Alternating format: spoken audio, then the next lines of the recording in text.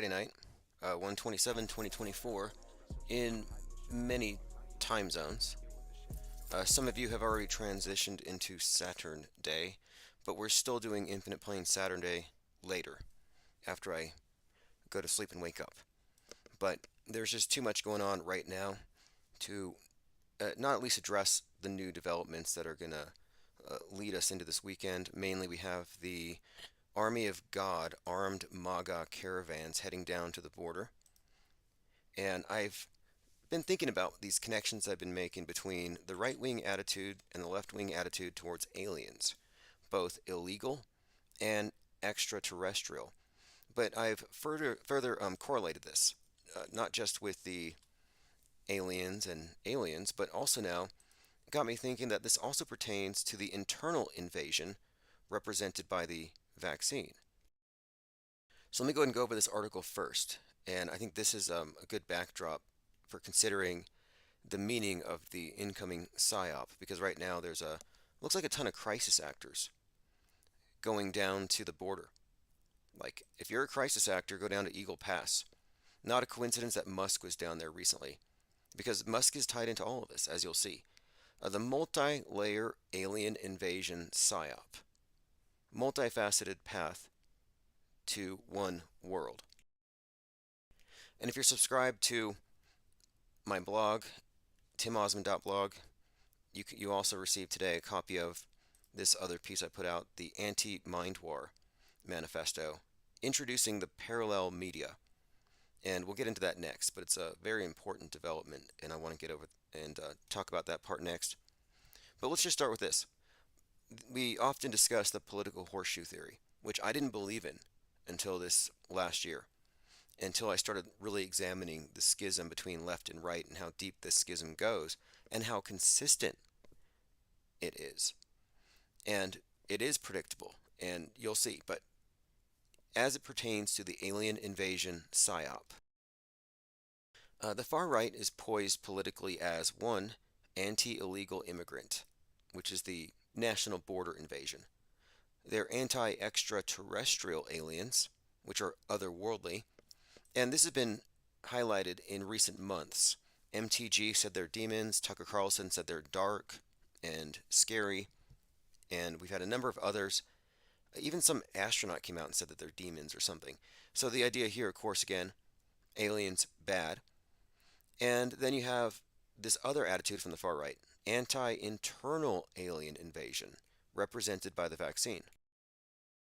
Now, relatedly, the far right believes the southern border is being invaded by hostile illegal aliens, yet the left sees them as future Democrats.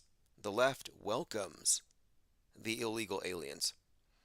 To the far right, extraterrestrials are construed as demons and dark and sinister, part of a plot. That's usually the thing, an alien invasion plot to take our rights. But to the left, aliens are technologically advanced saviors. And thirdly, the far right views the vaccine as an internal alien invader, while the left is decidedly pro-internal invader. Now it goes a little deeper, because the Second Amendment is plugged into this thing insofar as personal property, your home, your self-defense requires a gun. And as with potentially hostile aliens, extraterrestrial or illegal, and with their pro-vaccine stance, the political left actually embraces invaders, and they don't view the home or self-defense as a high priority, at least not as much as the other side does. So the Second Amendment debate is about self-defense. The vaccine thing is about your immune system. Do I rely on my own autoimmune system, or do I have to get an external one injected? But we're talking about borders, is what we're talking about. Left is consistently open border, and right is consistently closed. But it goes deeper here, because it would seem that the left and the cult of scientism's I want to believe embrace of alienism is about something deeper. Because as you can see here, it's not just the extraterrestrials. They believe in the total invasion, national border, home invasion. They believe in the internal bloodstream invasion, and they want the aliens from another planet or universe to come give them better iPhones. Higher technology. But now, another thing here, the space alien invasion would unite the world in a defensive war. This is something that's often been discussed by presidents like Reagan and Clinton, that if space aliens showed up, we would all unite, like the movie Independence Day. We would unite the world with the desire to fight them off. We have to, but the other option is they're benevolent, and if benevolent aliens show up, then we're still uniting as one.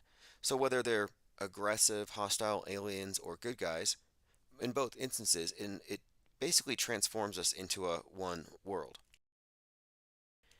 In other words, alien arrival signifies the dissolution of warring nations into one peaceful world with no more distinctions.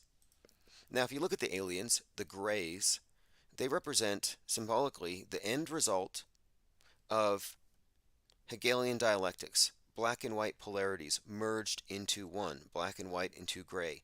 No more race, no more gender, no more carbon footprints. At this stage, they are just a more advanced version of us, human beings perfected, without all the divisions. And when you go up in space, and the astronauts always say this, you don't see national borders. Everything is one.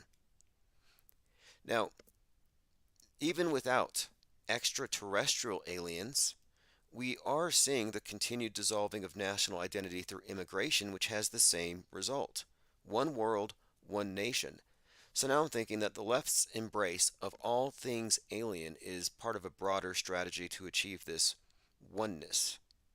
The left says, enter our world, enter our countries, enter our homes, into our bloodstream. And the right says, keep away, space demons.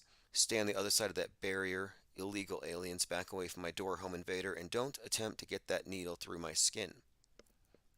As above, so below, at every level, you can see it's a consistent schism, left and right. All right, we're joined by Ready or Not, Thirst for Truth, Elephant Tusks, Oh Really You Don't Say, Obey News 13, Diana South. Yeah, we're a little late tonight, but that's because I was working on this very important document, the anti-mind war thing, because I realized that there is no legitimate anti-war movement. And what I mean by this is the entire thing has been co-opted from the very beginning by the Psyop entertainment complex. And my contention here as a media skeptic is that the state of war is the purpose of all of these mass media psyops, what I call the bifurcated psyop, because it's left and right. And anytime you see something that's split in two and you can choose which one you want to believe, it's probably fake, it's just a political football. But as you'll see here, I think it's important now that we introduce the concept of the parallel media, which is where we reside. Fake mainstream and fake alternative media constitute the world stage fictional universe. And there is no platform for media skeptics outside of the networked individuals and disparate communities already doing so, such as us, such as Fakeologist or John LeBon. And we see this growing body of non-mainstream, non-alternative conditioned minds, and we don't have a platform because we're always censored, we're excluded. And I'm calling this the parallel media because it has to be distinct from alt media. And all we're describing here is really common sense skepticism directed at mass mediation. And when people hear skepticism, oftentimes they think we mean incredulity or questioning whether something can be known. But I'm talking really about common sense skepticism, which is what we are explicitly bringing into the discussion regarding media. And we're also facing media as a monolith. We're not just talking about news bent left, news bent right. We're talking about the entire big picture and the meta-scripted view, the view that you get when you recognize there's no meaningful distinction between infotainment news and Hollywood. Now, conspiracy theorists, also known as truthers, are only selectively skeptical. They only ask questions about certain aspects of events that they're scrutinizing, but they never question the entirety of the events in themselves. For example, they'll question 9/11 with the starting point that it happened and lots of people died. Or they'll recognize that the moon landings are all faked, but they still persist in believing the general idea of space travel and orbiting objects, the big picture provided by NASA. This is a logical inconsistency. But questioning the surface aspects of or the motivations for major hoaxes is not skepticism. The consensus agreed upon frame of reference begins with everybody's face pressed up against the screen, accepting its images as an argument from authority. And true skepticism begins when that initial take on any media event is reality tested. Truthers don't begin there. They accept the screen's authority and they add on to it. It's important to note that alternative media can be considered a subset of mainstream. Now, auto hoaxers, or really just media skeptics, what we're doing is we're socially distancing ourselves from the screen itself. We achieve what I would contend is the real overview effect. The one thing that the astronauts claim they get when they go really high up into space, they say, oh, we can see the entire world. We can see the world, the model that we live on. They see the globe, and they have some kind of transcendent high. They see oneness, and that's fake. We know that's fake. But we have a real one because we are recognizing the world stage as a model. We're not in it. It's like you have to leave the Truman Show. And the truthers have not left the Truman Show for as much as they talk about that movie. The skepticism that we proffer here is far more principled than the selective red herring guided truther kind of skepticism. Like, this is a permanent philosophical posture. It's not something you just trot out whenever there's some questionable event like the big influencers point at some big event. Oh, look, this train derailment. Pay attention to that. Oh, fires over here. Pay attention to that. You'll notice that truthers are like more or less blue pillars, except when something big and flashy happens. And I think it's important to note that those big flashy events are big trees that cause a lot of these truthers to miss the forest. Now, what's the difference between a believer in hoaxed events and those who don't believe? Simple. The believers never questioned the assumed authority of the screen. Their frame of reference excludes information critical of what they believe. They're boxed into a closed system of ideas, and that's what we're opposing. When I say backing away from the screen, I mean opening up our perspective to ideas that are outside of the box. And again, I hate to have to reiterate this, but red pill is not outside of the box, and it's on every issue. And a lot of people don't want to hear this, but anti-vax is a truther trap. Yep, it is. Anti-vax is the new 9/11 truth, and 9/11 truth never figured it out. It took auto hoaxers after 2012 to get many of them to see what 9/11 was actually about. But it led people around in circles for years, around the big tree, ignoring the forest. And anti-vax is 3/11 truth. That's what I call it. It's the same thing. It's the same thing, just updated a few aspects. Like, instead of worrying about Muslim invaders from the south, now it's from China, or China's letting the Muslims in. But they just recycle these stories. It's the same dynamics, same template. But while the truthers are running laps around these big fake trees, we are busily clear cutting forests of information. Forests of disinformation, I should say. We leave the real trees alone. We only cut down the fake ones. And it's not our fault that we're clear cutting it, because everything we find has been fake. But as far as the truther trap that anti-vax is, look, millions and millions of dollars, probably a day, are pumped into creating both pro-vax and anti-vax believers. And I use the word believers advisedly here. We have to really make this distinction between believers and knowers. And this is the paradigm shift that death clingers, bitter clingers to these morbid narratives won't want to let go of that. They're not going to make this leap. So again, and I've said this a million times, and this isn't even the point of the manifesto here, but the vaccine is the religion of scientism's Eucharist, and anti-vaxxers are playing the role of the Protestant. So while they're playing the role of the opposer, they're actually in the same propaganda warped worldview. They're in the same box as their ideological opposition, whether they want to believe it or not. The programming, and I demonstrated this. I put out a book last year called The Schism in Everything that was a collection of blogs from 2022 making these observations. The programming is split down the middle on all issues.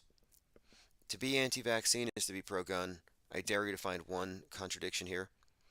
Find a pro-Second Amendment person who also supports vaccine mandates. Like you won't. These are compartmentalized political football issues. And what they reveal is that the massified mind is in a state of war, and it's divided for the purpose of control. Needles versus guns, a bifurcated mind war psyop. And I had said this the other day, kind of facetiously, that anti vaxxers don't care if children get the AR-15 shot at school. They just don't want them to get the COVID-19 shot. And I'm somewhat joking here, but that is actually true. This is within reach. This conclusion is within reach, given the politicized split down the middle on these issues.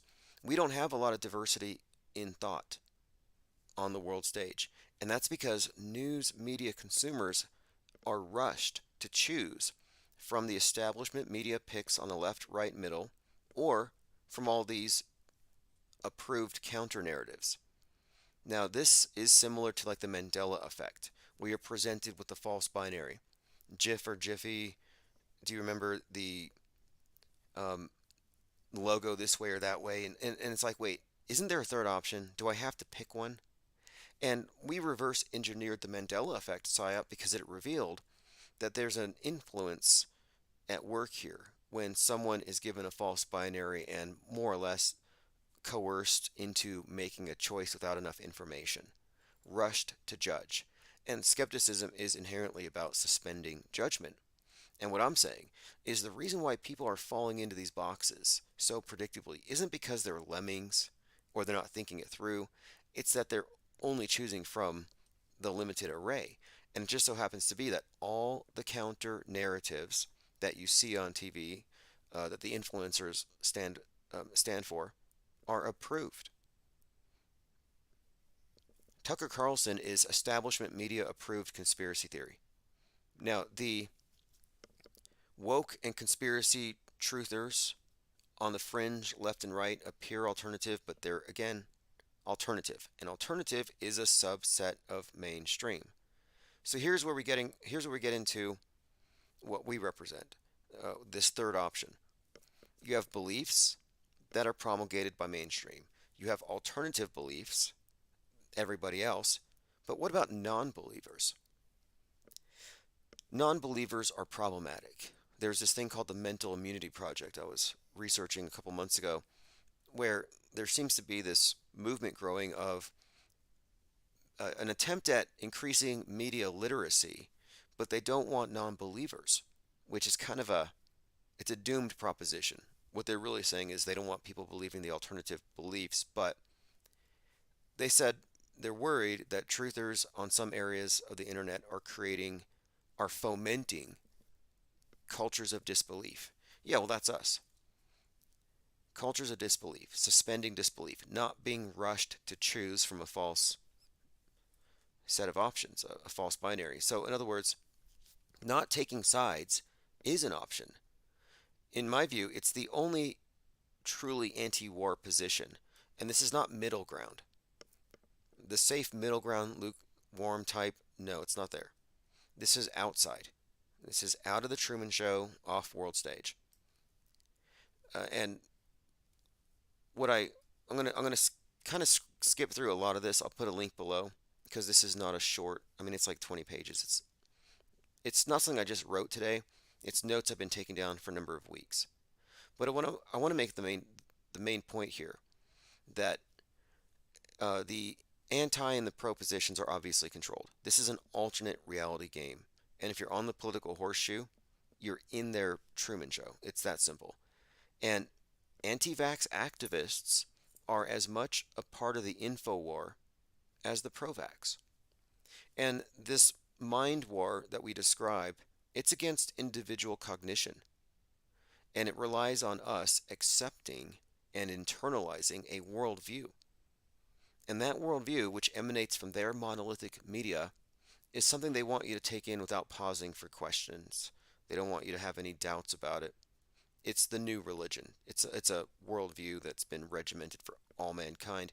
And I'm not going to be rushed to take sides when each position only makes sense if you believe the mainstream media's frame of reference. But what if you reject the authority of the screen? So, what we're proposing is a new operating system. And a new operating system in the sense that we're contrasting the belief systems where people are choosing who to follow from something else, which is a methodology for approaching media. And that's what we're talking about, updating our relationship to hypermediation. Because we recognize now that you can't be a media analyst, you can't be a believer in news. I mean, you can be, but I'm just saying, if you're not aware of the prevalence of psychological operations, you're clueless. And Alex Jones said something yesterday. He said, false flags are the rule, not the exception. That it's the norm, which is what I've been saying. I've been saying that hoaxes are the norm, but he said false flags, which is misleading. But I thought, why is he putting out content trying to guide people on how to interpret news? It's this is why. This is exactly why. They want their listeners, and this is for alt media as well, to be, again, sheeple. That's actually what it is. So, an operating system versus a belief system is just my way of describing having a methodology and a philosophical approach to media instead of just being a trusting believer. And the fake awake have an alt belief system, which is, again, trickling down from the mainstream. Now, anti war, this is the reason why I said an anti mind war manifesto. If you're truly anti war, you would have to be anti info war as well. Anti info war is my way of describing the non engagement in this back and forth, controlled opposition and opposition. And I understand why people get into the info war. It's mainly because they've been led by gatekeepers, but they think that you combat lies with truth, which makes sense. But the truth pills that you're given, the information you're given, is not exactly, well, I mean, I guess it's truth in name only. We could describe them as truthers in name only, because if they're not truly skeptical, if their frame of reference is built upon MSM's lies, they're not truthers. So this is the thing. I'm not a truther because they're not MSM skeptics. We have to take a step away from trutherism to get into this new territory that's not occupied. No one occupies what we're calling the parallel media, the darkness on the beyond the fringe, what they don't shine a light on. It doesn't exist. If Big Brother doesn't shine a light on it, it does not exist. But that's where we are occupying. And anybody who's on the other side of the screen won't make it there. But it's important to insist that we're stepping away, making a distinction, a divergence here. I don't lump myself in with atheists or objectivists, even though I share their thinking in many ways, but I don't because they are also on the world stage. And we're talking about skepticism that begins with the very basic mainstream media presentation, not building on what they tell us. And something else too. This has ancient roots. This is Pyrrhonian skepticism at its finest. It's not selective. And this is again based on suspension of judgment instead of being rushed to take sides. And we all know that trutherism is full of agent provocateurs, full of grifters, and it's also incoherent. There's no attempt anywhere to make any sort of coherent worldview model out of trutherism. It's it's a mix of a lot of things. It's getting worse.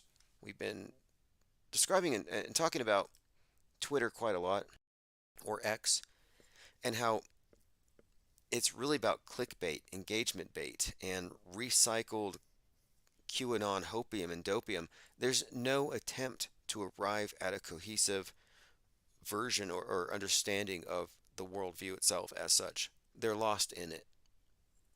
So we can't blindly conform to those various trutherisms.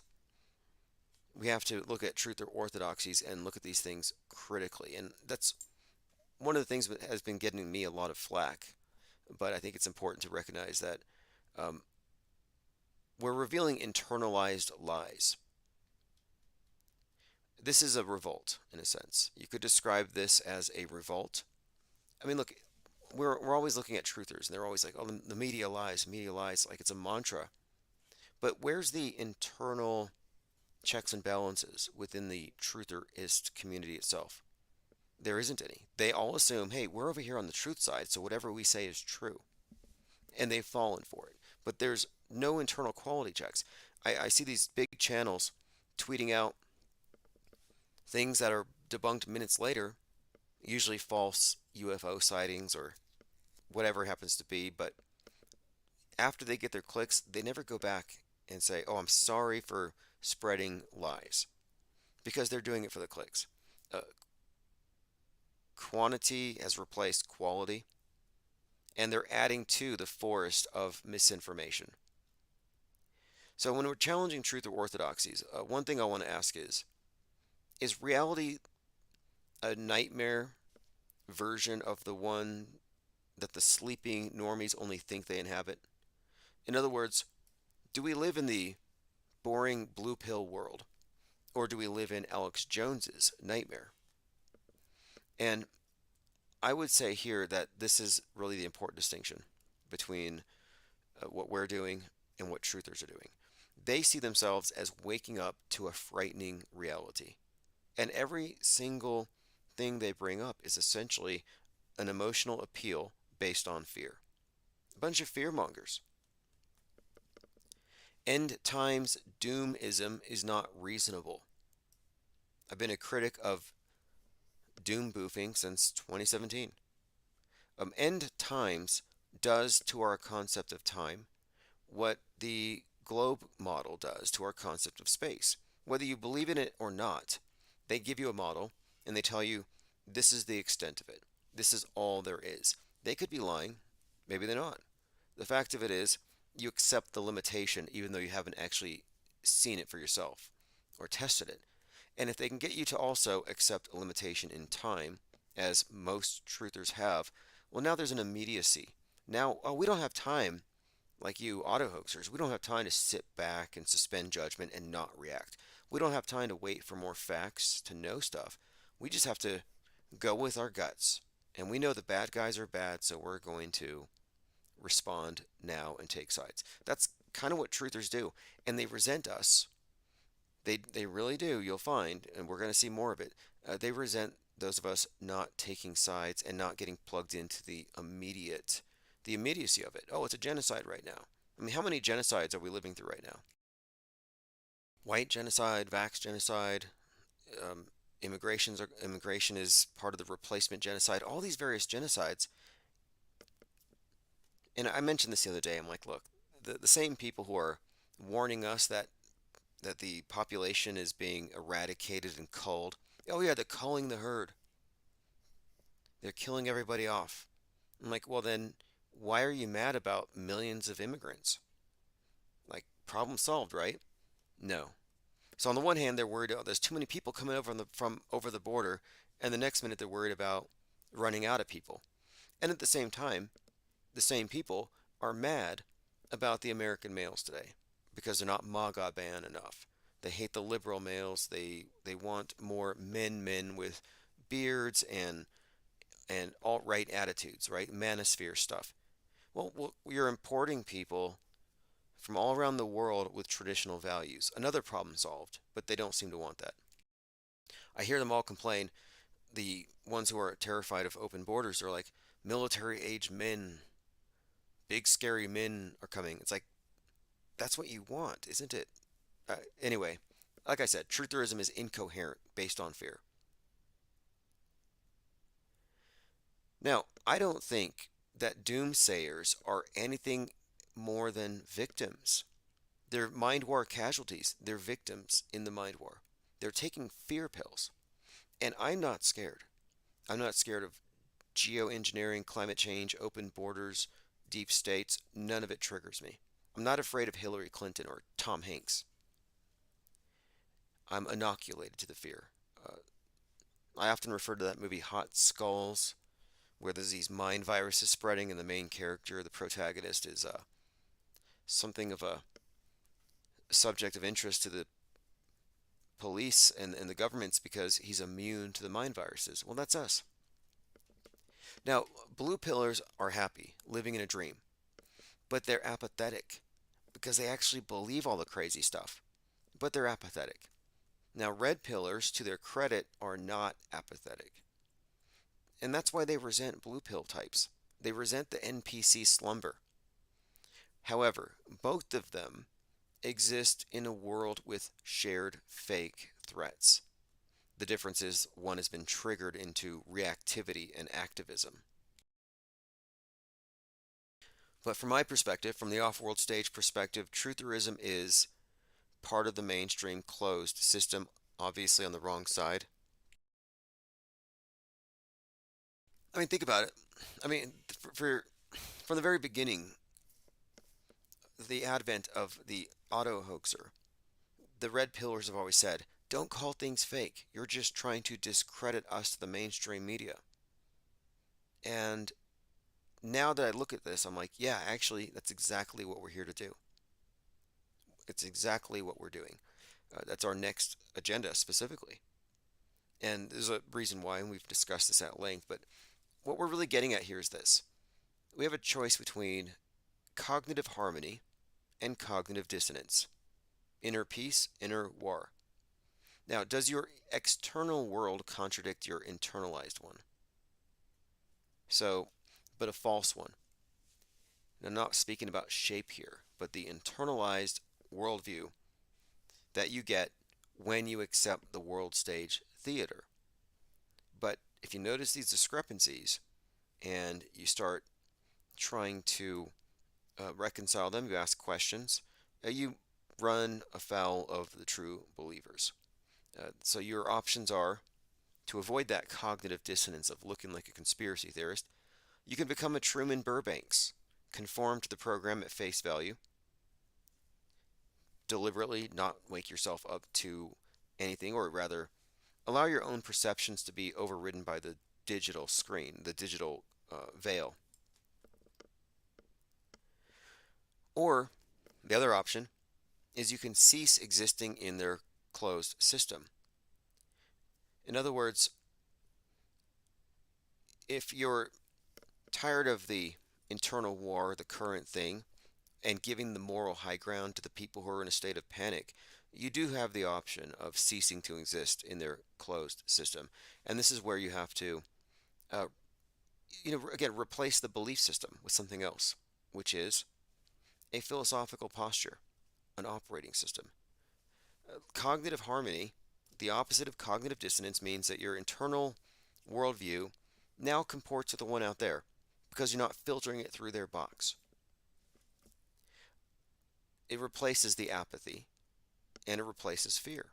Blue pill apathy, red pill fear. What if you don't want either? So living in truth is an option. Living with full awareness of the world stage as a model and recognizing this as such, it will cure certain superstitions. It will inoculate you against psychological operations. And it channels all that fear-based panic into something a little more productive, I think, constructive. For example, most of us here are intensely curious. We're engaged, maybe even optimistic, because we have a desire to know the truth, rather than blindly believe whatever the triggered mobs can be tricked into believing.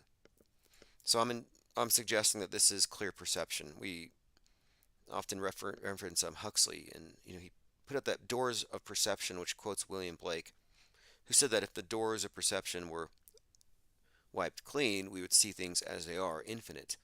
And I think that's what we're getting at here. Clear perception. Wiping clear your doors of perception or the lens. And again, I say that if your experience of the world doesn't match what you've been conditioned to expect, you might have this bit of cognitive dissonance. And you solve this by abandoning what you perceived and just going with the flow. And this, again, is what leads to so much cognitive dissonance in the world, internal states of war and conflict. I mean, we're being gaslit 24/7. But if you're not in the world stage model, you're not going to be hit with the same sense of disharmony. For example, I don't believe in nukes. I don't believe in annihilation of the push of a button for entire nations or the world itself. I don't believe they can ignite the atmosphere. I don't think the world can end tomorrow if someone with more power than me decides they want it to. I don't believe that because it's not true, but I don't believe it because I don't have evidence for it, and I don't believe it because I'm not a believer. I recognize that this is a form of superstition, high-tech superstition, the most high-tech religion of all time, the mainstream media in its modern form. So I'm looking at this as exiting that model puts me in a state of peace, quiescence. I don't have to be worried about things that don't exist. And the fear pill taking truthers will say there's something wrong with me for not being afraid. And my answer to that is one, if things were really that bad, do you want to follow somebody who's level headed and cool and collected? Or do you want to follow somebody who's panicking and running for the Capitol with a spear and with buffalo horns or whatever they think they have to do? Like, I'm not panicked. And I think that's a good thing.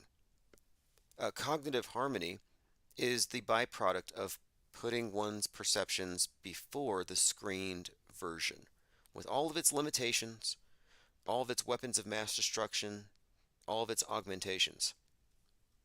So what we're arriving at here is inactivists, inactivism, and I think I might have made that word up, inactivism. Now, did we get disconnected? There's no way. There's no reason for it if we did get disconnected. I'm just going to keep going and proceed as though we have not been. Now, peaceniks. I think that might have been a pejorative at one point. But what about the position of the inactivists or the peaceniks? Because activism on the world stage leads nowhere. You can't organize reality-impaired mind war casualties. That's not a viable strategy. The Psyop entertainment complex has always co-opted the anti-war movement. They've always been steering all those good intentions into worldview warfare. Think about all the people for decades who were part of the anti-nuke, anti-weapons of mass destruction. You spend your time on an anti-position, which puts you at war with the pro-position over something that doesn't exist. Mainstream and alternative media engage in info war by default. The world stage is in a perpetual state of war. It's inherent within the model. Like the globe model is getting hot. The globe model is running toward a certain doom and destruction because of our carbon footprints. That's just built into the model. And what I'm saying here is that the perpetual war is built into the world stage model. Both sides are part of the endless promotion of psyop-driven mind war. Both sides are pro-war. Media skeptics exist as a more enlightened anti-war movement than info warriors or QAnon digital soldiers. I mean, think about this. No QAnoner out there can make the claim that they are anti-war. They want military tribunals. They want war on the deep state. They want blood. They want death. They want revenge and retribution. That's not anti-war. Anti-war isn't taking a partisan position. I'm convinced of it that no, they've actually forfeited their anti-war status. They've become pro-war. And the parallel media, what we're describing, insofar as it exits the world stage and its perpetual war, is rooted in anti-war inactivism.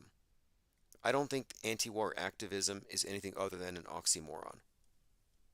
And by maintaining our position as anti-war, and I say this is an inactivists, and I say this is like important because if we maintain this position, we cannot be infiltrated by provocateurs. What's a provocateur going to do? Trying to activate people who don't believe any of the stuff is worth getting active about. And this is not apathy. Blue pill is apathy. They believe it all, but they don't take any action. We know it's all fake, but I'm not promoting apathy or standing back and doing nothing, head in the sand whatsoever. I'm not promoting escapism at all. I don't think being uninformed is a position of power. But what I'm getting at here is there a problem to solve here? Are truthers solving legitimate problems? It's like you abandon CNN, declare yourself a truther, and then what? You train to fight George Soros? Prepare to rush the Capitol to fight? Or, like right now, get in a caravan and rush down to the border to fight the immigrants off? Trust the plan? It's very easy to follow the loudmouth influencers, but the truth movement is controlled. It is the Protestant to the MSM church. And my critique is beyond just anti-vaxxers and chemtrail Gretas. It's actually all of trutherism that needs to be discredited. And this is something they've always feared. Truthers have always feared losing credibility with mainstream society. This is why they kiss ass so much. They know somebody who's going mainstream or they're going on a bigger platform, and they see that as a win. It's like, look, you cannot curry favor with the MSM. They hate you. And ironically, the truthers hate auto hoaxers. There is no truther influencer who will ever give a platform to someone at our level of media deconstruction. They won't. They can't engage at our level. It's above their security clearance for all these operatives and confidential informants and grifters. It's above their security clearance, and it undermines their worldview. Now, truthers have feared, again, losing credibility with mainstream because they see mainstream as the arbiter of reality. I mean, tell me that's not pathetic. How can you... Anyway, we've been through this long enough, and I think now we can see clearly that red pill trutherism needs to be challenged and discredited among its own constituents. The mainstream's already discredited it. And I'm not defending mainstream, as you should understand. What I'm pointing out here is that mainstream light is there to trap anybody who sees through the mainstream. And a lot of them are trapped. Mind war casualties. The MSM rejects them. But we're opening doors. We want to offboard, we want to onboard them to the parallel media. We want to get them out of the Truman Show. But any clingers at this point are going to be a lost cause, like the woke. On the left, you have the woke. They're a lost cause. Woke will never leave the world stage because they are married to it. They have no interest in leaving. They're aligned with big government mind control. At least the red pillars are aiming in the right direction, and there is a tendency towards seeking truth, although they end up becoming believers at some point and they stop seeking. But as we proceed, the fearful fearmongers will probably mock and hate for our peace of mind, and that should tell you something. If they hate you for your peace of mind, if they hate you because you're not worrying, that should tell you something. Peace of mind is attainable here because we are being conditioned to expect this internal state of war, whether you are apathetic about it or not. And here's something about the peace of mind that was said to be the result of skepticism in its original sense. In the original sense, skepticism, as defined by Piro, and suspension of judgment would lead to ataraxia, which meant a peace of mind. But you reach this peace of mind by suspending judgment specifically regarding dogma and non-evident belief. Rejecting all matters of dogma and non-evident belief. This is a lucid state, free from distress and worry. Again, not escapism or more informed than the misinformed. But truthers and the MSM are selling you on a fear-based mind war. And I promote fact-based inner peace and untriggerability. When was the last time you were triggered by a mainstream media news story? When was the last current thing that had you fixated? There's the motto of the Bohemian Grove, weaving spiders come not here, which is from A Midsummer's Night's Dream, Shakespeare. Weaving spiders come not here. The parallel media has to remain pure, purely auto hoaxers, inactivists, and skeptics. We can't have any mind war agents, witting or otherwise, because we are claiming the parallel media space as the only truly alternative to alt media. We can let the red pillars fight the info war, thinking they can win at some point. Let them run circles around the big trees, missing the forest. Meanwhile, we can enjoy peace of mind, and we'll know what's real as we work to determine what is and isn't. So we're looking now at the emergence of parallel media. We've cracked the monolith. We've cracked the screen. We've learned how it works. So do we have to continue to play like we don't? Do we have to continue to treat those on the other side of the screen's ideas as equal and valid? No, we need to continue to challenge them because this is a paradigm shift and no truther is going to stop it. And I'm highlighting them because it is the truthers who actually are the final obstacle. Within their mind, within that programming, is the firewall that prevents people from realizing how this thing really works. But I'm not for non-participation. I think, like you, I think we all want to burn the world stage model down. That's why we are fomenting a culture of non-believers, because we need to be large enough, a sizable enough group to be actively engaged in the takedown, but not from the controlled opposition, not from that position. Activism loses. The only winning move is not to play.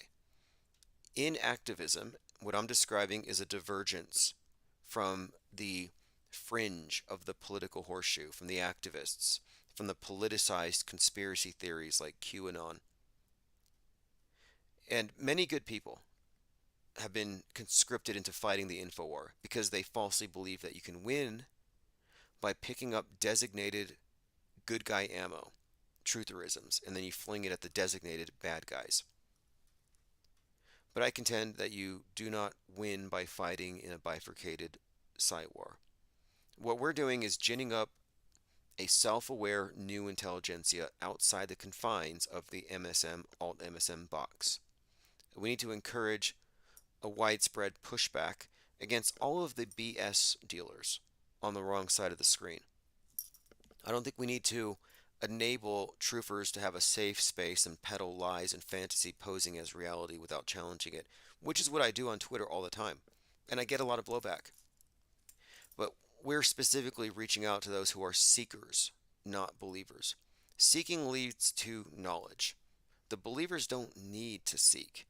They just reference their authority, but my holy book, but my TV screen, but my whatever. And that's not an argument. The IPS think tank is not here to merge or fit in with lying media. We're opposing it. We're not trying to fit in with the infrastructure. We're exposing it. But I think the first objective here is to grow the parallel media to 10,000. I suspect there are many, many more than that, but it needs to become a self-aware demographic, to become a separate body from the controlled alternative, to become unstoppable. And as I said at the beginning of this, auto hoaxing, real media skepticism has never been broadly platformed. It has only ever thrived on the fringe of the fringe. It's one of the reasons why we've adopted the symbol of the penguin. Inhospitable environments, the most furthest remote removed over there at the edge. And that's where we occupy. We occupy the darkness beyond the spotlight of the world stage.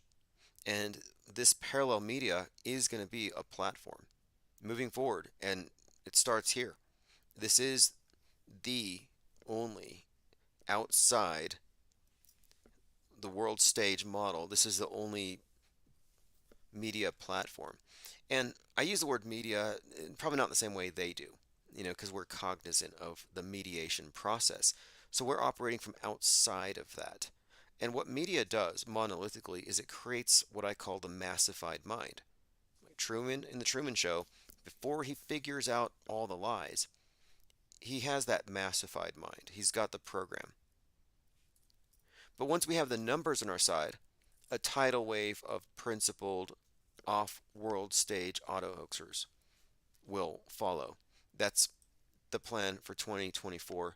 So again, just introducing the parallel media here as a concept, and we need to own it now because, like everything else, there's always attempts to co-opt it.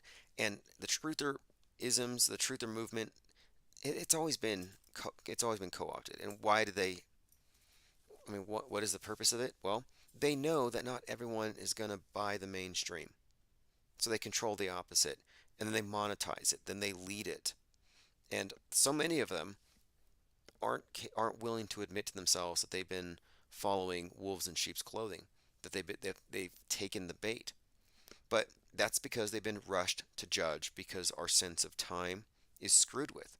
The end of days, or this election is the next biggest thing, and if we don't win, we lose all. It's always about the now, now, now to keep you plugged in. And I'm saying unplug. But when I say unplug, I don't mean disengage. I mean unplug from active engagement, but you can still, from this perspective, from not being on one of the teams, you can actually undermine the game itself, the alternate reality gaming that's going on. And that's what we're opposing here. And again, I want to reiterate that this represents the only truly anti-mind war um, movement out there, or body of individuals, because the anti-war movement is actually part of the psychological operations. They believe it all, and that's how this thing works. If everybody believes in it, it's treated as real. It gives them the leverage and power to control minds, and we see it every day. And here's just a pull quote: auto hoaxing saves time, as one can categorically debunk much of the news by having an advanced understanding of the game. You can categorically debunk it. I mentioned this because I remember the other day someone in chat had said something about how he hasn't had time to look at the last few shootings. And I'm like, well, you don't have to. When you categorically debunk media psyops, you don't necessarily need to pore over the details of each one. You can do so at your leisure. We're not in a rush to solve it. And this is where they get people. They have you rush to accept the media's analysis, who they say did it. No presumption of innocence. The media is the judge, jury, executioner. And you have the entire story. You know who did it. You read the manifesto before the end of a day.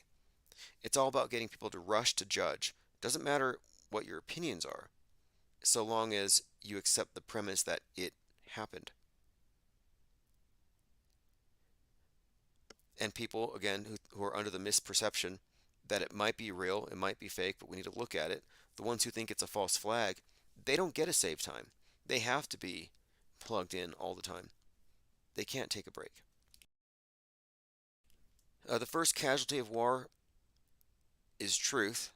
That was coined by Hiram Johnson, a Republican from California, who died in 1945 on the same day the U.S. dropped its first atomic bomb on Hiroshima. Little irony there.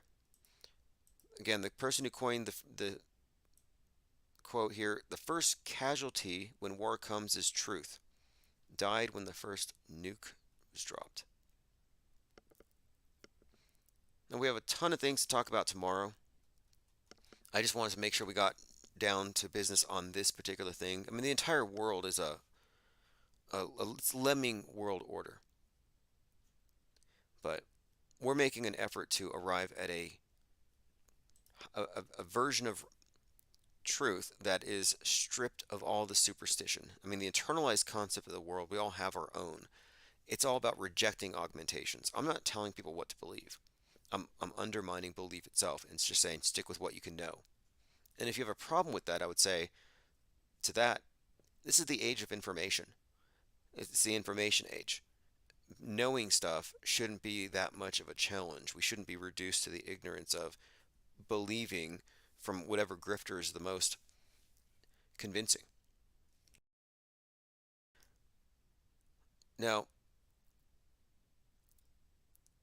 someone had asked me or answered one of my challenges. I had said, you're not going to find any auto hoaxers that take these various positions. And you may find some people who call 99% of the things fake, but they might believe one issue illogically. Like, for example, if I believed in chemtrails, that would contradict my outlook on media, my general demands for evidence. And you could say that I was not skeptical with regard to that, or I'm a skeptic in spite of my belief in that. And you see these contradictions a lot of the time where people will compartmentalize a little bit, where they're completely scientific in everything they believe, but then they have something like their religion, for example, goes outside of, will they selectively turn off their critical thinking. I see this a lot with outer space. I mean, all these space movies were shown are so terrible compared to the science fiction of the day, but people don't question it because they just trust that, well, NASA has no reason to lie. Why would NASA lie? And they don't, this is why I say monolithic. The same media that faked fill in the blank fakes outer space. It's coming from the same departments, same backstage, same special effects. So there's a new music video out by Nos X. So here's another one of these X characters. The X is always showing up these days. All these references to X, disease X, not a coincidence because I think we're looking at the symbol of the cross is ultimately what it's about. Well, Lil Nas X put out a video called J Christ, and I watched it today for review purposes. And if you're not familiar with Nas X, the last video he did, he was twerking on the devil's lap. In this one, he is Jesus for a moment here, and he's on a cross, but it's another black Christ. And I've been talking about the reoccurring theme of the black Christ as the um, build up, I guess, as we move into this new age, the Great Reset. They've redefined who the martyr is for this age, and it's basically like George Floyd is a perfect representation of it. Someone representing the ultimate um, victim of the oppressor class of the capitalists of the West. So who would that be?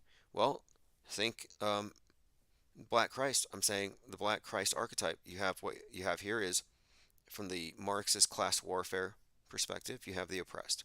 Then you can throw in the 1619 Project and the fact that we're looking at America's original sin, slavery. So who's a better symbol for the oppressed when it comes to the Western chauvinism than this? Think George Floyd under the knee of Derek Chauvin. Again, we've discussed the meaning of Derek Chauvin's name many, many times. Derek comes from a hangman, Chauvin for chauvinism, like the Proud Boys. But what we were seeing was the hangman of the West, and we were witnessing in a live spectacle the oppression that the poor is undergoing thanks to capitalism, the I can't breathe thing. But this particular video is called J Christ. Interestingly, he turns into Noah for a moment and he says, you know, I'm ready for everything. And you see Noah's Ark. And oftentimes I've made this connection between the flood myths from the Bible and the flood myths from the TV. It's the same thing. Well, the flood myth is based on the story of Noah and his ark. Well, the modern one is Noah's flood. National Oceanic and Atmospheric Administration. The climate change narrative is a reiteration of Noah's Ark. So here's Nos X as Moses, and he's got an ark, and he says, I'm ready for everything. And the next scene, you see, it looks like New York getting flooded. So you have the old flood and the new flood. Old flood, new flood. Not a coincidence. And the end of the video, Nos X is sailing away on his ark, which interestingly has a Baphomet on the back. It says Day Zero, a new beginning. I would say day zero was probably 12/21/2020, the great conjunction of Saturn and Jupiter on the winter solstice. But day zero, a new beginning post flood. I mean, you see him in Noah's Ark, so presumably it's all the cities are beneath the flood. So again, Nos X, second coming, Black Christ, big flood. After he shows up, we have a reset. And this all ties in with Leave the World Behind, where leaving the world behind in that movie meant going into a bunker. Is there a difference between a bunker and an ark? No. Same thing, same concept. Again, Noah's Ark, Noah's flood, the modern iteration here represented, and the Black Christ archetype, which again ties into a lot. I think it will tie into the Civil War theme and the pretext for bringing down the West, for sinking it or flooding it.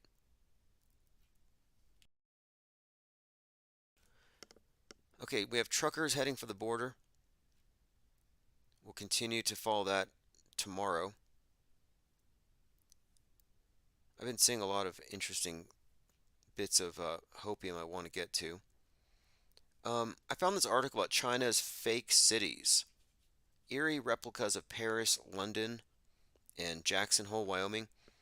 I brought this up the other day. I said this is probably where all these, like Kobe Bryant, for example, all the death fakers, they must be going to these replica cities in China.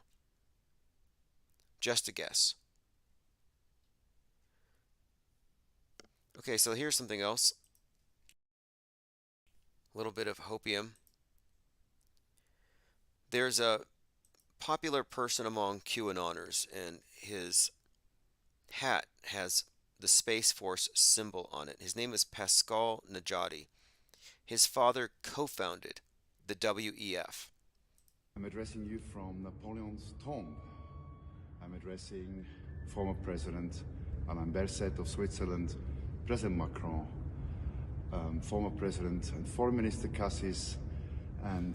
No, anyway, this again is the son of the co-founder of the WEF, and he's wearing a Space Force helmet. Hat, but it's got the Space Force logo.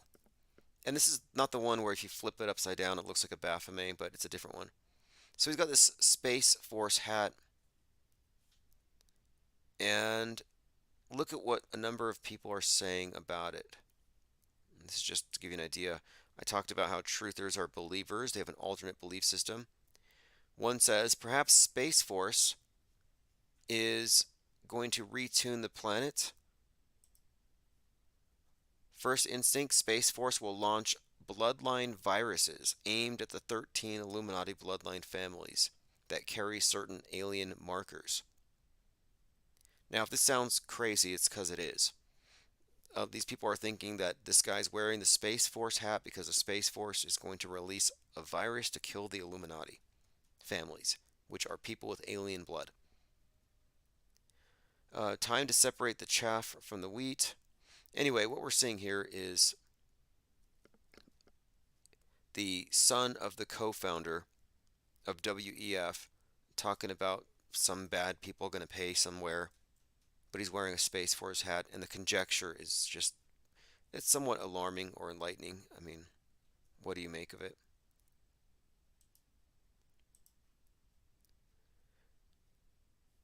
All right, moving on. I think we might have had some interruptions in the audio. If so, I'll fix it tomorrow. Quite a lot going on this weekend. But the main thing I want to get to was this article here I put up here about the separation process from trutherism and why it must be done, despite any kind of opposition, which I do expect there's going to be a lot of people opposed to it. But there's a growing body of people who are operating at this level of discernment. And it is a higher level of discernment. For example, illusion warfare, Les Luthor. He's looking at all these people running down to the border, for example. He's like, think Sun Tzu, think deception, think misdirection. We're seeing a lot of examples. Another January 6th in the making. And I see many people pointing it out. Truthers are all Captain Obviouses. They're like, yeah, look, there's going to be a psyop just like January 6th. It'll be an inside job. No, it's going to be fake.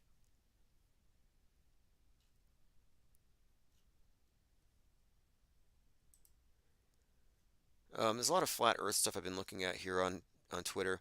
Uh, this individual, Jay Camtono, said, from this vantage point, you can confirm the curve. And it's a picture, or allegedly a picture. I mean, to me, it just looks like standard crappy science fiction CGI. It looks fake. And it's another example of a discrepancy. If you look outside the space station, it's super clear.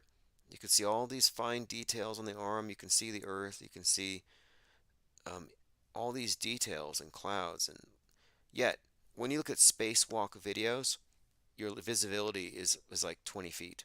The light is diffused because it's underwater. But anyway, this guy points to this as evidence. And I saw this great meme here. If Earth curves downward approximately 2.9 miles at this horizon, then what happened to the curve here? And the second half of the meme is from a higher altitude, and it shows that the curve that the boat would have gone over is actually further and further away. And that is how it works. What I suggested here was, if you actually can find a curve, there's a pot of gold there. But the higher you go, the further away the curve goes. And I said that jokingly, but someone couldn't tell if I was joking or not. But it's true. It is true that the higher you go, the further away the curve goes. It's like the rainbow. You can never catch it. So this individual here says, are you being serious or are you taking the piss out of flat earthers? It's genuinely hard to tell. And I said, I'm not surprised. Gloobers can never differentiate real from fake.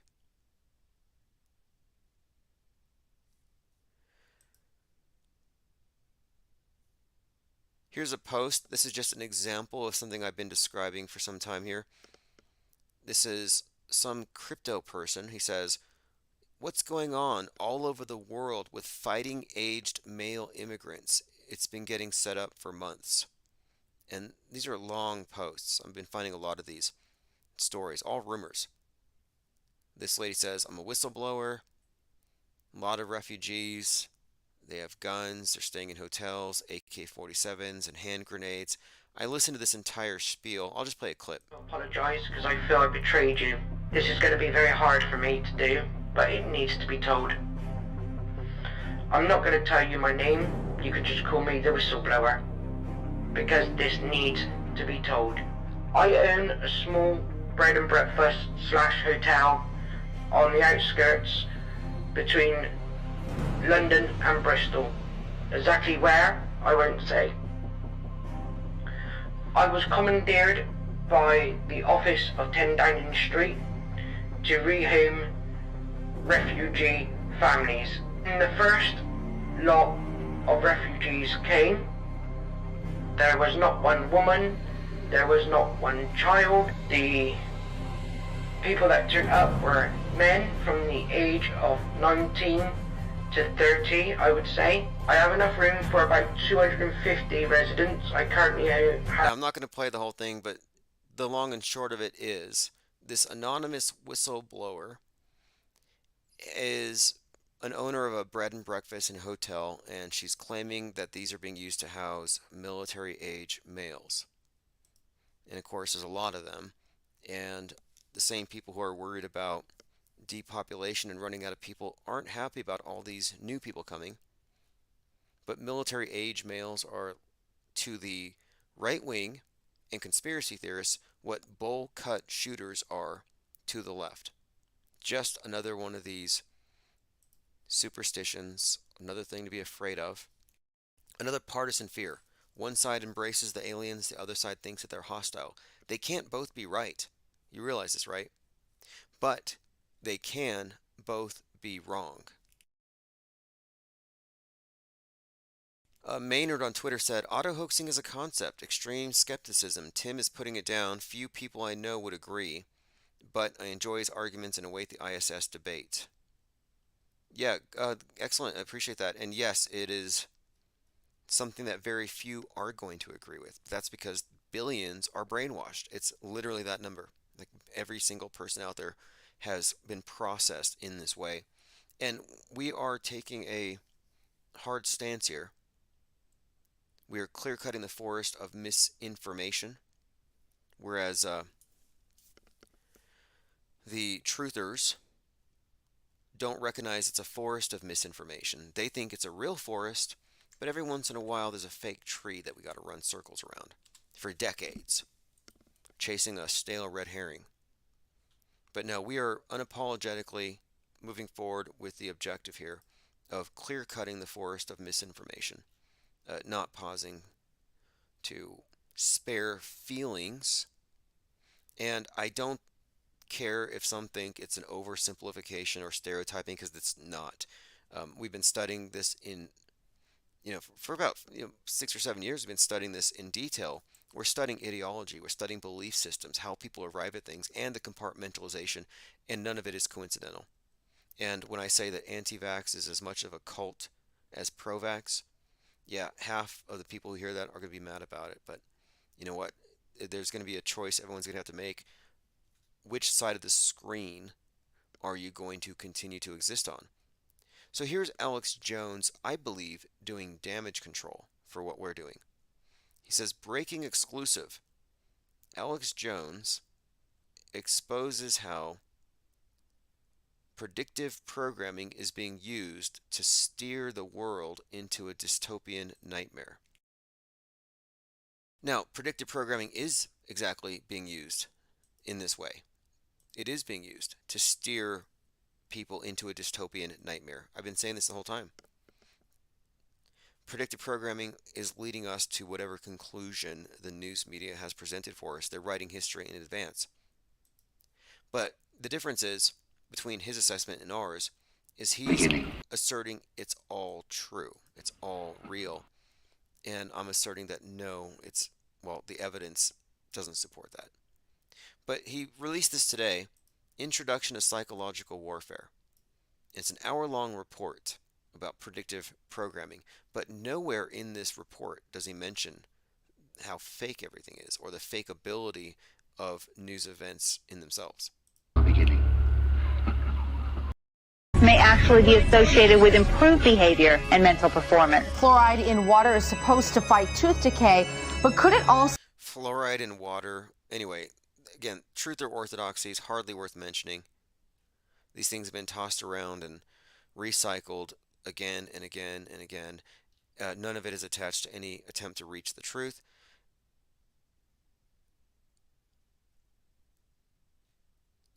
Okay, moving on. Someone finally agreed with me here. I said January 6th was not incited. It was a simulated riot, and Ashley Babbitt's not dead. Looks like we have a lead here. Anybody in Norco, Corona, California? According to Joseph Trump for USA, he says, finally someone who says as I do. She, Ashley Babbitt, lives in Norco, Corona, California. Some part of Southern California. Apparently we've located somebody, or somebody has located Ashley Babbitt. All right, let's see what else. One more point I made the other day, and I think this is worth reiterating. The histories are written in advance. News bending is a thing. It truly is. And they have always written histories, and they use these to write into the histories the pretext to give themselves the divine right to rule. And they act. It's like when I say Trump is a world stage character, yeah, I know he's flesh and blood. I know there's an actor there. Well, they're acting out historic roles, roles that will go down in history. We started off tonight talking about this. The Pentagon reports that America is ill-equipped for an alien invasion. Again, there's not a coincidence here. Alien invasion, just as the borders being invaded. We're looking at a psychological operation that is so vast that, and it's so schismatic. It's left and right. It's split, but I think it's remarkable. Just looking at this perfect line down the middle. Yeah, these guys are afraid of internal invaders, national invaders, otherworldly invaders, and the other side is like, yeah, come into my skin, come to our world, free us, let's move to one world. It's this left-right, embracing the alien, rejecting the alien, whereas the right wing is still embracing traditional values and concepts of God, whereas the left is progressive and totally atheistic. Yet they embrace the alien, which is, again, it's the new version of the angel. They embrace space, which is just the new heaven. I made this point when I was speaking with John the Bond the other day, that what we're really seeing here is the transition into a new religious paradigm based on the old one, and we're watching the culture wars fight it out. And that's all that's happening right now. The culture war is on right now, and we're watching the fight between MAGA, the idealized past, and progressivism, the utopian future. All right, well, thanks for joining. I just wanted to catch up on a few things this evening. We'll be live tomorrow, but I figured if any of you were interested in an audio reading version of the introduction to the parallel media, well, here you have it.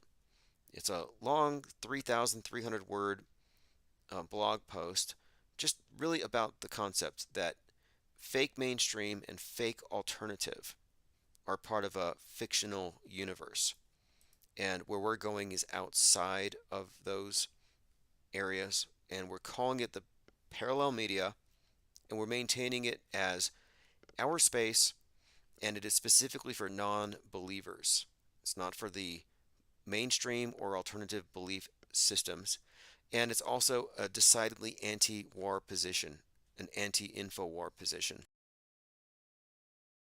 And if one cannot adopt that, if one wants to be a warmonger, that's fine. You know, I'm not here to tell people what to think.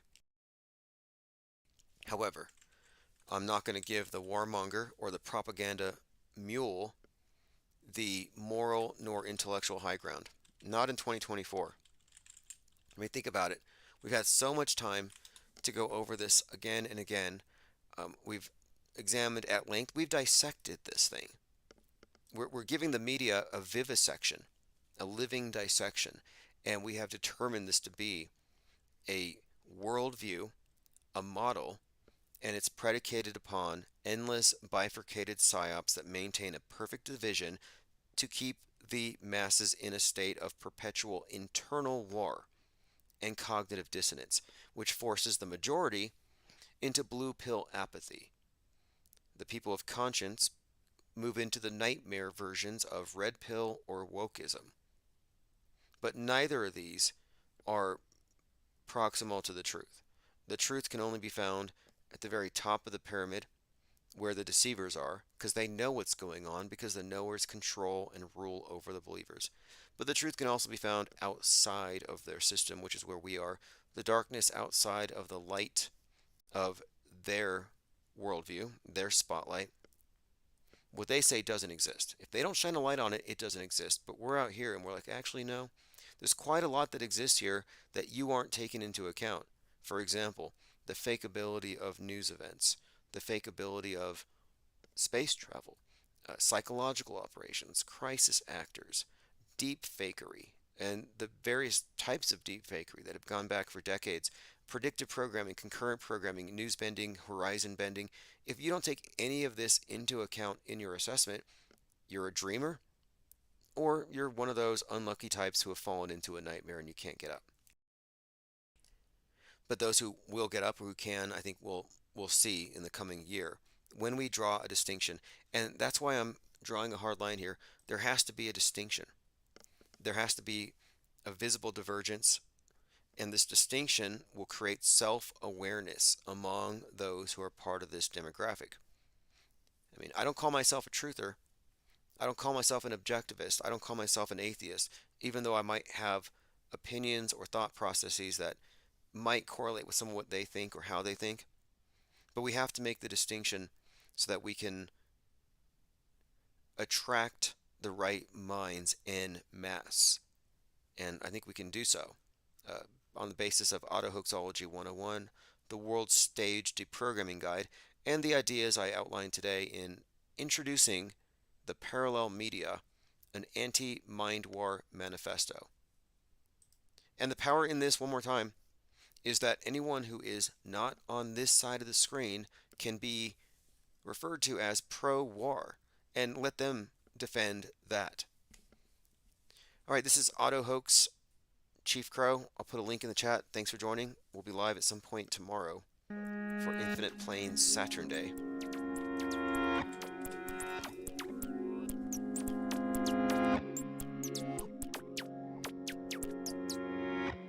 I'm on Auto-Hoax and it feels so good.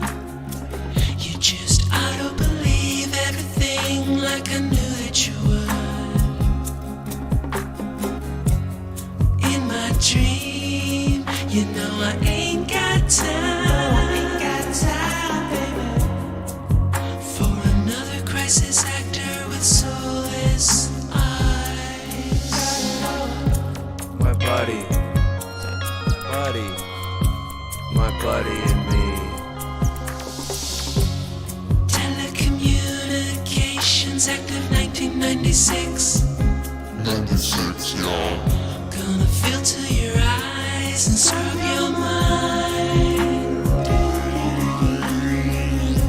The weatherman, he's just another bad joke. You can be a doomed little donkey like Eeyore. I'ma be an Auto-Hoax. Auto-Hoax, and it feels so good. You just auto-believe everything like I knew that you would. Has gone In my blown dream, mud flood. you I'm know going I to play this ain't clip. got I did not expect this.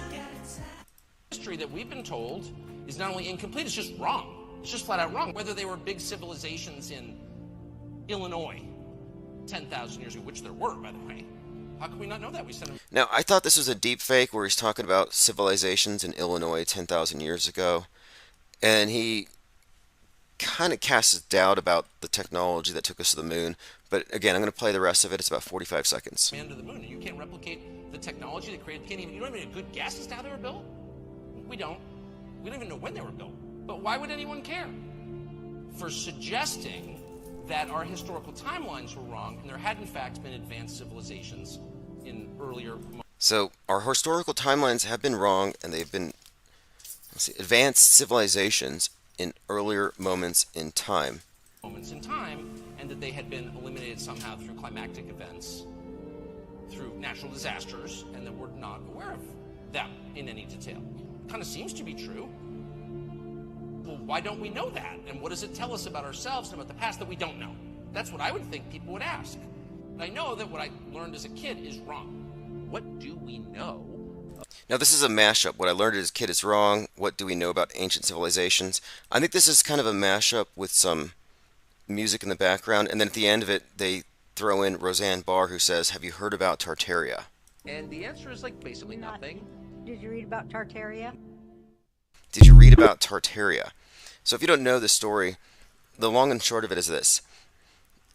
200 years ago, and it's not even that long ago, it's like a couple hundred years ago, the world was liquefied by the power elite using some technology that destroyed everything except for their prized structures, their big cathedrals, their big monuments, and then through control of the media, they gave us a new history. And so, in other words, they hit a reset button. They mud flooded us.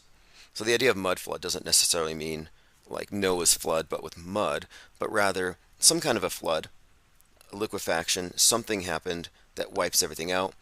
And then they repopulated these regions with orphan trains, trains full of children, don't know where they came from. And what was destroyed, though, was an advanced civilization. And we were put into a dark age, but we don't know it because we've been given a fake back history.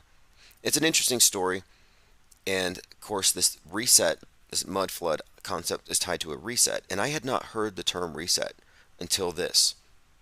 And then, like a year later, it became all the thing, the Great Reset. But the reason for believing in the mud flood largely has to do with analyzing photos, doing remote archaeology, sitting at your desktop computer and looking at photos of old buildings and noting that the windows close to the ground indicate that the ground is higher than it was, that there was a flood, that there was anomalous soil deposits. And then if you keep digging, you're likely to find a buried level of history. And it's an interesting concept anyway. Haven't quite ruled it all out, but regardless, it's safe to say that they have mud flooded us mentally, and they continue to do so on the daily. And the word Tartaria, of course, is tied into this notion of this civilization that was very advanced using free energy, and that all of these big buildings and structures are actually kind of like power generators, and that this is what is primarily being hidden from all of us. So there's some interesting explanations for why this would all be the case. I don't know how accurate the whole story is, but it gets infused with a lot of Nikola Tesla worship and the idea that Nikola Tesla, free energy, Q shaman type stuff. By coincidence, I actually drove behind a Tesla, and the license plate was Nikola, spelled with a 1 instead of an I, so it was Nikola Tesla. But again, Nikola Tesla, I think, is one of these characters. I think he's actually based, Tesla, I think, is based on Thales. It's sort of an anagram. Thales of Miltius, who discovered static electricity. And if you look at his images, he's always holding like lightning in his hand. Sort of like Tesla with the lightning in his hand. And both of them have similar stories, being, inventors, the first or pioneers in certain areas, and also being somewhat buried by history and eclipsed by somebody more mainstream.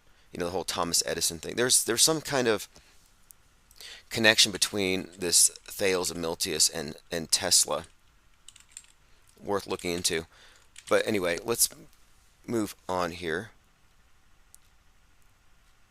I'm going through your comments. We're joined here by Yurt Mama from DLive. Mazel says they came from the Cabbage Patch. Oh, the Mud Flood kids? Yep. Lean Dion says the timelines given for these cities being built seems unrealistic on the mainstream take. Yeah, that's what I'm saying is like the mainstream news is, day by day, our history. So when we look at our history, are we going to believe the timelines? When they say something is ancient, it's really easy to say. I mean, for example, dinosaurs. They find a chicken bone, and then they do a dig, they create a model, they order a big plastic replica of it from China, and behold, a big something-osaurus. And it's like, all you really had was a little piece of bone, and you extrapolated this, but the kids don't know. And they think it was dug up. They think if they dig, they might find a big dragon-like creature. I thought so. I didn't know that there are no real dinosaurs in museums, that these are all plaster replicas. It's an art show. But moreover, these are monuments for them to be able to, that they can backdate and extend our timeline backward indefinitely. It lets them write our history. They control our present by controlling the past. They write our histories. And if we can't trust them about dinosaurs, if we can't trust them about anything, history, cartography, it's all up for discussion and further investigation. Like, I'm more inclined to think the mud flood concept is true than the mainstream. I just don't think it involves necessarily a physical flood, but more a mental, like what we're going through right now. This deluge of mist disinformation where everybody's lost in this reality fluid, subjective world where, yeah, it's true if you believe it's true and you can get enough people to retweet you. And those of us who are objectively accurate and know the truth, yeah, we don't even count. because we don't have enough retweets, because it's a consensus-based reality on the world stage. And you can't change that, and we're not going to become the consensus as objective media critics. We just aren't, which is why we're creating our own thing. We're creating a schism, a split. We've already done it. We're on the raft. It exists. But now we're taking the think tank onto the mainland, and we're going to shake things up here and there and see who else is already aware enough to join us. And then we have our own parallel media. We won't have to breathe their air. We're not trying to convince them. You want to be a bunch of menthol addicts walking around like zombies? Fine. We'll wave at you as we drive by, but we're not trying to save anybody. We're just aggregating those who've already saved themselves, because you can only save yourself when it comes to un-effing your mind. Nobody can do it for you. Okay, let's continue. There's a very good debate between Dean Odell and Pastor. This is the pastor that was really anti-flat Earth. He got really mad about it recently. It's a Globe pastor, Greg. Let me see his full name. His church is Global Vision, but he's Greg Locke. So Greg Locke debating Dean Odell, and Dean Odell is a total domer. But look, the Bible flat Earth movement is very disingenuous. That's pretty much it. But I'll say that about any religious sect. However, they are the only ones who ever get debated. And it's because this is a fake debate, it's a false debate, religion versus science, which is something they inserted artificially. Like, it shouldn't even be a thing. You shouldn't be anti-science. You shouldn't take that as a badge of honor, like, oh, I'm anti-science. That's just embracing ignorance. The fact of it is, science has been perverted, corrupted, curverted, and bent. We live in a news-bent, science-bent reality. So you just got to unbend. You got to find the distortions, the fallacies. That's the thing. You don't just get rid of the entire thing. So I don't care for the religious arguments, but this debate, let me play a clip here. This is just a moment. Again, Greg Locke, I'm going to play about a minute of it. It's an S show. I was involved in a deception. You are. And then when I say it, you're like, oh my goodness. That's fine. My feelings that's fine. are hurt. We believe each other's deceived in there. That's fine. But when you say moronic, idiotic, when you start going down, I didn't call you or anybody that. I said we attack ideologies. And as far as I'm concerned, the ideology is moronic. All right. Let me show you where you were. This is the kind of stuff. He said, okay. He started this out in Hebrews 11:3. I took a little note here. Now it goes into a shouting match, and you have this woman in the background who's like spinning these sheets around while Greg Locke is ranting. But it gets to the point where at the end of this, Dean Odell literally throws his mic at the Globe pastor. Because here's the problem. You use 2 hours of PowerPoint presentation and your people are quiet. I use an hour and 15 minutes of the Bible and they get mad and start throwing maters and taters at me. Okay? All right, so, here's the deal. Let me just say this. Okay, anyway, you can find the whole clip. He throws the mic. I think Greg Locke actually bats it back at him. And I've said this before, that you can take multiple Bible literalists and put them in the same room and they won't agree. You can put them in an elevator and only one of them would come out alive. Like, they do not agree on anything, even though they all agree on the literalism aspect of it. Another interesting development, and this is something we'll probably discuss later on today as well, has to do with I call him the Eric Dubé of TikTok. I'm not sure if you've heard of this individual. You may have seen him. His name is KC Industries, and KC Industries is the most popular flat earther on TikTok. He's generally recognized by his he's got this sort of a really intense stare, always wagging his finger at the screen, and super excitedly describing his latest flat earth truth. Again, KC Industry. I always thought there was something off about this. Something inorganic about him, how he was being pushed, and I couldn't avoid seeing his face, and I thought they were just TikTokifying the topic itself. Like, let's take it away from serious discourse, chop it up into sound bites, and then get lots of hits on these sound bites that aren't connected to any kind of coherent structure. And here we are, after he debates Fight the Flat Earth, his channel's blown up. He is the most recognizable face in FE on TikTok.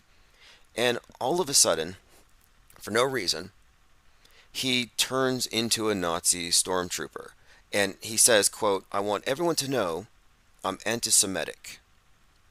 I will resurface the passion of Adolf Hitler in the movement against Jewry. I will do it alone if none of my colleagues have the bravery to publicly denounce Judaism. I will not let their evil go unannounced." This is not Hitler. This is actually Caleb5, the popular Flat Earth channel, who went full-blown Nazi for some reason.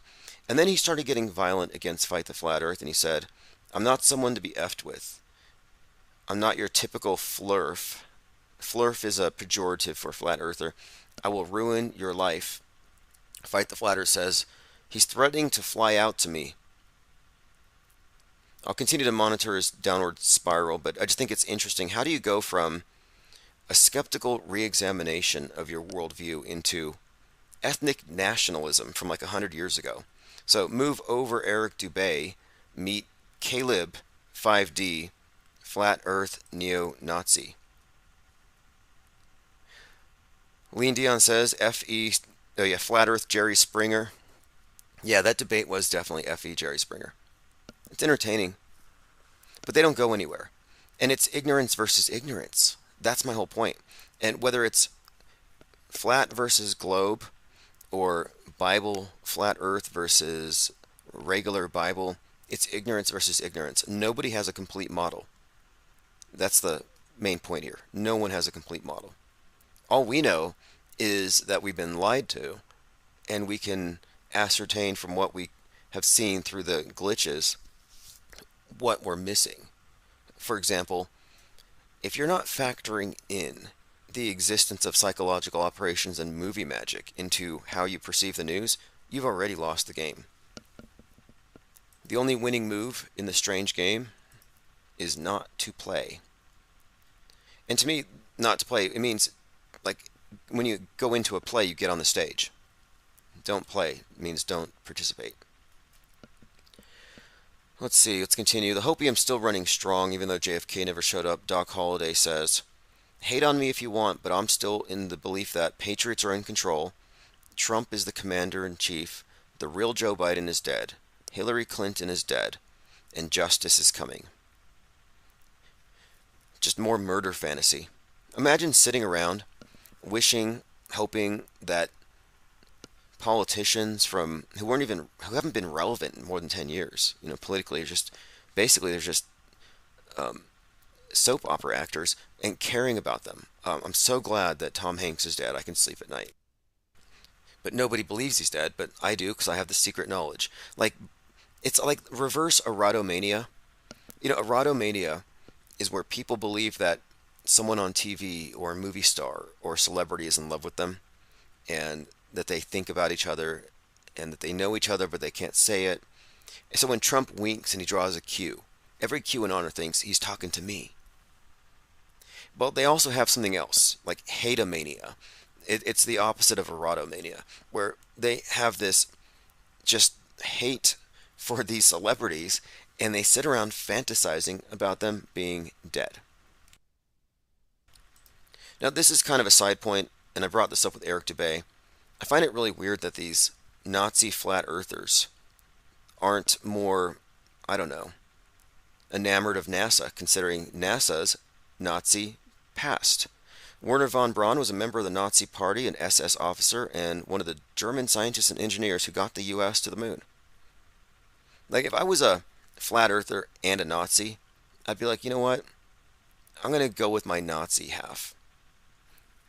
I'm going to go ahead and support NASA. They must know something. It's part of the takeover. Like, on some level, they're confused. It's like, is it your enemy or is it not your enemy? Like, they should be on your side. Okay, continuing. There was a recent shooting, by the way, I want to get into. We'll talk about it later on tonight, where someone had claimed that they didn't believe 9/11 happened. It was like a Walmart shooter. I'm like, what do you mean? You got a Walmart shooter who says 9/11 didn't happen? How do you even arrive at that? If you arrived at the conclusion that 9/11 was theater, then you understand that shootings are fake, the Psywar is fake. The last thing you would do is be a patsy or be a part of one of their events. It doesn't make sense. It'd make as much sense as a person saying 9/11 didn't happen, hijacking a plane and trying to crash it into a building. It doesn't make any sense. It doesn't make a lick of sense. But now check this out. This is from 2018. This is a show called Justice League versus the Fatal Five. Now this is 2019. Now listen to this. This is just unbelievable considering how on point it is. President Kennedy, you've got 2 minutes to show yourself and prove once and for all that your assassination was nothing more than a hoax. Another Batman reference here, by the way. Gotham News Network. So this is a Batman show about a terrorist who takes a newsroom hostage and demands that JFK shows up. Like, this made no sense to me when I saw it. And now it makes a lot of sense because a year after this, JFK started surfacing in Q circles. It was a fringe thing. 2021, 2022, now in 2023, there is just overt JFK worship. Trump is JFK in a costume. JFK never died. But this is, again, a children's show from 2019. Or Gotham's #1 news team gets canceled. And if you think you can... Gotham's #1 news team gets canceled. Were they even using the term canceled in 2019? So this is cutting edge propaganda. This is not children's programming. I mean, it's literally children's programming. But what I mean is the target, or rather the writers are writing propaganda messages. This isn't merely about the cartoon and the characters. Take me out first, then everyone goes. Simple as that. Where the hell's that weather girl? Right here, Mr. Bloodsport. So there you have it. His name is Bloodsport. So again, Bloodsport is an auto hoaxer, doesn't believe the news, wants to take a newsroom hostage until they let JFK loose, or until they release the information that JFK is actually still alive. And one other question. If you thought JFK was still alive, why would that make you want to go kill people?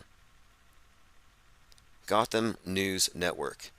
Again, Batman being used to convey the idea that the right wing are terrorists. And again, my other point here, this isn't just some psycho terrorist. I mean, it is, but this is actually, he's got a red cap, like a MAGA cap, but it's a red bandana. But this could only be applied, this character could only be described as a far-right Trump supporter. He could only be described as a QAnon MAGA. Because only a QAnon far in the fringe MAGA type would have any concept of a JFK resurrection or comeback. It's just too perfect. Again, Batman's first scene, Bloodsport takes a TV station hostage for a conspiracy theorist rant demanding that John F. Kennedy admits that he faked his death and come out of hiding. Justice League and the Funny Five. You know that expression, bouncing babies? Like healthy babies, bouncing babies? Well, there's a thing I've noticed here. I think these babies bounce. More and more obvious rubber babies are showing up with this whole Israel-Hamas thing. If you pay attention, it's just rubber doll after rubber doll. And we had this sort of as, I guess this is what Synchromorphius called the Palestinian Gene Rosen. And this was the guy running around showing off the rubber doll. Intentional similarity, I say, from Synchro. If this was intended to be easily debunked as well, perhaps to misdirect the fakery. Oh, okay. To misdirect us that the fakery is one-sided. Also a fake Sandy Hook Dead Kids joke. Fascinating. So this story with the Palestinian Gene Rosen came out alongside the news of the Alex Jones Sandy Hook settlement. So these come out at the same time. So this could be an inside joke. But it could be intentional as well, because they want to get the right to start calling things fake, so they can say it's wrong to call things fake and you can't call dead fake dead kids fake. So this is probably another aspect of it. Like maybe they do a bad job on purpose so they can catch the people paying attention.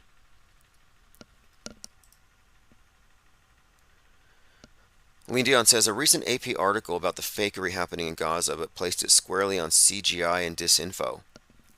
Yeah, they may not want to draw attention to the simulation casualty dolls. And if you didn't know, the simulation casualty dolls that they use for training are so realistic. They breathe, they bleed, they can be operated on, they can be intubated. Like they bleed, they breathe, their eyes move. I've seen animatronics in this war atrocity propaganda. Derek Chauvin was stabbed 22 times. There's some intrigue here, if you ask me. DC. Derek Chauvin stabbed 22 times, 22 years after 9/11. The Derek Chauvin event was a 9/11ing of America. Had lots of connections to 9/11. Twin Cities, Twin Towers, 8 minutes, 46 seconds. 9/11 kicks off, 8:46. Derek Chauvin's first hearing was on the 19th anniversary of 9/11. It goes in deep. So the 22 is probably significant. But also, on a Black Friday. Stabbed on a Black Friday by a federal informant. No less. Which has the right wing saying, oh, because they hate the feds. They're like, oh, look, this is a hit. They're trying to Epstein him. Derek Chauvin's their martyr now. Because he's innocent because George Floyd died of an overdose in their version of the event. See, there's two versions. He was kneeled on and suffocated, crucified by Western oppression, Western chauvinism. And Derek Chauvin, the hangman of Western chauvinism. The name Derek, if you look at the etymology, derives from a hangman who hanged 3,000. Another 9/11 reference, but 3,000. Derek Chauvin, Western chauvinism's hangman. So in one version, it was a lynching. But in the other version, he killed himself. So left and right both agree that George Floyd is dead. They disagree on the cause. Was it open borders, China, Joe Biden's fault because he let the drugs in? And was it capitalism's fault and the police force necessary to defend the propertied class? And so you're looking at this bifurcated storyline where in both stories George Floyd is dead, and what I'm saying is that no, he's not dead. The event was a psyop. Both are wrong. So the fact that he got stabbed is part of the theater. But it's interesting that it follows in the heels of this hockey player incident where you had a black hockey player kills a white, with the blade slicing the neck. Player number 47. And we were talking about this event because 47 has a lot of significance. Think Black Friday stabbing. The number 47, we're going into the presidential race, number 47. And I've connected this to Super Bowl 47, which was the Blackout Bowl, where it went dark for 33 minutes. So I'm like, this is interesting, because after the death, the hockey team all put 47s on their helmets, which connects to a number of different things here, but there's a story building. For example, 47 saves by the goalie, a score made at the 47th minute after they had a moment of silence for the player. The player was on the ice for 46 minutes and 52 seconds. You had this constant reiteration of the number 47, which makes me think it's theater. But the main point of it was the family asked for, quote, justice. So when I hear justice, you think the balance, black and white. The idea here, if this is indeed a psychological operation with Derek Chauvin, I think it connects the black on white, the Black Friday. And it's really, the race war aspect of it is a cover for the symbolism of the duality of the black and white, the polarities that they play, the Hegelian dialectics, and how they manipulate the masses in this what I call bifurcated mind war, where it's intentionally split down the middle on every significant issue. So again, for a black player to kill a white player with the number 47 attached and all the reiteration of this simple code, it seems to me to indicate something about, again, what's to come. And this Derek Chauvin thing, of course, plays a huge part in it. Black Friday, huge clue. Now, he's not dead. But we'll continue to delve into this because, again, it's just too covered in symbolism and ritual script to be anything other than more Psyop. Okay, we are continuing here. Again, former FBI agent from the Mexican Mafia. His name was John Turskak. Former Mexican Mafia. And he was sentenced to 30 years in prison back in November of 2001. Interesting. So he's been in prison for what? 22 years? He's 52. Charged with attempted murder in the stabbing of Derek Chauvin. Stabbed him 22 times. Very specific number as well. Let's see. Now this might be nothing, but I thought it was kind of curious. If you remember after the Barbie movie, Ben Shapiro burned a Barbie doll. Fast forward to 10/7. Ben Shapiro tweets, "You want pictorial proof of dead babies? Here it is." And he posts a picture of what looks to be a burned up baby in a body bag. And so I juxtapose him holding a burning Barbie and then the burned up baby. And I think there's a connection here because we're looking at a bunch of dolls being presented as dead bodies. And then here he is about to burn a Barbie doll. And then the Barbie movie came out along with Oppenheimer, and the nukes were faked with Barbie houses, and essentially, they blew up Barbie Land with their simulation. So there's some kind of connection here. I'm just trying to put my finger on it. Wayne Dion says Mexican Mafia MM. Yep, MM 33. And there's Mexican Mafia here. I've seen a lot of the MS-13 and M. They call themselves M. I actually knew someone who taught me how to airbrush was actually part of it. And so the M is the 13th letter. And 13 is the goddess number, 13 lunar months. M, Mary, Magdalene, all kinds of goddess stuff. And their tattoos are generally featuring the Virgin Mary. And it's like, to me, it's all just goddess worship. The death, also you have the forbidden saint, the goddess with the skull face. But the 13, death, and goddess, it's all connected with the Mexican Mafia and all of their... And when you get into these, look at these gangs and their symbolism, it's all quasi-Masonic. Like the rolled up pant leg you've seen, that's a Mason thing. And I think they're ultimately controlled. I came to this in 2020 during the riots when they started kneeling. Everybody's kneeling. And I'm like, there's got to be some symbolism to that. What is the symbol behind it? And then I see the 1312s everywhere. For all cops are bastards, AC, AV, the whole numbers and letters thing. Gangster gematria or Kabbalah, their code. But everywhere on the news, it's like 1312, and they keep posting it. And it's like the news media shouldn't be showing that because they know what it means. They have to know. They can't be that dumb. I mean, they can be. But it wouldn't be getting out if higher-ups didn't want it to be. But I thought, 1312 is the year that the Knights Templar were disbanded when they went underground. And if you think about who's really in control, well, the Templars did resurface as the Freemasonic Order and all these other secret societies. So I kind of thought, when I saw the 1312, it kind of correlates. You're talking about BLM with their hands up, don't shoot, which is the Masonic hailing sign of distress. You have a number of things with this movement that suggests to me that they're being puppeteered by the secret society networks. Little factoid here. April 15th, 2013, 666 Boylston Street was the scene of 2 explosive detonations that occurred during the 117th Boston Marathon. Again, Boston Marathon, 666 Boylston Street. Nothing to see here. Now, here's another thing I want to get into really quick. We were talking about in the Discord server, about whether or not they're really bad with some of their special effects on purpose.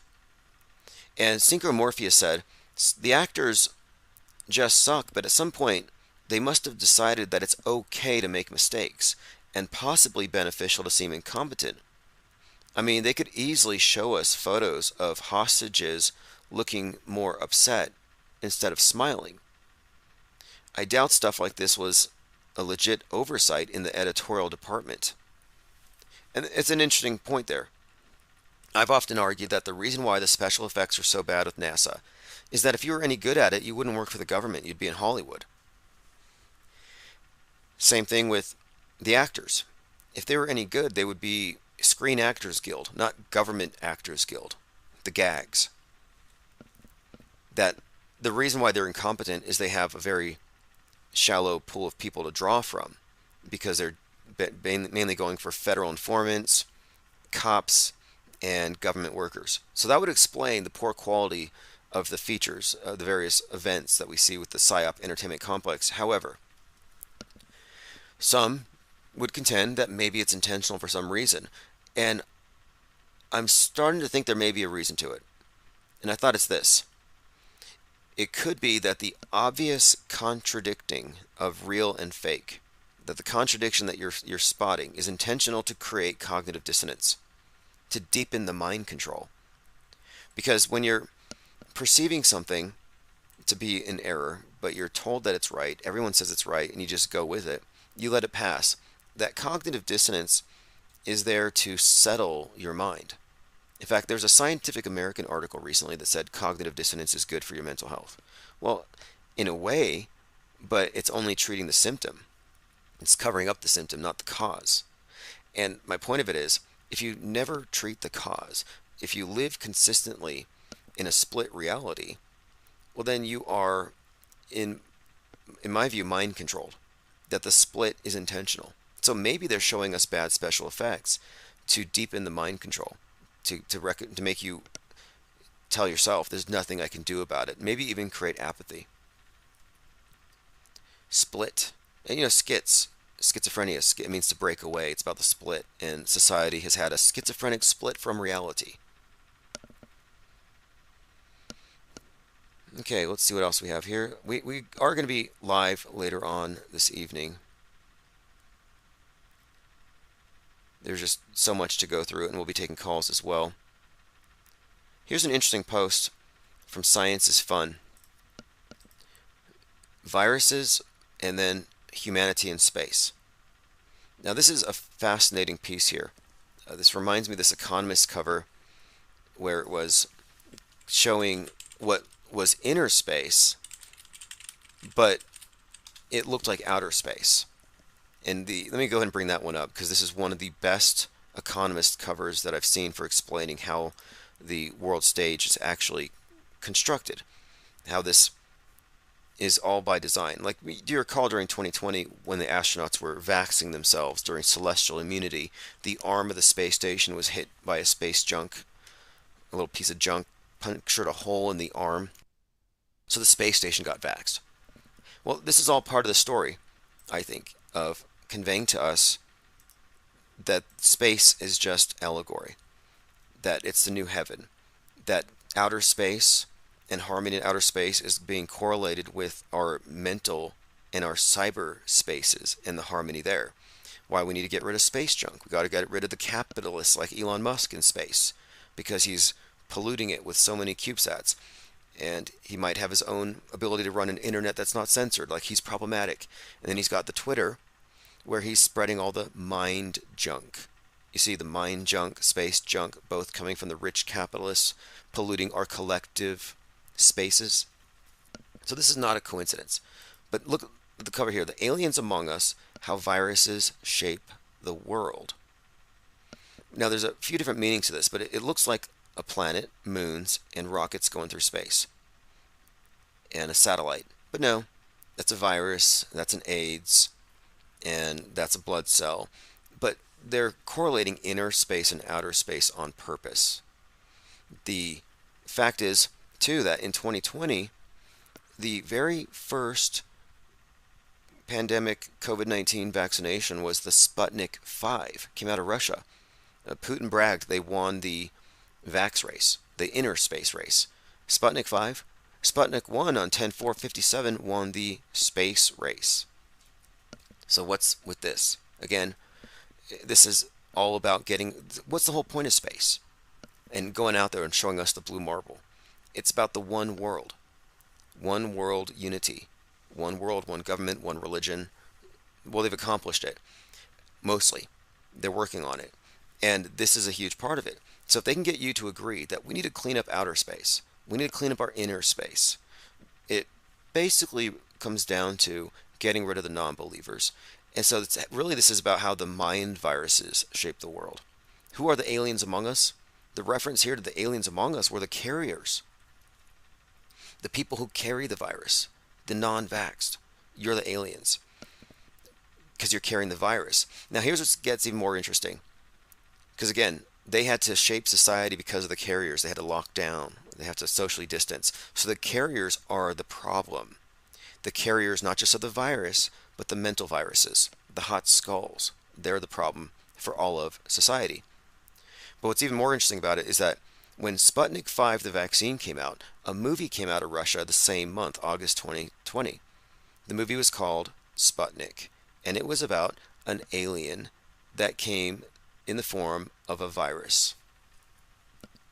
It also involved adrenochrome, because the aliens would reside in your esophagus, and then at night they would crawl out, take on this ghastly form, and scare their victims in order to harvest the stress hormones.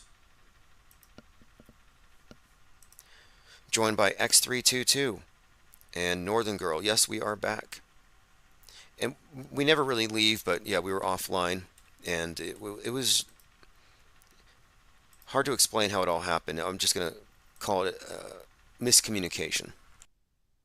But I haven't lost anything. We've been working on everything in the meantime, developing plans for 2024, which is just a few weeks away, and that's when we're kicking off everything. And more importantly, I've been able to reframe everything and set my schedule. So now the mornings are open. So if you're awake at this time, the IPS morning deprogram is going to be a standard feature. And everything we talk about here, a lot we gloss over, we'll go into in much more detail in the evenings with our infinite plane radio open phones. So I want to say thanks for joining, and you will get the archives along with everything else if you just subscribe. Go to ips.monster. And one more site, if you want to refer people to the site where they can learn about the Infinite Plane Society, what we are actually about, and a bit about our history, and also where to sign up, I have a new domain. It's ips.bio. So ips.monster gets you the newsletter, the live links, but ips.bio will take you to, and it's going to be longer soon, a breakdown of the IPS, Mind War Inoculation. And we started this. We started Mind War Inoculation before we had that government mental immunity project. They're trying to co-opt this. The IPS Institute for Advanced Media Deconstruction, Media Literacy, Mind War Inoculation, Psyop Deconstruction, Metascript Analysis. We have our media references, the Daily Beast on the IPS. This is shitposting into oblivion. This is the information equivalent of clear-cutting a forest. It's true. But the trees in the forest are all fake. And you can grow real ones after you've cut down all the fake ones. Tim Osmond sells artwork online and helms a small publishing operation in Albuquerque, New Mexico. He also thinks the world is flat, but would happily accept proof to the contrary should you be able to provide it, which he doesn't think you can. That's an article from the Philly Voice, following up on our Research Flat Earth billboard. They're behind the electronic billboard on I-76 in Philadelphia's Grays Ferry neighborhood with the message, Research Flat Earth. We have some other references here, of course, to Mad Mike, who in 2017 called into Infinite Plane Society, a live stream YouTube channel that discusses the Earth's flatness and other matters. That's from the New Yorker. So from the very beginning, and here's another piece from the Rolling Stone, but from the very beginning, the Infinite Plane Society was attracting attention by design. We had made it our purpose to break the echo chambers and take these ideas out into the world, let the mind viruses loose, because the only way you're going to find any answers is by bringing more people with more vantage points into the conversation. So we've continued this mission unabated since then, and we're now actually moving into the next phase. The next phase is exiting the metaverse and going into the meatverse. So this is where it's going to get really fun. So I'm very much looking forward to 2024. Thanks you all for joining. And if you are waiting on a book, the Autohoaxology 101 or anything else, this is catch-up week. So expect updates in your email. This is Chief Crow and the Flat Earth Worms Autohoax. We'll be back tonight for live open phones.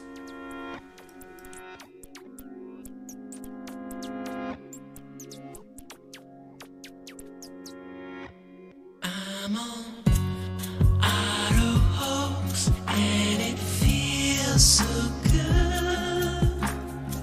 You just auto-believe everything like I knew that you would.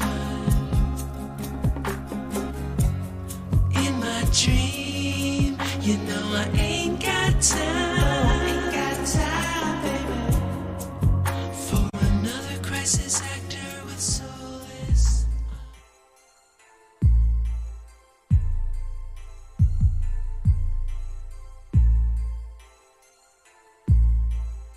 They're afraid that the sky is falling. Speak Penguin or die. Time to hijack mass media narration, inject the real into all their creation. Go full rap pill and don't exit. Autohoax for life, it's the next shit. Keep your constant blackwash and mandoozle blah blah for your fucking self. We're here for science, bitches, don't make us wait. It's 3:12. Go full rap pill and don't exit. Autohoax for life, it's the next shit. It's time to speak Penguin or die. We don't want to discriminate, not against nations, orientations, religious groups or races. But if you want to fight us searching for truth, we'll rip the skin off your faces. We meant it well with you, but we're losing our patience. Go full rap pill and don't max it. All for life, it's the next shit. It's time to speak Penguin or die. You fail to communicate on every level of cognition. Your streams lack the expressed need for exploration. With you, it's all just narration. You're entirely unable to represent us in mass media. You may think you're safe, but we see ya. Go for rap, pull and don't max it. Autohoax for life, it's the next shit. No speak Penguin or die. Speak Penguin or fucking die. Go die already. Go for rap, pull and don't max it. Autohoax for life, it's time to hijack mass media narrations, inject real into all their creations. Go full rap pill and don't exit. Autohoax for life, it's the next shit. Keep your constant blackwash and mandoozle blah blah for your fucking self. We're here for the science, bitches, don't make us wait. It's 3:12. Go full rap pill and don't max. Autohoax for life, it's the next shit. It's time to speak Penguin or die. We don't want to discriminate, not against nations, orientations, religious groups or races. But if you want to fight us searching for truth, we'll rip the skin off your faces. We meant it well with you, but we're losing our patience. Go full rap pill and don't max it. Autohoax for life, it's the next shit. It's time to speak Penguin or die. You fail to communicate on every level of cognition. Your streams lack the expressed need for exploration. With you, it's all just narration. You're entirely unable to represent us in mass media. You may think you're safe, but we see ya. Go full red pill and don't max it. Autohoax for life, it's the next shit. Now speak Penguin or die. Speak Penguin or fucking die. Speak. They're afraid that the sky is falling. Speak. Go full red pill and don't max it. Autohoax for life, it's the next shit. Or die.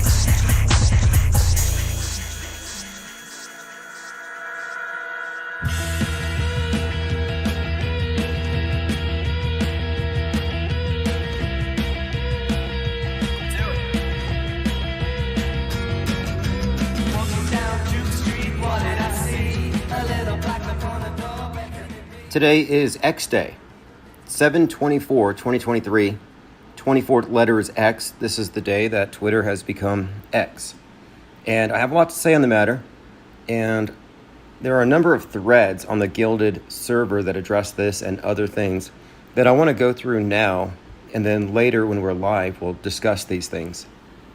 But let me go ahead and just scroll through the last 24 hours or so on the Gilded server and get right into it. Unrelated news, actually. Chet Hanks has deleted his entire Instagram. He's cleared it. And he said that he is going through some kind of life change and he's no longer going to put celebrity first. He says he's been in character for as long as he's been in the public eye. And he says he's going to walk with God from now on. And he covered the tattoo of the all-seeing eye in the middle of his chest with a cross, which is another one of these symbols that I think another reference to the same thing, the X. The X is a cross. A few things about the X. X, 24th letter, 2 and 4, when combined as a bind rune or a sigil, give you the symbol of Saturn, the astrological symbol of Saturn, which is a cross with a swirly reverse S on the bottom, or a 4 and a 2. And these numbers are rooted in symbolic systems or their language, the various languages of the world that use numbers and letters interchangeably, encode a lot of meaning into their shapes. So the fact that the 4 creates a cross, if you look at it, it represents the 4 seasons and the basic quadrant that the year's divided into within the Babylonian astrology system, and what we have today is still rooted in that. We have the 4 seasons, we have the 4 suits, which in the esoteric symbolism are described as the chalice, the sword, the pentacle, the wand. And this is water, air, earth, fire. In the playing cards, 52 weeks, 4 suits, they are disguised. The diamond is a pentacle. The clubs are the staves. The hearts are the chalice.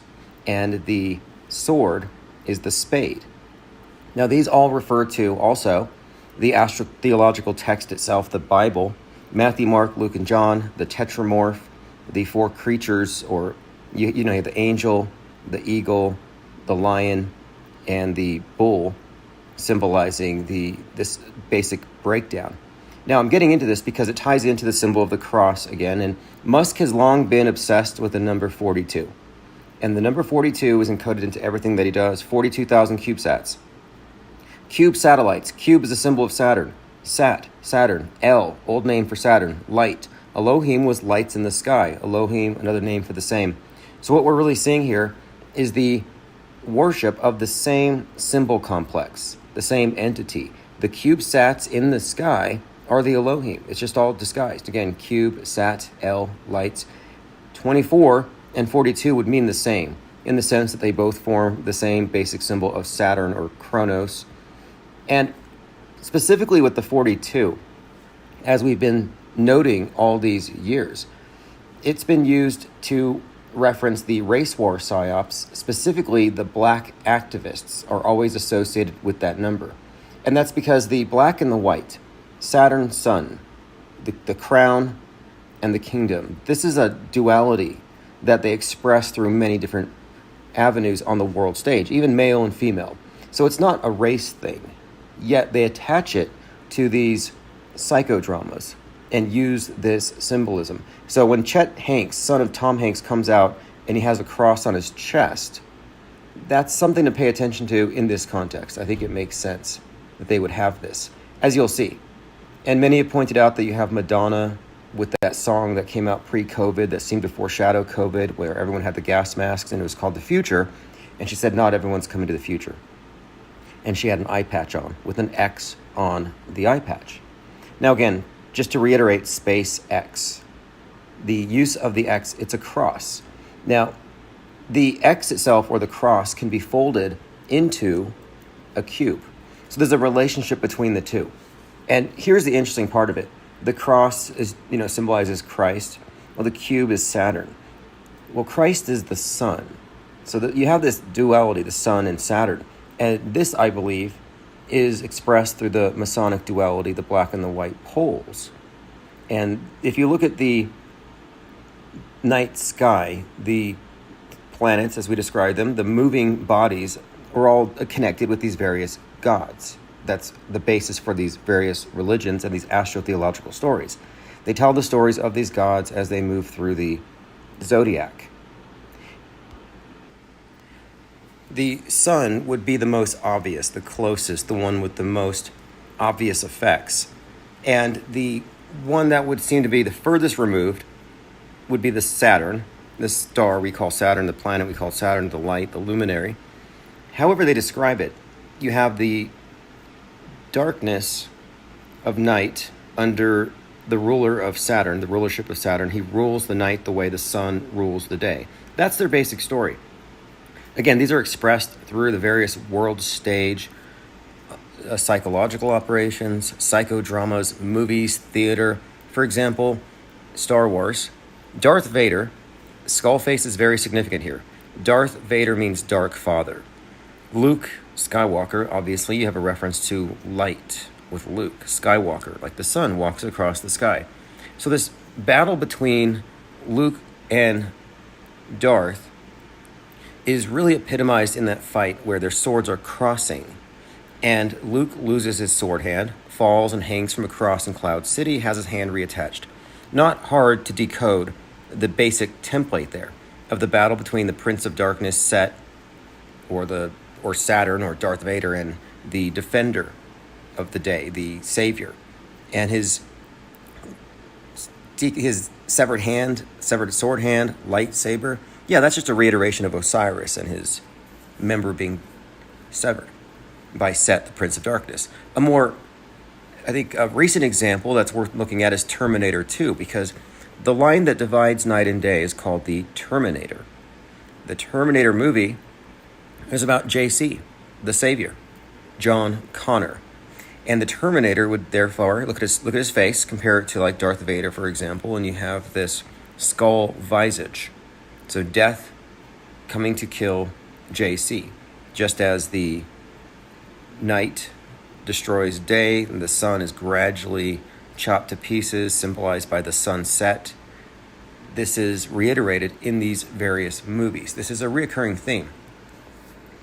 Now, this is the significance of it, is that the sun god goes into the underworld. So the cross and the cube have this relationship, as the cube represents the earth, the grave. In fact, you'll constantly see these correlations. Falling, black, the grave, gravel, death, these are all, and time. These are all things associated with Saturn. And when you look at the Kabbalistic tree of life as a frame of reference, which is relevant because it is the DNA of Western occultism, the worldview of the Thelemite cult is expressed through not the model of the solar system, but the Kabbalistic tree of life. And these are analogous models, strange as that may sound, to believers, not knowers, but believers in the solar system. At least the Kabbalistic tree of life is recognized as a mere model and not looked at as a literal fact. The solar system, as described, many of its adherents don't even know is flat, but the basic theme of it is you have the sun in the middle with the planets orbiting about it. Now, in the Kabbalistic tree of life, you have a source at the top, which is light, and at the bottom is darkness, or the kingdom, black. So black and white. The tree is comprised of 10 spheres, and these spheres are arranged from top to bottom and named in such a way to denote that you're climbing from the kingdom to the crown. And my contention is that this is part of what is encoded into NASA's idea of space travel. It's just an allegorical journey to higher consciousness, as the tree of life correlates to the kundalini of what you would consider to be the chakra system. It's this Eastern spiritual concept of the consciousness residing along the spine, situated among the 33 vertebrae, with the root or the ground chakra being at the base of the spine, the highest, the crown, at the top of the head. So what you have here is a climb from earth to heaven, or the kingdom to the crown, up the 33 vertebrae, up that channel, with what they call when they refer to the elevation of consciousness, they call it the fire snake. This explains the symbolism of the burning man relating to the phoenix. Phoenix and Christ were interchangeable at one point in terms of the symbolism. The phoenix was used as a symbol of Christ because of its death resurrection thing. Well, the burning man has the 33, which is the age of Christ's transcendence, which is all symbolic. But my point of it is, because it doesn't matter about historical age necessarily, this is the way that the symbol composite has been arranged for the purpose of the world stage metascript, and we're just reading it. But the ascending of the 33 vertebrae is a reference to the elevation of consciousness, the activation of the third eye, and the crown chakra. The crown, the corona, the crown of thorns. And this is why you often see the symbolism of the crown, the halo, or king, Christ, Phoenix, the number 33 correlated. Again, it's a body of symbols. And what we have done over the years with our research is we've noted in usage how the number 33 is used, how the number 42 is used. And there is a great amount of decoding that can be done in this way. You find this symbolism, this numerology, this interpretation of it is used in the context of not only NASA, but the private space launches. So with that as a backdrop, I'm suggesting that SpaceX from the beginning has been about what NASA's about, establishing a new paradigm for heaven, for this new religion. But moreover, SpaceX is kind of giving it away in the name, because in the Thelemic cult, it's all about elevation of consciousness through sex magic, and space is the new heaven, and you're trying to get to heaven, so to speak, higher states. So space sex is heaven sex, sex magic. It's a reference to sacred tantric sex done within this context of, enlightened, spiritualized sexuality that is the center of these various cults. And it has to do with an advanced understanding of consciousness and how to direct it. Now, continuing here, for Elon Musk to be consolidating everything under the X, and he said X means everything. Everything. Very, very interesting choice of word there. I would use the word monolithic. But before I go any further, here's an article from 5 years ago. I saw all this coming. It's in this storyline. Elon Musk, the Martian Pope. Now, if you hadn't read this, I'm just going to reread it, and we'll go from there. Here's the plan the technocrats have in store for humanity. Elon Musk is the next Pope of Mars. Wrath of globe, world communism, and space utopianism leads to... Now, this is the age of Mars, is what I'm calling it. One more point. The Thelemic cult says the new age is the age of Horus. Horus is the Egyptian Mars. So the idea that Musk is leading us into this age of Mars is very consistent with his historic role. But this is the part I wanted to get to. I wanted to get to this. We talk about his historic role and how he's an embodiment of von Braun, Tony Stark, Iron Man, even to some extent Willy Wonka. But there's this element here of Constantine, Emperor Constantine. Now I say emperor or pope almost interchangeably, but think emperor for a moment, and his suit of armor, the Devil's Champion, that he bought at Abracadabra, which is the Halloween costume store where he got it from. It has a ram on it with the upside-down cross. Again, another cross reference. And the upside-down cross doesn't have to be satanic or heavy metal. It's likely just a reference to Osiris, or the god of the sun god in the underworld when it's upside down. Or in the Stranger Things series, they call it the upside down. These movies give away so much. Well, Musk has embodied this Martian Pope thing, which, again, Constantine, I think, is the key figure here.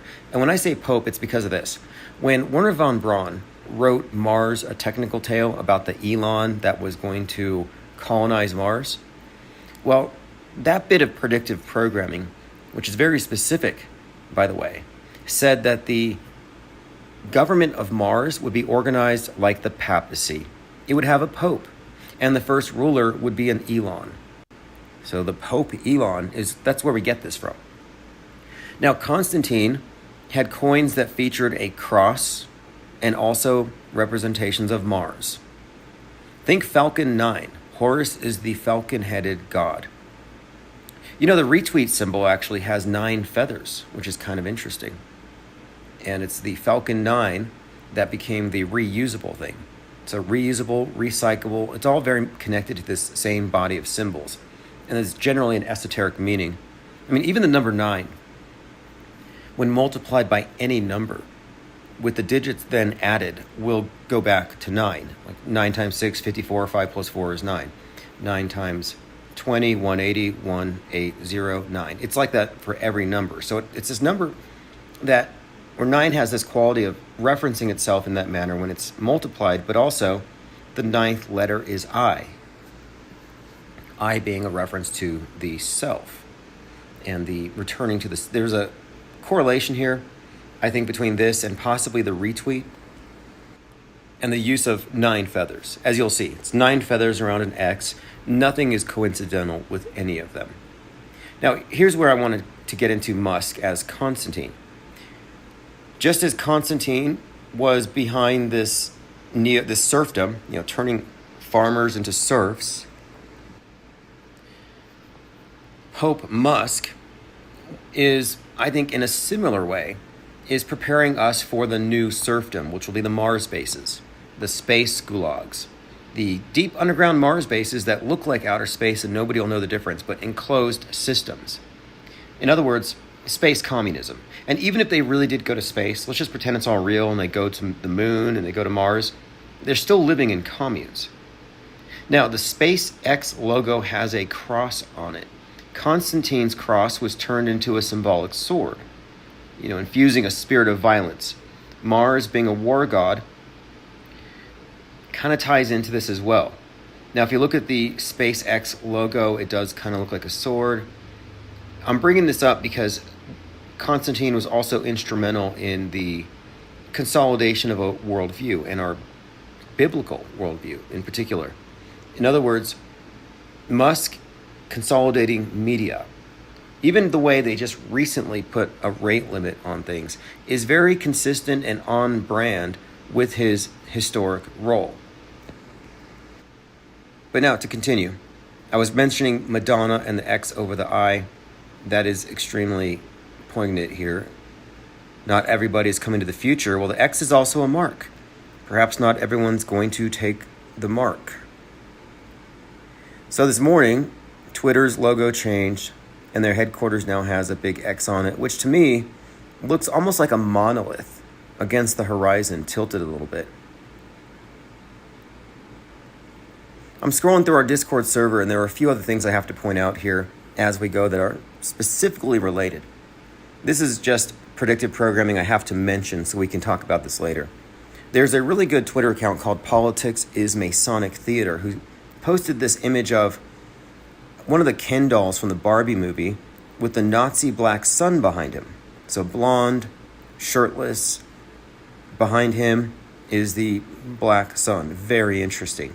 Well, DeSantis had actually retweeted a black sun by accident or on purpose, maybe as a dog whistle. But it's kind of interesting just to kind of connect these two things together, because these symbols find their way into our mass consciousness. And so here's DeSantis creating outrage by saying that slaves were learning valuable skills and they could parlay it into a better way of life. And that's being ripped on. Meanwhile, the right is attacking Barbie. So they're all very aware of Barbie. And then the Barbie movie has a black sun in it. Not sure what that means yet, but I'm sure we'll find out. Continuing here, here's a quote from Carl Jung. One does not become enlightened by imagining figures of light, but by making the darkness conscious. The latter procedure, however, is disagreeable and therefore not popular. The darkness is what we cover, what they designate as darkness, what they want to omit. The lies by omission constitute, I think, the greater part of the infrastructure of the present dominant world view held by the mass-mediated public. It's what they don't know that keeps them boxed in. And they're kept in this box by false explanations which prevent them from seeking to know. And they're also trained and contented to be nothing but believers rather than knowers. Huge distinction. Here's a tweet from someone on Twitter about the new Snow White movie. It's Darla Shine, who played Snow White before. The new Snow White hates Snow White. So it's a different Snow White hating on the new Snow White, probably because it's woke, and she says, I'm so sick of this agenda. And I went over to her account, and she's basically promoting trad wife values, traditional wife. Whereas the other Snow White is all about feminism and not being saved by Prince Charming, not waiting for a man on a horse to come save them. I bring this up because there's a lot of this culture war stuff where the right is mad because all of the white characters from Disney are being turned black, whether it's a mermaid or Snow White, or they're turned into feminists like Barbie. While the male versus female dialectic, not a coincidence that the masculinity is on the right and it's the feminists on the left that are lining up on either side of these movies. It's all engineered. Just like BLM, it's the same thing. You'll find these issues are split in our bifurcated system perfectly. Very much so. I mean, this is why you have gun control, the bugaboo of the right, and womb control of the left. You know, they're going to regulate our wombs. They're going to regulate our guns. These are the things that agitate people. And if you really get down to the Freudian level, which makes sense when you realize that Netflix, the main promulgator of this dominant worldview I speak of, that Netflix is founded by a blood relative of both Edward Bernays, propaganda, and Sigmund Freud. But the Freudian part of it, they're going to grab your womb. They're going to grab your gun. Pretty obvious to decode that male-female dialectic they've created. But this is all part of the alchemical processing of the mass mind. Think lead into gold. Well, let's just go through the planets really quick. Sunday, Monday, Tuesday, Wednesday, Thursday, Friday, Saturday is gold, silver, iron, mercury, tin, copper, and lead. So Saturn is lead. Sunday, sun is gold. These are the extremes, the poles of this dualistic system that they have here, that they've encoded into everything. Trad versus feminism. This is the actual tweet from Darla Shine. It's okay to want to be married and have your husband work and you stay home. You raise your kids. Take care of your home. Be a homemaker. That's a career. While the new Snow White is not waiting for Prince Charming. This trad versus feminism. Now here's another connection here. The left is all about destroying traditional values and bringing in a new future. The right is about reversing the progressive trends and embracing an idealized past. MAGA, Make America Great Again. So this view of how things were before they were corrupt. Let's go back, let's go forward. Let's go to traditional values versus transhumanism. This explains why Wicca, which is a creation by a friend of Aleister Crowley, and it's just totally, I would say, Freemasonic ritual dressed up with New Ageism, but Wicca was marketed specifically to feminists, and it came out along with the environmentalist movement. I used to call it ecofeminism. This is target marketing because we're also looking at the patriarchy being deconstructed, and that's one of the primary things behind Wicca was the introduction of a goddess to replace the god. And this is what the basic theme behind the new Barbie movie is. And the same views were espoused by the Snow White. Now, continuing through our Gilded.com, which you can get to if you join the Patreon, get into our Gilded server. It's where we put this research. So Saturn is the bringer of night. You could say the sun, but it's not like the sun of the day that you can see it emanating the light, but Saturn is basically the one credited with bringing the darkness. The Terminator movie, as I said, is a huge clue. And someone had brought up Sarah Connor, and I thought about that. Yes, because there's the Sarah Connor Chronicles. Chronos, like chronology. You're talking about time. Again, Chronos and Saturn, the Terminator, these are all the same characters. Look Jeff Bezos, for example. Jeff Bezos built a $42 million clock. Now, 42 is your symbol of Saturn. The clock keeps track of time. It's Chronos.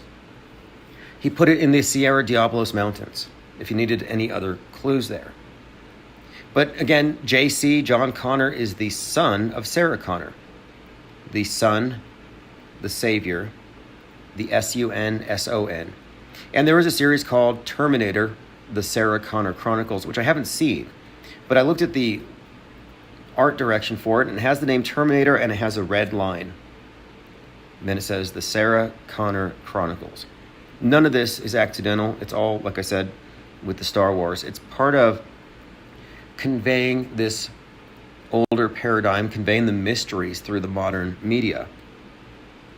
Now again, just to reiterate, I had wrote about the reprising of the historic role of Emperor Constantine because I was referencing the unification under the sign of the cross, like SpaceX. And right now, Musk is going to be merging social media with your finances under the mark, under the X. And this led me to repost a link to my blog post from last November, a symbolic breakdown of Elon Musk's world stage persona called "Is Elon Musk the Antichrist Jack Parsons Summoned?" Let me just reiterate some things here. The suit of armor he's wearing makes him look like the Emperor from the Tarot. Red costume, ram's head. Well, ram is an animal associated with Mars. Not to mention, the ram's head is in the Tarot card of the Emperor in the red armor. The Emperor card is also number 4, which is associated with Mars, which I believe would be the 4th planet from the sun. But the ram, the number 4, iron, are all associated with the planet Mars in the Kabbalistic system. And here you have Iron Man being associated with Elon Musk. Iron Man's name is Tony Stark. In Game of Thrones, they're fighting over the Iron Throne that will rule the next age. The family that wins it, the House of Stark. The emblem for the House of Stark was viewed on Mars. These media tie-ins are fascinating. They found the Star Trek emblem on Mars, and Musk's got the starship. But anyway, you can find him on Halloween, which is not a joke. Just because it's a costume holiday, it's like Eyes Wide Shut. They take this stuff seriously. And it is the high point, one of the high points of the year, next to May Day, I suppose, as the most significant. It's like the Christmas for the Satanists. So he shows up in this red suit of armor like the Emperor, with the Iron Man association built into him, the upside-down crosses, there's your X, the ram's head. Abracadabra, according to Aleister Crowley, is the, quote, word of the new Aeon, the Aeon of Horus. He bought his costume at Abracadabra. He's a composite character from Werner von Braun, Tony Stark, Willy Wonka. Again, red is also associated with Mars. Red, ram, Ares. Ares is a ram. Metal, iron, Horus, falcon-headed Egyptian deity.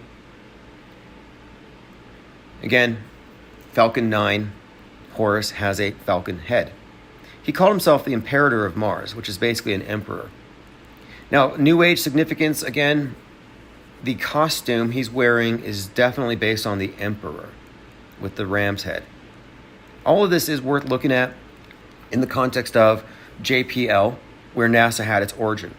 And it began with a thelemic warlock who was practicing space sex, Jack Parsons.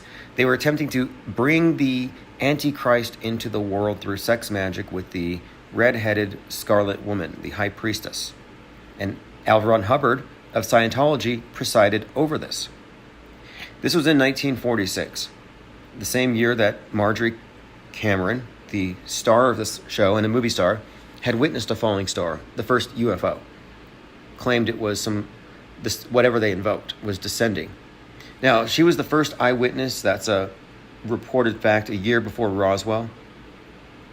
But there's a direct correlation between NASA's origins and Elon Musk's role in the space age as it pertains to preparing the masses for an alien savior, or Starman, or the Antichrist.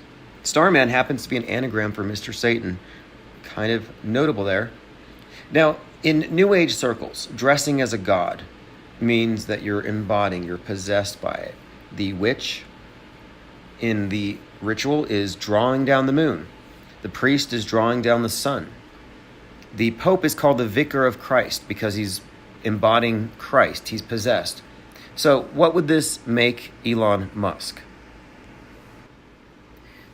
The Vicar of Mars? Would it make him, with the red armor on Halloween, in every sense of the word, he's participating in this occult ritual where he is a living, walking idol to be worshipped, not as Elon Musk the man, but as the greater composite he embodies. Now, when I talked about Jack Parson, the American counterpart to Aleister Crowley, Parsons, Hubbard, and Cameron are performing a ritual called the Babylon Working, attempting to summon the Antichrist. Now, the Antichrist spirit is what they were trying to summon. What does this mean? It means the spirit of somebody who would be the head figure in overthrowing the old Aeon and introducing the age of Mars, the age of Horus. And Musk seems to be positioning himself, or he's been positioned, to embody this type of role, insofar as joining Twitter is a consolidation of everything, and you are accepting the mark of the X.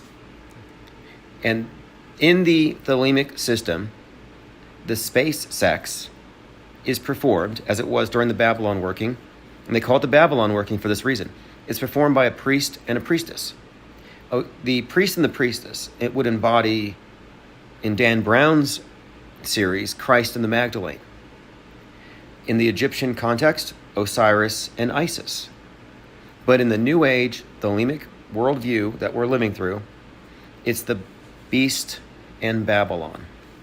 The beast is the male, Babylon is the female, God and the goddess. Continuing, I've been doing a lot of research on the symbol of Saturn because of this, and this is why I'm going through my Gilded server, because I put a lot of that research there. So Musk was on a Twitter space, and he was discussing his love of video games, specifying he likes games based on war strategy, war games. Now, I thought about this. Like, war is very much like Mars. And by the way, XXX is trending today. X, 2 plus 4 is 6, 24. So you get your 666 there. And as I said earlier, X is number 24, across an unfolded cube, 42,000 cube sat L lights. Cubes are a Saturn symbol. Sat is Saturn. L is Saturn. Elohim were lights in the sky. And as Cubstar pointed out, XCOM, because now X.com takes you to Twitter. XCOM was a very famous war game. It's a video game. Julian Gallup almost single-handedly invented the genre that Musk would definitely be an XCOM player back in the day based on what he says. And now he's made XCOM. Apparently the game was about an alien invasion. Now, I had mentioned Marjorie Cameron, movie star, because if you think about it, everything you need to understand our present worldview can be explained by the Babylon working. Movie magic, occultism, and science fiction. L. Ron Hubbard, science fiction writer, Scientology. Marjorie Cameron, movie star, Jack Parsons, the occultist. But her name really stands out to me, like James Cameron, camera on. Because the camera plays such a principal role in our worldview today. In fact, I see the camera lens as having replaced the all-seeing eye. But the original camera was the camera obscura, which was a cube. And so I've been looking into the symbolism of this because we're talking about light and omission and creating an image in such a way. And I thought, what if Kubrick was code for cube bricks? And you'll see where I'm getting at here. And it ties into a few things, but specifically this. We have noted the role of Stanley Kubrick's directing in 9/11, in the JFK assassination, among other things. The thing is, the Kubrick code is all over Oppenheimer. And the atomic bomb and the nuclear age, this advent, the symbolism attached to that, really correlates to the symbolism attached to the death of JFK, which we attribute to a Stanley Kubrick Psyop. My point being, the atomic bomb thing happened before Kubrick was making films, at least publicly. So what I'm suggesting here is that Kubrick might just be code. It might be code for this. Camera obscures reality by selectively omitting and replacing with a focused picture. And if you know what a camera obscura looks like, the original ones, you're just in a big cube. Our reality is comprised of focused pictures with a greater obscured reality that we aren't in contact with. And it is all defined by the central lens, the all-seeing eye of the world media's directors. And I'm thinking this because Kubrick was in the Asteroid City movie. The Asteroid City movie's main character is modeled off of Kubrick. He even admits it, try to learn to talk like the guy. And the whole time, he's wearing a camera around his neck. And this all got me thinking about the concept of bearing false witness, or the camera lens being a witness, and it's assumed to be objective because it's a camera. And it's somewhat anonymous. It's like the all-seeing eye. It's just this objective view. But the Kubrick characters in the movie, and in one of the intro scenes, you see a nuclear cloud thing in the background, like a big mushroom cloud from a nuclear bomb, as an obvious special effect or something. Nobody reacts to it because it's not a real bomb, but it's there, just as the Oppenheimer movie just came out. Now, I thought this was very significant because our intro into the nuclear age was at 5:29 a.m., July 16th, 1946. Trinity Site, 33rd parallel. Well, this contains all of the Kubrick code. For example, 529 is JFK's birthday.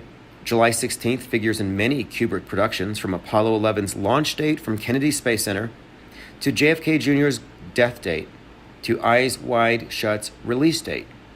Then, the JFK assassination happened on the release date of Dr. Strangelove. 11/22/63, Dr. Strangelove was being screened. And there's a connection here, I'm saying, between JFK and the bomb, just as other connections are there in the code. It gets even more interesting here when we look at what Stanley Kubrick's daughter had to say about the weird connections between Dr. Strangelove and the Manhattan Project. Now, Vivian Kubrick, the daughter of Stanley Kubrick, who I believe is a Scientologist, had a recent interview with Owen Benjamin, and Cubstar remarked about it, saying this: "She seems genuine and she doesn't believe Kubrick did it." Now, that's not the point I want to get to. She says this.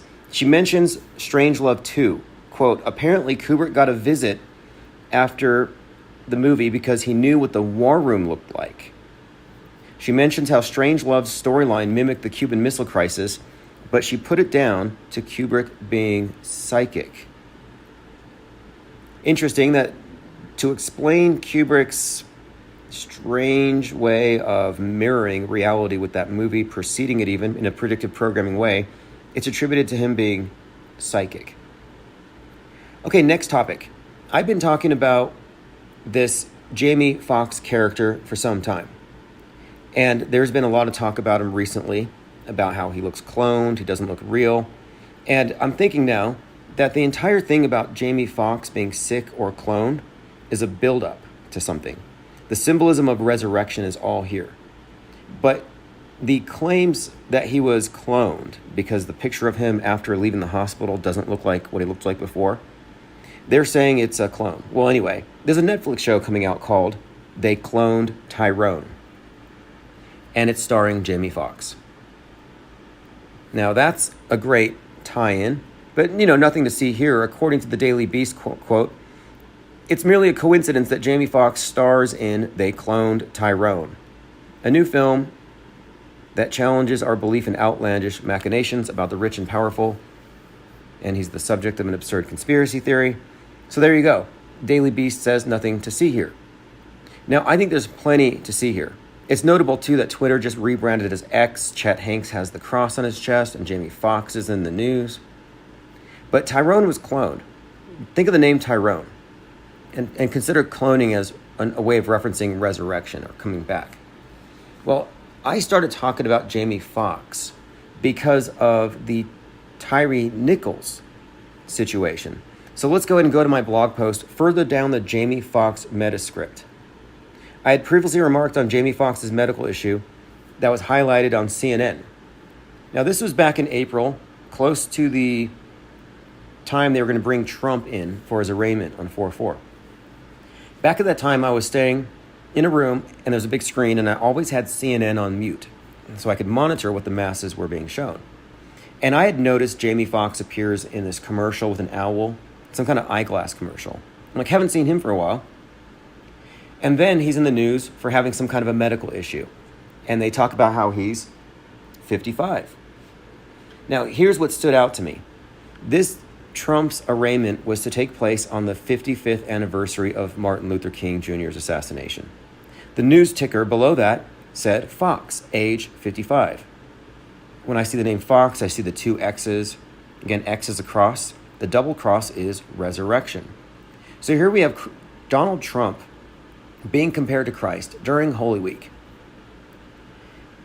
showing up to the courthouse on 4/4, the 55th anniversary, as the QAnoners are looking at their 55th Q drop that says the storm is coming. And Trump's going in because of Stormy Daniels. So all these things are aligning to bring the number 55 into the foreground. Here's a headline, because according to the health scare, he was non-responsive and had to, quote, be brought back to life. Jamie Foxx had to be revived during the health scare. Doctor said he's lucky to be alive. He was non-responsive for a few moments, but he was brought back to life. Now, what is the meta-scripted messaging here? Jamie Foxx is 55 and a key figure in the BLM movement. He played Django Unchained. Now, if you didn't know about the BLM thing, when the Trayvon Martin murder, killing happened, again, Martin, Trayvon Martin, even the name Trayvon, T-Y-R-E-T-R-E-Y, you'll see how this all connects to this martyr cult and this creation of a black Christ as a repeated archetype they've been using. But he's very significant because of his role in backing BLM in the early days as a celebrity, and he played Django Unchained.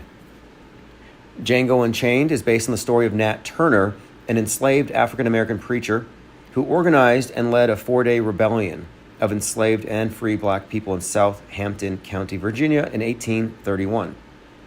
Django Unchained is a Tarantino film.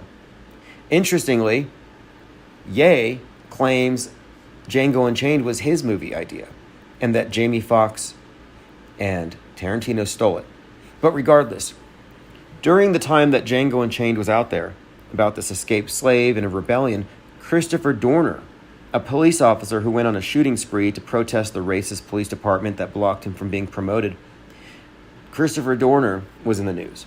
And at this time, you had Mark Lamont Hill, now Professor Mark Lamont Hill, gleefully comparing it to the movie. He said this Christopher Dorner thing was like Django Unchained in real life. Now, Dorner was 33. Again, the name Christopher. The name Christopher and Christ is in there. Christ, 33. He's in a cabin, and he's incinerated. So you have your Burning Man, your Cube, your 33, your Christ, all encoded into this particular story. Just bringing this up because I'm trying to show you how Jamie Foxx ties into this bigger story of the black martyr, the black Christ, like Christopher Dorner. Now, 55 years ago, MLK Jr. was killed, and so this number 55 is seemingly encoded with this Trump being arrested on 4/4 that day, and he was, quote, Christified. Now, this thing with the 55 started when I was looking at the headlines, and they said the sun was losing a big chunk. A part of the sun fell off at the 55th latitude. Sun, crown, corona. I thought this might be referencing a headshot, like the killing of a king or Kennedy or MLK. Like there must be something to it. Because at this time, Tyree Nichols had been killed. He died in custody. And his beating was likened to that of Rodney King. Now pay attention to the names. Martin Luther King Jr.'s anniversary coming up. Tyree Nichols killed like Rodney King. Rodney King, and you can see this in Wikipedia, was hit with the baton 33 times. He was batoned 33 times. So 33 King. Major race war event. Race war Psyop. Black versus white. Then you have the daughter of Martin Luther King Jr. joins the memorial service for Tyree Nichols, who was killed like Rodney King. So you have this Rodney King, Martin Luther King connection here already. Under the sun, which is breaking apart at the 55th latitude, and the protesters for Tyree Nichols shut down I-55. So I'm like, okay, what is with this 55? I started taking notes of it. And I think what we're seeing, again, is some kind of clue as to what's coming. Again, the name Fox contains 2 crosses, 2 X's. The XX, as with the number 44, these are used in predictive programming to denote a second coming. Like 4 is a cross, 4 seasons. The double cross is therefore the symbol of one is the death, the other is the resurrection. Now, Jamie Foxx going into a death and resurrection rite very publicly. Now, continuing, just a side note, but at the time that Jamie Foxx was in the hospital, the news media was reporting on the accuser of Emmett Till, the original Karen, Carolyn Donham, who died at 88 in hospice. Emmett Till was the reason for the civil rights movement. He was the martyr that kicked it off. His death was incited by this Karen complaining about this 14-year-old complimenting her. So her Karenness has been kind of revived, and this concept of a Karen using their privilege to oppress. Well, she used that power against the teen, and he was killed, he was lynched, and this kicked off the civil rights movement. Now, Trayvon Martin, his death kicked off the BLM, and his death was compared to Emmett Till. And so it seems like BLM picks up where civil rights movement left off with this taking of these various martyrs and then building a movement around it. In fact, they're building a monument right now to Emmett Till. Now, interestingly, Ye West compared himself to Emmett Till because of the way the media was crucifying him. They were, quote, lynching him. Ye connects to Django Unchained and to Christopher Dorner through his own life script last year with the way that he was being described and persecuted. Similarly, Ye burned himself symbolically in his Donde ritual. If you remember, he releases this album where it has his house with a cross on it, and it burns, and he comes out doing a Burning Man. And when Ye came out on fire, literally on fire, doing this walking phoenix, Burning Man, it was on the anniversary date of the Burning Man festivals, which happened to be canceled that year because of COVID. What are the odds? But I'm saying the burning in his house, the ritual immolation, connects to Christopher Dorner, connects to this black Christ symbol. And remember, Ye was doing the Sunday school for Coachella, where he did wear crown of thorns and all of the photo ops, the color purple, crown of thorns, the Christ imagery. It's all there with him as well. And I think the reason why is this. It's not like there's going to be a new Jesus who walks around and he happens to be black and they crucify him. No, they've actually built up a composite. And I've been pointing out this composite black Christ archetype that's been built up over time. I mean, if you remember the Jayland Walker killing, he was shot by 8 cops 46 times, 846, like George Floyd, 8 minutes, 46 seconds. During the protests of his death, Jayland Walker, the Patriot Front shows up, and the Patriot Front gets into an altercation with a black protester, and in the photo op, it looks like he's being crucified by Roman soldiers. They all have shields, they all have masks, they're holding his arms out and his head's back, and you just see on this front page emblazoned this big image of just Christ. It's like, oh, black Christ being crucified by this white racist group behind him. It's just powerful imagery. Again, the 846 correlating with George Floyd. Now, Trayvon Martin was compared to Emmett Till. Here we go. February 26, 2022. Sharpton compared Martin's legacy to that of Emmett Till, whose lynching in Mississippi in 1955 stoked the civil rights movement. Kanye West compares himself to Emmett Till in graphic post. Said he was being lynched by powerful business people on Instagram.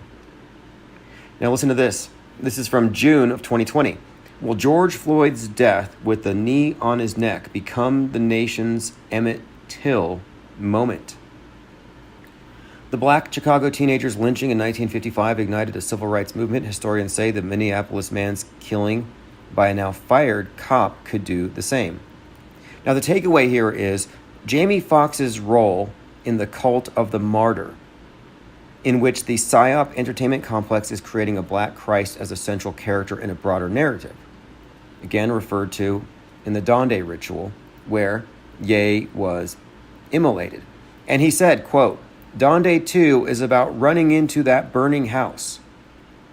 I respect not everyone's going to be ready for the smoke.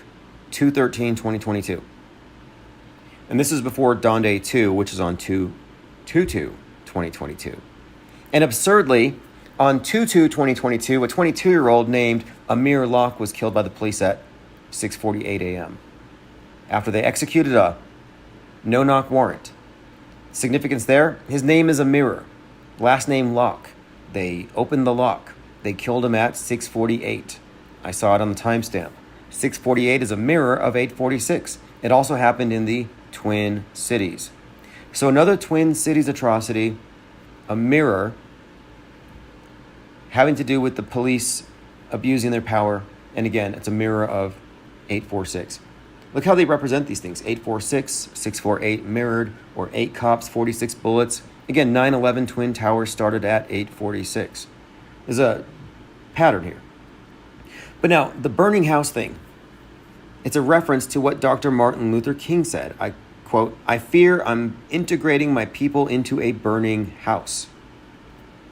Now, Martin Luther King is hugely significant in all of this. In fact, Trump going in on the anniversary, again, 4-4, like XX, another double cross, or a cross with 2 bars is referenced there. But this is all very significant because recently, Jim Caviezel of Sound of Freedom referred to himself as Jesus Christ and Donald Trump as Moses. MLK has been referred to as Moses, the promised land. MAGA is the promised land as well, to the right. Now, here's the thing. The symbolism is all saying this. Note the use of the word king. Martin Luther King, Rodney King. Tyree, like Tyree Nichols, is a reference to Hiram Abiff. It's also possibly a reference to the king of Tyre, another Hiram reference. These are all very specific code names. And I suspect that this great reset is introducing a new Christ.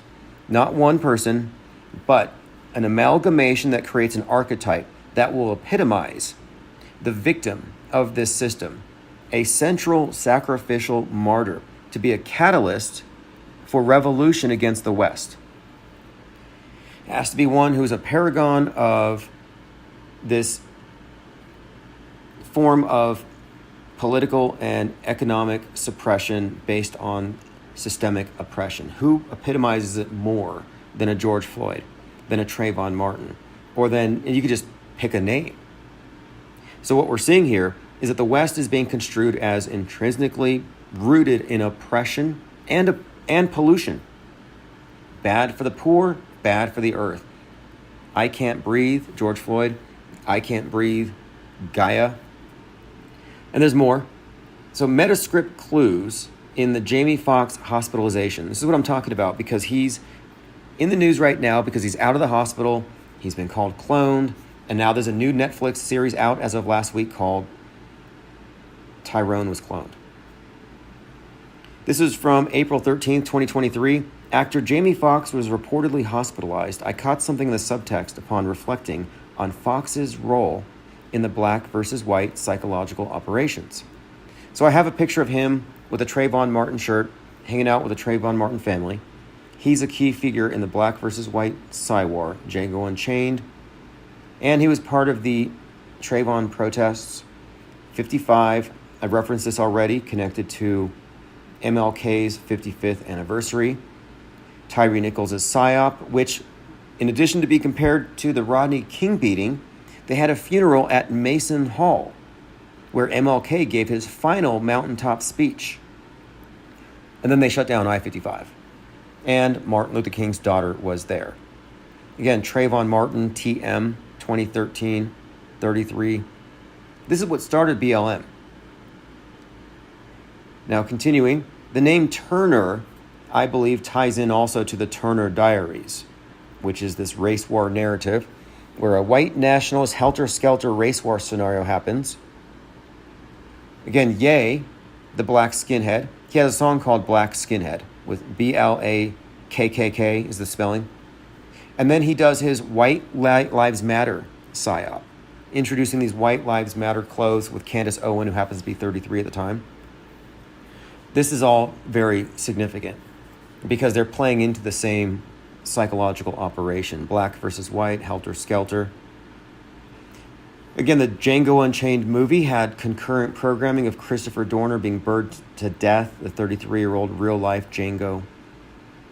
So in summary, Trayvon Martin, Tyree Nichols, Rodney King, Christopher Dorner, MLK, all these names are tying into something here, and Jamie Foxx is a central figure.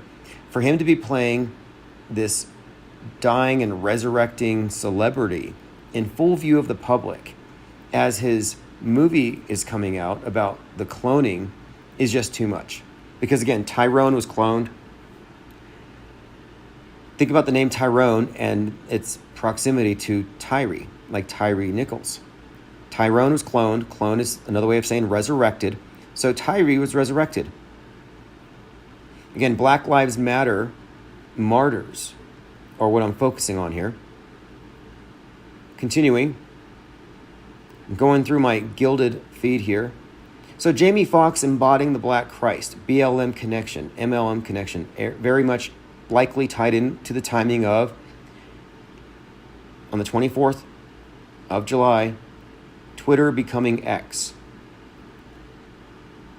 Pope Elon stepping forward here. We'll continue to look at the symbolism behind the X and everything else. I'm going through the server, and someone had posted something about how Nipsey Hussle, who died at 33, died on 3/31. And April Fool's Day is symbolically the first day of the old year, which would mean that his death was on the last day before the resurrection of spring. But more significantly to me is this. Before he died, he had posted on his Instagram a photo of himself and his wife, Lauren London. He's dressed in black, she's dressed in white. And he called it Isis and Osiris with a checker flag. Again, black and white Masonic tiles.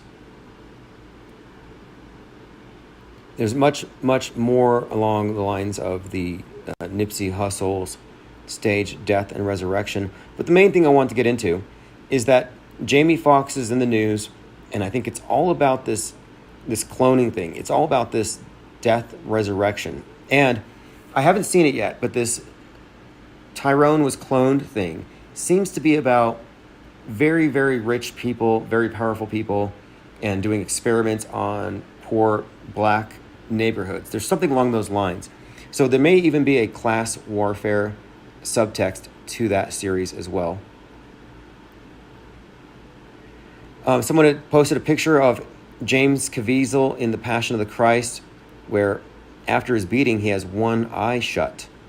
That's kind of interesting and notable. Elon Musk has said, what is in one word, describe X in one word. And he said everything, and he posted the X. And I took an image of a monolith against a horizon, and I tilted it 45 degrees to create an X with the horizon line and the monolith. Kind of looks the same, but I'm just pointing out that the overall meaning behind X is the unification of a worldview, the censorship of everything that doesn't fit within it. It's Musk reprising Constantine, his historic role. He is the Elon, the Emperor of Mars. He is a new Constantine, and they are establishing their new Bible, the new screen, the universal screen that will be used to create the worldview shared by the many. We'll talk about this, the role of Stanley Kubrick in the bigger picture and what the name Kubrick may actually be. Because again, I referenced Asteroid City, and in that movie, they go out to witness some celestial event that requires they put boxes on their heads. Think about this. They're putting boxes on their heads like a camera obscura to be able to see the stars that they're going to be witnessing some kind of rare event when the alien descends. Now, the alien comes down on a six-pointed star, a hexagram UFO. It's got the hexagon in the middle. The hexagon contains a two-dimensional cube, and they're wearing the cubes on their head. The alien shows up as a light in the sky, L. It's the divine coming down, union with the earth. The hexagram as a symbol actually represents this. The upward pointing hexagram triangle is the earth. The downward pointing triangle is the heavens, and they're intersecting. So when the alien descends in the six-pointed star to the people wearing the cubes on their heads, it's in some allegorical way describing man's connection to the celestial realm and how we may be, in fact, beings of light going through the material realm.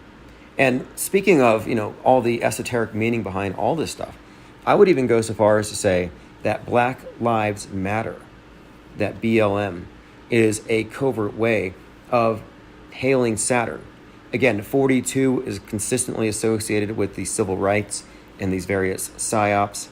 Rosa Parks was 42, Jackie Robinson 42, George Floyd's drug dealer was 42, his twin was 42. There's a 42 encoded into all of these various events. Well, Saturn, or the material realm, the black, is all tied in to this. And then, of course, matter. And then you get carbon, the number of man, and then you got the 666 encoded into that, which ties into much of the Saturn symbolism. As if you look at the square of Saturn, you've got the numbers that all add to 15, or 5 and 1, 666. Carbon itself has an atomic number of 6, which just means 6 protons, 6 neutrons, 6 electrons. So there's a 666 encoded into the matter itself, which embodies the spirit. Now, how this all ties into Musk and the X and the esoteric meaning behind it all, I think we're looking at the cult that runs the world isn't just sun worship. They worship the sun, they worship Saturn. They're an astrotheological cult, and this is a major aspect of it. And Pope Elon is here to consolidate the worldview as we enter into the age of Horus, the Aeon of Horus, the age of Mars, this new age post-Great Reset, which is why he's associated with Neuralink and transhumanism, because this is all the science-y version of Mystery Babylon. Just think of this perfect concoction when you look back to 1946, the Babylon working. Movie magic, science fiction, and black magic, or occultism, I guess we should say. But Jack Parsons, combined with science fiction, gives you NASA, gives us our modern worldview, and the space program, which is designed to take us into the next phase where we become an interplanetary species. And Musk is behind all of this. And I think that this transformation is a transformation of what it means to be human as we enter into this new dark age, this new age of endarkment, all of our heads in these black cubes as we enter the black mirror, which I think is very much epitomized by X, formerly known as Twitter. A consolidation of everything. You just have to accept the mark to be let into the system. Remember, if you're not signed up for Twitter, you can't read tweets. It's a closed system. Anyway, thank you for being a supporter of the IPS Insider podcast. We will be live very soon. I'm working on a few things on the technical side to improve our system so we can do phones again. But this is just a pre-live stream preview of the topics of the day. Here's why fakeability matters. And this is the IPS Insider for 5/10/2023. In Discord today, Lloyd had said, "Must I remind again, real or fake doesn't matter much. What is the message?" Now, does real or fake matter? I'm going to say yes. What we're doing when we analyze media isn't merely saying real or fake, because it's essentially fake. The media is not a window to what's happening in the world. It is a filter. What they're showing you is what they feel that you need to see. Most of the lie world order is constructed on lies of omission, what they don't say. But it's all about their selectivity. Just because they're recording something that's actually happening doesn't mean, therefore, that the story is valid. Context is everything. And here's why real or fake matters. If events that are real are being spun by the media, that's one thing. If the events are being simulated with the complicity of the media, that's an entirely different story. For example, tragic event happens in a town and the media rushes over there and they document it. They realize, we could probably spin this as a hate crime and blame it on MAGA. And so they do. Okay, that would be a spin. And that's what most people think is going on. They just take it for granted that whatever the media reports is essentially real. And that the worst you could accuse the media of here is being opportunistic. If it bleeds, it leads.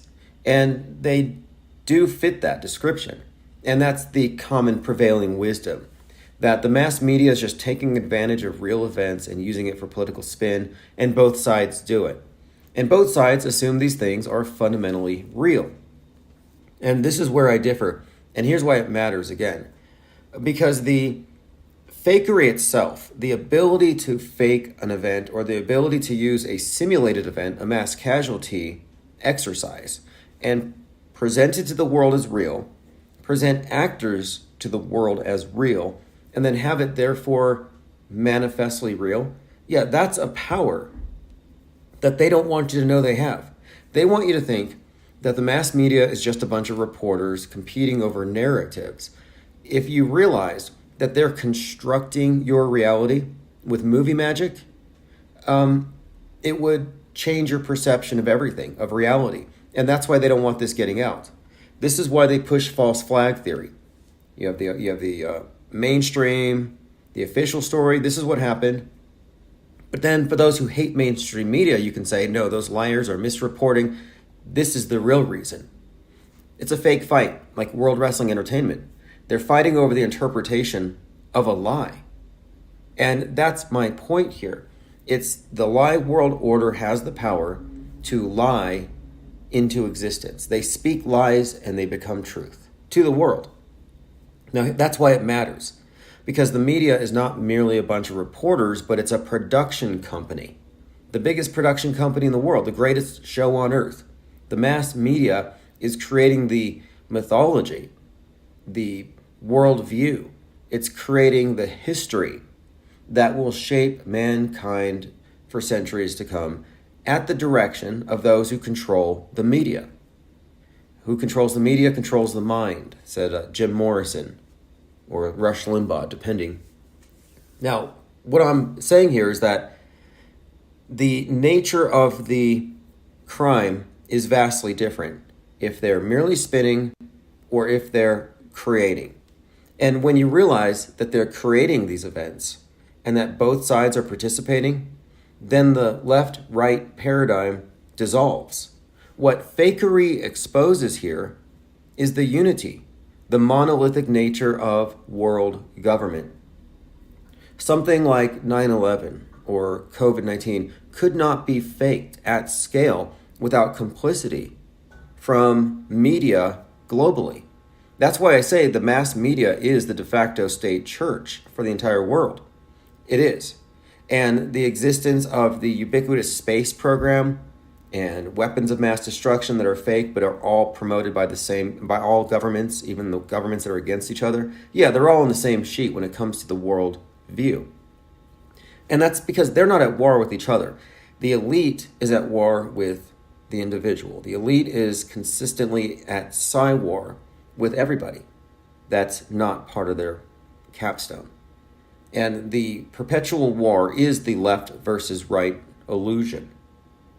And as long as you think that you have competing factions, you don't recognize that you're on their game board and that their game board is not the reality. And the Psywar, in my view, must be overcome philosophically. There's a change that happened, or maybe it's just indoctrination.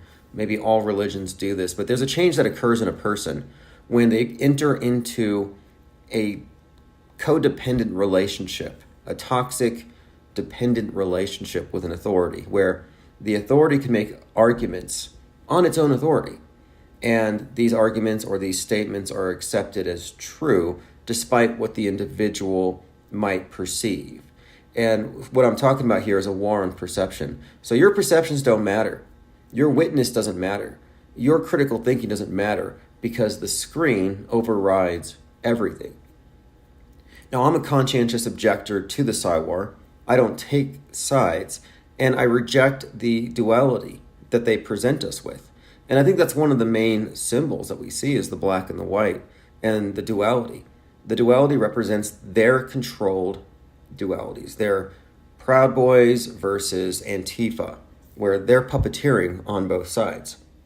But again, the main thing here is if you expose it as a simulated news event, not a false flag, but an actual hoax, a simulation, if you expose that, then you give away that not only is all media across the spectrum in agreement about this level of fakery, but this includes the police, the fire departments, the hospitals, the politicians. It includes religious leaders. I mean, this is the world state church. And part of how it works, in addition to pretending to merely report news, they're creating and fabricating your reality. And it's not just reporters. I mean, this is government by media. And it's mind control in this theater of Psyop, which is a set of stories and narratives and mythologies and superstitions that have been superimposed over our world. You're already in the metaverse. Everything that comes out of the TV projects onto the real world. And to the extent that it doesn't correlate one-to-one, to the extent that it's an imposition or it's fake, you're in an augmented reality. And that's everybody. And until you pull your head out of the screen, you're in the metaverse. Now, the Psyop, again, must be overcome philosophically. It's a mistake in epistemology, how we process the information we get psychologically.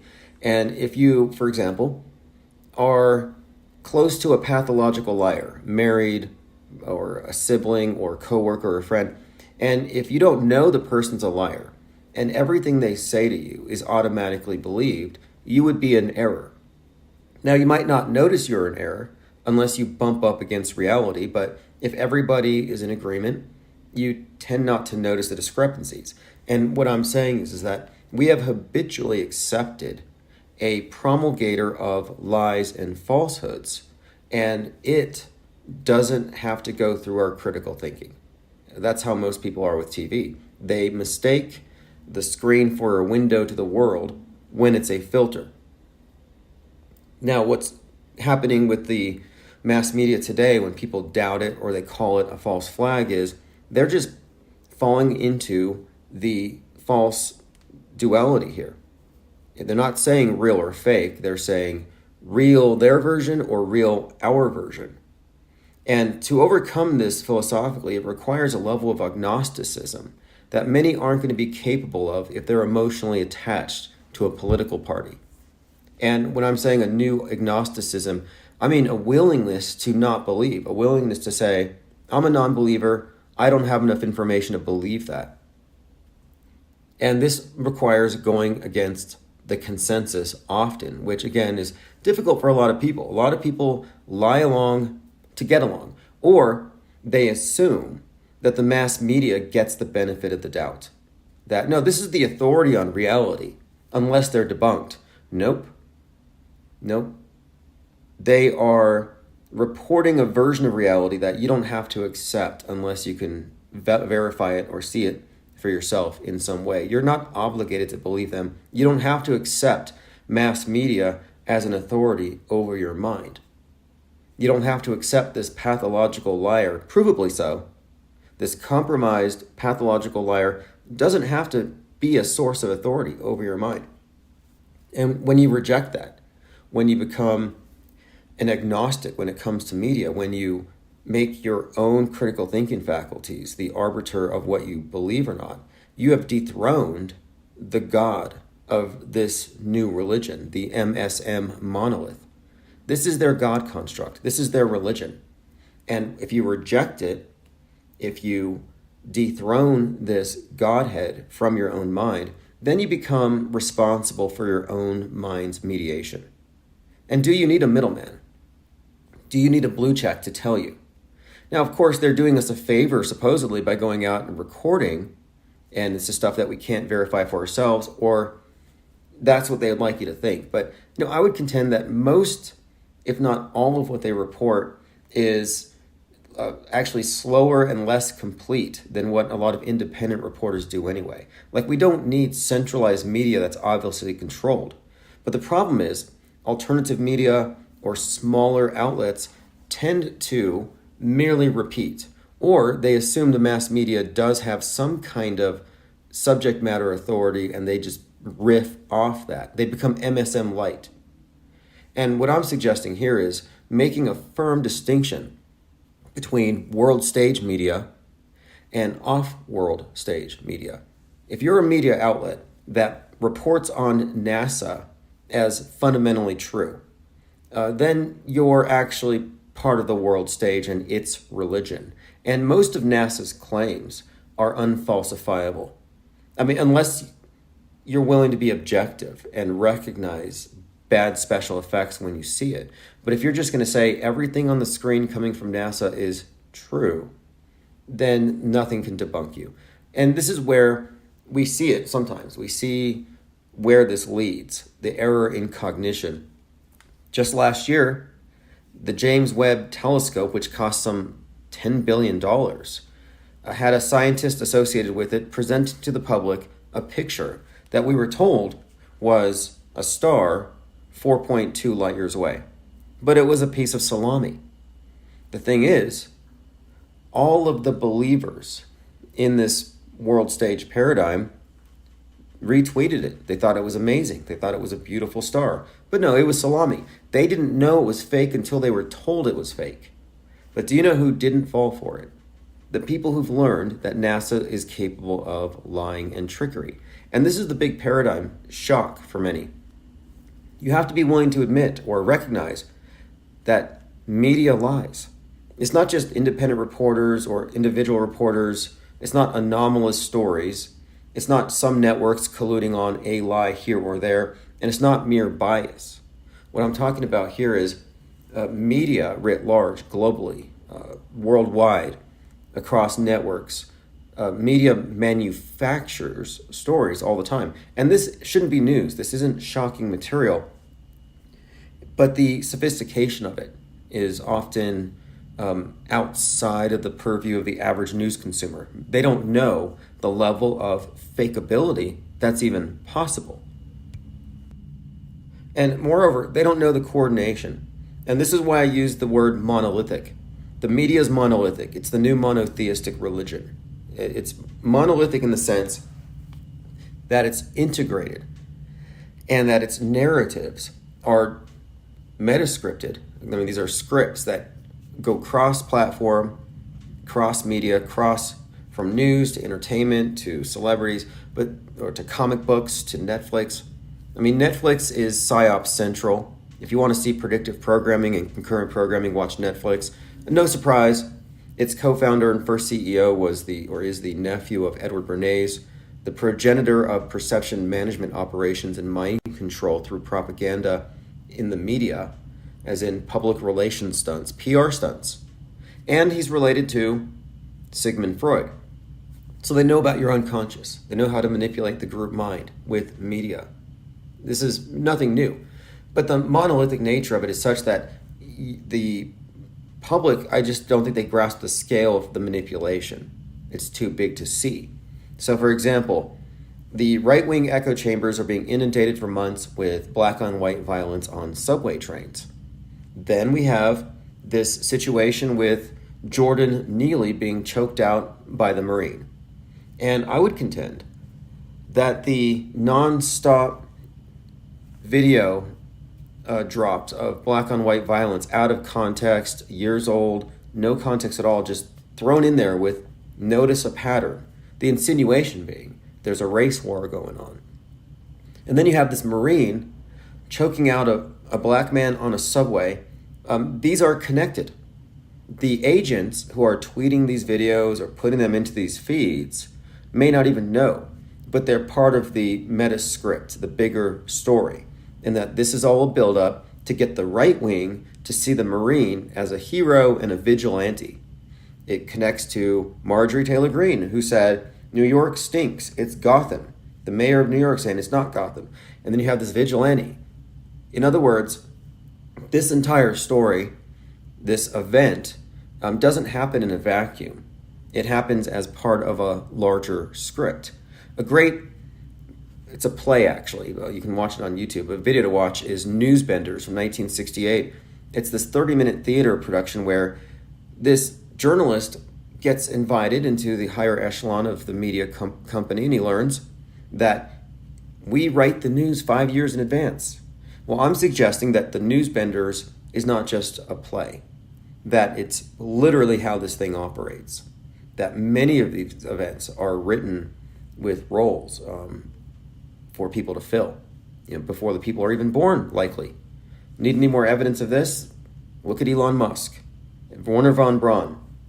And von Braun's association with the Mars Project, his book called Mars, A Technical Tale, that involves the first colonizer of Mars, the Elon. Totally scripted. But to move on, I'm saying that the monolithic media and its script is what guides the world stage. That is the program. And our programming, predictive programming, concurrent programming, is to align you with that.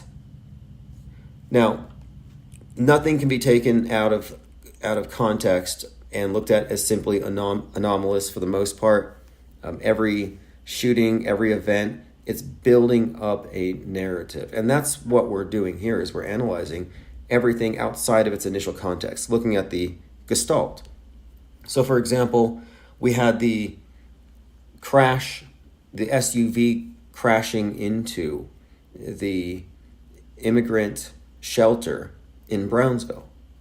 Now, this event was revealed to the public in the form of a CCTV and then some privately released footage from individuals who were there.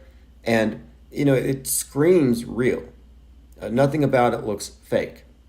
It looks real. But remember, especially at first glance when emotions are high, just because it looks real or it feels real doesn't mean it's real. It needs more substantiation.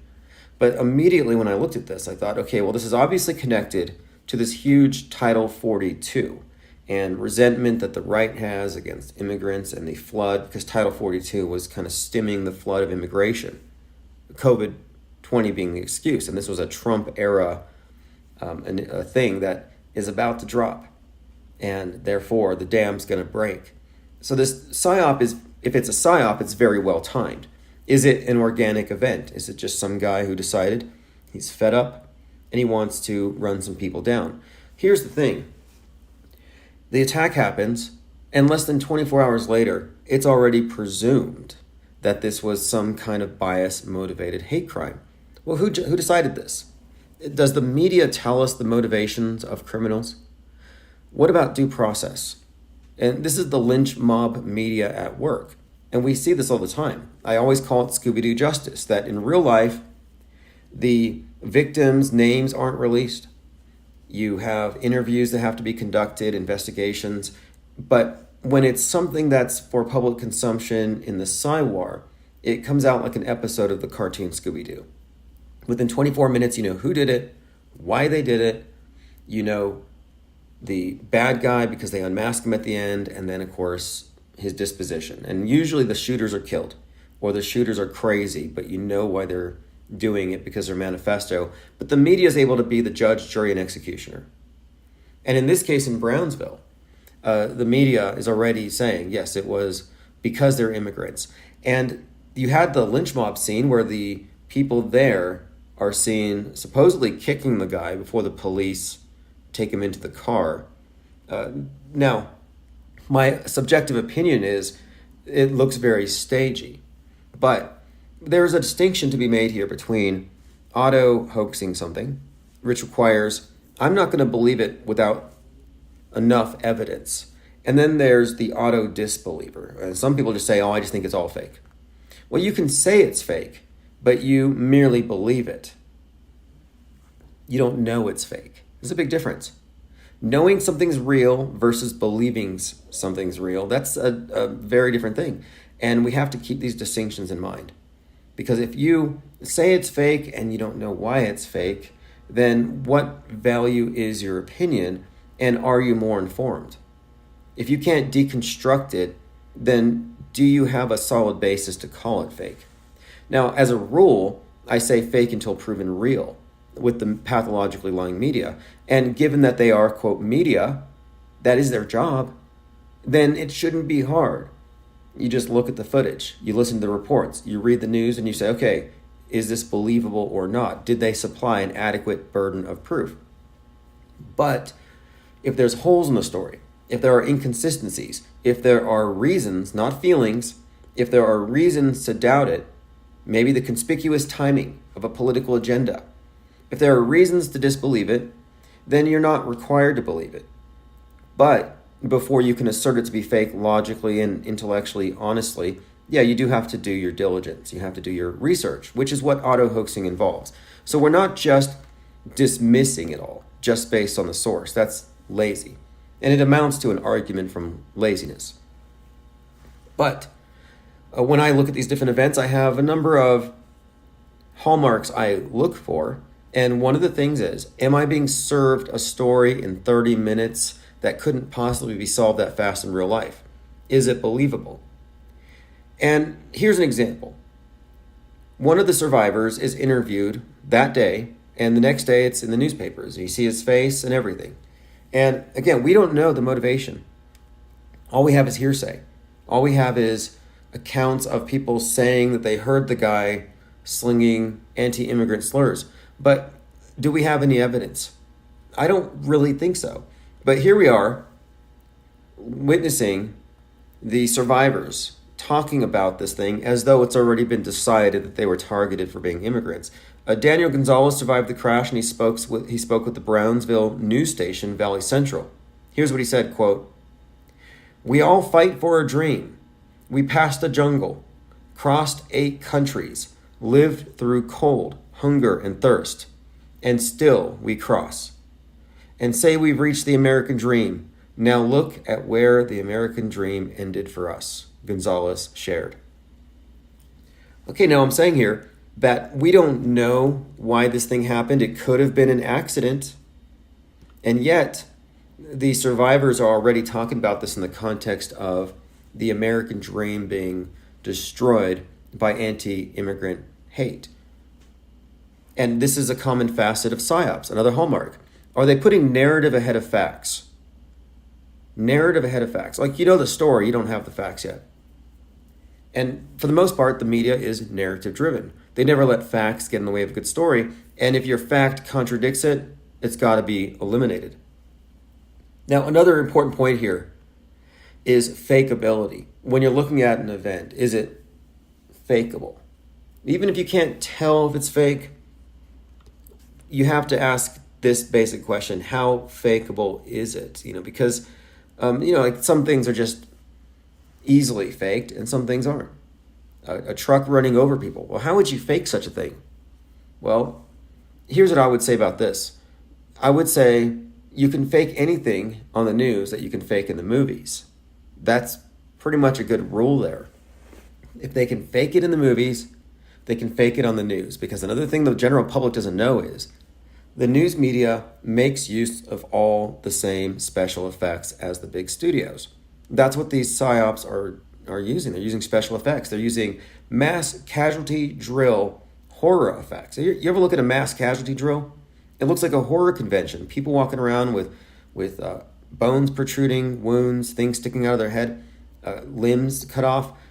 The crisis acting production, when you go into mass casualty drills, involves very sophisticated special effects. Why? To give the first responders a visceral sense of what it's like to deal with somebody who's been mangled and who's screaming in pain. So the realism, the hyper-realism of the drills is there for training purposes. And what I'm saying is that the level of sophistication when it comes to special effects is Hollywood level. So just because it looks real doesn't mean it is. And this is the nature of stage magic. It looks real. Your eyes can be deceived. Your eyes will tell you that boats go over the horizon. They don't. Angular resolution. Your eyes will tell you that woman got sawed in half, or that Chris Angel is levitating. Your eyes will tell you these things because they're being tricked, optical illusions. Now the TV, if you treat the TV like an eye, like your eye, like it's a window to the world. My eyes are looking at the window, and the window's giving me a glimpse. That's just an extension of my eye. If you think that's what it is, then you can be tricked by world stage theater magic. And that's really what we're seeing here. It's a magic show for the most part. Fakeability. How do you fake a closed circuit television of a car running over people? Now, I happen to have experience with video editing. I was a film studies major, and I was specifically focusing on animation and horror movie effects. Like if I had gone a different route, maybe I could have been working for the Psyop Entertainment Complex, because I've actually recreated many effects. And so, for example, if you wanted to do a clip, a CCTV, and this is why I think they would do this, and I'm just going on, if this is fake, how would it be fakeable? Easy. You'd have 20 people sitting on a curb. And of course, the fact that you're using closed circuit television from a distance makes it much easier because there's very little detail. You're mostly looking at silhouettes. Now here you have your 20 people on the curb, and you record for 5 minutes. During that time, cars pass by. Now, what you do is you have at some point everybody scramble and run and land in the grass in weird contorted positions. Just like a flash mob. 3, 2, 1, countdown, everybody overreact. They fling themselves down. Now what you do is you export that footage, you take 1 second's worth of frames where the people jump up, and in those frames you insert a car. It's called video compositing. It's very easy to do. So that could be faked. It would not be difficult. Then the follow-up would be having the follow-up footage on the ground where the actors are correlating with the CCTV. So you'd probably make it very obvious, like, guy with the red shirt, you land over here in this position, you land over here. Like, it's fakeable. They would have to throw some debris on the ground. Look, everything we saw at the Boston bombing, it involved a flash mob and horror movie special effects. So that this is fakeable is not a question. The fact that it's connected to the Title 42 resentment, well, that's also something that speaks, I think it leans it towards being psyopy. Then you have the survivors immediately being treated as martyrs. One of them even putting out a video message to Joe Biden that goes viral. So their accident is being politicized as though it were an anti-immigrant attack before that has even been established as true. Now let's say it's not true. Let's say it was an accident or a drunk driving accident, or maybe he had, I don't know, maybe he had a seizure. So this guy had a seizure and he runs over these people. Well, now for the rest of his life, he's going to be branded as some kind of anti-immigrant terrorist who tried to kamikaze a lot of innocent people. And the media is therefore open to libel and slander. So I'm just saying that the journalists are exercising extreme irresponsibility by running with the hate crime narrative this soon. We have to presume he's innocent until proven guilty. And that's something that's always missed. Again, the mainstream media is the lynch mob media, and they rush to judgment, judge, jury, executioner, and they want to efface due process. They want to get rid of that anyway. They don't like your presumption of innocence or presumption of health. No, you're not healthy until you've been PCR'd. You're not innocent until they declare it. It's almost like they want to get us in the habit of thinking that justice takes place in half an hour. Again, Scooby-Doo justice. Now, on a similar event, I'm going to continue on this one. We're looking at all these events, but we have the simultaneous shooting. Again, the attacks in Brownsville, Texas with the SUV. But then you have a mall shooting in Ellen, Texas. This one by a self-professed neo-Nazi, Hitler fanboy, fan of Tim Pool, funnily enough, fan of 4chan, and all the typical right-wing stuff. He's posted on all these boards. But Elon Musk has retweeted some threads about this shooter suggesting it's a, quote, psyop. And now all of a sudden, I'm seeing the word psyop being used in the media. I heard it on a podcast this morning from the Daily Beast. These right-wingers say every shooting's a psyop. But when they say psyop, when Musk says psyop, when they are using it in this story now, they don't mean fake. They mean people died, but it was a patsy, or the story's being twisted or spun. So they're appropriating the word psyop like they did fake. If you recall in 2015, 2016, fake meant simulated news event, propaganda. Now, thanks to Trump in 2016, fake news meant CNN. Fake news meant bias, one way or the other. So they've appropriated fake, they've appropriated psyop, and terminology matters. That's why I say fakeability is a big deal, and fake does matter. Now, false flag theory is the standard response. Again, the pro-media people, the leftists, they love the mass media and it's their religion, and they see it as just gospel truth. They just believe the MSM. But the rebels, the fake rebels, the controlled opposition, the Elon Musks, they're going to say, no, it's a false flag or it's a psyop because they're the counter to the mainstream. But again, the event is still real. It's just provoked by a patsy or it's some crazy person. But misusing the term psyop is to muddy the term. Nobody is saying nobody died.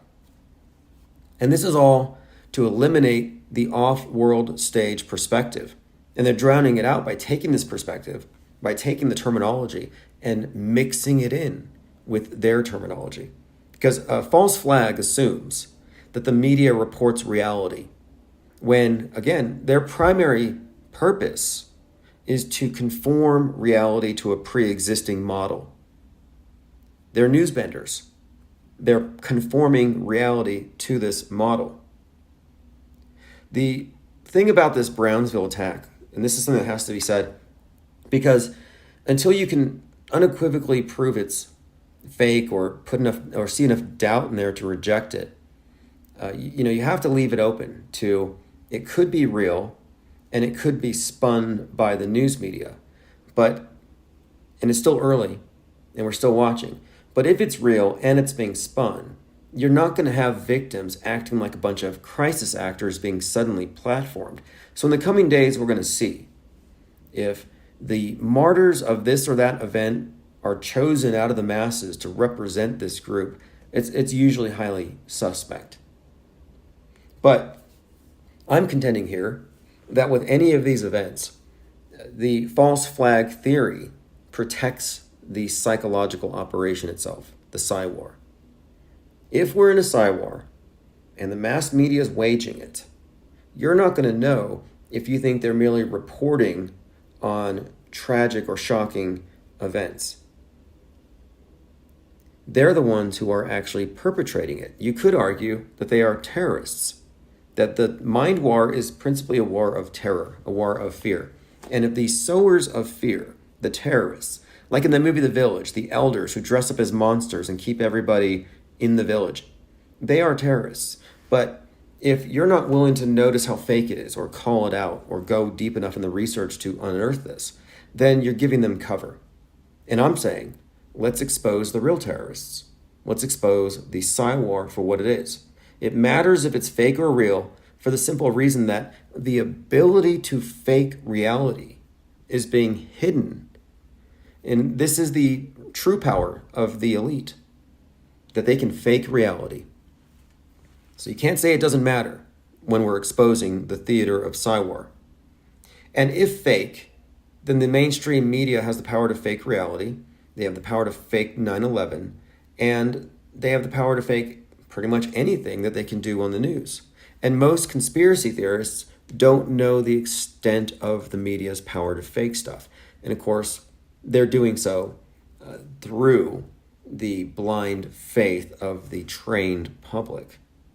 Now, the Psy war isn't about false flags or misreported facts. It's literally about the mind. When it comes to mind control and trauma-induced mind control, many conspiracy theorists recognize, there's MK Ultra, trauma-induced mind control, and may not even realize that they themselves are subjects of it. If you are falling for mainstream media spells, as in this one here traumatized you and you believed it and it changed the way you behave, then you are the MK Ultra subject. Like, I think MK Ultra exists, but I don't think it's individuals that are put into special programs and they're trained so that they have triggers that will cause them to react in certain ways. No, I think MK Ultra is done to the public. Mind Control Ultra. In other words, the public is given a bunch of triggers. You're given stories and narratives to give you a level of suggestibility to believe certain things later. and then you can be triggered to respond accordingly. Now, it's a paradigm shift that's, again, I think it's too big for most people to accept. It's big because the problem is philosophical. It's not a matter of finding the right media personalities to trust. Twitter and Musk isn't going to save you. Musk is a space faker. Tucker Carlson leaving Fox and going to Twitter isn't really somebody leaving elite media and going to the populist media. No, that's also fake. The problem is philosophical. Again, it's about your operating system. Are you rejecting logical fallacies regularly? Are you using reason over emotion? The real or fake is not even a question in the minds of the mainstream media deceived, because they don't know. They don't know that media can lie on that level. They don't know the level of fakeability. They're given stories like Jussie Smollett. Oh, look, Jussie Smollett tried to lie to us, and we exposed him, and he's a scapegoat, and it works. Lion Brian Williams. Oh, yeah, this guy lied, and we kicked him out for 6 months. No, the media lies as a matter of practice. It's the rule, not the exception. But occasionally they throw out these bad actors so you think that they've cleaned house. You think that they're trying to protect truth. Not at all. It's a ruse, and it's a misdirection to say that Jussie Smollett is what happens when you try to fake out the news. No, not at all. And you know what it does illustrate too, though, is how the media treats all of its reporting as automatically true without any sort of vetting. No one within the media questioned Jussie Smollett until they were told it was a hoax. They auto-believe their own reporting. It's the nature of the echo chamber. Now, again, we are looking at several different events, and when we're looking at these events, we have to ask the fakeability question. Can you fake an SUV attack? Well, they faked many truck attacks. How do you do it? Create a story with a cast. Create the CCTV. Flash mob it Boston Hoaxathon style. Script it to match the closed circuit television, and then have witnesses walk through the scene recording it to corroborate with the CCTV. And this is similar to how the rocket goes to space, but once it, or you think it goes to space, you see the rocket, you might even be there, and it launches up, this thing goes out of sight, out of mind, but then you can watch on TV, and now it's in space, and you can see it in space because it's on TV. Well, do these things logically connect? Well, I mean, in terms of, yeah, there's a logical sequence. Out of sight, out of mind. Now we have to use the onboard cameras to see it. But is there a place here where maybe you could have been tricked? Is there room here for faking reality? Well, sure. You're trusting that when they flip the switch to the onboard camera, that it's actually in space and that isn't pre-produced. And I think this is the part where it requires a slight leap of faith, because it's not continuous footage from Earth to space. If you didn't know, this is like this with all rocket launches. You don't have one continuous shot generally. It's from the ground, and then they have to cut to the in space. And I'm saying is that that's where they can fudge with reality. They let you connect the two. This is how animation works. Bunch of disparate drawings, but when you put them in sequence and you flash one in front of the other fast enough, it looks like it's animated, like it's a character. No, it's not a character moving. It's just a bunch of drawings. It's an illusion. Your mind creates the illusion of continuity. So if you're looking at the CCTV footage and then the people on the ground, your mind is creating that continuity. Is it there?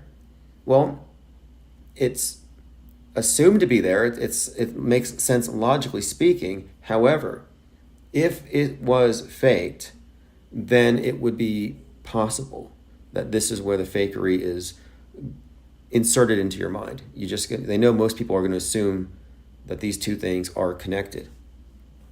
And this is what I mean, it looks real. And this is one of the important key things about auto-hoaxing, is recognizing that you're dupable. If you don't think you're dupable, then you're lying to yourself.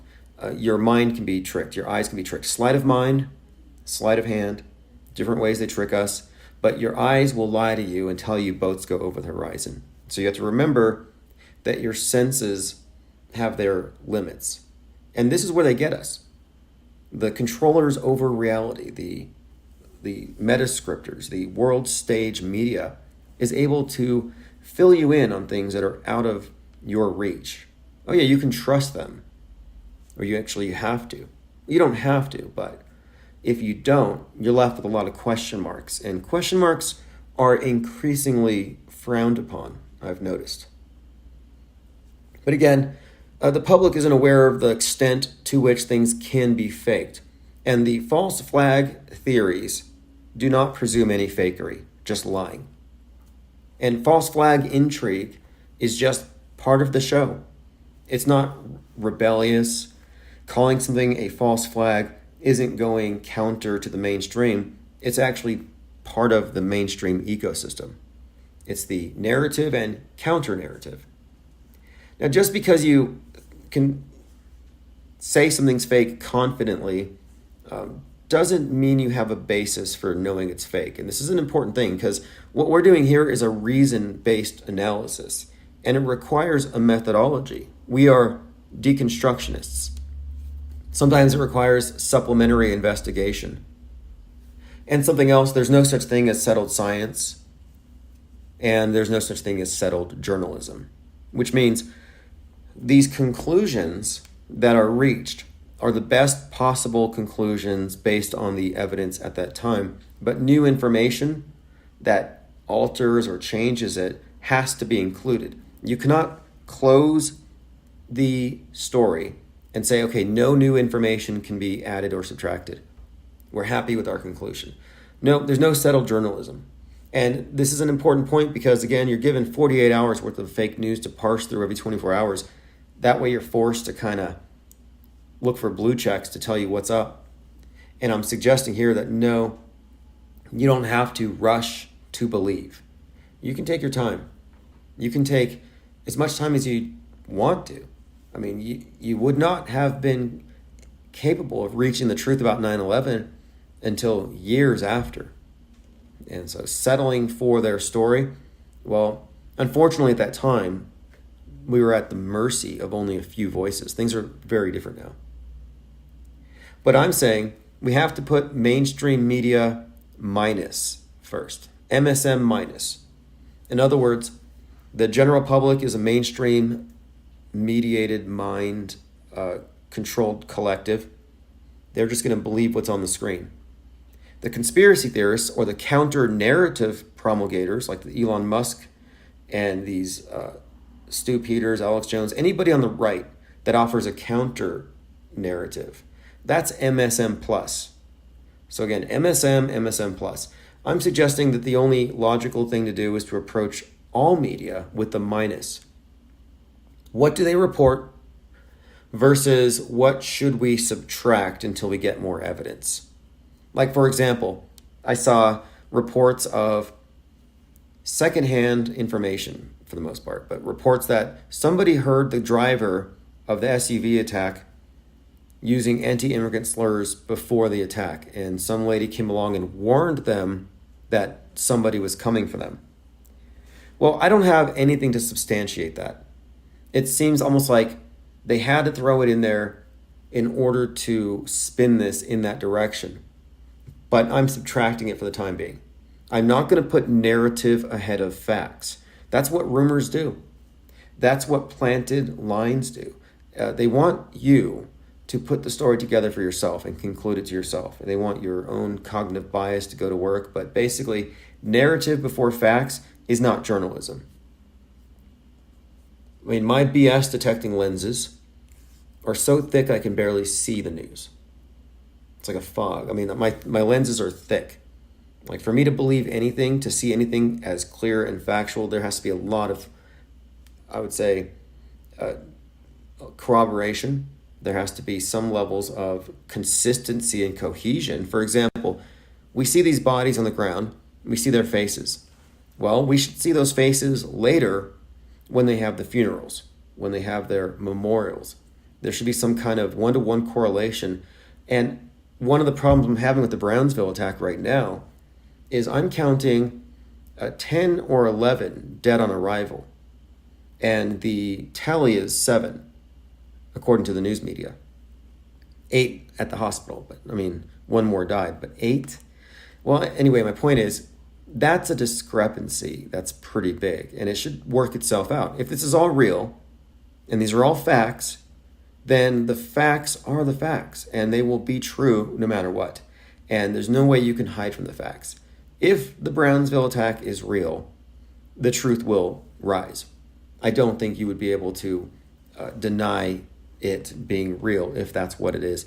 And I do not deny, I'm not a reality denialist, and people who don't look at additional information are reality denialists.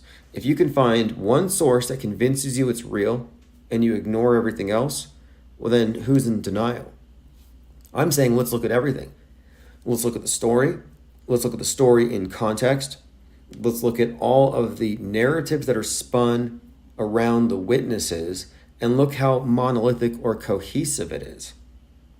And are we looking at a group of innocent people being politically exploited? Some of them participating in their own political exploitation? Did they go from being mere immigrants to activists to spokesmouths for this cause? Now, these are all things that have to be considered. Again, it's a magic show. And a lot of times, you're not given information to debunk it just based on what they show you. Think about any magic trick. If you only go off the magic trick and what you can visually see, unless you know what the magician knows, you can't debunk it. Are you going to therefore say, oh, it's real then?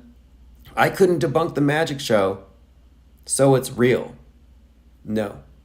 You have to be fully apprised of what magic shows are, the history of magic, what goes into the tricks, what's backstage. And if you approach media like, if I can't debunk it visually, it's real, then you're failing to appreciate the magic show for what it actually is. Now again, auto hoaxers must know why it's fake. That's why my bullshit detecting glasses are thick. Like, I am going to filter through all the BS.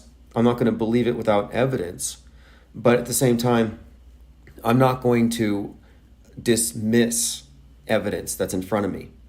And of course, anybody telling you something is fake without any kind of counter to what's already there or explanation for how it could be fakeable is on kind of shaky ground. And you can know why it's fake or you can believe it's fake. These are two different things. And I need to know why it's fake, but I also need to know why it's real. And I have a certain number of hallmarks I look for. But again, one source isn't enough. You have to take a more cohesive approach here, a gestalt seeking approach. You have to look at the big picture. What is the big pattern here? Mass shootings, for example. How is it that in the last 6 months, all the shooters went from white neo-Nazi bowl cuts to leftists to trans gun persons to people that the right wing would fear, the Mexican nationalist? Like they play around with these narratives to get people involved in the story that weren't previously interested. It's like target marketing their propaganda. But again, I'm not going to knee-jerk call something fake, even if my opinion, and this is my informed opinion, is that for the most part, every one of these school shootings or mall shootings or synagogue or church shootings are eminently debunkable and just fake on the face of it. And you can look at some of these crisis actors and they're grinning and they're laughing. And oftentimes you're wondering, why are witnesses to a violent crime putting their faces on TV when the guy hasn't been convicted yet? Like, there's all sorts of problems that I have with how these things are presented. But I have to go through and deconstruct them. And I do so not just for the purpose of making the case to people who are believing in this stuff, but also to develop a greater understanding of the how. How are they faking this stuff? For example, my experience in film studies was centered on animation and horror special effects, and not CGI blood, even though I did learn how to do that, but the real theatrical stuff as well. creating flesh wounds, protruding bones. And this is a theater. This is costuming more than editing. And it's actually very refined. I mean, the special effects, prosthetics, the stuff that's used at these mass casualty events is very convincing for training purposes. And mass casualty supply companies are essentially Hollywood-level special effects props. And this stuff is stuff that you would need to be appraised of. You'd have to know. If you're not apprised of all their tricks, they can easily trick you. How did they pull this off? That looks real. Well, here's how they could simulate it. Boston Hoaxathon revealed for many the existence of the amputee crisis actor. I mean, think about the potential there for fakery. It's pretty self-explanatory. And I'm thinking here that we have to know all of their techniques. The public is ignorant to this stuff, and they're meant to be. They're meant to be fed the steady diet of lies and alternative lies. They don't want you to see the truth. This is a mind control program that's been going on for generations. Now, every reporter so far, when it comes to this event in Brownsville, has treated this thing as a bias-motivated crime. The driver's already been convicted somehow. And all of the stories are based on this immigrant martyr setup. And to me, that's not reporting. That's opinion. That is storytelling. That is narrative, not facts. Narrative, not facts. And I've been looking at the person who supplied the closed circuit television footage. And that, to me, is very suspect. He claims he came to work. He heard from an electrician that something was going on. He checks the video and he sees dead bodies. Now, my question is, did he email it? Did he tweet it? I mean, put yourself in his shoes. You own a business, and people in front of your business die, including children, because a car runs them over, and it's a hate crime. Are you going to take that footage that morning and leak it on the internet, and then go on the news and talk about immigrants and how their American dream got cut short? Like, I'm suggesting that this is, again, a hallmark of a psyop, putting narrative in front of facts, having the story told, and they put it all together for you. I don't think the closed circuit television footage should have been released hours after the crash. I don't think it should have gone anywhere to the police, and I'm finding it very suspect that it's suddenly ubiquitous. And, of course, that the person was very opinionated about Title 42. Now, TMZ, we often point out, gets all the great leads. They often get footage before the police. And, maybe it's one of these instances where he gave it to the news first, but we don't have that information. We don't have that chain of custody, and we still don't have an explanation for why. It looks to me, again, like more of this building this narrative up. And I love how everyone just agrees that this was a racist anti-immigrant hate attack. Like, what were the chances that he was going to survive? What we're looking at here, if this is real, is essentially a kamikaze. Someone's risking his life to do harm to other people, crashing. What's the payoff for him? I find that very suspect. One of the survivors gave a video message to Joe Biden about Title 42. I mean, it just sounds to me like this is an open borders infomercial. The bodies of the dead have not been buried. The crime has not been solved yet. The adage about if it bleeds, it leads has never been truer than 2023. Now, something else too. They needed that CCTV camera. And this is common with a lot of these events. It's very poor quality. And they need to give it back to 2005, which is where I think they got it from. Now, if you were to recreate the scene, or if you were to try to create an SUV attack, you would not be able to fake it with an iPhone. And this is something I will say when it comes to, is this possibly, or the fakeability question. Yes, you could fake an SUV running over people with a 2005 era closed circuit television camera, And you could do it with Photoshop. Not hard to do. But could you do it with an iPhone camera? No, there's a huge difference between a stationary camera and a mobile one. If you're doing a frame-by-frame modification, no way. And then there's the close-up and the detail that you wouldn't be able to replicate with a moving object like a truck. Like, I don't think they could fake it from an iPhone camera and make it look as realistic. Not at all. But they didn't have to. The iPhone cameras, the smartphones show up when the victims are already piled up on the ground. And it was only a 1-second clip. You know, it's a truck running over 20 people for 1 second from a distance. Yeah, that's easy compared to close up before, during, and after. Now, I'm not rushing to call something fake. It's the same error as rushing to call it real, and the general public is always in error. But there's not enough on day one to unequivocally reveal the entire hoax. I almost feel like we should start a betting pool for some of these things. As in, if you think it might be real, or you think it might be fake, let's just kind of place our bets and then see what happens over the coming week. I mean, if you just saw the closed circuit television, yeah, real, case closed. And then you add into it discrepancies between it and the follow-up footage, okay, maybe there's some questions. Then you raise the question of fakeability. Then you look at the political utility of it. Then you look at the survivors getting mainstream media coverage and platforming for a leftist agenda. Then it becomes clear to me that, yeah, there's enough doubt here, and now I am awaiting more facts. More facts to back up their narrative. Was this indeed a biased, motivated crime? Was this a hate crime? If so, then we can probably build the case for this thing being real or something. But if it's not a biased, motivated crime, then why would every single journalist and outlet, New York Times on down, run with that narrative? Again, narrative before facts, that's typical of psychological operations. Fake until proven real, but you have to prove it fake.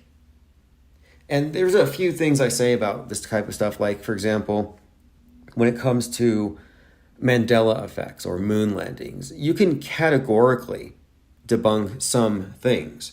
Like, for example, rocket launches to the moon.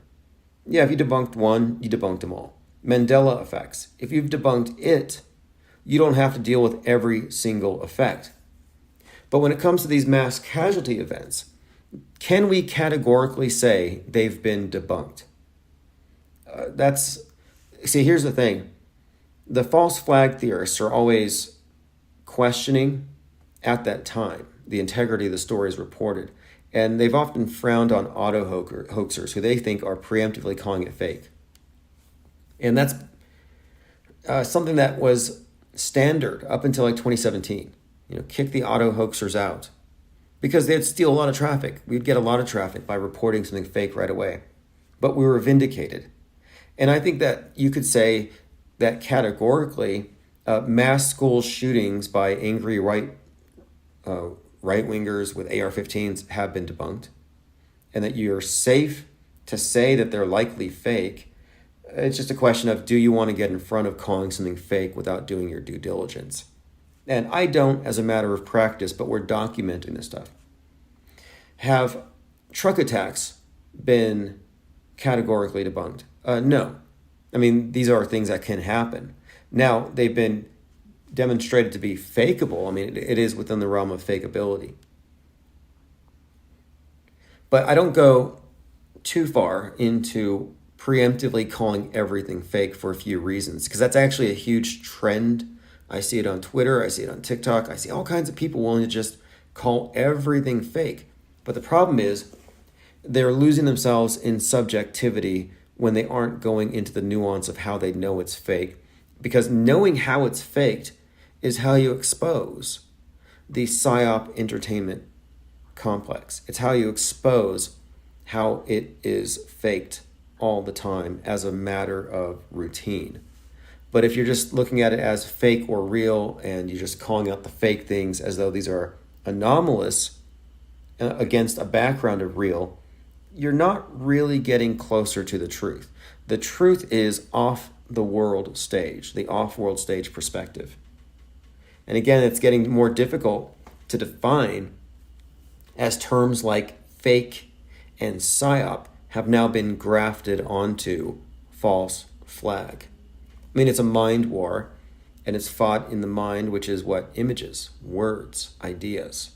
This is why words matter. And this is why fakeability matters. This is the question. Is it fakeable? And again, what is the media's true role in the world? And I'm saying their true purpose, their role in the world is fabricating events to create a worldview that makes us manageable for the power elite. Manageable, controllable, and triggerable.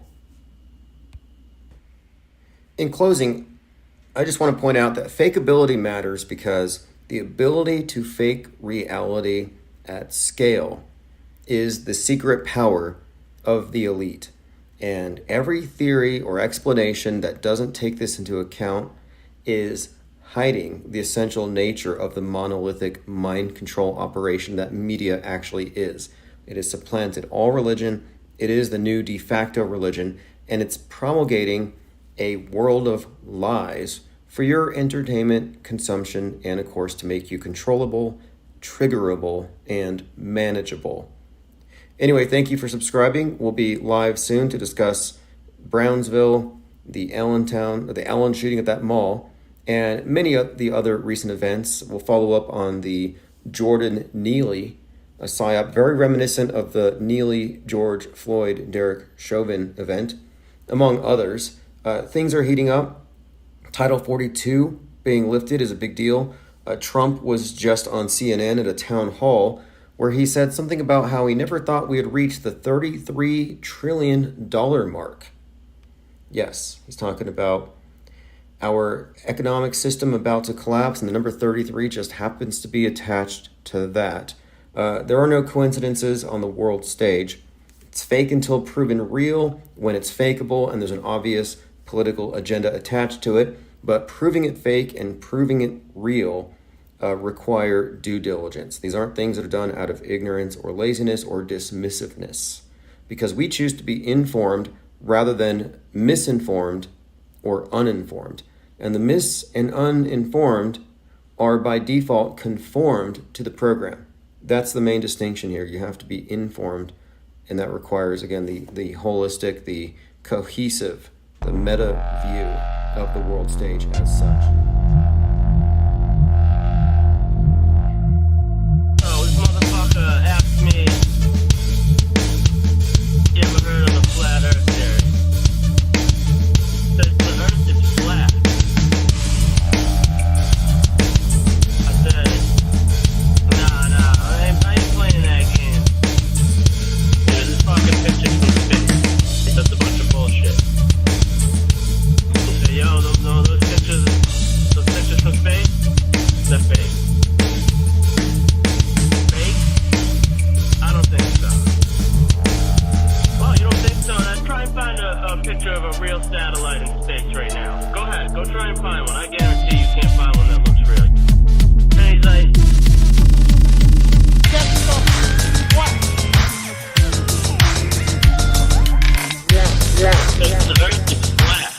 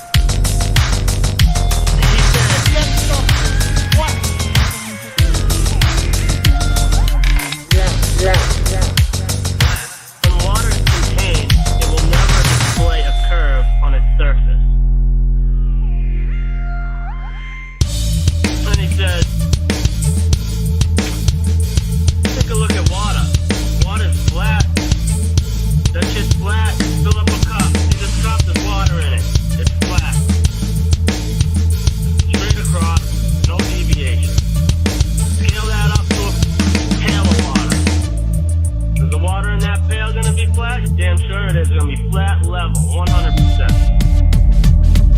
Scale that up to a swimming pool. And he's like, that's so what? The earth is flat. And he said, that's so what?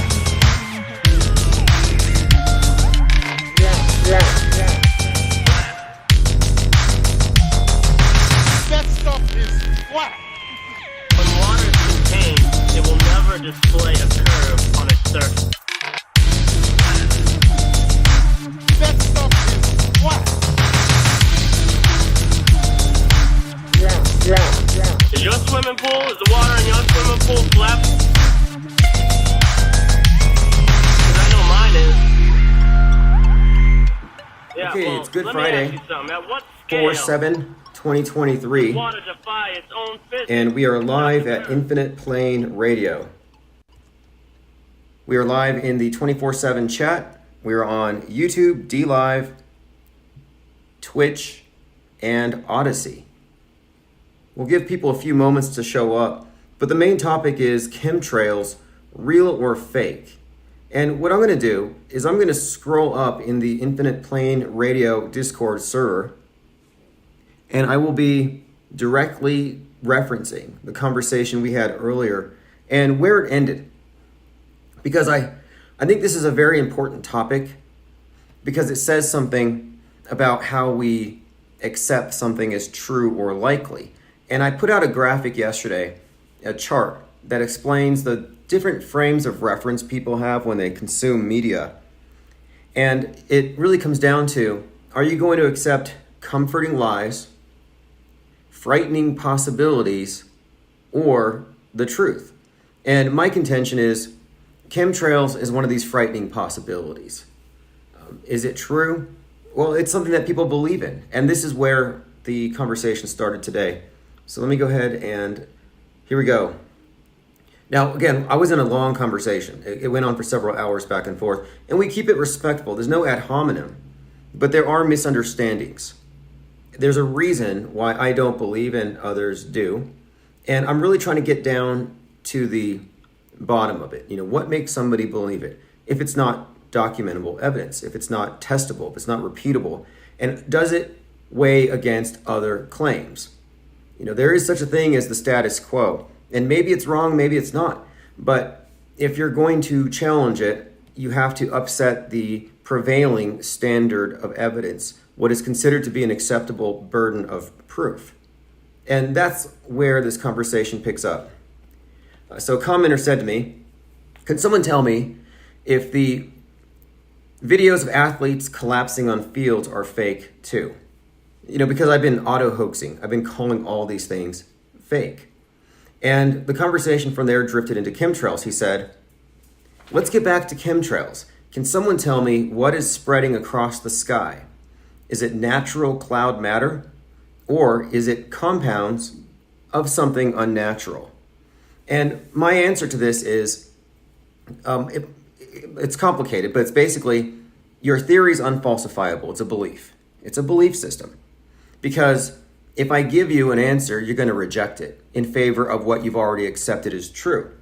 He asked, what is spreading across the sky? Is it natural cloud matter, or is it compounds of something unnatural? And my answer is, it's natural cloud matter.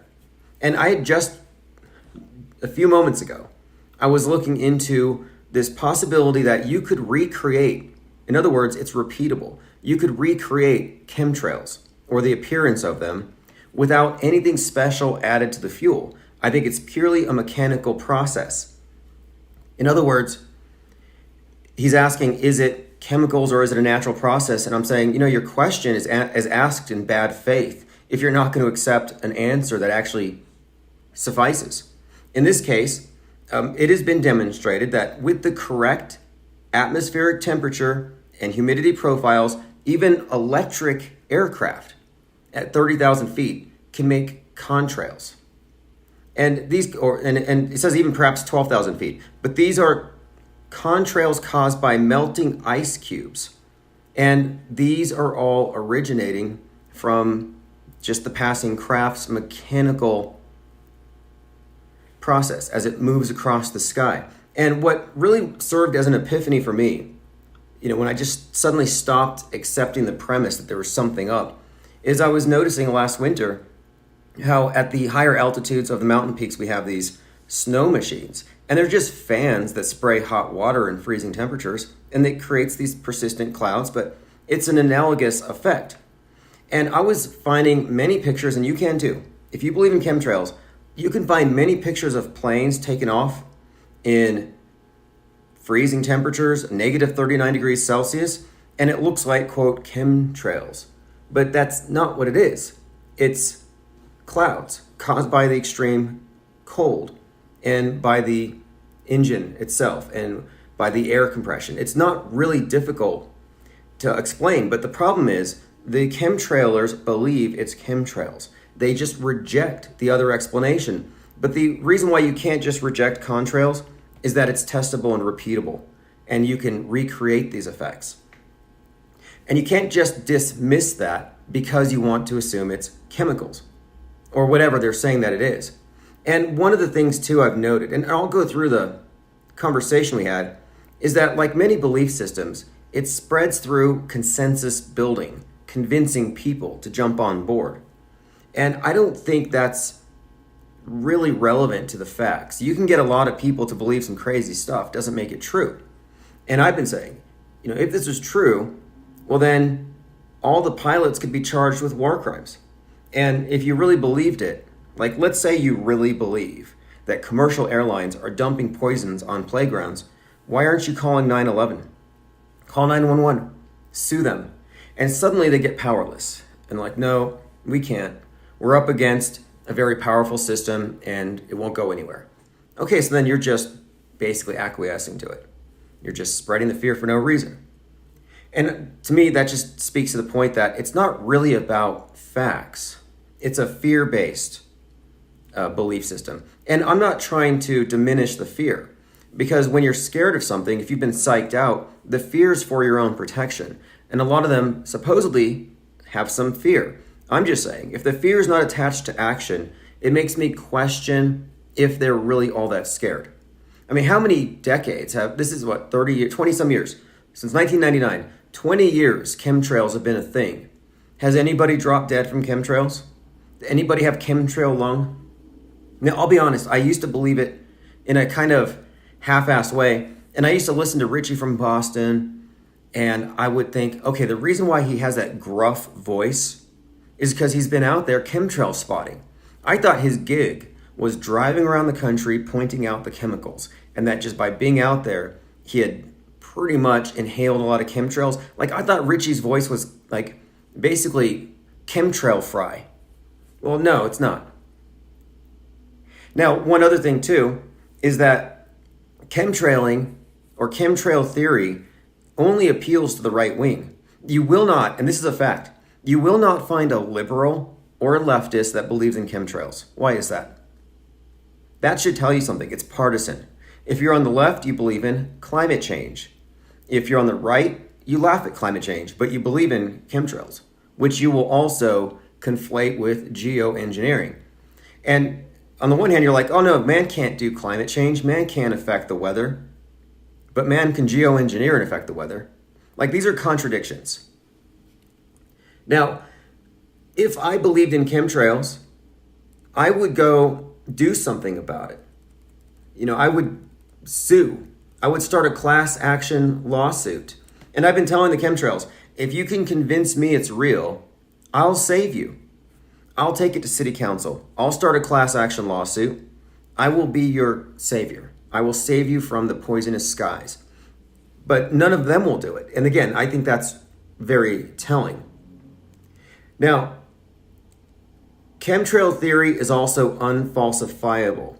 And what I mean is that no evidence to the contrary will be accepted. They will automatically say, like for example, I say, okay, is it commercial airlines?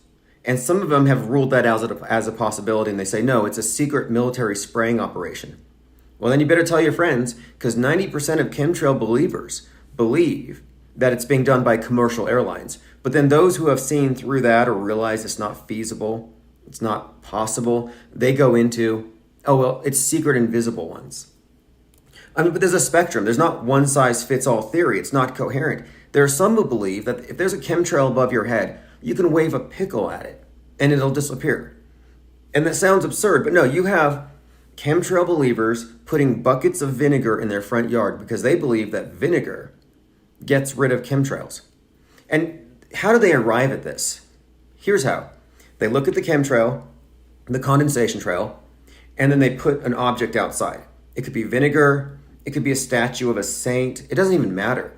They just believe that because this precedes that, this caused that. It's logically fallacious reasoning. But many fall for it, and they falsely correlate their vinegar with the condensation trails disappearing.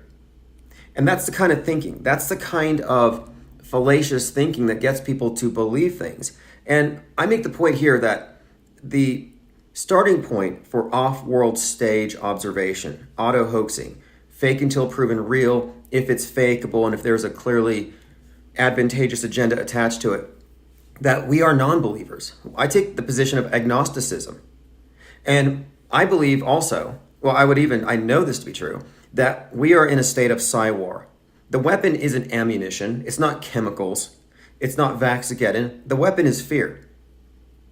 That's all it is, it's fear. It's fear-based mind control. The elite have always controlled the superstitious masses with weaponized superstition. And this is no different.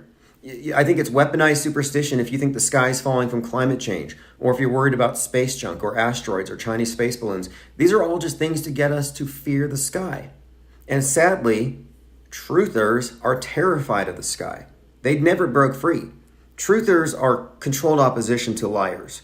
And by liars, the establishment media, yeah, they're liars. By default, their whole paradigm is an augmentation onto reality, a deviation from truth. It is by definition a lie, and they are liars. Truthers, it sounds nice, but it's a subjective truth, and it's actually controlled opposition to the establishment lying. And the establishment liars need this dialectic. They need to have their anti for their pro. I don't take the anti or pro position. I'm a conscientious objector to the psy-war. I refuse the fear.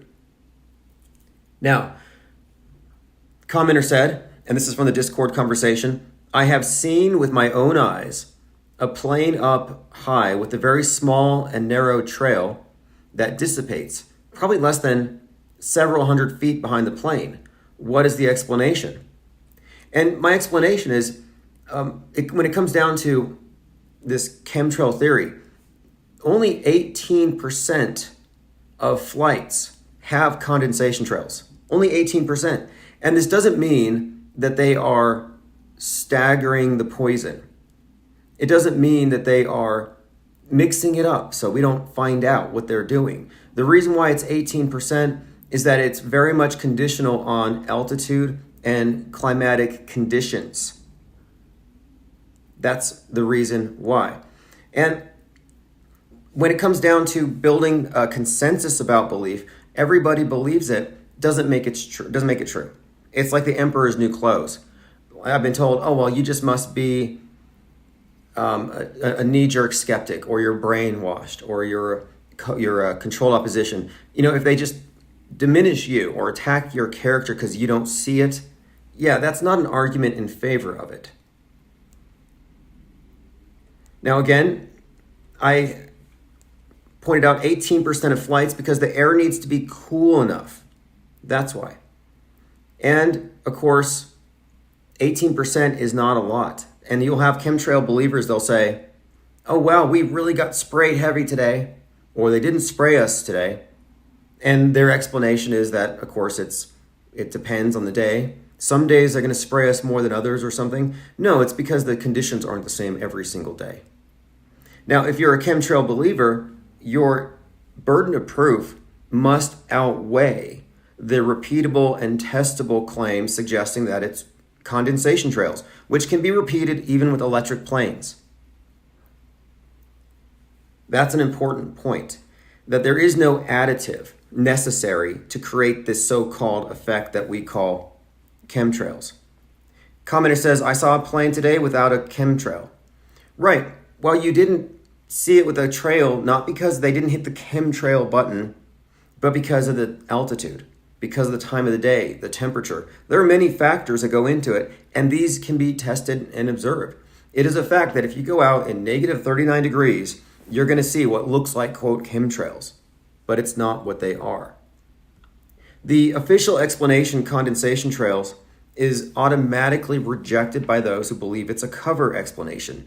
And if your automatic explanation is, oh, it's a cover explanation, then it's not falsifiable. And what I mean by falsifiable is this.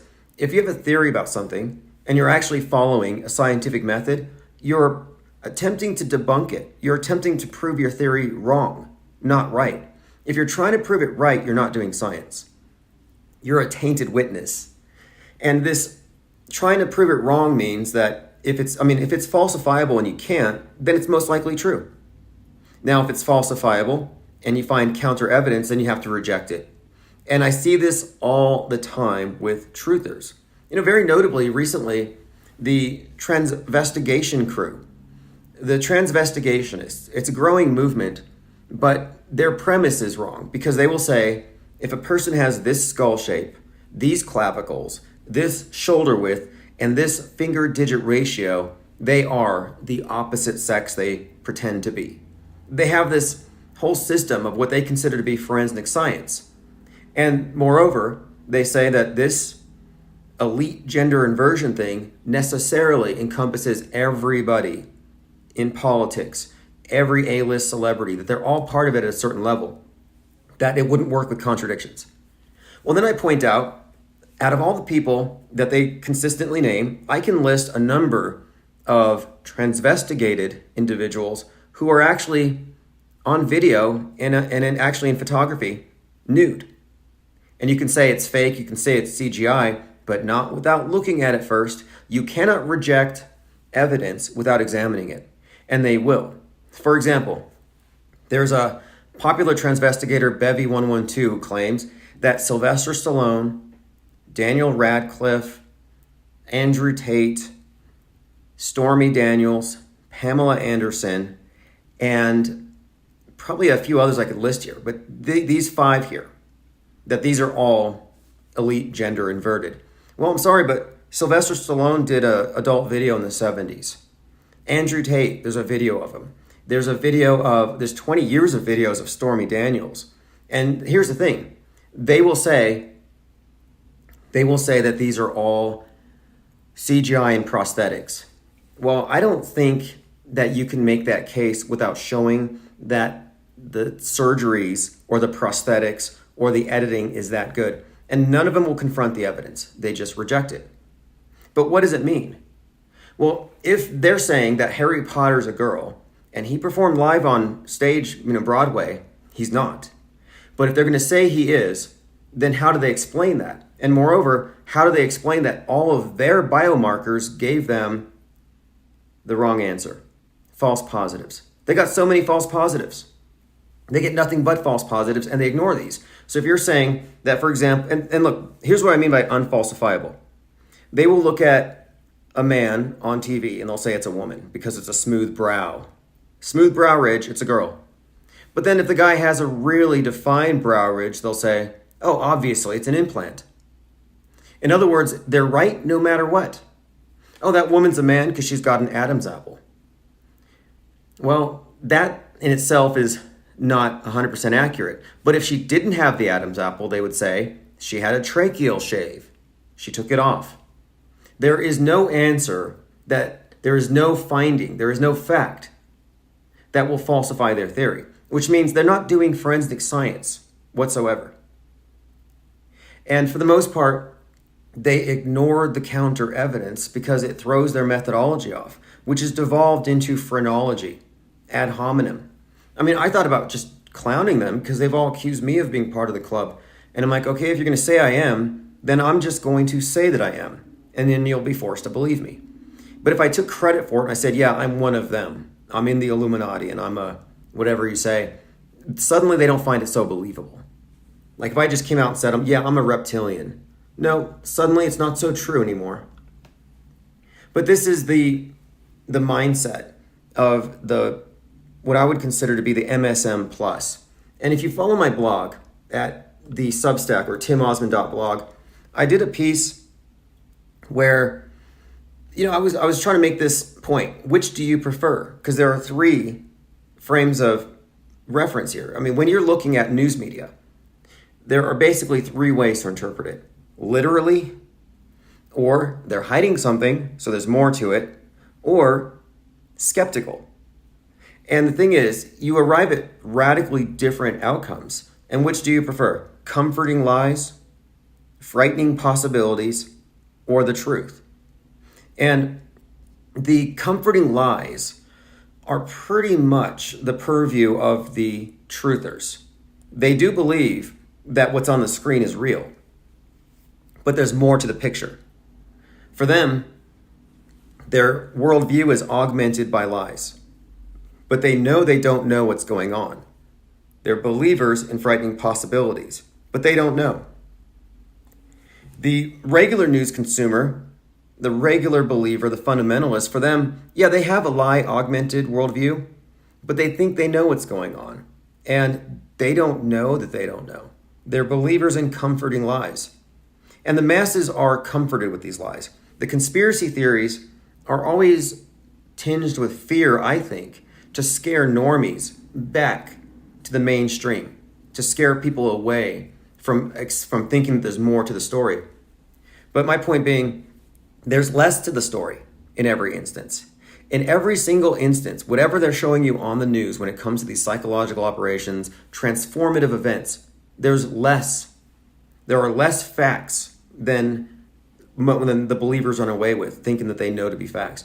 But the thing is, they're not aware that we're in a state of psywar, which we are. We were born in a doomsday cult. We were born into a mental quarantine. And the internet is kind of helping to break it, but you can kind of see how they're automatically clamping down on it. There's like an immune system. I found a very good article today on the topic of the pandemic, where others have arrived at the conclusion that I arrived at in 2020. But merely talking about it gets you banned. And now, if you post links to some articles on Twitter, even with BitChute, they always say, warning, dangerous link ahead. Like there's constantly these new warnings, which I see as T cells.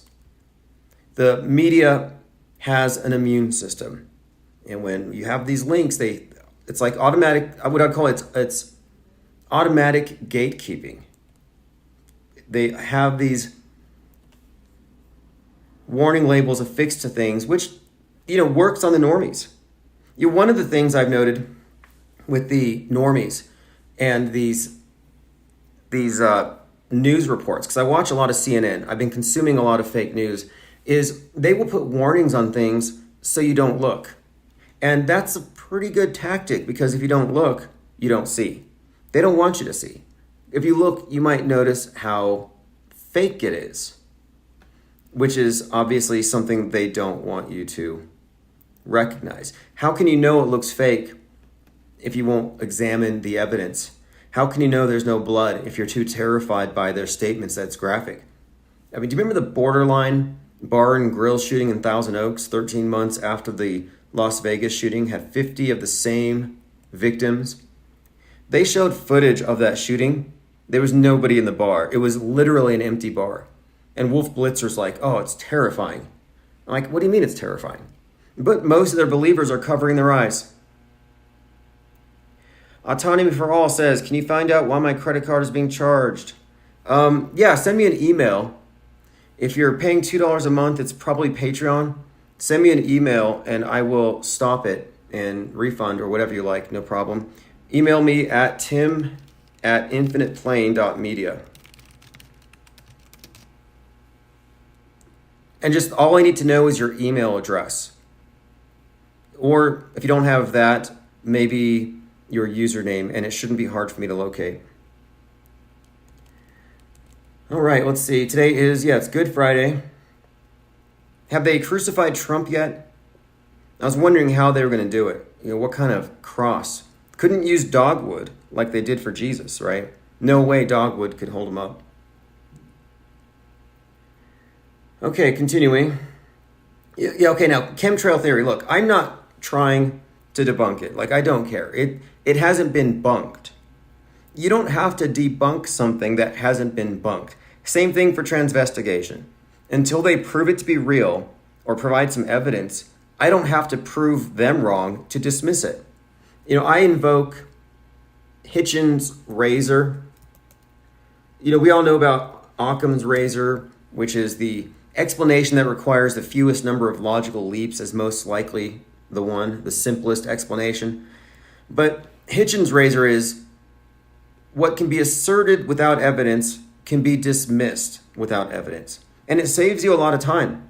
I'm kind of doing a favor to believers in scary and frightening possibilities by deconstructing their fears, but I'm under no obligation to debunk their fears.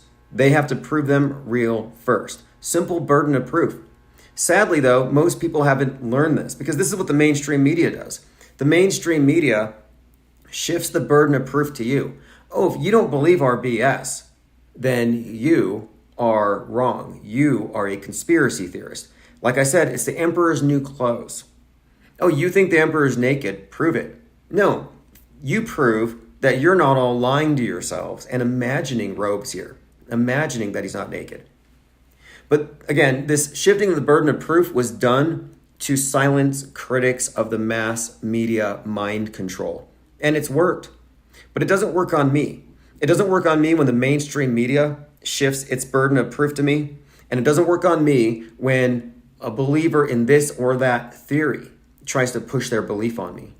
I will happily dismiss these things. I have no fear about the sky falling, no matter what the cause happens to be. I'm not afraid of space junk, not afraid of climate change, not afraid of chemtrails. And it doesn't make me a bad person for not believing, but non-believers have a bad rap. Like if you're a non-believer, like I remember the first time I realized that chemtrails was like a sacrosanct, a sacred topic. Like you don't just dismiss it. I was having a conversation with some believers and one said, "You don't believe in chemtrails? My kids, they go to school and there's chemicals being dumped on their playgrounds and you don't believe in it." And it was like I was the one spraying poison on his kids. It's like, look, man, I don't even fly over your neighborhood. It has nothing to do with me. Joined by Penguin Doctor says, "Happy Ishtar." Oh, yes. This should be a good one, too, considering the Super Bowl Babylon fertility rite with the goddess representative coming down as Babylon, Isis, Rihanna doing that ritual where she's in red and all the dancers are in white. Again, it's a fertility rite. The mass, which celebrated the goddess that is celebrated this weekend. Linda Curtis says, "You're a chemtrail blocker." Yeah, I am. I'm a God blocker. I'm a chemtrail blocker. And I'm not trying to dismiss people's sacred beliefs. Whatever you believe, it's fine by me. I'm just not going to accept any premise that I feel is trying to get me to accept the existence of something that's not there, that just adds to the things to be afraid of. Like there are enough real things to be afraid of in the world without having to imagine things. Superstition, though, again, superstition is a tool of the elite to control you. Always has been. Religions have always done this. And the MSM is the world's biggest religion. We live in the lie world order, and those at the top who tell the biggest lies know what's going on. Those at the bottom merely believe, and all beliefs are subjective if you're on the world stage. All the belief systems on the world stage exist in this closed system. And it doesn't matter if you're left or right, a chemtrail-fearing activist or a climate change hysteric. Either way, you both fear the sky. And I think that's the template. I've been saying this for some time, that the atheists would laugh at a flood myth. They would laugh at the idea that, oh yeah, God's going to flood you if you guys don't change your behaviors. But then you tell them about climate change, and they're like, yeah, the globe's going to flood us if we don't change our behaviors and modify the behaviors of our neighbors. Get them to believe. Again, it's a religion. Commenter says, I'm tired of having to explain auto-hoaxing to women on Bumble. Well, look, here's something I don't do. I don't proselytize. Belief systems require proselytizing. Like chemtrail believers don't find facts. They convert people to their fear. And then you have a big chorus. And they all believe it, but none of them know. Again, the lie world order. At the top, they know. At the bottom, they're believers. It's easy to get a bunch of believers around a cause, but try to find one who knows what's going on. But you cannot convert a believer to a knower. This is philosophy. It's epistemology. And we're living through a philosophical crisis. I don't think you can fix that, and I don't know why you would want to. Unless, I guess there's a good motive in there somewhere, white knighting, I guess. But I don't think you can. Like, have you ever tried to cure someone of, I'm not going to say cure. Have you ever tried to disabuse someone of their religious beliefs? Why would you? The mainstream media is a religion. It's a de facto religion. The globe is a God construct. But I understand, I guess, the impulse. You realize we're being lied to and you want to help people see through. But the thing is, most people can't see through. It all has to do with their frame. Are they a fundamentalist believer in what's on the screen? Have they stepped back from that? Or even can they? Most people can't. Most people can't. A lot of so-called truthers are deeper in the matrix than the half-assed mainstream media default believers.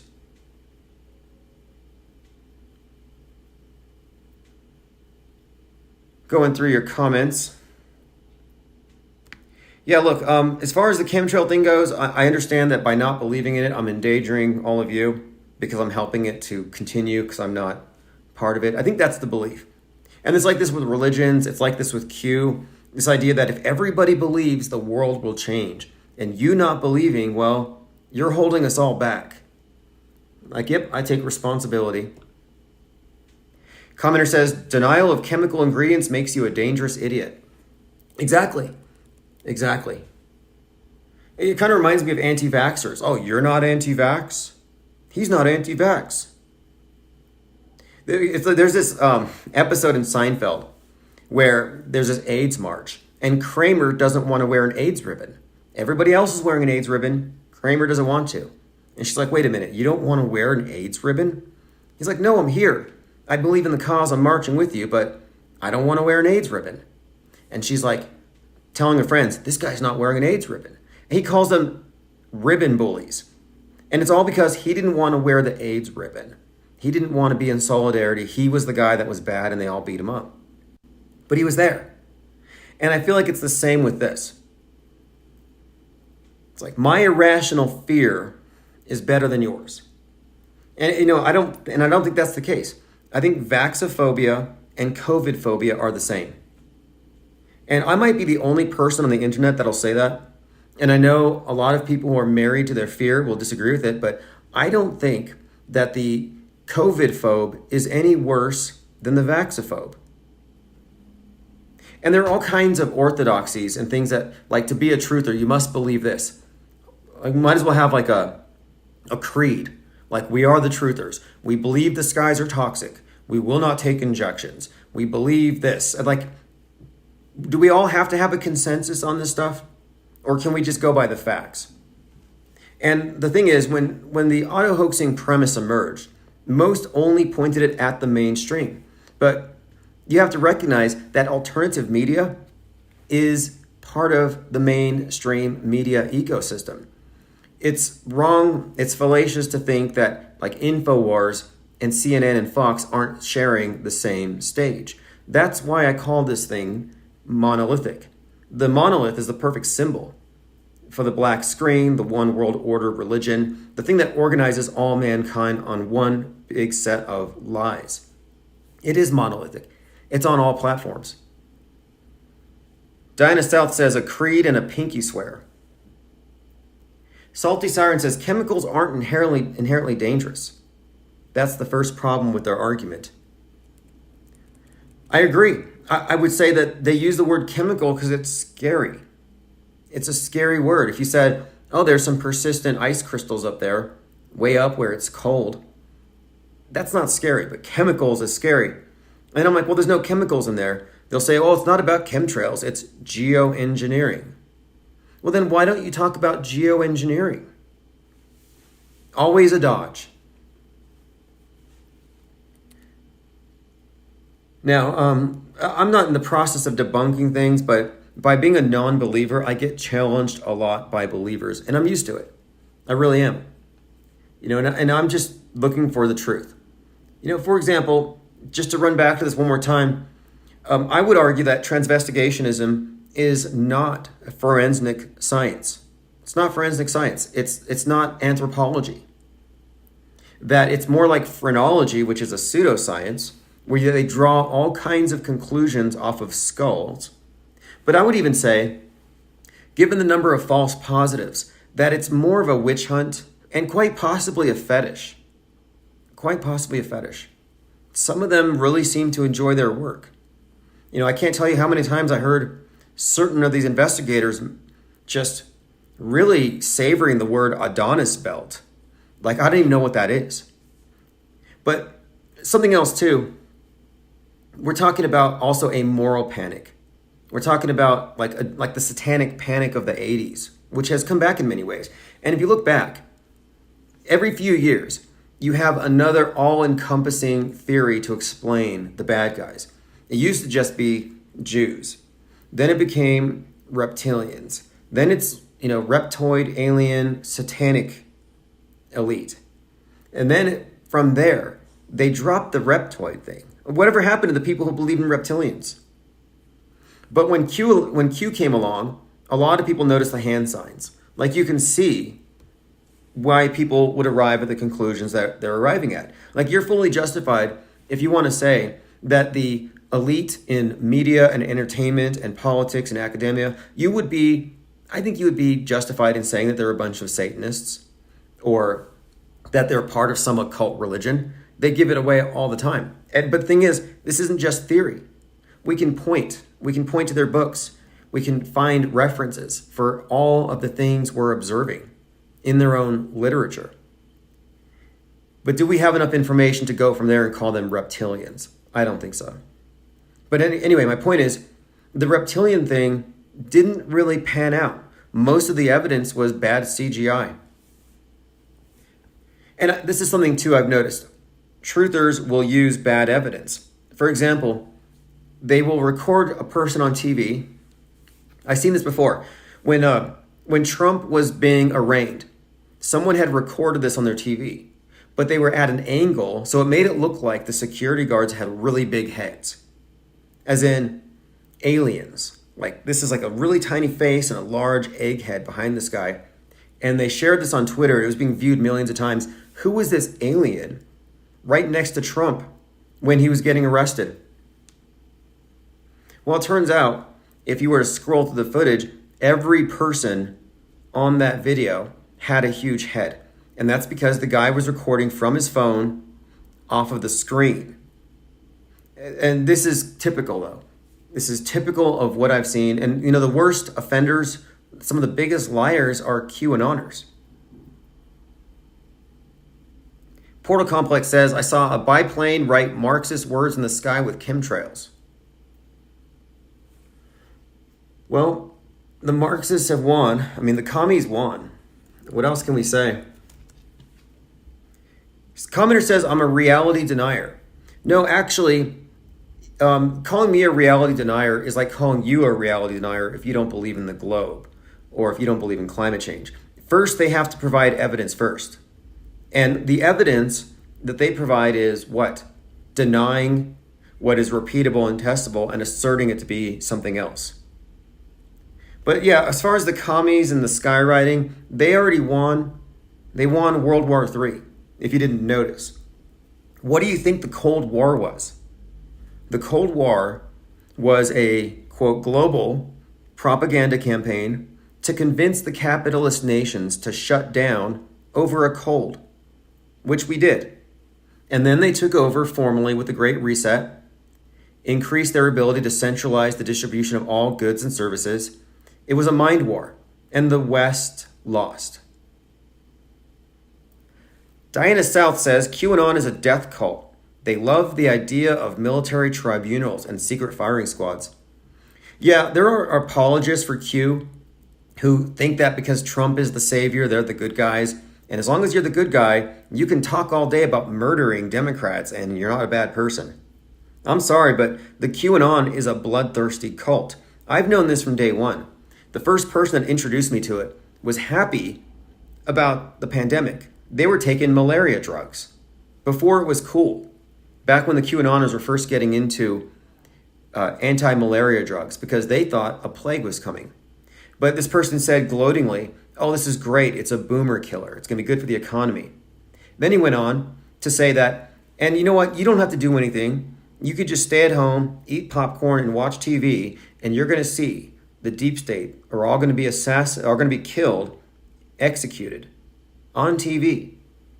And I always explained that it was going to be like 10 days where the media was going to be seized and every screen, every phone, everything would be hijacked.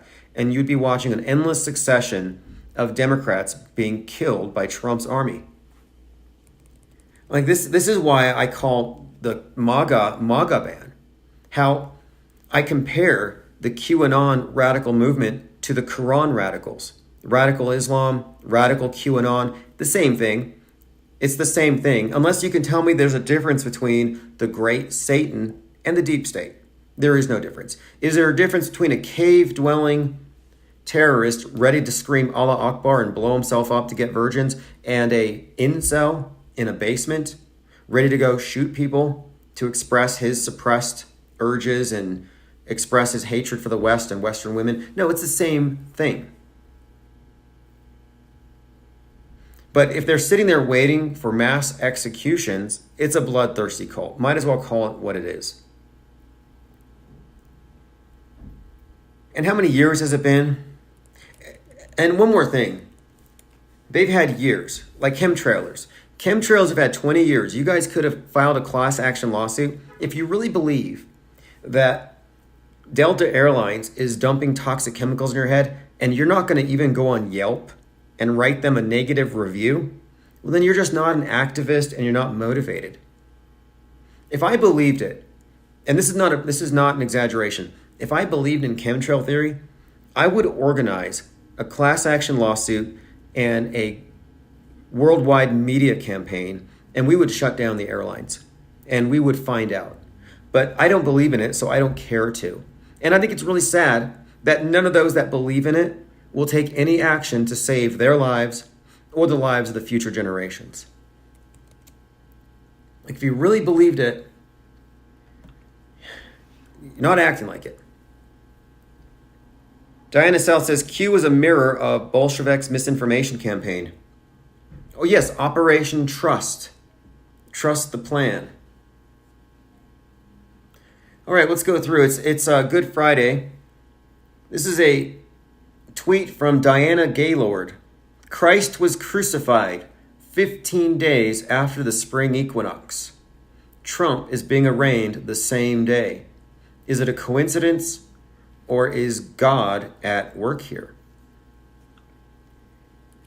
Well, God's taking his sweet time because Save the Children in 2015, now we're rounding on 2024. I'm pretty sure those children are all old enough to vote Democrat now.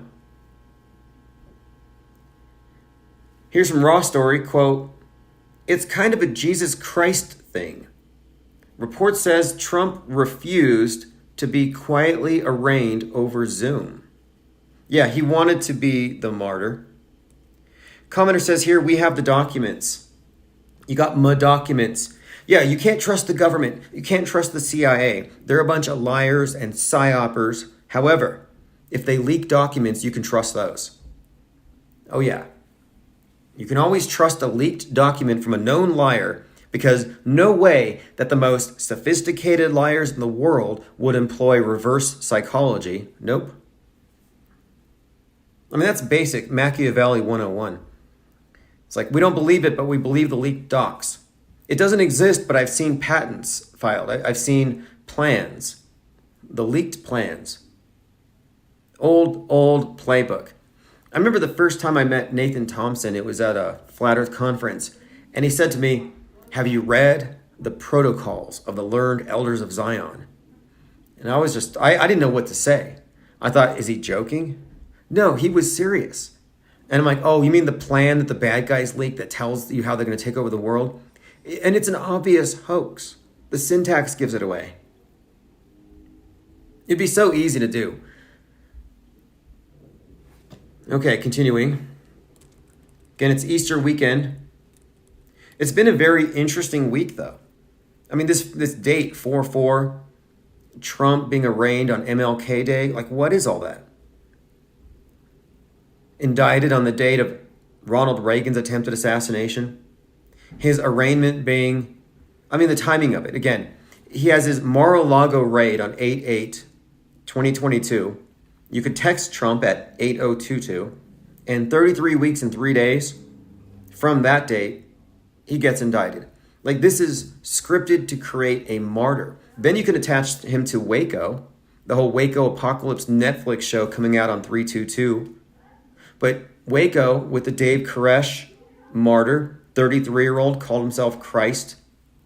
All this comparison of Trump to Christ, it's by design. Diana South says it's Resurrection Weekend. Portal Complex says car and truck chemtrails are safe. Yeah, we have a lot of these big MAGA trucks around here with the Trump flags, and a lot of them roll coal. And you know what? Here's something too. Maybe this is, I got off on the wrong foot with chemtrailers. I remember sitting in a friend's backyard, and we were smoking Camel cigarettes, like Camel Wides, and drinking Jack Daniels. And so we're drinking and smoking. Bad. And he points up to the condensation trails, and he's like, you know they're dumping poisons on us. And I'm like, okay, I'm being warned about poisons from somebody that is smoking cigarettes and drinking alcohol, but he's worried about 5 miles above his head. Like, I'm pretty sure the contrails are the least of your concerns. Lean Dion says 42 years with the Reagan connection. Oh yeah, that's right. The Reagan attempted assassination, 1991, by John Hinckley, who has, interestingly enough, the same birthday as John F. Kennedy, 5/29. Yeah, he's got Kennedy's birthday, and he attempts to kill Reagan. 42 years later, Trump gets his indictment to the day. Commenter says, could the old manipulated videos meant to deceive be old versions of AI video editing? Think planned obsolescence. Interesting question. Now, I have seen this. I have seen people creating deep fakes of artifacts found in Antarctica, and it all looks real. Commenter says, the Trump bread and circus, nothing burger minus the bread. Distraction. Right. It is, well, you can say distraction, but I've been describing it like this. The world stage is about worldview warfare and keeping our focus. And it's very difficult. They call it the attention economy because they got to really fight for every second they hold your attention. And I used to describe it as a spotlight. And okay, this week the spotlight is on Ye. Next week it'll be on Musk. When people get bored, it'll go to Trump. Then it'll go to Putin. Then it'll go to whatever the distraction happens to be. They create distraction after distraction, but it's to keep our focus. And I realize that it's no longer even a spotlight because they change it so often. And it doesn't make sense that 1 minute you're afraid of nukes. The next minute you're afraid of political incorrectness. Like, these are not equivalent fears. Our priorities are screwed up. We should all be in bunkers. Like, if what they were reporting in the summer and fall with Putin and Satan too, if any of that was valid, oh, they can wipe out the UK, like they said that they can shoot a missile from here to there in 3 minutes or 33 minutes to shoot us here. If that was true, we would be in bunkers. But no, they just move on to the next thing. And we've been conditioned, not just to follow the spotlight, but we're like cats. The public attention span has been rendered to, we're like in the position of a cat, and Big Brother has a laser pen, and we can't do anything but follow the red dot. And even if you catch the red dot, like we often do, you can't actually catch it because it's not really there. It's just a beam of light. Now, I said this last week. They said Trump was going to be indicted on 30 plus charges. And I said, you know why they said 30 plus? Because if they said 33, it would be too obvious. Like Hillary Clinton's 33,000 emails. Like all these numbers tell the story, at least of what a hoax it is. And I said it's 33, but watch, they're gonna shield it. They're gonna say 30 plus, or they're gonna just say 34. Well, anyway, this is what Trump posted on his Truth Social. District Attorney Bragg illegally leaked the 33 points of indictment. Bragg should resign now. 33 points, according to Trump. Where's he getting his info? Because everyone else is reporting 34. Why would they do that? It's because they don't want to be that obvious. The same reason why sometimes 42-year-olds turn 43 when their death gets reported. And they love to speak with numbers. It's a joke to them. I mean, they're writers, but it's just like, there are so many things that they cannot be coincidence, but clearly they're playing with our minds. Like you had Marjorie Taylor Greene on 60 Minutes, and they had to point out that total viewers came to 6.66 million. Like, what does that mean? It's just a way of, painting up their enemies, or to me, it's about time control. And when I say time control, I don't mean like time machines, but I mean like script control, but they're newsbenders. If you've seen the play from 1968, Newsbenders, it's about a newsroom where at the higher levels, as one journalist is brought in, he's told that we plan the news 5 years in advance. And he's shown examples of things they're going to do over the next 5 years, including the moon landing. Only they're creating the news by scripting it. Again, newsbenders. And I think that is how it actually works. But they're not just bending the news 5 years in advance. They're doing it decades in advance. They want you living day to day, no long term. They want you thinking short term, because the world's going to end because chemtrails tomorrow or next year. It's going to end from chemtrails, climate change, or nukes. The world's not going to be here much longer. Might as well just live for the present. Yet at the same time, the elite controllers are writing the script out decades in advance. Yep, Trump was arraigned 55 years to the date of the MLK assassination. And that number really stood out because this entire fiasco, this entire circus with Trump has everything to do with Stormy Daniels. And we've already discussed the symbolism of the storm, the calm before the storm. Well, the calm before the storm tweet from Q, or the Q drop, is number 55. And Trump gets arraigned on the 55th anniversary of MLK Day, or MLK's assassination. And the 55 Q drop referred to the storm coming at the first arrest, which shocks the world. So all this stuff comports. But then going back a couple of months, you had a police brutality incident where someone was beaten to death, Trey Nichols, which was compared to Rodney King. His funeral ceremony was at the place where Martin Luther King gave his last speech, his mountaintop speech. So you have this MLK, Trey Nichols, Rodney King connection being ginned up a few months ago. Martin Luther King's daughter was at the Trey Nichols events, the funerals, the protests. Well, when Trey Nichols was declared dead, there were protests. They shut down I-55. So here you get a connection here, the 55. Storm, 55 years. The 55 thing was attached, of course, not only to I-55 shutting down out there in Memphis, but that same day, they said part of the sun broke off at the 55th latitude. We're 55 minutes into this live stream.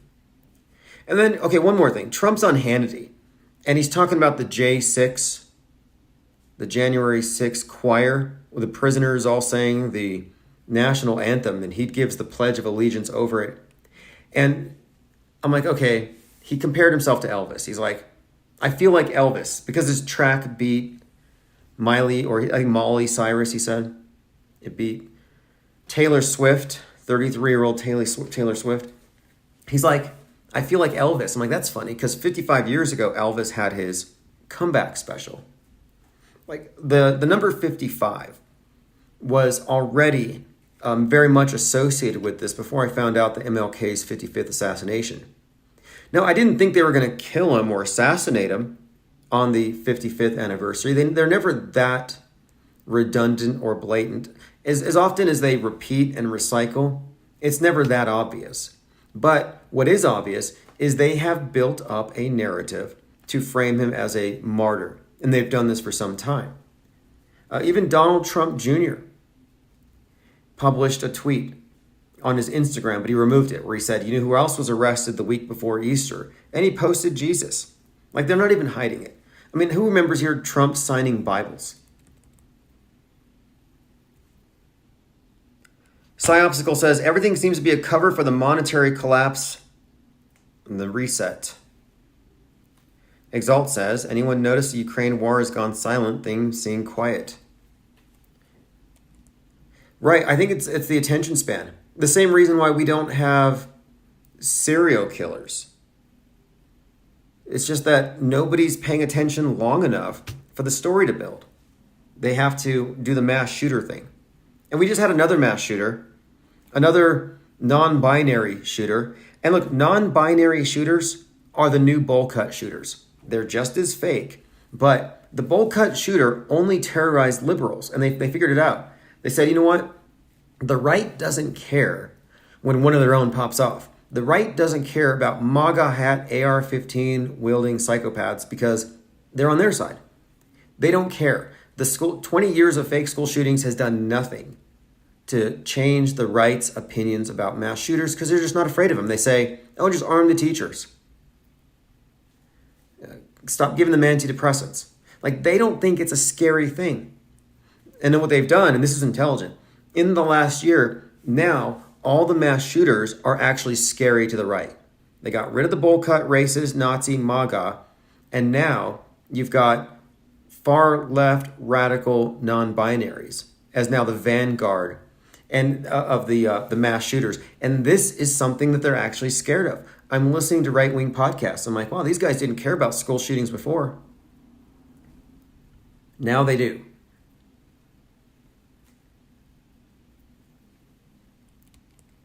Now, this is something I brought up the other day. Married father kills himself after talking to an AI chatbot for 6 weeks about his climate change fears. Let's say that's true. Let's say it's true. Whose fault is it? This to me proves that the media is a terrorist. And the NBC should be blamed. NBC has climate confessionals where you can confess for your carbon footprint. You can confess your guilt at being alive. And that's what they want. They want you to feel guilty, guilt control. And doesn't that sound like something that should come from a religion? Guilt, shame. Well, your mass media is your new religion. And they are operating on guilt and shame and weaponized superstition. Psyop says the industrial school shooter complex. Yeah, and it was a Christian school. And of course, the right wing is like, oh, look, that's what happens. We've created these monsters. Whereas the left is like, no, this person's a victim of patriarchy and gun culture. And it's predictable. Look, this is the template, and you will see this with every single shooting, and this goes back in time and into the future. Every shooting meets this same exact criteria. The left will say, caused by gun culture and guns. The right will say, caused by SSRIs and 420, weed. Basically, weed and drugs makes mass shooters, not guns and not gun culture to them. But they all have they both do this. They have these like routine boilerplate explanations. And it's by design.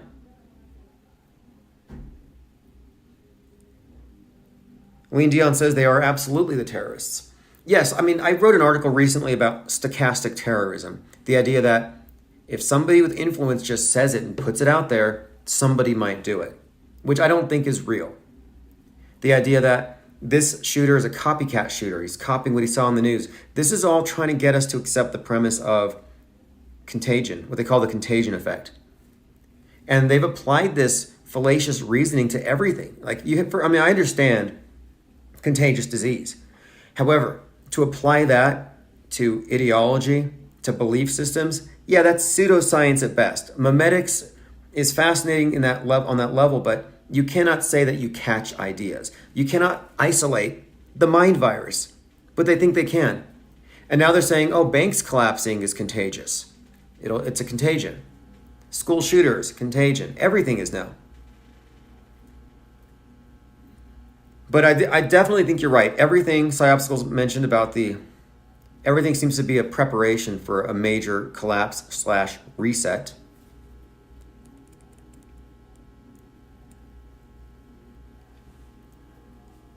And something else to point out too, we look at predictive programming and metascriptors, and one of the dominant metascriptors has been Tom Clancy's work. Tom Clancy. We're talking Sum of All Fears, 9/11.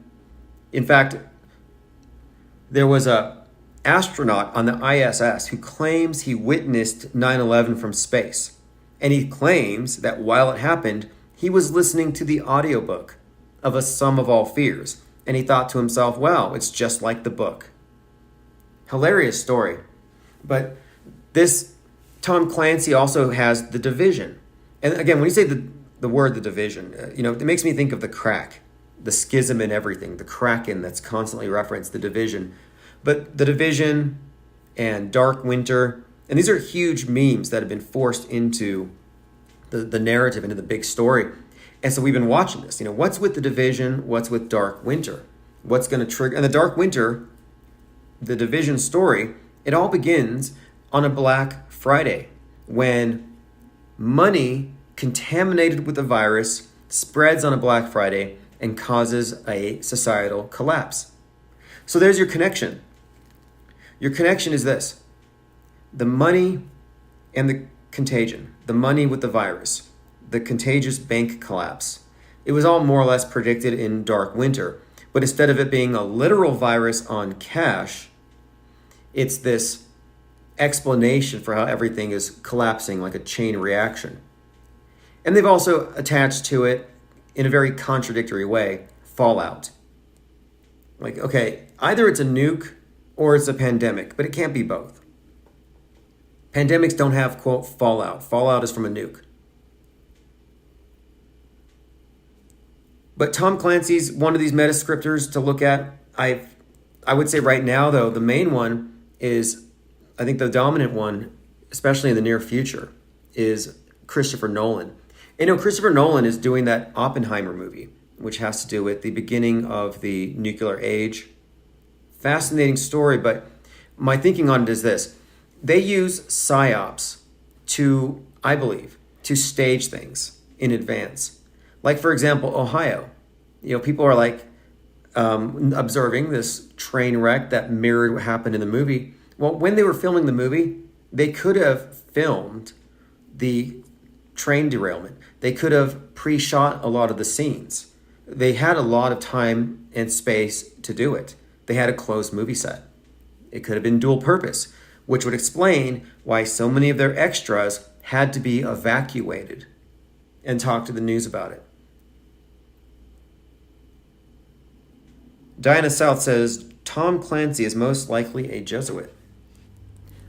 Well, the thing is, and we can point to them. This is why I don't leap to conclusions that involve the supernatural. Like, we see all these coincidences in the media. I'm not saying, oh, it's supernatural, or it's just synchronicity, or it's being, like, to me, it's more like who wrote the scripts. And you can find names. And then you can connect the dots. And it's quite obvious that there is a capstone level here. We're on a pyramid. Most people are at the base of it, surrounding the base of it. But there's levels to this thing.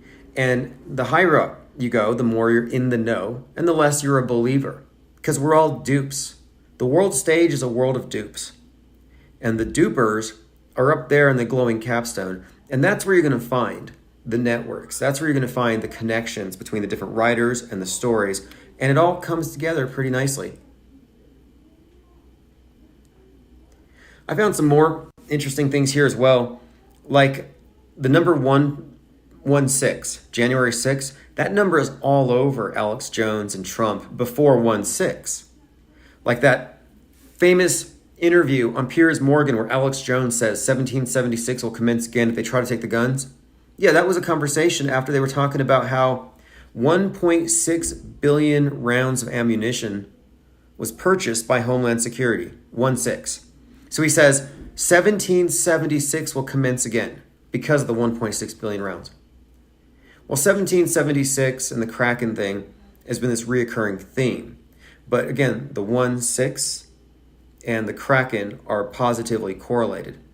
Then you have Dominion getting they sued Fox for defamation over the election, over the Kraken being released, 1.6 billion. And I have found a number of other references like this going back.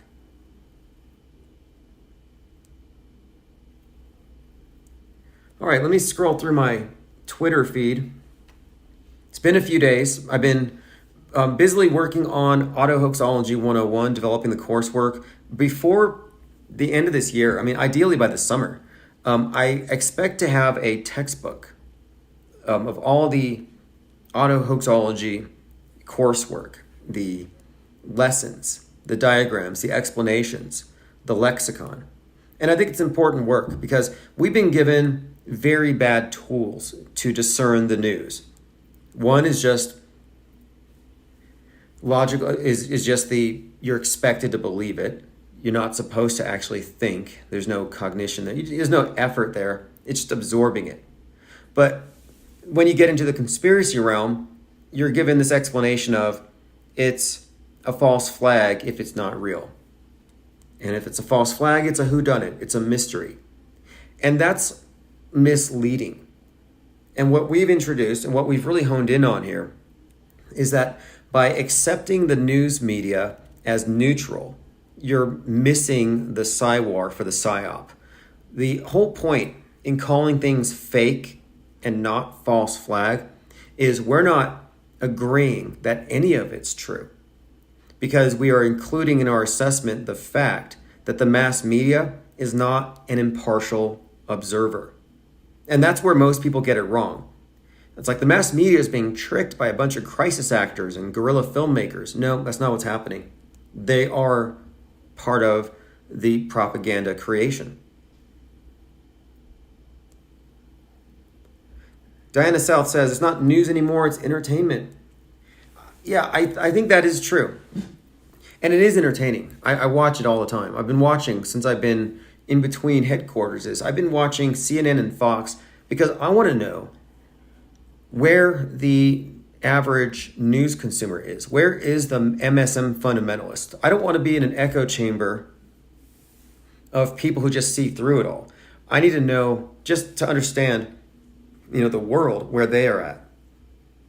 Doesn't matter if you knew the whole thing was a scam. Everybody else went with the program and everybody had to suffer the consequences. And I'll even go further. I've concluded in the last few days that all truther causes are controlled up. And that's all. Because truther, think about this term truther. It's not a bad thing. Although you'd think so by the way that the mass media says truther, like it's a pejorative. But the fact is, and this is just a fact, the MSM is a liar. What they superimpose on the world stage, on reality becomes the world stage. The MSM is a liar. And the liars are giving us this worldview that we're all expected to believe. Now, if you counter the liars, what are you? You're the truther. And I'm saying that it's controlled opposition. It's a controlled dialectic. The same hand controls the liars and the truthers. I've made this point before that from the perspective of the media ecosystem, Alex Jones, Megyn Kelly, no difference. You might think, one is part of the liars and then one is a truther. Yeah, true. But they're both promulgating subjective interpretations. Subjective. They're not objective. And objectivism died, not with Ayn Rand. Objectivism died when objectivists fell under the spell of NASA and started seeing the moon landings as really the end result of reason and logic. Like they fell into the trap of thinking that the television is a source of objective information about the world. Oh, it's just a mirror. I'm sorry, a window. The TV, it's the screen. It's a window to the world, and it is an accurate mirror. It reflects things of what happens out there, so you can trust it, and then you can build your worldview on that. No, you actually can't. The instant that you accept that screen as a window, or you think it just reflects the world, you've entered into their subjective realm. You're no longer an objectivist. Objectivism died. But the auto-hoaxer, those who are aware of the Psywar, aware of what media is, yeah, they're the only ones who are truly objective in this world. We've removed ourselves from that subjectivity. Linda Curtis says, we are outliers because we call out the liars. Not bad. You're absolutely right about that. And calling out the liars, but also, calling out the self-deception among truthers. It's really nice to put on a badge. Oh, I'm a truther. What I'm saying is true. Doesn't work that way. It's really about your operating system.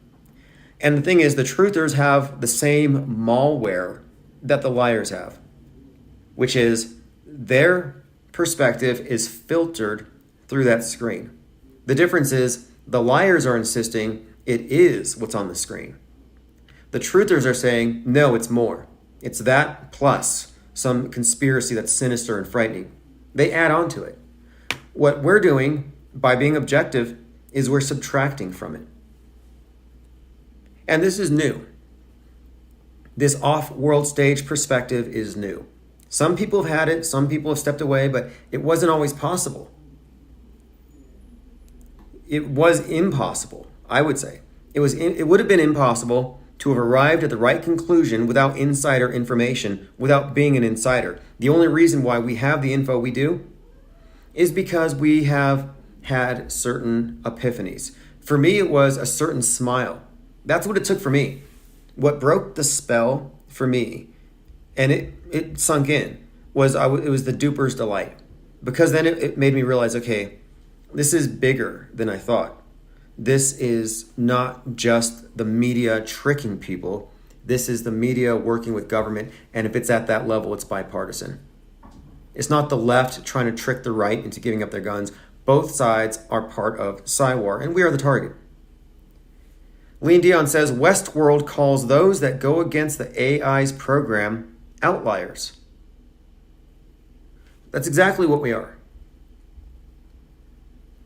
And the off-world stage perspective is not escapism. It's not reality denial. It's actually a wider perspective of reality, one that's only shared by the elite liars at the top. Like, we're getting the view that they have without having to join their stupid club, without having to climb their pyramid of liars and backstabbers and deceivers. That's why I put at the top of my last blog post at the Substack, timosman.blog, I asked the question, do you prefer comforting lies, frightening possibilities, or the truth? Now, comforting lies sell. Frightening possibilities also sell. The truth, not so much. They demonetize it. And this is something else to consider too. I think that when we're looking at this stuff objectively, we have to recognize that there's a great deal of reason to... sorry about that, neighbors. There's a lot of reason out there, reasonable... sorry, I got some drama outside really quick. I'm just being nosy here. Anyway, you're not wrong if you think that the elite are scum. You're not wrong if you think that the perpetrators of mind war have your worst interests at heart. It's not like they're benevolent. And I'm not trying to be an apologist. Like when I'm saying chemtrails are fake, or just saying that these are erroneous belief systems and truthers are compromised, I'm not against the truthers. Like, at least they're looking in the right direction. At least they're on the right trajectory. But that's why we use the phrase guardrails. You know, I talk about this mainstream as being like the dominant path that we're all going on. And it's a stream, it's a direction. And you're supposed to go with the flow. Lie along to get along. But what happens if you start to question the central premise? You drift to the sides. And before you get off the path, you have very loud voices who give you explanations. Oh, here's why you don't trust the mainstream. Because of this, this, and this. They give you some extra stuff, extra baggage. That's why I call it MSM+. Now you believe more than what the mainstream media fundamentalist believes. You're actually deeper. You have more baggage. You believe in frightening possibilities. And this is a position that's designed to contain you. It's designed that way. It's designed to keep you in a state of belief, being a believer. Because if you're a believer and you're not a knower, you really can't take any meaningful action. You got believers versus believers. And the difference is, of course, that those who believe in comforting lies, they think they know what's going on so they can sleep easy. But the believers in frightening possibilities, all they know is that they don't have a clue, but there is something up. They know there's a conspiracy, but they don't have all the facts. They have enough to keep them up at night. And then they can look at the average news consumer and call them sheep, call them normies. Oh, they're sleeping. Are they? Or are they just dreaming and you're having a nightmare? And I'm saying if you have to choose between a dream and a nightmare and being awake, the choice is obvious. And I'm on the side of being aware. I'm Psywar aware. I'm awake. I'm not experiencing a nightmare. There's no augmentation over my reality that has me full of superstitious dread for things I can't prove. Anyway, we'll be back. This is a regular thing. I was using my secondary computer here, hoping to get better audio without all the clipping. So if it worked out well, then this will be what I use from now on. But I also have a backup recording, and I will be sending this out via the regular channel. So if you listen, you can find, if you go to infiniteplane.live, you can find us on all of the podcasting platforms. Just go to infiniteplane.live. Diana South says, Q-tards sleep better at night knowing their nemesis have been illegally murdered. Oh, some multiple times. They're like, oh yeah, Hillary Clinton, she got Guantanamo'd back in 2019. Executed. And they're going to show us on video soon. But then she shows up again and they say, oh, that's a clone, it's a body double. And then others are like, I mean, I'm like, at this point, they've already lost, moved the goalpost a few times, but for the most part, they do take comfort in knowing that their guys, their good guys, are beating the bad guys. It's always underground, out of sight, out of mind. Awesome. Thanks for the feedback here. This is what I'll do here for the future. I didn't want to have too long of an interruption. There's just way too much going on right now. But what I'm working on here is I'm working on building the IPS Institute as the sole place where you can find this off-world stage perspective codified. And it needs to be. It needs to be completely set in stone that, no, look, we are just attempting to be objective in a world that insists upon subjectivity. And how free is your mind from the MSM cult's influence? And that's an important question. You know, it's really about being honest with yourself and recognizing, of course, that we are in a Psywar and it's monolithic. It's not the liberals, it's not the it's not the fascists, it's both. It's not the bowl cut shooters, it's not the trans gun persons. No, they're both fake. But they create these monsters to frighten people, and I'm just like, look, if your conspiracy theory or your assessment leads you to a place of fear, yeah, there's a good chance that the mind war has you and you're being dragged into the nightmare. Diana says it's the battle of the cults. Yeah, absolutely. It's believers versus believers versus believers, with the knowers at the top pulling strings. All right, thanks for joining. We will continue this soon.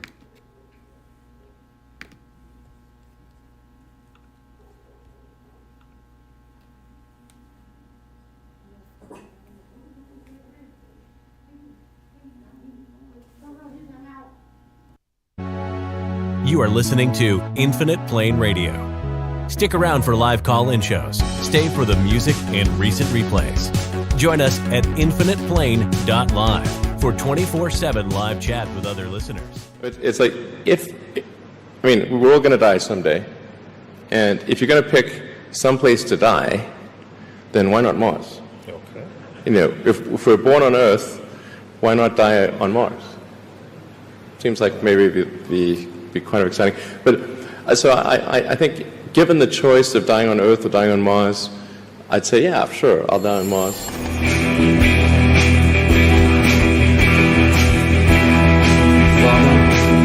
hallowed be your name. Your kingdom come.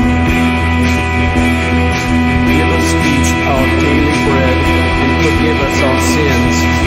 For we ourselves forgive everyone who is indebted to us. And lead us not into temptation.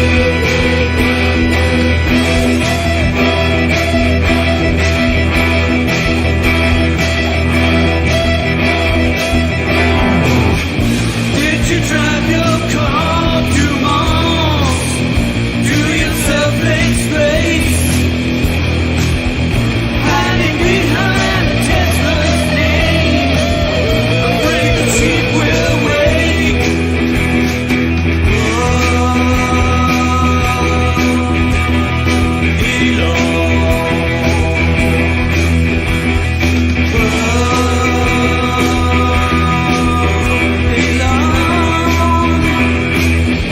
Will you save us from our sins? Will you help us to begin to build a place we can call home? The Mars colony of our own.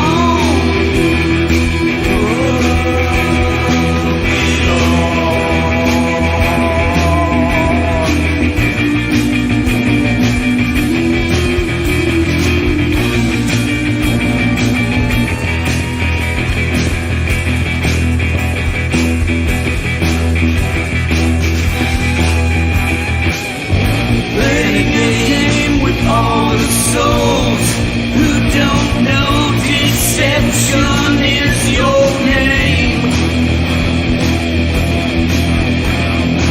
Oh, belong.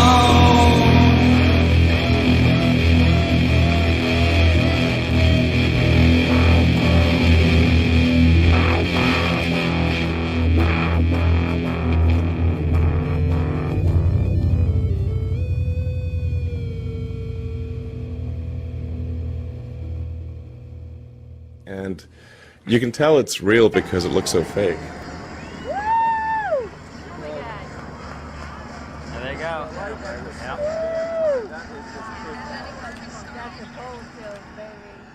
Wait for the sonic boom. You are listening to Infinite Plane Radio.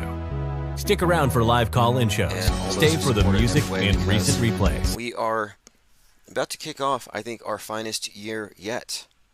And it's starting off with a pretty solid lawsuit with 4 different causes of action targeting Mind Control Central, Google LLC doing business as YouTube, alongside our longtime channel enemy, George News, his current incarnation. And there is some update on that. One, I have the civil suit, which is civil unlimited, like civil infinite, as far as the damages. It's not capped. And I have the judge's name. We don't have a date yet, but it's en route. I have the case number, but I'm kind of going to keep it all close. I'll let them do their own research. The title of tonight's live stream, by the way, is Disease X Heats Up. So if you're wondering why I sent you a image of a bat in a bowl that's being heated reading tweets, it's because Twitter is Disease X. Disease X is what the WHO describes as the next hypothetical big one that's going to bring the world to its knees again. And I think Disease X is going to be a mind virus gestated on formerly Twitter, on X. And we've already seen evidences of this. And you'll see. Musk is a fall guy. And inner space is what they're targeting here. Cyberspace is targeting your inner space, your mind. And outer space has always been, the space program has always been a metaphor for controlling your inner space as well. Nothing new here. They're just going to say that as we have a commons now in cyberspace, we're going to have common rules to filter out bad mind viruses, because not everybody has functional mental immune systems to keep those out. And that's why people like Robert Card go shoot up a bowling alley, because they caught a mind virus. That's the thinking.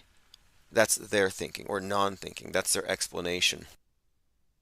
That's their justification for censorship, predicated on the notion that people are a bunch of NPCs with maids who can't filter their own minds.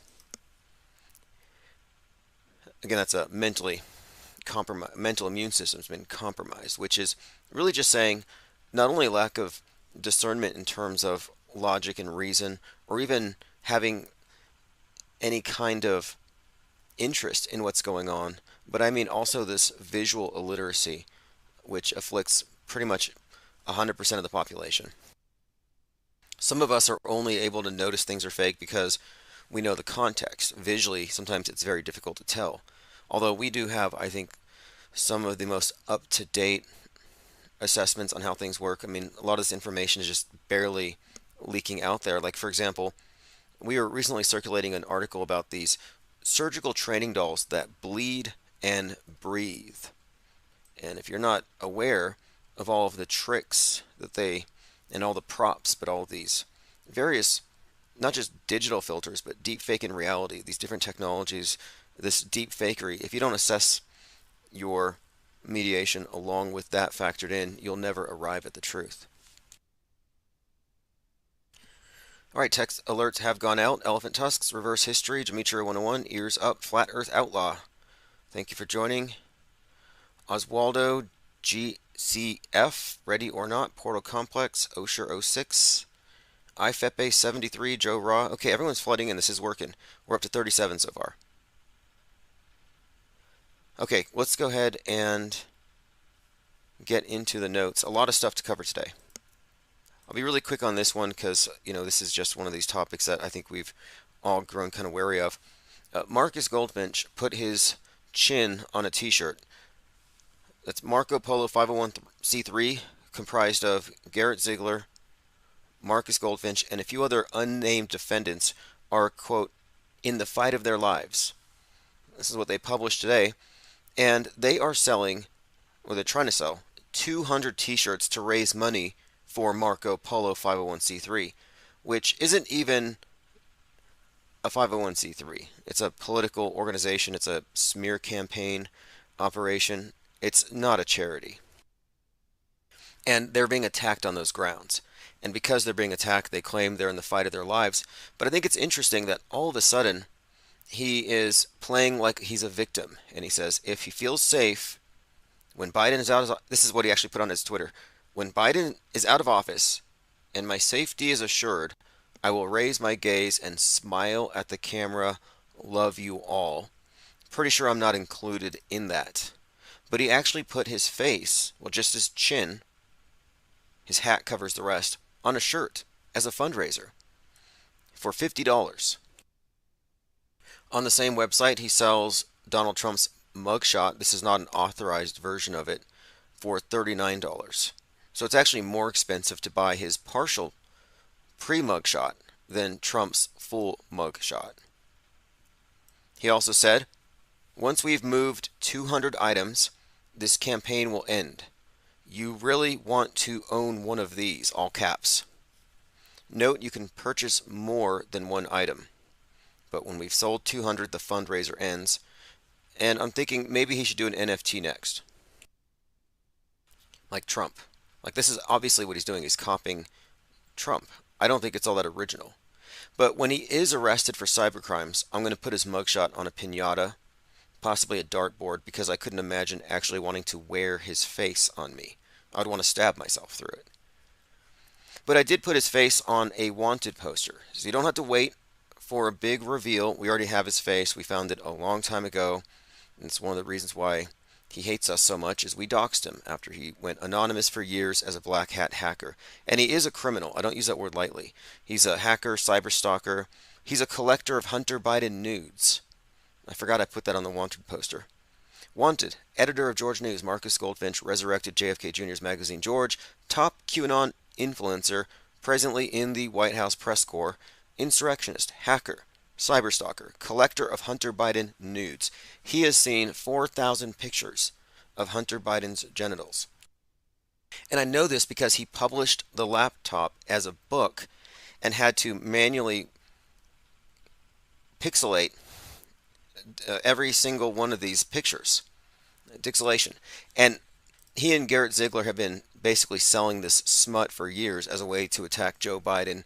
It's pathetic and it's gross. But I'm going to be documenting this process of the unveiling of Goldfinch. He's going to show his face eventually. It's going to come out. Now, part of this whole process, though, is this lawsuit against Google, YouTube, and Goldfinch is bringing him out, getting his address, and having him served. And it's going to be interesting because it's going to unveil his intimate connections to the White House press corps. And this has a lot of implications considering, one, he's a top QAnon influencer for one. That's a big one. We've had a top QAnon influencer in the White House, in Trump's shadow for years. And there's some intrigue here. Wait until people find out who his friends are. I mean close associates. Jack Posobiec. Alex Jones, who almost hired him. There's a rumor that Alex Jones almost hired Q. Joe Rogan. Alex Jones and Joe Rogan both know him, admittedly. Garrett Ziegler, they're besties. Ronald Watkins, Code Monkey Z, and his pedo dad, Stu Watkins, site administrator for the image board 8kun. Eric Dubay. Yes, Eric Dubay, flat earth children's book author, Nazi yoga instructor, is friends with this guy as well. So it's all going to unfold, but I'm just bringing it up that he put his face on a t-shirt to raise money because he's in the fight for his life. And I'm wondering, could this fight for his life be a reference to me? Because what's happening here is I'm dragging him out into the light as a co-defendant in Garrett Ziegler's case, and Garrett Ziegler is being sued by Hunter Biden. So I kind of think that he's really defensive right now and kind of showing it. Let me go through some comments. Portal says, my cousin met him on a movie site. I would need some more evidence of that, like the years and everything. I do have his list of movies, but also he was just a stunt double. He did do the Red Power Ranger, and there is a curse on the Red Power Rangers. If you've read about them, it's pretty insane. One of them murdered an old couple by tying them to an anchor and tossing them over a boat after forcing them to sign papers to give property to him or something. Another one murdered his friend over a girlfriend using a samurai sword. His friend hit on his girlfriend and he killed his friend or something like that. The guy who drowned the old people actually castrated himself with a razor in jail and then had a sex change. Another one recently, another Red Power Ranger went to prison for COVID-19 loan fraud in the millions. Another one beat his wife nearly to death and then killed himself before the police could come. And the other one is Marcus Goldfinch. That's really, in a nutshell, the story of the Red Power Rangers. And this guy has definitely been on a lot of movie sets, so I'd be interested in anybody who's ever met him. So if you know somebody who's met him, which is, I haven't had anyone outside of Alex Jones, Joe Rogan, Posobiec, mostly political types, but no one from Hollywood or the movie industry has come forth with any information. I'd be very interested to know. Elephant Tusks asks if there's no audio. I would refresh. Always, as a general rule, if you don't hear anything, refresh. 99.9% of the time, it's your audio. All right, let's go ahead and continue through the notes here. Oh yes, this is the thing. The press passes are out. In fact, I just packaged 4 of them. So if you're waiting for press passes, they're going to be arriving here shortly. Is my audio cutting in and out? You know, lately there have been a lot of weird technical issues, and it's not a normal thing. YouTube wasn't starting. I am seeing OBS sometimes lagging, so I'm sorry if that's happening. It's probably just, maybe I need to do some updates. No big deal. Yeah, exactly. Flat Earth Outlaw said it's fine for me. Ms. L, it's fine for me. Yeah, it's usually just one person has an issue. That's why I generally don't even address it. So as a rule, though, it's probably you. not worth spending time on. But at one more point, if the audio is low on the podcast, feel free to let me know. Somebody said it's kind of low, so I'm going to make a point to elevate the audio before I upload the archives. Yeah, so the press passes are out. I just packed up 4 of them. And why are we doing this? If you're new to this, in 2020, we started sending out press passes because they said you can't go out unless you're essential. And I was like, wait a minute, emergency responders and media are essential? How is this the case that the people who are merely going around filming things get a pass, but the rest of us who have to give up our jobs and listen, it just seems like it didn't seem fair. Who decides who is essential? Like, what could be so essential about a reporter driving around needing to get out? You could do everything remote. There's nothing to report on necessarily. But then I thought, why don't we just declare ourselves press and issue out press passes, and let's go fact check their claims. Let's follow in their footsteps. Let's see if what they're reporting is actually happening.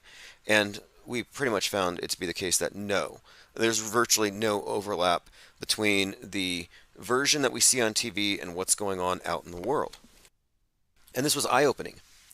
Empty hospitals, empty tents. It opened us up to the discussion of decoy operations, like inflatables.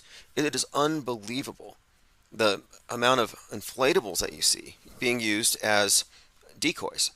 It fools the cameras, and that's all they need to do, because then it fools the newspapers, and then the newspapers fool the people. It's not like there's an actual conflict going on, but there's the illusion. It's what Les Luthor calls illusion warfare, which is a perfect description of it. You're going off of what's on TV, and how many times did we find examples of news reporting chaos in the hospitals, and then you find the same footage being broadcast somewhere else? Well, there's one, it was like an ER in Italy, then it was in New York, then it was in San Diego, same ER.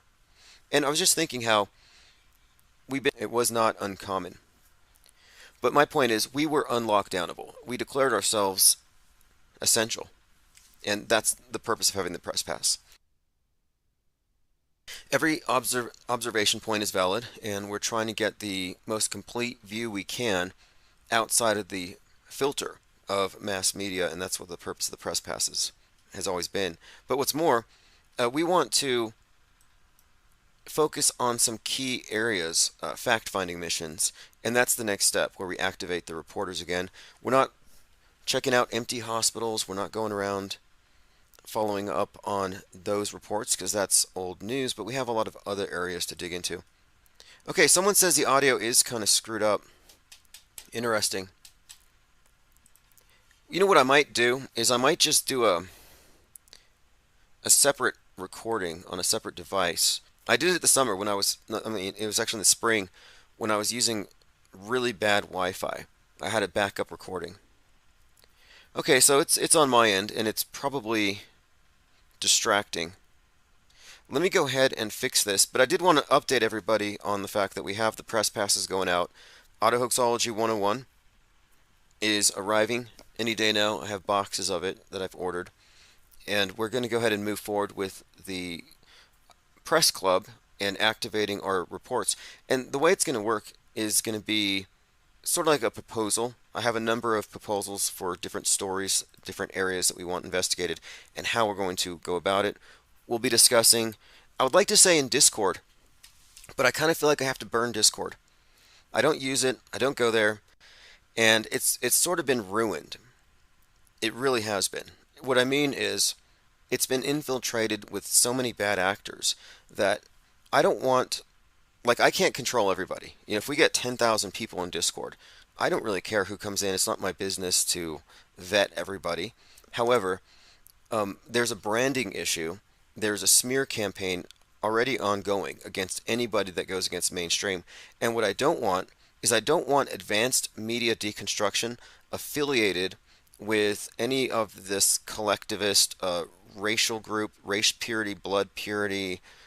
There's a lot of that stuff on Discord, where it's, the blood purity thing, whether it's anti-vax or neo-Nazi, same thing. And I want to make sure that those types are excluded from becoming regular contributors to the voice chats or carrying press passes. And the reason why, of course, is that I don't want somebody with an IPR press pass around his neck and a copy of the Turner Diaries to show up in some psyop. And I think we're being set up.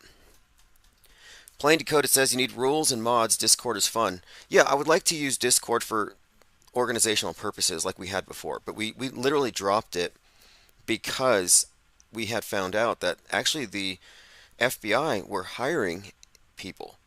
They were using third parties to infiltrate chat rooms and spam it with anti-vax and spam it with racist stuff.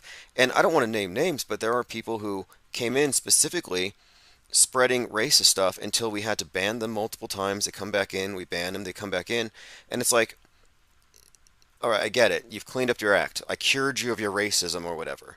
Or you just stopped doing it. But the fact of it is, my association with such a person will come back to bite me in the future. So I don't want to be in the same voice chat with someone who uses disparaging terms to describe non-whites, just to put it bluntly. I'm sorry I have to discriminate against the racists.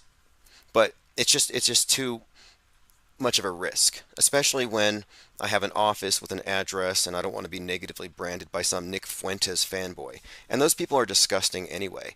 All they want to do is lower the age of consent, control women, establish some kind of, I don't know, race-based caste system. I mean, really disgusting throwbacks. And somehow they've infiltrated Discord because, well, they're getting paid. That's pretty much it. And look, we have experience with this. With the flat earth topic, with any of this stuff, you get all these strange characters who are infiltrated in order to bring movements down. And we're at a crucial point with this philosophy, with this methodology for media deconstruction, the IPS Institute for Advanced Media Deconstruction. It's meant to be exponential. It's meant to blow up outside of our control. This is like, in a sense, what we're doing is we're creating a rift within the alt media ecosystem. And so it's really important now that we do a sharp turn and break away from anybody who's still carrying water for the fake news or still has fake blood on their hands, anyone who's still pushing false flag fallacy. And we kind of need to break away from that, take a hard turn, and you'll see, it'll be worth it. The quality that we get will be worth it. And when that happens, when we have a pure core, then we can replicate it. But before we do, we have to get rid of any last vestiges of gatekeeping, guard railing, and contamination. It's not a coincidence that we had federal informants attached to us when we were first getting into this topic and blowing it up outside of the YouTube bubble. Derek Madair says, sound is fine here. Okay, very good. Isabel says, Discord causing discord. Yeah, it's almost like they chose that name Discord because they knew in advance that later it would be used to destroy anybody who engages in alternative thought regarding media, because you think, okay, they're censoring us here. Let's go to our own place. We have our own little enclaves. Once you establish yourselves there, they have a smaller pool of people, and then they can infiltrate, and they can spread their stuff, and then later they can point fingers at you. And so that's why I just haven't touched Discord. It's there, now there's another similar site I've seen. I believe it's called, it's been recommended to me. I'll have to look and make sure I get the name right, but there are some others. Gilded is fine. For some reason, Gilded has really not caught on with the audio chat. But we do need it. My point being, in order to activate the IPR Press Club, we are going to need some kind of voice chat. We could even do it on Skype. So I'll leave it up to you all. I mean, the purpose of this is we're going to be doing some directed research, and we kind of want to do a lot of the stuff outside of earshot. It's not for live streams. But we don't want to be infiltrated. We don't want to be contaminated by obvious plants. And obvious plants are people who are carrying memes for the government that wants to censor us. And so one of two things are true. If somebody's carrying such memes or carrying ideology that is stemming from controlled opposition, they're either dupes, which means we don't need them, or they're active agents, which means they're nefarious, they're malicious. I don't take chances. Either they're evil or dumb. Who do you want to follow? Somebody who's evil or somebody who's duped? I'm like, no thanks. But we have to have something of a litmus test. And we used to do this originally with our Discord server, where it was like, how many died at blank, and is this real or fake? And if they couldn't pass that, we just didn't let them in. A perception test. And you should have to pass it. And if you can't pass it, what would you want to do with a bunch of people who don't believe what you believe in anyway? It wouldn't make sense for people who still have some attachment to the world stage deception to want to hang with us anyway. We're like saying, hey, you can't sit with us. And they're like, how can we get in there anyway? Like, if you're truly worried, for example, about your race going extinct, you're like, but my race. It's like, well, we don't have a racial filter here. You should just go spend your time somewhere else. You should be replicating, not hanging out with skeptics. Tomanoid3 says, different colored glowies, collect them all. Yes. A lot of glowies. Discord is all glowies. But I figured the truth is, and this is just what I kind of thought long term, it will filter itself out. Especially as we get into the election year and people get emotionally invested in celebrities. Should we even say politicians? Like, do we need to call Trump a politician? Or even, any of these characters? I think they're just celebrities. It's celebrity worship and they're voting for celebrities. Let's stop calling them politicians like there's a difference. Reverse History says, we are auto-hoaxing for the impending conflagration of the Earth-wide propaganda forest. They're going to intensify it. Like right now, Colorado just kicked Trump off the ballot. California is looking at the same thing. Other states are looking at it. They are going to ramp it all up. And Elephant Tusk says, do you think we'll have a Floyd 2.0 in 2024? It's possible. I think we're going to have two. I think there's going to be a couple of significant events on both sides. I think they're setting up a fight. It's pretty obvious. It's been the case. And when it happens, it's going to be triggering, and the people who can't see through are going to get caught up in it. And we're going to have clear heads. Just like with 2020. A lot of us were aware of what was coming, how fake it was going to be, and we watched as people around us got swept up in the anti-vax thing. They got swept up in the controlled counter movement.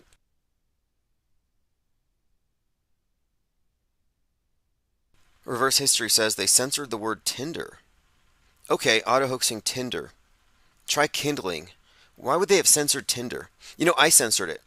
I put blocks on certain words. I think we were getting spammed by sex bots in 2021, if you remember. We couldn't have a live stream without 30 or 40 bots coming in trying to spam people to go to different dating sites. And so I think I banned all the dating sites. I just took their keywords. I banned a lot of words that nobody here would ever use, but generally sometimes you come across them. Now, anyway, let's continue with this. The movie Civil War hasn't even come out yet, and it's already being called predictive programming for Civil War. We've talked about the Kraken, the crack in everything, the meaning of the Kraken as a metaphor, the schism. And I often talk about how perfectly split down the middle everything is. Left, right, how it's beyond just Democrat, Republican, but that it's an actual intentional, bifurcated psychological warfare operation. And they've filtered people into two distinct categories, and it's all part of this black and white Hegelian dialectic.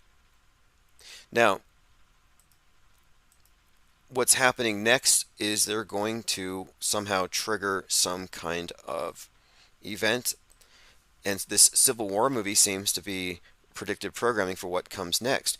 And that movie, Leave the World Behind, really kind of made the point in the subtext to help the audience, or to get you to understand that there's a sort of like a subliminal, unspoken kind of war already going on. There's already tension, and that it's going to be exploited. The point of the movie was that the shutdown of the communications was only part of a strategy that involved causing a civil war by allowing the people to destroy themselves, to allow America to just destroy itself from within. And it's like, we could be at that point. It looks like that's how perfectly poised we are for, this civil war. And then we have stuff like this coming out, which just seems to reiterate what the movie has been emphasizing. The 1619 Project, or the year 1619 and the White Lion, juxtaposed with 1776, MAGA versus BLM, a collision of worldviews that have been made perfectly diametrically opposed. The political horseshoe, far right, red pill, far left, woke. And the woke and red pill are mirrors of one another. But here's the Biden administration removing the Reconciliation Monument in Arlington. The monument was built 109 years ago to honor post-Civil War reconciliation and national unity. Yep, they just removed it. 109, interestingly, kind of upside down. 106, 109, we see these numbers quite a lot, but anything 16, 106, 611 seems to be associated with this Kraken thing. We've been noting too that movie Leave the World Behind had a zip code that they emphasized, 11963. So you have 119, which I've described before as having reference to Genesis, the fall of the Tower of Babel, which is what the movie was about. The communications network, the one world language shutting down, scattering the tongues. Ethan Hawke's character can't help the lady speaking Spanish. So the 119 is pretty clearly accounted for. All of the Donnie Darko references. That's actually the date it came out. And I've been talking about this for some time, the meaning of this number and how often we see it in all these different psyops. Rodney King was beaten for 1 minute 19 seconds. Hit 33 times. But the other part of the number, 1963, well, the movie came out on 11/22. So the Obama produced Leave the World Behind comes out on the assassination date of Kennedy, and the address contains the 1963. So these numbers are all worth looking at and scrutinizing because they're clearly a part of the story. Like again, the 1619, huge part of the story. The 666s, it even had a die 666 on the screen when they show the cyber attacks. Read into that what you will. But the assassination thing is interesting, the 1963 Kennedy reference. Because I'm thinking, well, what would cause a blackout? I've had this theory before, that they may not actually have to shut down the physical infrastructure of the internet, but rather they may just have to do something. Let's just say we had another JFK event. What would they do if that video got out? Because it'd be so incendiary. Look what they did after Christchurch when Brenton Tarrant, remember, he's like shot out to PewDiePie and he shoots up a mosque, drives down the street, shoots up a mosque, and he was live streaming it. They censored that video. They shut down BitChute in New Zealand. They shut down 4chan for that reason, and they threatened with fines and prison anybody who shared the video or who had in their possession that video. Again, this was the Christchurch video, where they were using this, I believe, as a dry run or maybe as a test. Like, how can we justify censorship for some loose bit of video, some mind virus that might be very destructive? Well, I think video, there could be a situation where a video is so incendiary that they have to shut down the internet. That's what I'm suggesting. Spreading the mosque shooting video is a crime in New Zealand. A teenager was charged over a photograph he posted. Few videos about this. Reddit has banned one of their threads over it. Social media races to stop the attack video from spreading. New Zealand debates free speech after this the manifesto, they wanted to ban that as well. But again, what I'm talking about here is, and look, I watched it frame by frame by frame. It's 100% fake. But they use this as justification for censorship. And I thought, you know what? Imagine something similar, but involving, I don't know. I mean, a similar situation to the Zapruder film wasn't even aired on TV for 12 years. Nobody saw it live. So I'm suggesting here that in today's environment, media-wise, everything's live.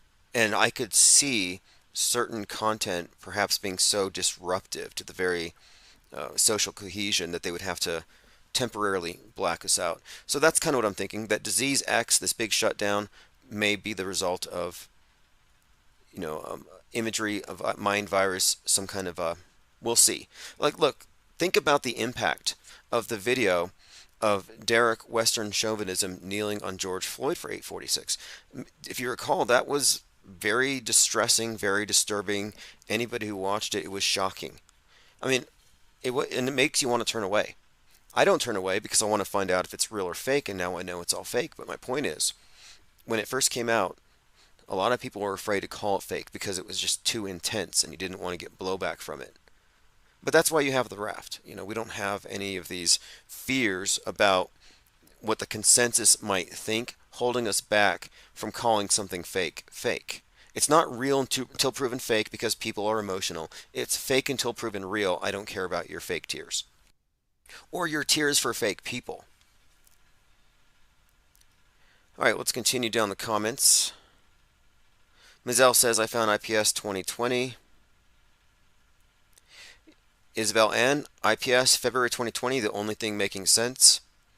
Yes, when everyone else is losing their heads, we're going to maintain reasoned dialogue. We're not going to be falling for any of these tricks because we're not plugged in to the 24-hour news cycle where every 24 hours you believe what happened yesterday and the next day, just absorb it day by day. That's not how it works. You don't have to believe it until you have enough information to verify that it's true. And if you're not plugged into the rush, you can't be rushed to judge based on sparse information. Maybe you don't have enough information to know it's true. But if that's all you have, and you're in the habit of just assuming it's true until proven false, you're going to be left believing a lot of stuff without a lot of substantiation behind it, which is where most people actually are. Alright, let's see here. My Third Eye says 1619 is the 256th prime number. I haven't looked too deep into it. The main thing is that number is associated with this new proposed starting point for America to contradict 1776. John Francis says, anything can be faked, even vids that go viral that appear organic. No doubt. And this is what I said at the very beginning about how we have a level of visual illiteracy. That means that if you're not already aware of the fake ability, then you wouldn't actually be able to see it as fake if you didn't have some kind of outside information. It's a closed system. I often describe this as being at a magic show, and if you're in your seat, then you only see things from the perspective that the magician has it planned for you to see them from. And the illusion is perfect from that perspective. It's designed to fool your eyes. It's designed to trick you. And unless you have his perspective or you wandered out of your seat, you would not have enough information to debunk it. So because you don't have the information to debunk it, what do you have to default to? Do you have to default to, oh, therefore magic? No, you still know it's a trick. You just don't know how it's done. And yet, when it comes to the media magic, people are like, well, I can't tell how it's fake, therefore it's real. That's not logic. The burden of proof is not yours. Now you can say, well, I trust the media. I think they're just objectively reporting facts. Okay, well, that would make sense if the media was simply recording stuff and sending it back to you for your edification, raw footage, but we know it's not the case. A lot of it is just context. A lot of it is the amount of time they have, the amount of content they can give you, and their bias, their selectivity itself is part of the worldview formation. They're making decisions for you with everything they show you by what they don't show you.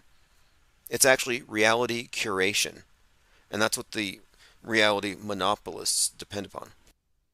You needing them to curate your reality for you. Costa says Trump will be 77 years, 7 months, and 7 days on January 21st, 2024. The same time, wait a second.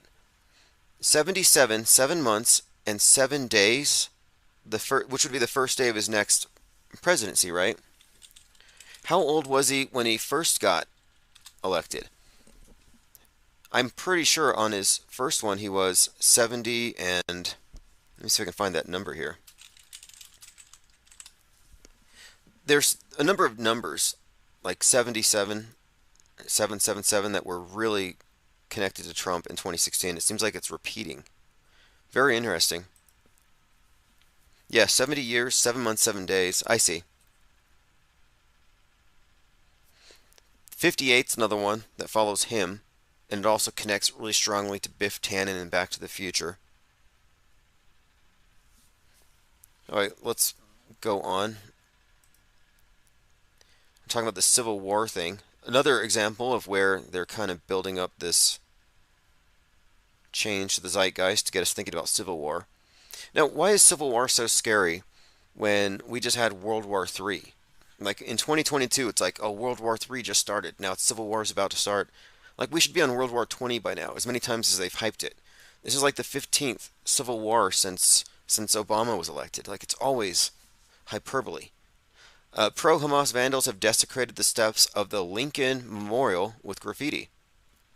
So you have blood on the Lincoln Memorial. The tearing down of the Reconciliation Monument. The movie Civil War coming out. Trump being kicked off the ballot. And now, let me play this Shattered Union PC trailer. This is something we played before, but it's been circulating again. It's a game called Shattered Union, which makes me think Tom Clancy, The Division. There's so many examples we can give to this reference to a split, or the crack. This is Shattered Union PC trailer, and I think it's foreshadowing 2024. Following a disputed election and a tie vote, the U.S. Congress installs the most unpopular president in U.S. history as David.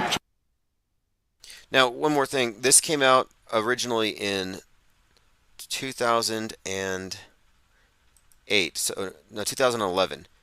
Okay, so this came out a little while ago, but it's about a disputed election. So it even kind of foreshadowed 2020. And a tie vote, the U.S. Congress installs the most unpopular president in U.S. history as David Jefferson Adams becomes the 44th President of the United States. Shortly after the election, increased unrest, rioting, and a growing number of militias have given rise to ever-increasing domestic terrorism. In response, the President invokes the Homeland Security Act and declares martial law on the West Coast and other areas of the country. Though highly contested, a Supreme Court ruling sidesteps the electoral process, disqualifying popular presidential candidates from several states. Disqualifying presidential candidates from several states. Let me play that again. Sidesteps the electoral process, disqualifying popular presidential candidates from several states.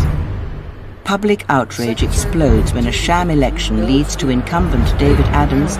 Okay, interesting. This again is Shattered Union PC trailer discussing something like what we are looking at right now. And I believe they have until the 4th. Tyrone McCloskey says, David Jefferson Adams, why not Samuel Jefferson Adams? Seems like they're adding some J sauce. Interesting. I've been saying since 2021 that we need to start quarantining the 33-year-olds. I actually said this before Jake and Jelly, 33, ran into the Capitol to spear and led the insurrection. Deranged man calling himself Captain America charged after attempting to enter a military base with an AR-15. Anybody care to guess how old Captain America here is? Again, I'm working on a design for my gold stars with the number 33 that I'm going to send to the first person to guess correctly on any of these pop quizzes. How old is the deranged man calling himself Captain America? He just tried to break into a military base. His name is Baruch Roche. And he was just indicted on one count of attempted possession of a firearm in a federal facility. And this is on 11/3. This happened in Tampa. Rome got it, 33 years old. Yep. 33-year-old crazed man. He refused to give himself his ID out. He said he was Captain America. And he tried to get on base. Demetria 101 says, Phoenician Z was 7. The letter Z is 2 sevens, one upright, one upside down. That's really interesting. I was just looking at one of Aleister Crowley's books, Liber Oz. And Oz, OZ, this book is where do what thou wilt shall be the whole of the law comes from. And it's a statement of rules by which they will live by. And it's kind of libertine, I guess. But I thought it was interesting because it's Liber Oz, but they also call it Liber 7-7 or Book 7-7. I'm like, what does Book 7-7 have to do with Oz? And I was just kind of looking through it and thinking about it, and I thought, it's probably 7-7 encoded into that Z somehow. G33 says there's Z on the Russian Chanks. Yeah, and then World War Z was just playing locally, and I went to go see it. And interestingly enough, it takes place in Palestine and Israel, and it has zombies trying to break into Israel, and the Palestinians hide in Israel. But because they get together, the virus gets in. I mean, it's interesting because it's the timing of that being just shown here locally coincided with the 10-7 attacks. All right, let's go ahead and continue. Again, 33-year-old trying to break into a base. Captain America, what does that mean? Well, I'd say AR-15 is a prop in this little play. Captain America associating patriots with terroristic violence and derangement. 33, well, again, Jake and Jelly, 33.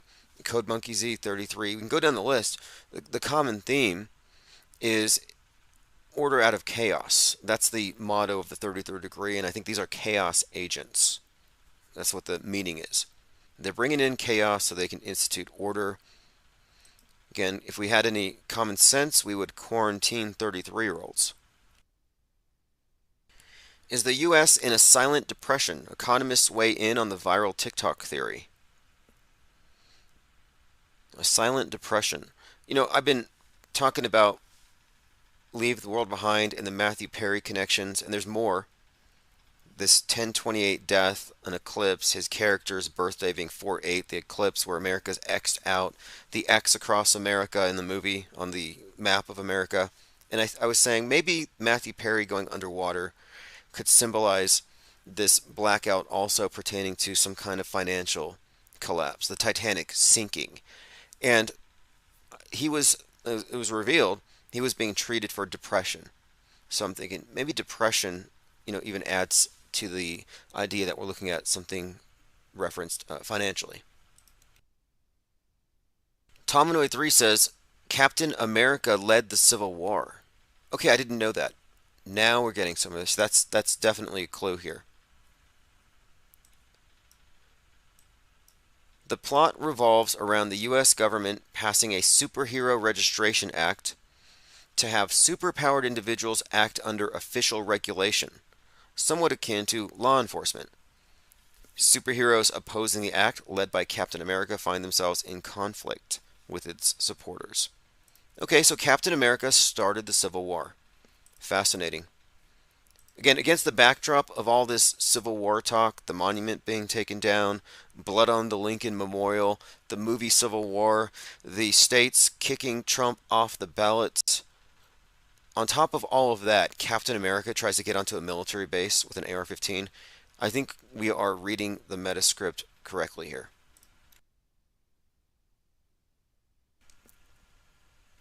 Costa says Trump was in his 777th month when he exposed Obama's birth certificate.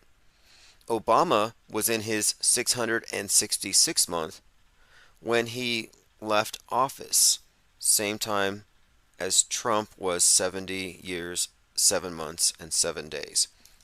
I've seen some talk about Trump and Obama being 777 and 666, and it's interesting. If you look at this, what does it mean? And one is the Antichrist, one is the false savior, or something like that. There's some kind of story here. Obama's born, his birthday is August the 4th, which is interesting because it's the 216th day of the year, which is 6 cubed. And 6 cubed is 6 times 6 times 6, the 216th day of the year. And Pythagoras said that the 216, that number is the number of years it takes for a soul to reincarnate He calls it the Phoenix cycle. So you have this connection between the Phoenix, the 666, and Obama kind of tied in here. And there's something else too. Hakeem Jeffries, the minority House Speaker, has Obama's birthday as well. His birthday is also 8/4. Yeah, August 4th, 1970. Hakeem Jeffries, American attorney and politician. He has been the U.S. representative for New York's 8th Congressional District since 2013. Anyway, interesting here because I listened to him speak once, and it seems like he has this Obama affectation. Probably not a coincidence. Speaking of affectations, I was listening to Tim Pool today, and he's still talking like Donald Trump. You've got to hear it. It's too late for him to walk it back. If he stops doing it, it's going to be obvious that he was doing it. He got in the habit, intentional or not. Maybe he caught a mind virus. Reverse History says, I wonder how closely Baum's Wizard of Oz theosophy relationship connects to Libra Oz and Osiris. Haven't looked into it. Interesting. Well, Oz over the rainbow, there's something there. There's a lot there with Oz and Osiris. But this idea of the two different realities is kind of interesting. You know, I look at Alice in Wonderland and the Mad Hatter, Hades and Persephone, Dorothy and Oz, Dolores and the Man in Black in Westworld. But you can find many examples of this dynamic, like this, you know, the person who rules this underworld and the person venturing in. And Dorothy going over the rainbow is interesting, where she goes into this other realm that he controls. But the theosophy thing, I'll have to look into. I know there's other meanings to it as well, like follow the yellow brick road. Well, it's gold. And the Wizard of Oz, Oz is an ounce, you know, ounce of gold, OZ. So the Wizard of Oz is a reference to investing in gold. There's a lot of meaning attached to this, but I find it very interesting when you look at the character Dorothy, and again, Dorothy and Oz and that relationship, and then you can compare it to Alice and the Mad Hatter, or in the Stanley Kubrick film Lolita, it's Dolores Hayes, who is the character in that one, who, this is all really, it gets into the weeds here, but this dynamic is Persephone and Hades, and I've just seen it so many times, even recently, some more recent iterations. We'll have to do a deep dive into the Wizard of Oz, though. The Wizard of Osiris. And you know, his name is kind of interesting as well. His names is Oz Pinhead. Oscar, Zoroaster, Phaedrig, Isaac, Norman, Henkel, Emmanuel, Ambrose, Diggs. So it's an acronym, but Oz Pinhead. And I thought, what does that have to do with anything? Well, Pinhead in Hellraiser is this Lord of the Underworld. He's basically like a Hades-like character, whose main symbol, interestingly, is a cube. And he is sort of like an Osiris character, because, you know, Osiris is characterized as having been dismembered, and then he's sewn back together, or rather, his body parts are put together, and he's buried until he's resurrected. Well, the character Pinhead was similarly ripped apart by these hooks that came from all directions and hooked into his skin and ripped into pieces. So he's also dismembered into many pieces. And his symbol is the black cube. And of course, he's in the underworld or hell or Hades. So I kind of find that to be an interesting connection as well. Kind of like the Wizard of Oz, he's the ruler of this parallel realm over the rainbow, Wonderland, where, you know, it's just this archetype. Very fascinating character overall, though. Okay, let's continue here. Costa says, Robin Williams once called Trump the Wizard of Oz in a skit. Yeah, Robin Williams, interesting character. Remember, his death was actually concurrent with an episode of Family Guy where he kills himself. I mean, what the hell? And it was even specific, like he hanged himself from a doorknob or something, and in this Family Guy episode, he's appearing in all these different objects, really surreal, and he's even in a door at one point. We're talking about Robin Williams' real-time death happening on TV on a cartoon. That's an example of what I would call concurrent programming, I guess. I don't know what you would call that. Mind effery. I mean, they're really screwing people up with this stuff. Eerie coincidence, it says, from the New York Daily News. Griffin tries to kill himself, then resorts to cutting off his hands to remove his powers. The episode occurred minutes before news broke that the Oscar winner had died. Yeah, here it goes. Robin Williams' Family Guy episode depicting a suicide attempt aired on BBC shortly before his death was actually announced. Unfortunate timing. Family Guy episode about Robbie Williams aired moments before his death was announced. Eerie coincidence, eerie coincidence. So weird that the Family Guy episode about Robin Williams was on last night just before it was announced that he had died. So there was some kind of concurrent predictive programming here. Same thing with the Boston bombing.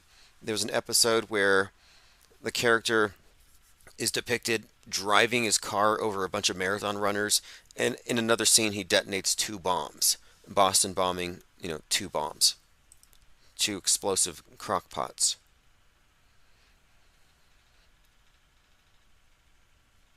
Okay, going through your comments. Captain America Civil War had the working title Sputnik while filming, says My Third Eye. Sputnik, interesting. Now that's again the association with Sputnik would be Russians winning the space war, 10/4/1957, and then the first vax, Russians winning the vax race. Costa says the Doc in Back to the Future on the train is wearing the same suit as the Wizard of Oz. Okay. All right, let's move on here. Oh, I didn't know that. Seth MacFarlane missed his flight on 9/11. All these celebrities who have these stories about 9/11 are very questionable. I think they're all agents and operatives. All right, let's move on. We'll dig back into Wizard of Oz and that character Dorothy. It's just intriguing because I've mapped it out on a mind map, and this character Dorothy has some specific connections to Dolores Hayes from Lolita and Dolores from Westworld. And I'm wondering if there's a connection between the name Dorothy and Dolores. And the more I look into it, the more I find that, yeah, it indeed connects specifically to Persephone. And we've seen some fascinating stuff with this Persephone character. Remember when Gabby Petito was kidnapped? She was 22. Brian Laundrie kidnapped her, and they found her body on September 22nd. It completely mirrored the story of the kidnapping of the Spring Maiden, who's taken into the underworld. This astrological story being told through a mainstream media psyop. Tyrone McCloskey says James Wood is featured in Family Guy. He has the most repeated 9/11 story. I was going to mention him when I was going to say, hey, anybody who has a connection to 9/11, if they're a celebrity, it's pretty shady. They are probably in the know on some level. They're operatives. And James Wood, he came to mind. Wouldn't surprise me. They're part of the same zeitgeist metascript manufacturing operation, and that's really what it is. This is really just high-tech propaganda, all-encompassing, immersive, illusion-generating propaganda to encompass the minds of billions. It's pretty remarkable. I mean, it is the Tower of Babel. It is this unifying construction, the internalized mental construct of the world that we all share, that we're all integrated on and with and through, and with the internet connecting us all. This is the Tower of Babel. And the movie Leave the World Behind is about what happens when it falls. All right, let's continue. Demetria 101 says Mark Wahlberg skipped his flight too, and he shills for the Towers to Tunnels 9/11 charity. Right. And Mark Wahlberg was in a movie about the Boston bombing, which is adding layers to the onion. Because the movie about Boston bombing is more realistic than the Boston bombing. But on the movie, they have to warn the viewers that they're going to show you actual news footage, which is faker than what they show you in the movie. The public is deliberately being confused. They conflate real and fake, and your memories of fake events might be coming from recreations.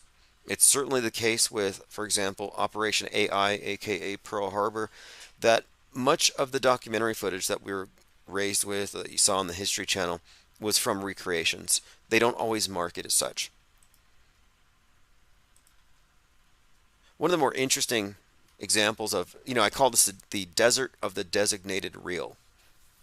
Because it's real if they say it is.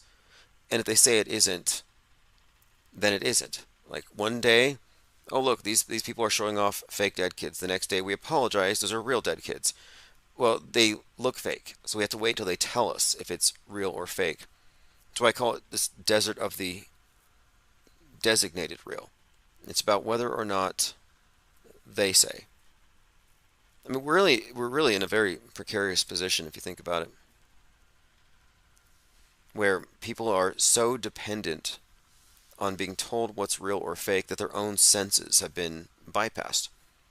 That's what I mean when I talk about this internalized concept of the world, the metaverse version supplanting the real thing, fake beating real, and we're witnessing the results of it. I'm actually looking forward to 2024. I think it's going to be a mess. Blaze Media says, will life imitate art with Civil War? Will life imitate psyops? My answer is no. That's fear porn.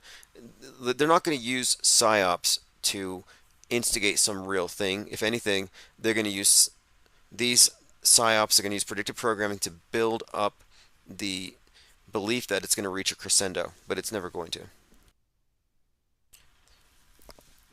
There is no doomsday, no matter how realistic they make it look. But yes, these celebrities doing movies that recreate it, that kind of confuse memories, that's how the Mandela effect works.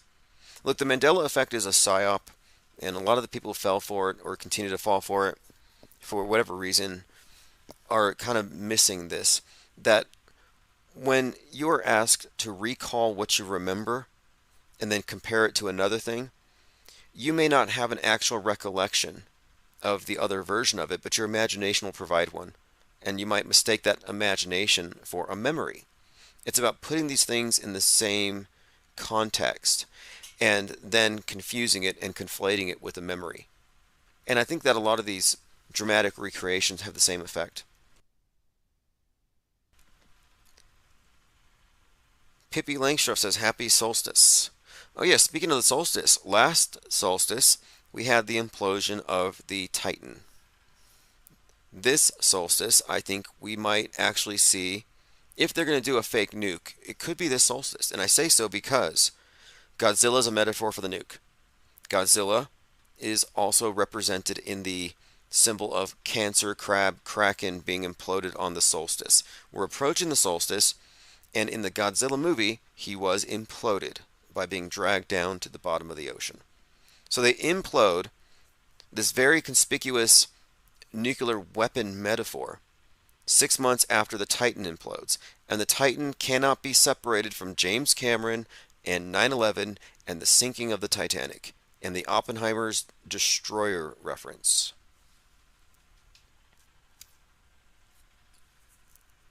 So this solstice, again, was also hinted at in the movie Leave the World Behind, where the rich guy with the bunker said, take care of yourself this solstice.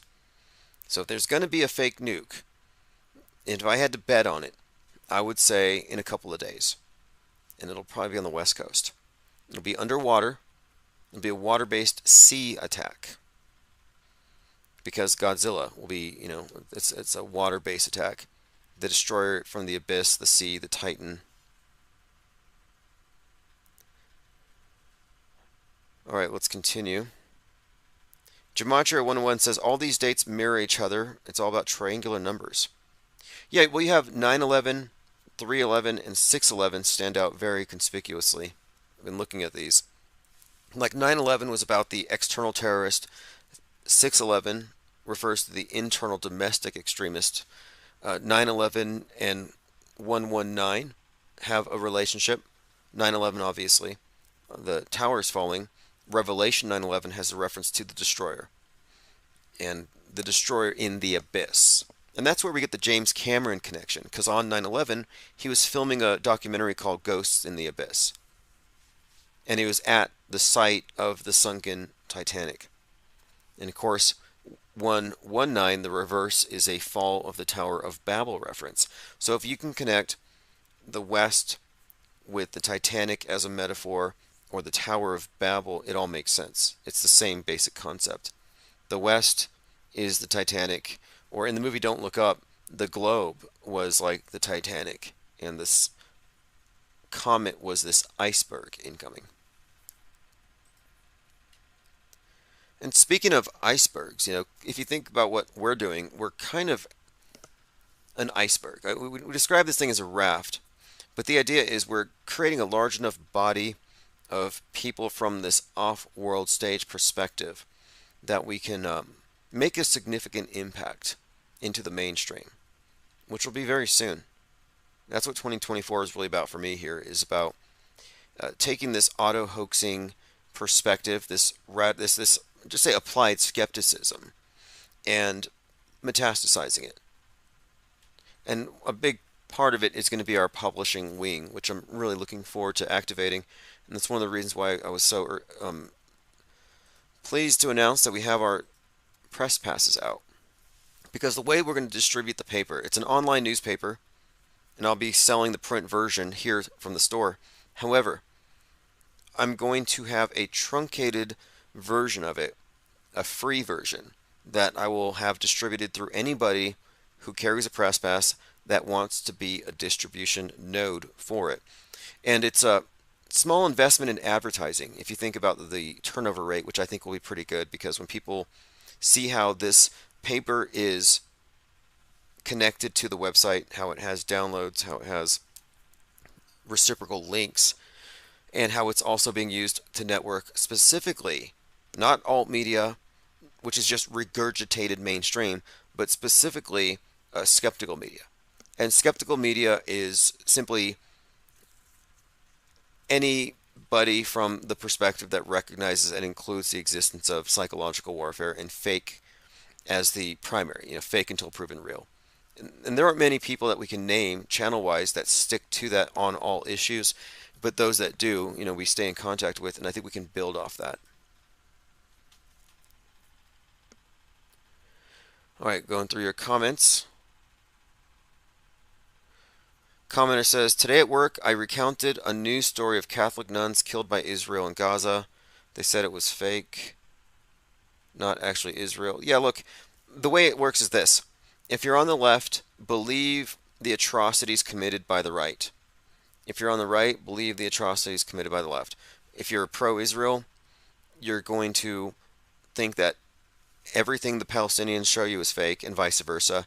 The fact of it is they're both fake. And if you're falling into any of these Hegelian dialectics, you're on the world stage and you're contained within the political horseshoe. And I wonder how? How can you still be contained within that, knowing what you do, and then why also? What keeps you engaged? I find it very peculiar when people defend mainstream news and you ask them, what do you watch? How much CNN do you consume every day? Because if they're not consuming news in front of the TV and absorbing it, why would they be interested in defending it? I always find that very curious. And I think it's part of this insecurity of the built into the mindset, where the main thing you're afraid of if you're a normie, a blue pillar, is being outgrouped. You don't want to have an idea that puts you outside of the group. Political correctness typifies this.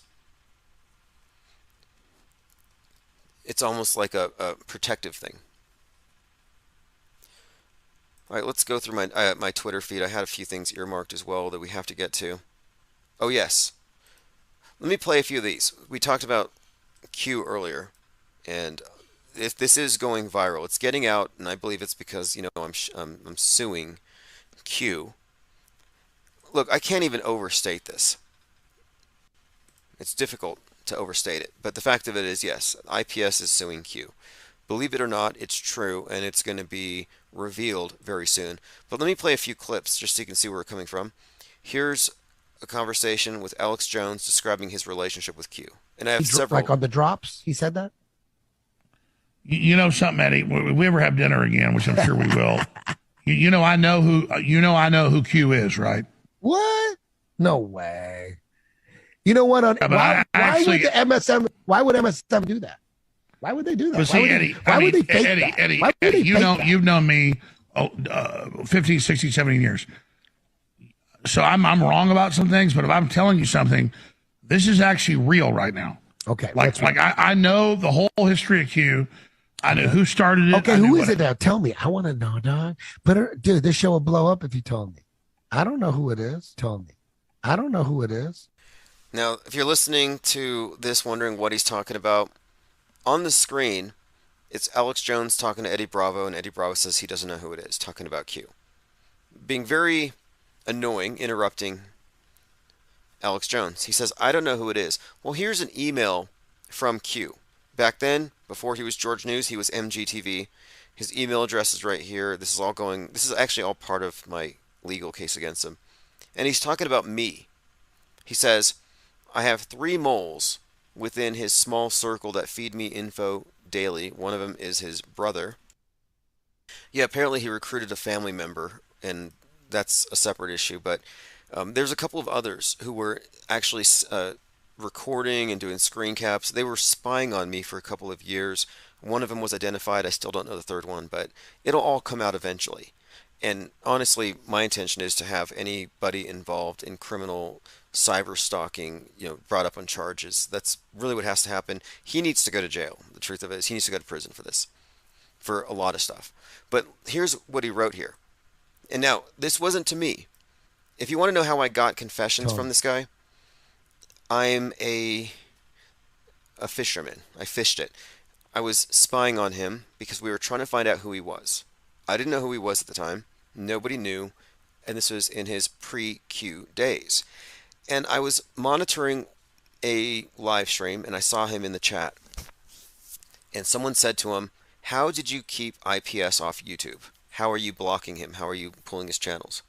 And he said, email me, and I will show you what I did. And before that person could email him, I created a spoof email. I emailed him, and I said, hey, I just talked to you in chat. How did you deal with that pest IPS? And he forwarded several emails to me that he sent to YouTube's legal department.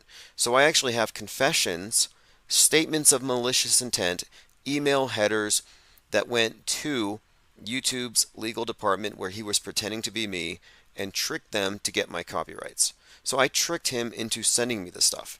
And one of the emails here he sent included this. I will be at the Flat Earth International Conference with Eddie Bravo. Just driving, more info soon. So he's going to be at the conference with Eddie Bravo. You would think that maybe Eddie Bravo knows this guy, Q. I know the whole... So is he just playing dumb here? What do you think? Whole history of Q. I know who started it. Okay, who is it now? Tell me. I want to know, dog. But dude, this show will blow up if you told me. I don't know who it is. Tell me. I don't know who it is. Tell me. I don't know who it is. Who is well, it? You know his name? You know his first and last name? Will you let me tell you? Oh, my God. You're going to tell me on the show. Dude. Now, they drag this out for 3 minutes, and Eddie manages to keep Alex Jones from actually naming him. And Jones says, I'll tell you over dinner next time we're hanging out with Joe Rogan. Okay, now here's another video. Alex Jones talking about putting pressure on Joe Rogan to dox Q. This is yeah, that's what it was. It was basically he was putting. When was the last time? He was putting pressure on Joe Rogan to release the name, or he would first. This was actually in 2021. I have collected a number of times where Alex Jones has point blank admitted that he knows who Q is, and that he's withholding the information that he and Joe Rogan know it, and that's a big deal. There's some significant implications to this. If you really think about it, one, you take away Trump's plausible deniability. Like the fact that he's being pulled off of the ballot in Colorado, yeah, it's a travesty. They're going to put him back on, I'm sure. But if you really think about it, the fact that he's associated with Q, who was pushing insurrection, tells you that he is guilty and should be pulled off the ballot if you go off the 14th Amendment the way they're reading it. But that plausible deniability is shielding Trump from culpability in the riots, and that's why they want to keep this hidden. This Q guy is in the White House. He's in the White House press corps. And a lot of people didn't want to believe it. Many still don't want to believe it. A lot of people I've shared this information with have ignored it and derided it, but the fact of it is, it's true, whether you want it to be or not. Facts don't really care about people's feelings, and this lawsuit is going to bring it out. This lawsuit is going to bring him out into the open. And again, it was stamped. I have the civil case number. It's civil unlimited, civil infinite. I'm asking for $1 million a year for the years this channel was suppressed in this way. And it doesn't matter if Goldfinch has the money or not. My research on it suggests that yes, he absolutely has many more times what we're asking for. But even if he didn't, most of the damages are going to have to come from Google. All right, let's see here. Going through your comments. Exalt says, is Q doing any stunts for Gladiator 2? No, Q is not P. Godlewski. Q is, well, he might be. There's a team of people. There's several individuals involved. But the one we're talking about is the guy who did the Q drops on 8kun, and the trip code kind of contains his old username, MGTV. MG7V. JXZNCI. And I think it's all just a made-up trip code, MGTV, JX, Jesus Christ. He's a huge Christian, and IC New Zealand. He's a New Zealander. I think it's code, his trip code. But again, this is the guy who brought JFK Jr. back from the dead. Oh, one more point on this. Because there was a group of people behind Q, and he's one of them. Gene Ho has to be one of them. Gene Ho was Trump's photographer, and these two were working side by side. Well, Gene Ho was on a live stream, and people were asking him, is JFK Jr. still alive? Gene Ho, again, he's the guy behind George Magazine, the print version, and interestingly enough, Gene Ho kept touching his nose, a reference to RFK Jr. touching his nose to signal that JFK Jr. is still alive. So this idea of the Kennedys coming back to save everybody, it's still alive and well, and you can point fingers at who is behind it. And this information needs to get out because I think the public deserves to know. I think the QAnon Kool-Aid drinkers and all the people associated with them who are disturbed by it, who are disappointed in it, in what it's done to people, I think they all need to know who's behind this operation. And why is Alex Jones gatekeeping Q's identity? Why is Joe Rogan gatekeeping Q's identity? It doesn't look good. It doesn't look good that Eddie Bravo either knows who Q is, and he's a truther, right? He's a truther. If Eddie Bravo's a truther, and he has a lead on one of the most, I would say, one of the most momentous psychological operations of all time. I mean, this Q thing is huge. The way it's destroyed the American right, this big smear operation. He knows who this is, and he's not going to say anything. Or he knows somebody who knows. All you got to do is go hang out with Alex Jones and Joe Rogan, and they'll tell you. And he's not going to publish it. That's a problem. It's a problem for their credibility. If I had information on par with that, I would publish it. You know this. That's what I'm doing. I'm a publisher. I wouldn't be holding it back for fear of betraying confidences. I mean, Alex Jones, I don't betray confidences. Are you sure? I'm pretty sure you betrayed the confidence of every single listener when you flipped on Sandy, the Sandy Hooker thing. When you spent your entire career running laps around one tree to distract them from the forest. You know, it's not like every few years they fake a shooting to influence public opinion. No, they're all fake. There's a forest of fakery, and it implicates the media on all sides, including alt media. And that's what they're hiding. They're hiding the monolith.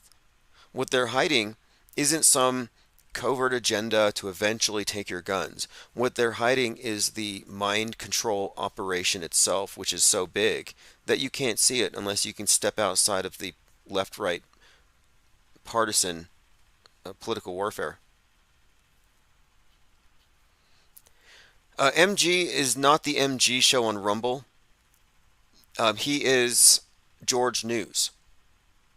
And look, I was heckling them, and I was heckling Garrett Ziegler about this because I know what I know, and I got Ziegler to come out and admit that he is good friends. He said extremely good friends with George News. That's a big deal. That he know, and not only this, I have not been able to get the White House press corps to confirm for me that Goldfinch is part of them. And I've tried. I've actually tried reaching the White House over this, and the White House press corps. I've been trying to get information, and I generally get hung up. But I elicited the information. Garrett Ziegler, he says, the founders of each, George News and Marco Polo, are extremely good friends. One being a staffer in Trump's White House, Garrett, and the other a credentialed member of the press corps. So there you got it. There you have it. There, Garrett Ziegler, letting us know that he's friends with Marcus Goldfinch and that Marcus Goldfinch is in the press corps. I got this information by trolling him. They really should just block me and ignore me. Oh, they usually block me, but they don't ignore me. And now that I put pressure on them with this lawsuit, Goldfinch is going to come out. He can't hide. And now that he can't hide, he's trying to get in front of it by selling t-shirts with his partially revealed face. That's what the real agenda is here. And then he has this Gene Ho come out ranting in a video about how you don't want to be on the wrong side of history and you don't want to be doxing people. Like, I think it was directed at me, and I don't think I'm reading into it. But I don't think I'm on the wrong side of history here. The guy's a criminal. Lisa pointed out, Gene Ho was live on TikTok last night. In the comments, people kept asking if JFK Jr. was alive. He couldn't answer yes or no, so he kept touching his nose just like RFK Jr. Redacted says, so Q is a psyop. Yeah, not only is Q a psyop, the deep state is a psyop. Q's not here to save you from the deep state. There is no deep state. Q is a massive psyop run out of the White House. This is a fact. And you know how many millions of QAnon patriots would be mad if they found out that their top trusted truthers knew the truth about Q and never told them? Oh yeah, this is just some boring actor from New Zealand with some gig to LARP in order to dog whistle to all the conspiracy theorists out there, get them under one umbrella as a voting bloc, and line them up to vote for Trump. That's all it was. There is no deep state to be destroyed. There's no children being trafficked to Democrats that you can save by tweeting and retweeting a bunch of hashtags. This is not fifth generation warfare with digital soldiers. No, it's just chicken feed and mindless distraction to keep you from recognizing the monolithic nature of the mind control apparatus. So yes, is Q a psyop? Absolutely is a psyop. Look, January 6th was a simulated riot. Nobody died or cried. It was a closed movie set. You really think that Trump is going to be pulled off the ballot for a fake event and not call it out as fake if he wasn't part of it? Like, if this was a legitimate attempt to take down a legitimate potential leader, he would have said, I'm not taking the fall for that riot because it was fake. Look at Woo's News. Trump would have Woo's News on video, on an interview, and he would say, hey, explain to us how you can show how Ashley Babbitt's not dead. Let's go ahead and just tear apart this entire ruse to destroy MAGA. But he's not doing it. Why? Because he's part of it. That's hard for people to accept. It's hard for people to accept that Trump is as much a part of the psychological warfare against the people as any of the Democrats you can name. Pelosi, Trump, same team. Any of these villains they gave you on the left, even World Economic Forum, Klaus Schwab, Trump, same team. They're all same team. The monolithic nature of media is the main thing they hide, and that's really the biggest takeaway from 9/11 for me is that you could not have executed a global psyop like that without monolithic control. But you couldn't have monolithic control without people rebelling against it, rejecting it. So what do? You give them the impression that it's fragmented, that it's been shattered into a million pieces, so they don't see that Big Brother is still staring them in the face because he's got so many faces. You don't see him as a singular being. This is what I mean when I say they distract you from the forest with the tree. They have you looking at the thing, the current thing, the psyop of the week, psyop of the month or day, and you're looking at this one event, and it distracts you from the fact that there's an entire array of psychological operations at all time, every day. I mean, really, MSM is a non-stop psychological operation, and you could say it's against the people that are targeted. You could look at it as in a way, almost as a military operation, insofar as it's being used to subdue, pacify.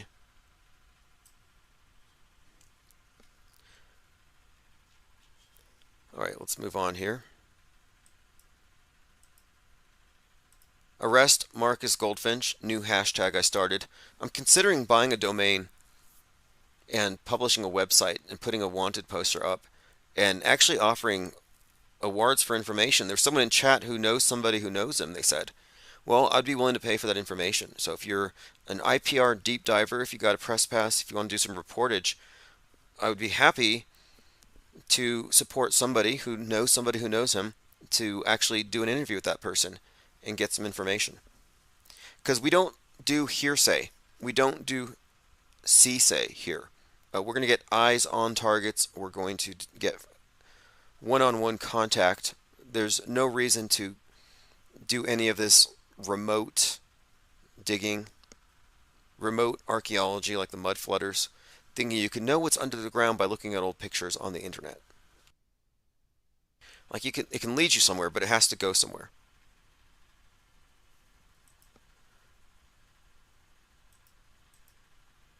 Alright, again, if you ordered press passes, you probably got a tracking number. If you didn't, email me at timosmond007@gmail.com.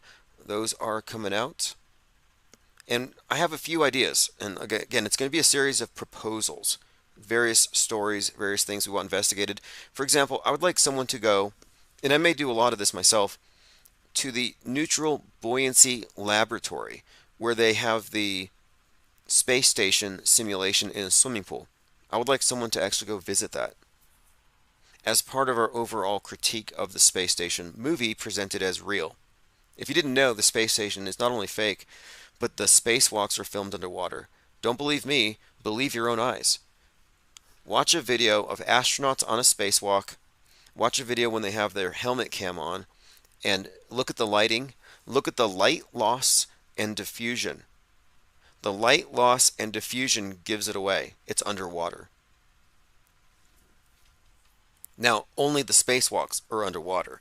I've heard some gloobers try to misrepresent it and say that we're claiming that they're all underwater. No, most of it's on a movie set here on Earth.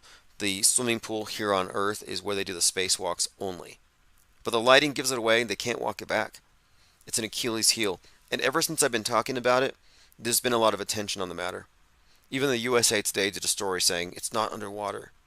It's almost like they're talking to us and trying to refute us real time.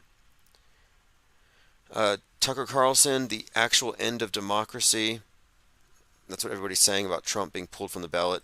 In some ways, we still don't know exactly what it was. It was not a Trump-led insurrection. The crowd had no guns. They had no plan to overthrow the government. Nothing like that has ever emerged. And above all, Trump was not leading it. He was miles away at the White House at the time, where he issued a public statement. Look, let's just be honest. I know the story. Trump's the good guy, deep state, bad guy. But to say he wasn't leading an attempt to disrupt the proceedings is sort of lying at this point. Like, don't we all know that was the plan? Didn't we all think, those of us who were following it, that Pence was going to not certify and that they were going to provide an alternative slate of electors? And the reason why there was chance of hang Pence is because he betrayed everybody. That was led by Lynn Wood. Like, there's no question, in my mind anyway, that this was an attempt at disrupting the proceedings, causing chaos. Like, that was never a question for me. And now this idea of kind of like, I don't know, whitewashing it, it just doesn't make sense to me. Let me play this clip. This is Alex Jones hanging out with Ollie Alexander, pervert, and Nick Fuentes, groomer. And they're talking about blocking a certification of an election. And this isn't the one in DC on January 6th. This is actually a different election. But what you'll hear is, I think, a clue as to what kind of thinking went into January 6th. And you hear Alex Jones trying to control the conversation a little bit. I'm sorry. I'm not trying to. They certify the vote here, right? We're inside. Let's not leave. We're not crowd. No, I'm being serious. We're not the left. We're not going to democratize ideas. That's how we can stop the certification. Listen to me. Peaceful. Listen to me. It's not a bad idea. Listen to me. What? Listen. Peaceful sit-in. That's what we'll call it. Here we go. If the hillbillies make up all the ideas, then we're going to lose the country. Okay, so now you listen to Ollie Alexander, the guy that grabbed Owen Schroyer's crotch, the guy who works with Nick Fuentes to compromise anybody that gets into America first. Again, it's kind of a blackmail circle. But Nick Fuentes is right there behind Alex Jones. And they're talking about here again a conspiracy to block a certification. Your pride. Listen to me. We're going to stop the steal, but first we're going to stop the certification. Well, it's not good to fight. It's okay. So he says we're going to stop the steal, but first we're going to stop the certification. And as soon as he says that, Bill Hicks starts interrupting him again and again and won't let him get it out. Certification. Well, it's not good to fight. It's okay. How are we going to do that? Sorry, let's talk about it later. It's good. Okay. You're not going to this. Yeah. All right. It's okay to have ideas. Everybody's fine. Yeah. It's an idea, man. Just lose the republic. Ideas are fun. Well, listen, he can have ideas as a private citizen. Yes. But we have our ideas. The point is, this is good. Everybody came here. We're kicking ass. It's wonderful. I'm just talking out loud with ideas, man. It's good, brother. I love it. You know? Okay, I'm not trying to upset anybody, believe me. AOC. One team, one goal. Yeah. Absolutely. Anyway, let's talk about it later. The word decertification obviously triggered Alex Jones there. Wonder why. Was he saying too much? Okay, here's another clip. Q in studio with Joe Rogan and Alex Jones. And here's more. Q. This is a longer clip. This is Alex Jones calling out Joe Rogan, saying, you need to reveal who Q is or I will first. We all know who started Q. Should I just tell all the Q heads? It's all... Sure, and get Q in there so you didn't talk about stuff. He didn't want to go on air. We can make it on air. 1-0. We all know who Q is. Kind of like how Tucker and his friends all know who the bad aliens are. We all know.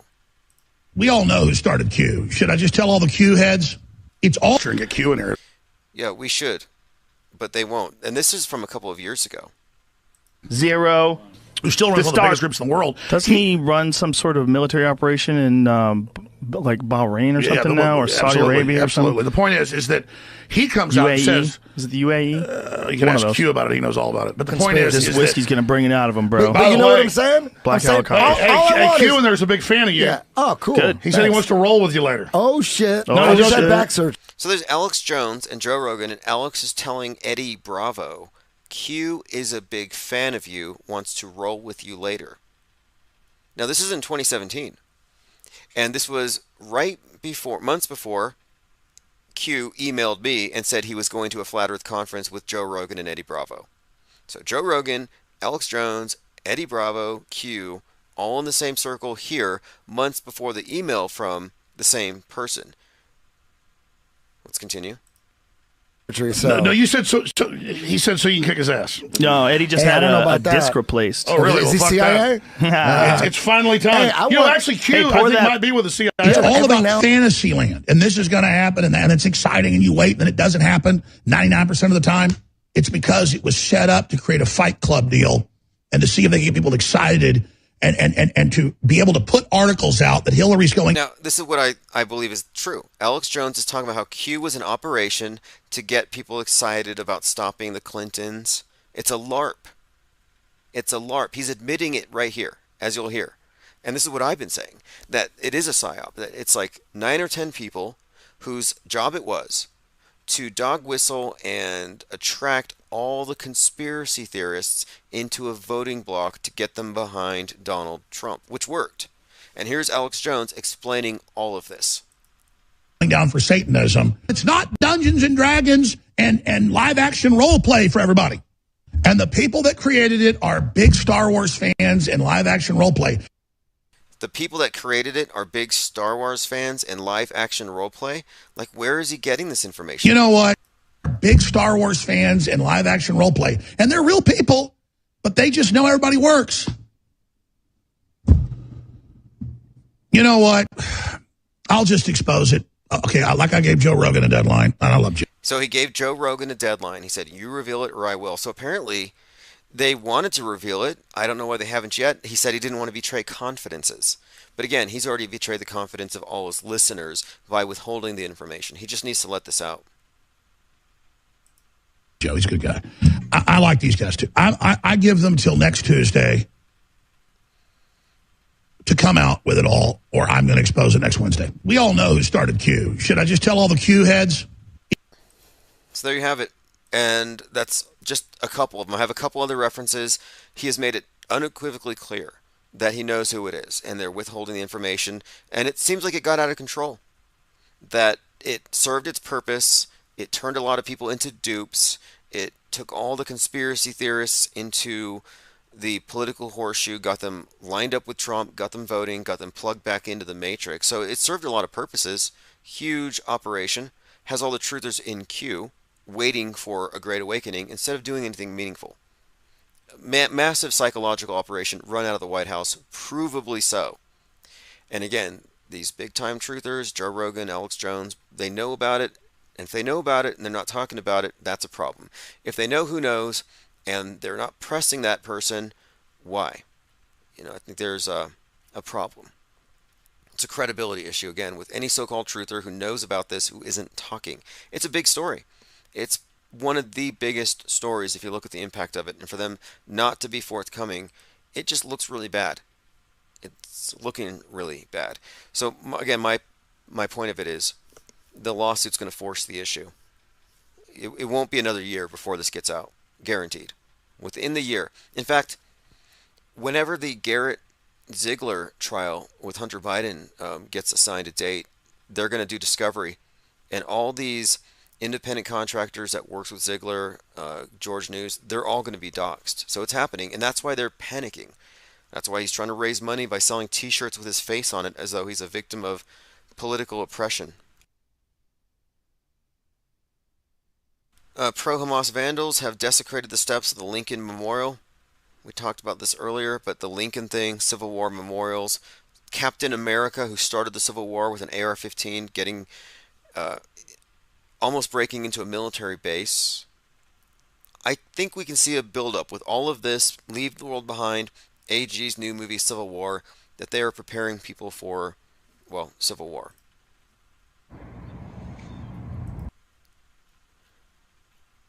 All right, let me go through my notes. This is Jim Brewer, and this is a short clip where he's talking about Biden. First of all, also, I don't think Biden's real. Call me a conspiracy theorist. That's not a human being. He's not. He's been. I'm trying to get it out of General Flynn. He won't let it out. No, that's him. Oh, okay. It's Jim Brower at one of these great, Awaken America tour, just saying Biden's not real. Not a big deal here. This is like an old story, but I just thought it was notable that he's asking General Flynn to tell him the truth, because this is part of this idea of devolution. And what they believe here is that Q is part of the White Hats and they took over already. They already killed all the bad guys. The deep state's already dead. We've already won. But because it's so much of a shock for people, they've replaced the bad guys with clones or actors and doubles to maintain the charade until a time where they feel like they can tell us the truth. So what they're referring to with, General Flynn, can you tell us the truth, is when are they going to reveal it? When are the masks going to come off? When are we going to be let in on it? And the nonners, the Q heads, believe that they have been on the inside this entire time, enjoying the show, watching the movie. So they're sitting back waiting. They're waiting in queue for this great revelation for the curtain to drop, and it just hasn't happened yet. Just 2 more weeks, just 2 more weeks. They keep pushing it back, and at some point, we're all going to get the truth, or at least that's what they think. And there they sit, waiting in queue for somebody to tell them the truth. It's pretty sad at this point. Very culty. And not culty in a good way like this. This is kind of culty if you think about it.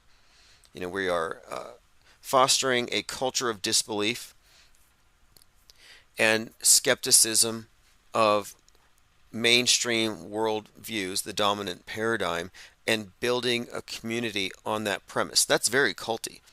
But there's a huge difference between destructive cults and, you know, positive cults, or cultures, you could say.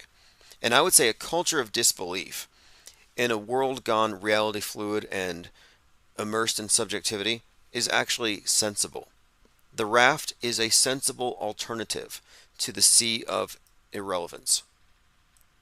Breaking: Lieutenant Governor of California has sent a letter to the Secretary of State asking her to, quote, explore every legal option to remove former President Donald Trump from California's 2024 presidential ballot.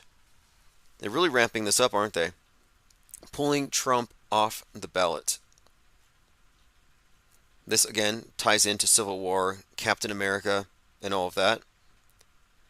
Again, if you missed it, this has been the news all day. Colorado Supreme Court removes Trump from 2024 ballot based on the insurrection clause. And I'm not taking sides on this, but just being 100% honest about it and objective, yeah, he did set off an angry mob. And even though it was staged and fake, the sentiment there generally agreed upon was, we got to stop the deep state pedovores. What did they think was going to happen?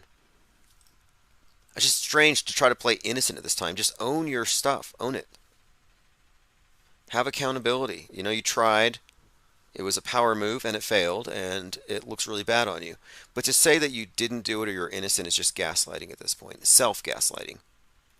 Which is kind of what they're known for. Let me play this clip. I found this on my TikTok. This is something I found a couple years ago. This is Johnny Depp.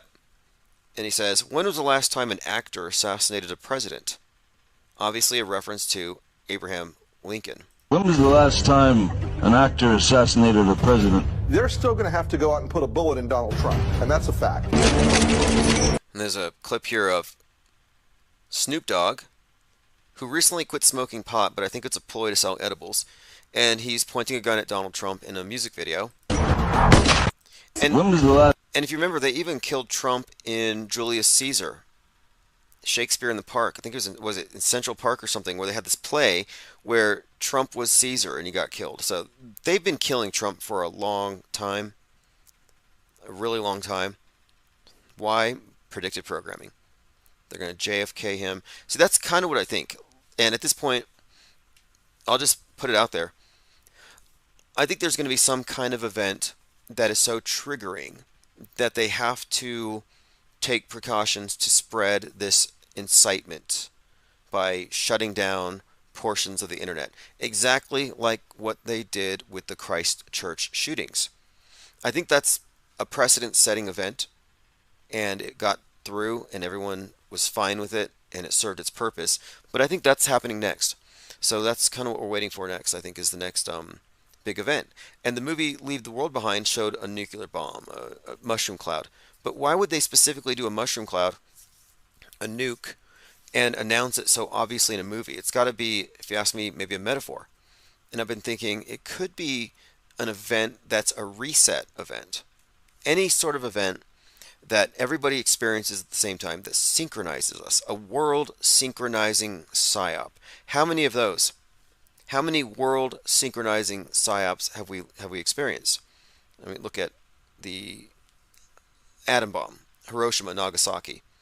That obliterated objective reality. It didn't destroy the world, but it destroyed the integrity of our shared internal world, because now it's being mediated through this mendacious media that augments it with things that don't exist. So in other words, we entered into this augmented, staged reality with the advent of the atom bomb. Then you can look at the JFK assassination or the moon landing or 9/11, these types of things, where everybody agrees that this event happened and it shocks everybody the same way. Everybody has to change accordingly. These are big resets. And I think that we're being primed for a major reset, whether it's a mushroom cloud simulated off the coast of Seattle and flooding or something, or if it's something else, but I think it might be metaphoric. Like, for example, a JFK-like event. And why else would they have associated JFK with Trump for so long, symbolically? Just the immersion of all this JFK lore attached to Trump, then the cult is saying, oh, Trump is John F. Kennedy in a suit, in a costume. Why would they associate it if the objective wasn't to lead here? And now you see Donald Trump with a 47 on the side of his head, because he's going to be president number 47. Well, 47 has some specific connotations. Super Bowl 47 was the Blackout Bowl, 2013.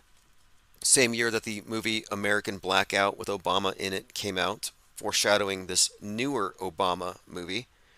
But more importantly, 47 being associated with the blackout is very interesting, considering, again, Derek Chauvin, 47, stabbed 22 times on a Black Friday. Hockey player 47, slashed by player number 22. Black on white. There's this black on white, this Hegelian dialectic is being inferred here. Thank you, Gematria 101. Appreciate the support very much. We all do, and that's what keeps the text alerts going. Anyway, my point is this 47, this 22, there's been these numbers have been reiterated again and again. And ever since, 4/7, 4th of July, the Highland Park shooter, I've been paying attention to this. And the Highland Park shooter was the guy with the 47 tattooed on the side of his head. And he had an unhealthy obsession with Lee Harvey Oswald. So there's your JFK association. He had Lee Harvey Oswald on his wall. So you have this Oswald associated, or rather obsessed, mass shooter with a 47 on his head, associated with Trump because he's going to Trump rallies.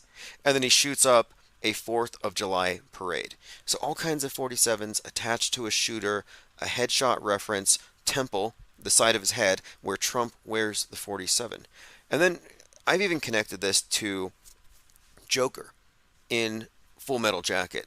Full Metal Jacket, Kubrick film, if you do the subtext of it and you analyze the characters, you can see that Joker is actually based on JFK, who was, again, we're looking at Kubrick revealing his role in world stage events. But anyway, that character, Joker, wears a target on the side of his head, right where JFK got shot. So when I saw Trump with the number on the side of his head, I'm like, you know what? That might be sort of a Kubrick-esque reference, if you ask me. But this 47 thing also has another connotation.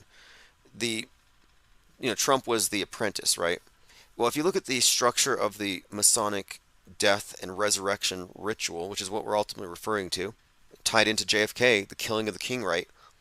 They come in as an apprentice, but it is in the 3rd degree where they are symbolically killed and resurrected. And in the 3rd degree, there's a lecture about the 47th problem of Euclid.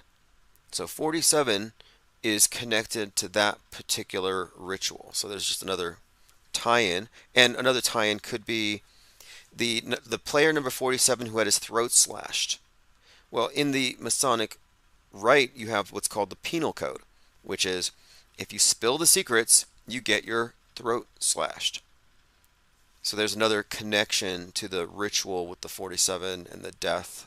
And of course the black and white stuff ties into it. Derek Chauvin, Western chauvinism, getting stabbed 22 times.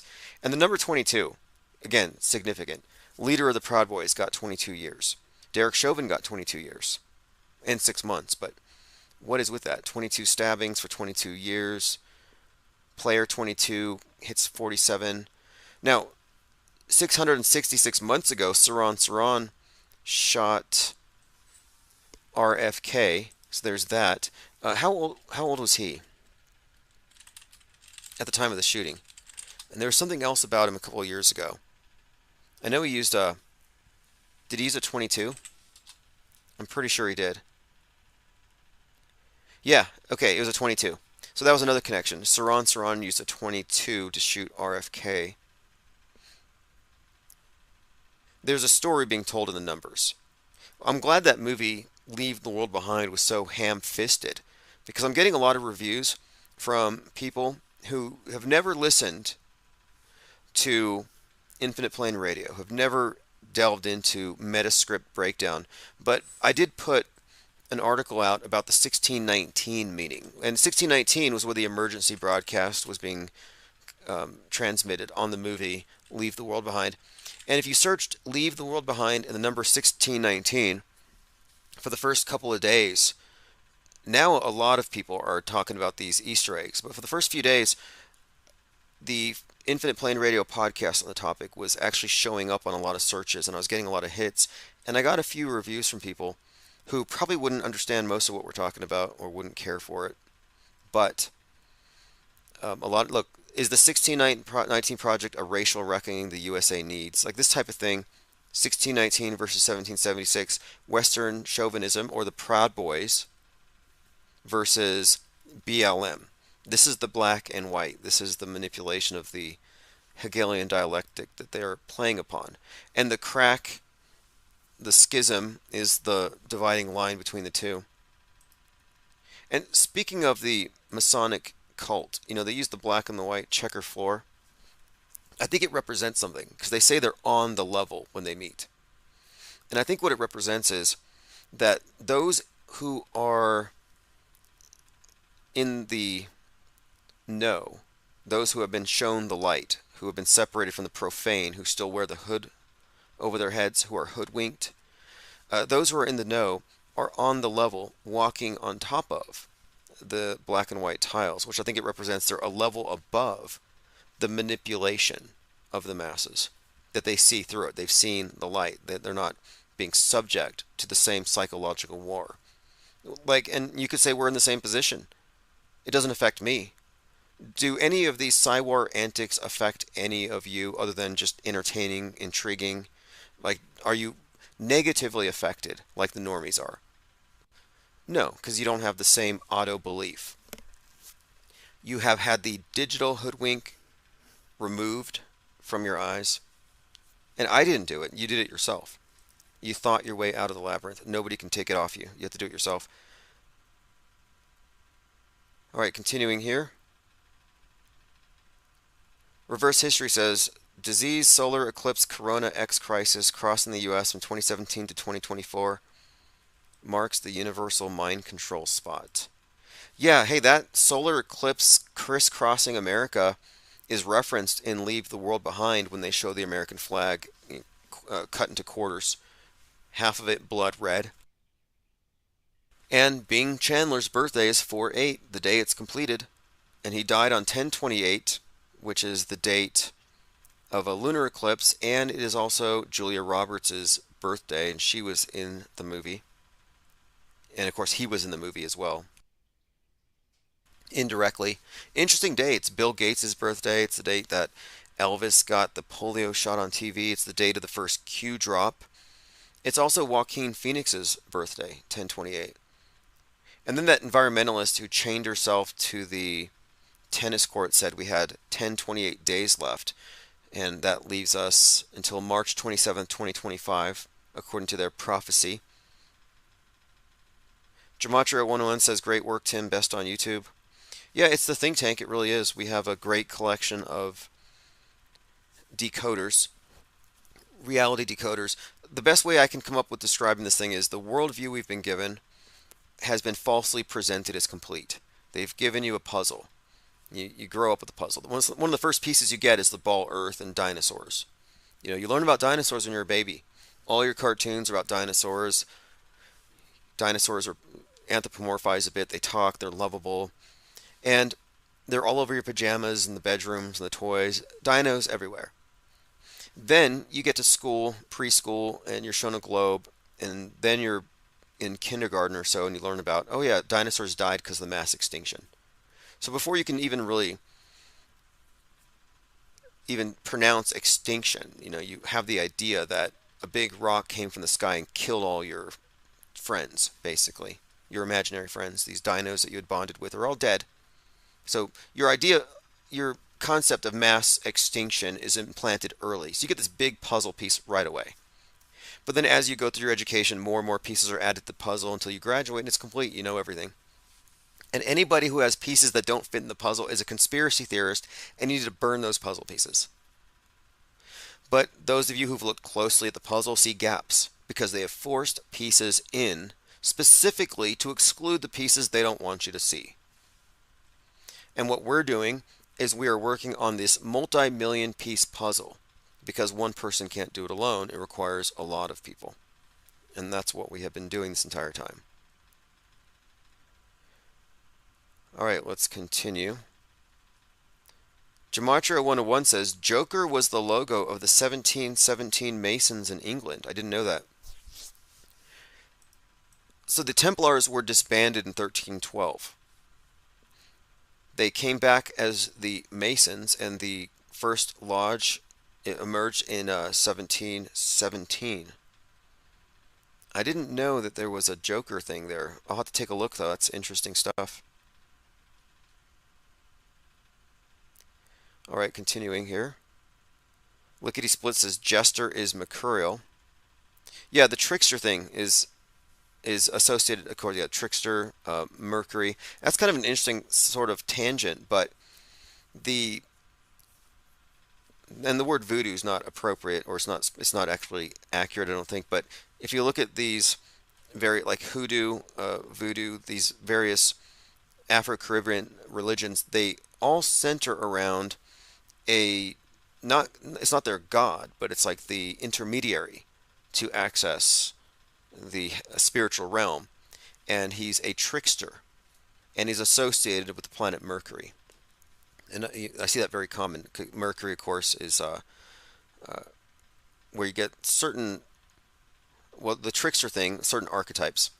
It also has an 88-day orbit around the sun, if you believe the conventional heliocentric model, which is also kind of interesting because the 88 has constantly been associated with time travel in all these various instances of predictive programming.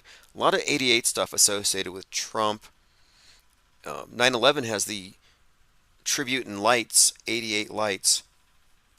And there's 88 constellations in the zodiac, which is like this wheel of time. So I think there may be some connection there. Again, it's from Back to the Future, which has Trump in it as Biff Tannen. But to travel through time, you need 1.21 gigawatts, 88 miles per hour. Cubstar says, the dinos have long, complicated names. Some children spend a lot of time learning the names. There may be a mind trick there. Right, and then you go to the museum, and you see these sculptures, or you see these bones, like, oh, you could dig these up. And it's believable.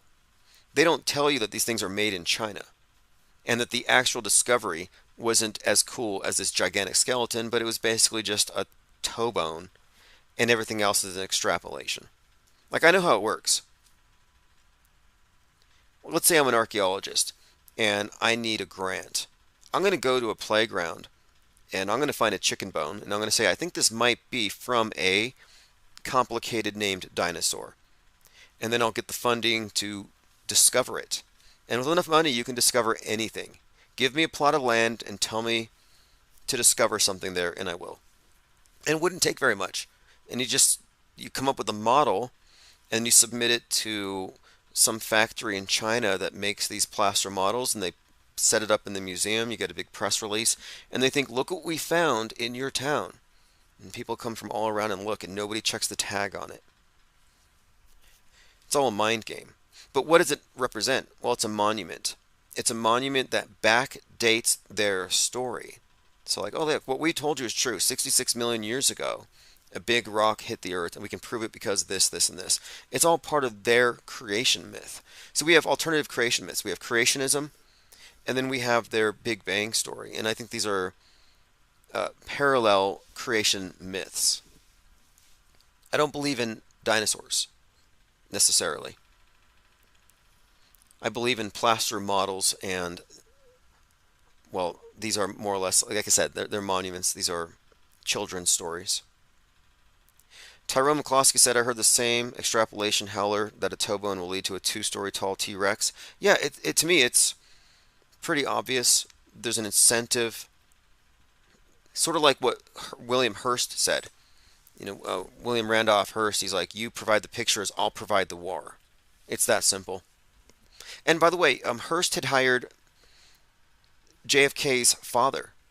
And then JFK, I think he did war photography or something. That was his... let me see if I can find some information on that, because there's a connection here between the Hearst family and the Kennedys, which is very interesting. Yeah, JFK,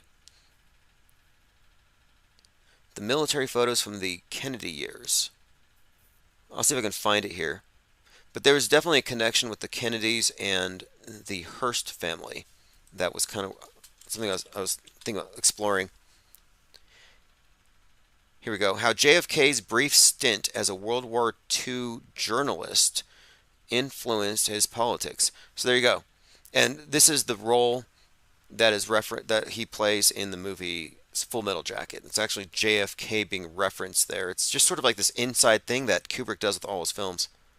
Even in The Shining, the manager of the Overlook Hotel is obviously JFK. All right, I have to go run some errands. I will have more time tomorrow. I think we'll be taking calls probably earlier. Civil War is about to kick off. It should get interesting. We're pre-auto-hoaxing everything as usual. It's not going to be real this time. It's not going to suddenly get kinetic. It wasn't like we've just been observing a build-up to when it's all going to go down. It's not going to end like that. There is no doomsday. There is no end. It's a non-stop cycle. And any ending is just a new beginning. It's all encoded in their symbolism. That's kind of how it works. It's this recycling. They recycle a lot. But the reason why they don't end it is because then they will lose their control. It's not the thing itself, but the threat of the thing that gives them all the power. Tyrone says JFK was planning to buy the Boston Globe after his second term. Interesting. Well, JFK Jr., George News, and people look at the George News magazine and think that it predicted 2020, and you wouldn't be wrong. It had a lot of interesting references that seem to indicate foreknowledge of the 2020 agenda, which doesn't mean the 2020 was real. It means that the general storyline, at least in broad strokes, was known to the insiders long in advance. All right, we'll continue this conversation tomorrow. This is Auto Hoax or GTFO. Sign up for the archives, and I will check the volume before I submit it this time, and I'll see if I can get all the levels right. Thanks for your comments. This is Chief Crow and the Flat Earth Worms. I'll put a link to this below.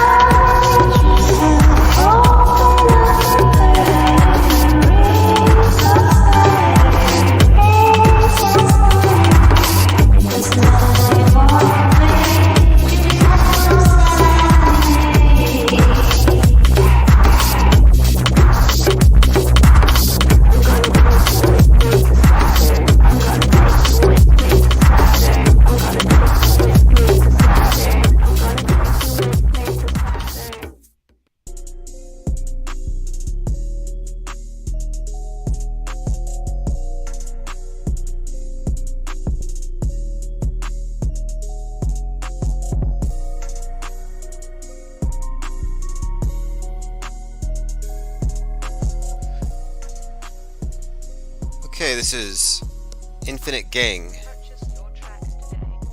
Neo Mode Gucci Flip. We are live here. It is 10/30/2023. Phones are open, 505-349-0420. Also want to say hello to those of you over at Rockfin. We are live on Rockfin. Sent out a blast, so the penguin signal should be viewable. Just look up above. It should be appearing there in the ionosphere. Just look for the beak. Joined by 737, Rob Files, Osher06. Okay, I got some great news for everyone tonight. No, actually, it's not great news. Shani Luke is dead. First she was dead, then she was alive. Now not only is she dead, but she's decapitated and dead. Shani Luke dead at 22, body of German tattooist found 3 weeks after Hamas kidnapping as heartbroken mom speaks out. Now notice this, 3 weeks, dead at 22, little skull and bonesy up in here. Obviously it's fake. Look, if there's any part of it that's fake, it's all fake. It's literally like that. This isn't a mix. Some people are like, oh, it's a mix of real and fake. No, it's not. They just want to maintain that fight or flight response. They want to feel safe. They don't want to relax too much and just, get a little too comfortable with the popcorn. They want to hold on to that ammunition. And I'm like, that ammunition's a waste. Honestly, you're better off with the perspective we take. Ataraxia. All right, let's see what we have here. We're on the precipice of Halloween. All Hallows Eve, major occult holiday. And people are replaying this from a few years ago.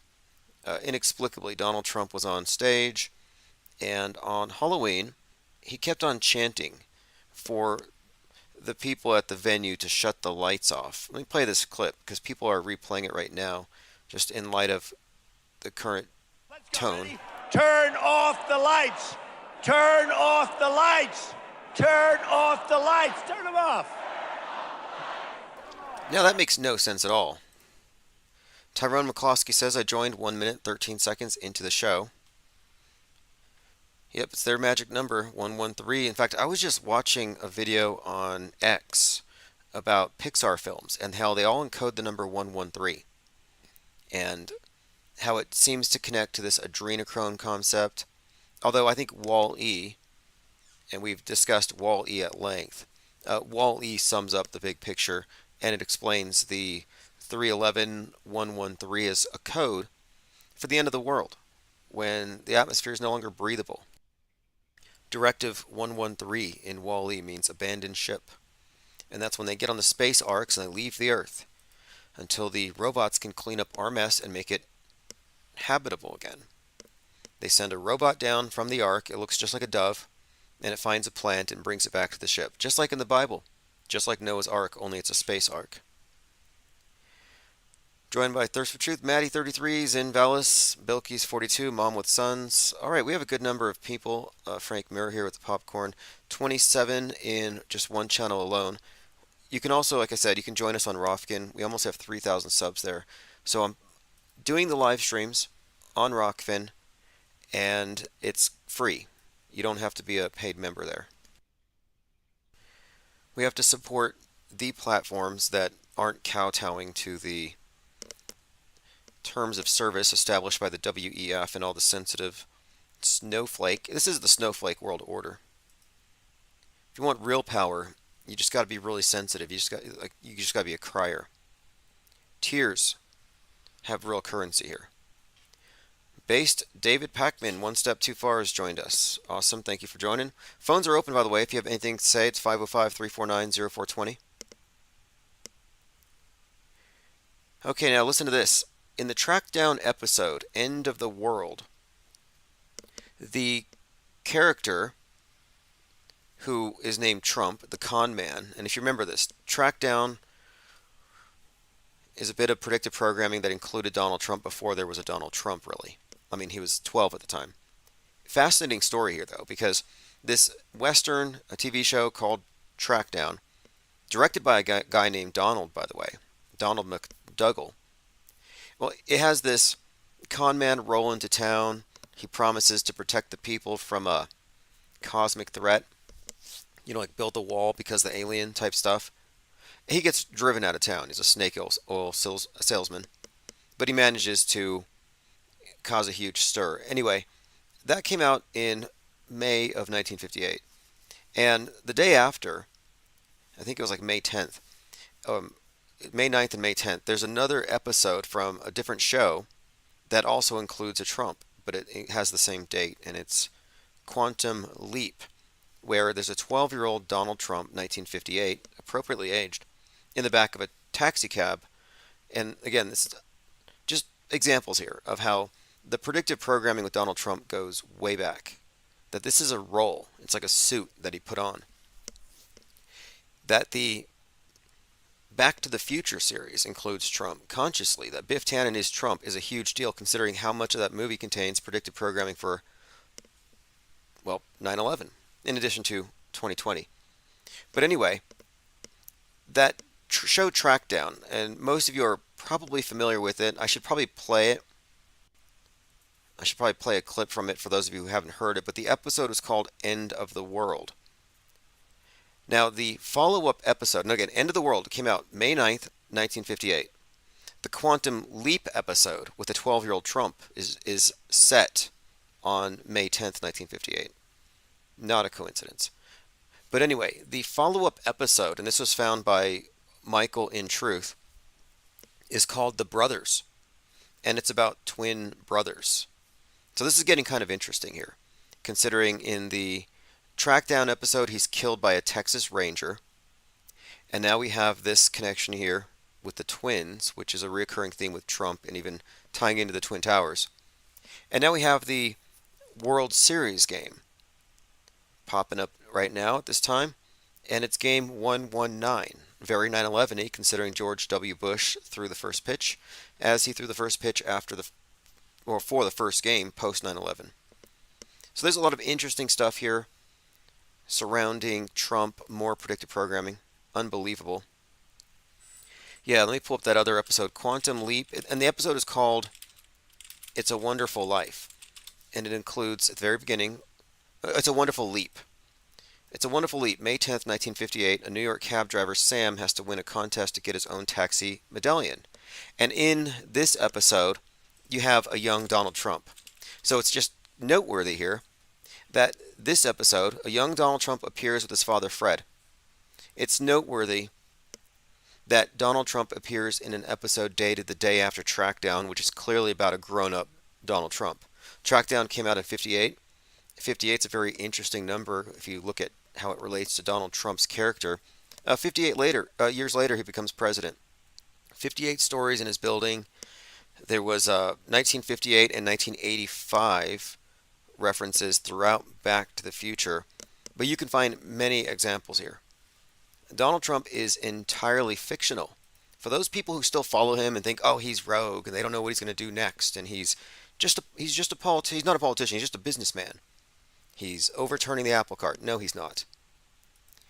Get off the hopium. It's worse than blue pills. Alan Smith says, say, Tim, whatever happened to the corny mayor of Minneapolis when the George Floyd thing happened? Oh, which corny mayor is that? There's a lot of them. Joined by Shannon Jones. Yeah, I'm assuming a lot of you here are here because of the text alerts. So I want to say thanks to those of you who join at Patreon and the other sites, because that's all going into maintaining and expanding this channel. And things are getting where I want them to be. For example, we have the books Auto Hoaxology 101 shipping out right now.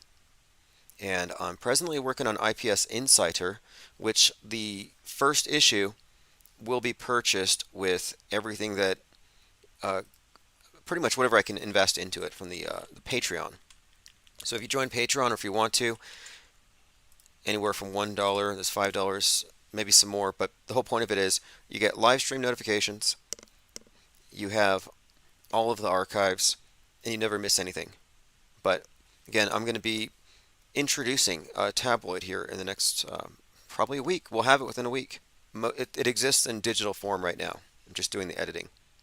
The IPS Insider, INCITER. And I'll explain in the introduction the first letter from the editor-in-chief, that'd be me, what it means, insider. Because there's multiple meanings, and it's about the phonetic resemblance to insider. Because we are playing with fire. And we're playing with insider information. And ultimately, it's about what insights can be gleaned from this banned information and the effects it can have in the real world. So the insider is meant to be thought-provoking. And I'm going to be distributing it through anyone who carries a press pass. And if you're a press pass carrier, you're going to be receiving a new one with your stack of freemium versions of the IPS Insider. Everything's been updated. That's kind of my point. And it'll be a monthly publication. All right, joined by Diana South from DLive. Thank you for joining. We're on DLive, YouTube, Twitch, Rofkin, Odyssey, and on X. Okay, let's continue here. On October the 4th, Marina Abramovich released a video, "The Artist is Present." In this video, Marina reminisces to when her mother dressed her as the devil at the age of 4 for Halloween. She believes her mother did it to mark her life, and she chose to wear devil horns to express one of the versions of herself. My mother dressed me as a devil when I was 4 years old for the little party. My first party ever. Everybody was dressed very happy. Now, I'm not all that intimidated by this person. I think it's mostly QAnon hype. But she does ritualize cannibalism and smear body fluids on the wall and calls it art. But I want to point out that Marina Abramovich makes the case that maybe adrenochrome really is some kind of a fountain of youth. I mean, I believe she's like 76 in this picture, but you couldn't tell. It's Marina Abramovich, spirit cooker for the elite. Okay, moving forward. Got a commenter asking, can anyone explain how this is possible? And this is DBonJ 1999 about the moon. He says, synchronous rotation or tidal locking. That the moon revolves around the Earth and it revolves on its axis every 27 days, but we only see one face. Interesting little conundrum there. I find it perplexing. Maybe you don't, but the point of it is, you've got the tidally locked moon, so it's always facing us, but then it's also rotating, but we never see the other side because it's synchronous in its orbit. Yeah, it's a little bit of a mind bender, but nothing that can't be accomplished by the reality benders who operate through bending our news and really shaping everything. We are reality fluid. Speaking of reality fluid, here's 3 versions or 3 explanations, 3 interpretations of the death of Matthew Perry. I'll say death in quotes, we don't know. Mike Rothschild says there are numerous viral tweets suggesting Matthew Perry died from the COVID vaccine, but there are other viral tweets suggesting he was executed because he was about to reveal damaging information about child trafficking, and a third one, he was a child trafficker himself. I've heard a number of variations here. A lot of these, like here's one from Q Mum. Matthew Perry, female to male arrested, confessed, assets seized and executed. As he confessed and gave information, his reputation will be intact. So one of the primary narratives from the Q Club is that these celebrities have been caught red-handed, caught with adrenochrome, they're on video, and so they make a deal with Donald Trump. Donald Trump's like, look, we'll preserve your legacy, we will give you a fake death, but you got to give us all of your information. So that's one of their stories. Like they care so much about their legacy. Here's another one. Did he agree to negotiate to preserve his legacy? Did he wear a boot? Did he end up in Gitmo? Did he test positive for COVID?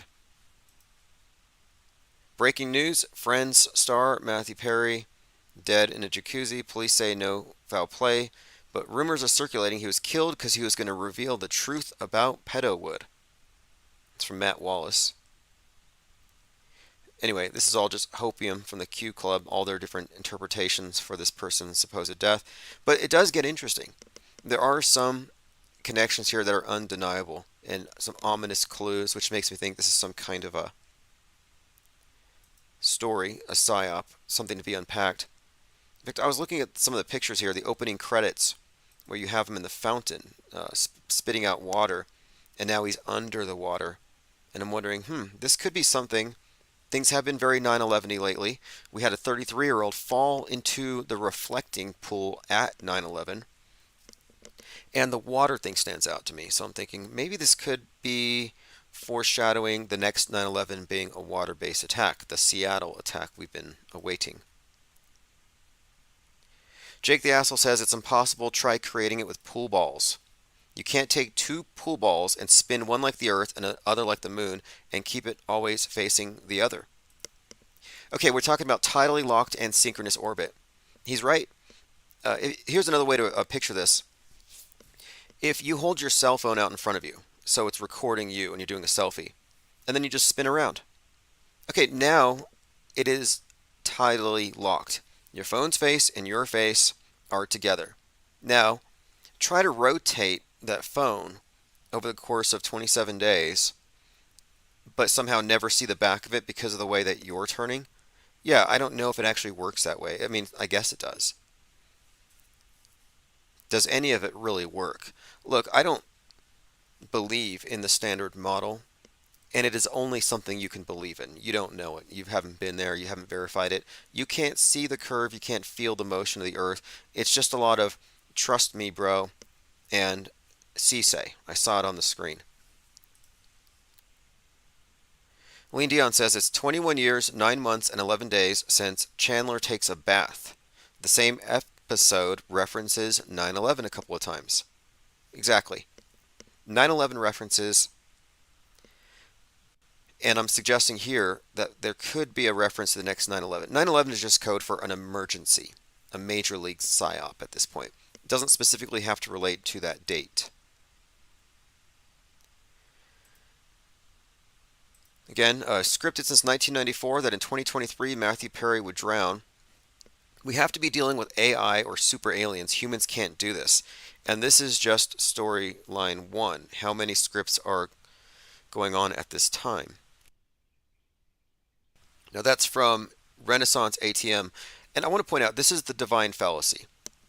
I always advise people to stay away from this one, or just to recognize when you're doing it. Like, this is beyond my comprehension. Therefore, it's AI.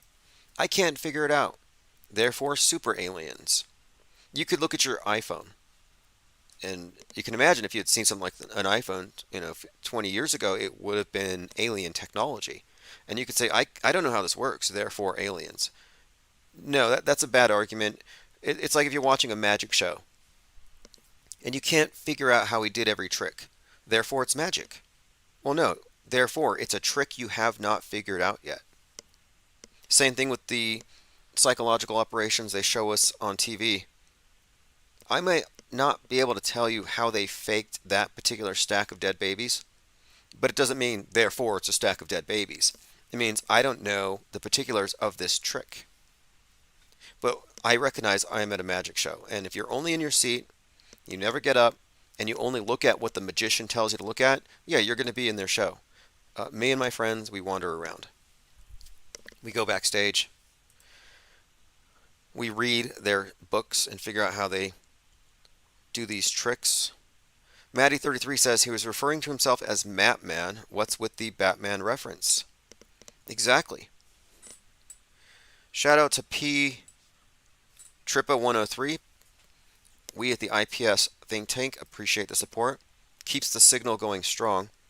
It's kind of remarkable if you think about it that we have been on this track for years now, despite censorship. And I don't mean terms of service violations and private companies doing what they want to do. No, I'm talking about people that work within government working with big platforms to shut us down. For example, and specifically YouTube, where it's taken lawsuits to undo some of that damage, and it's not over yet. But we've only been able to maintain this because we haven't relied on any one platform, but we've relied, I think, on the content, the ideas, and not the rules, but the format of our think tank itself. And we've been rolling with this for years, and we've been advancing, we've been learning, we've been improving, and networking. And it's not going to stop.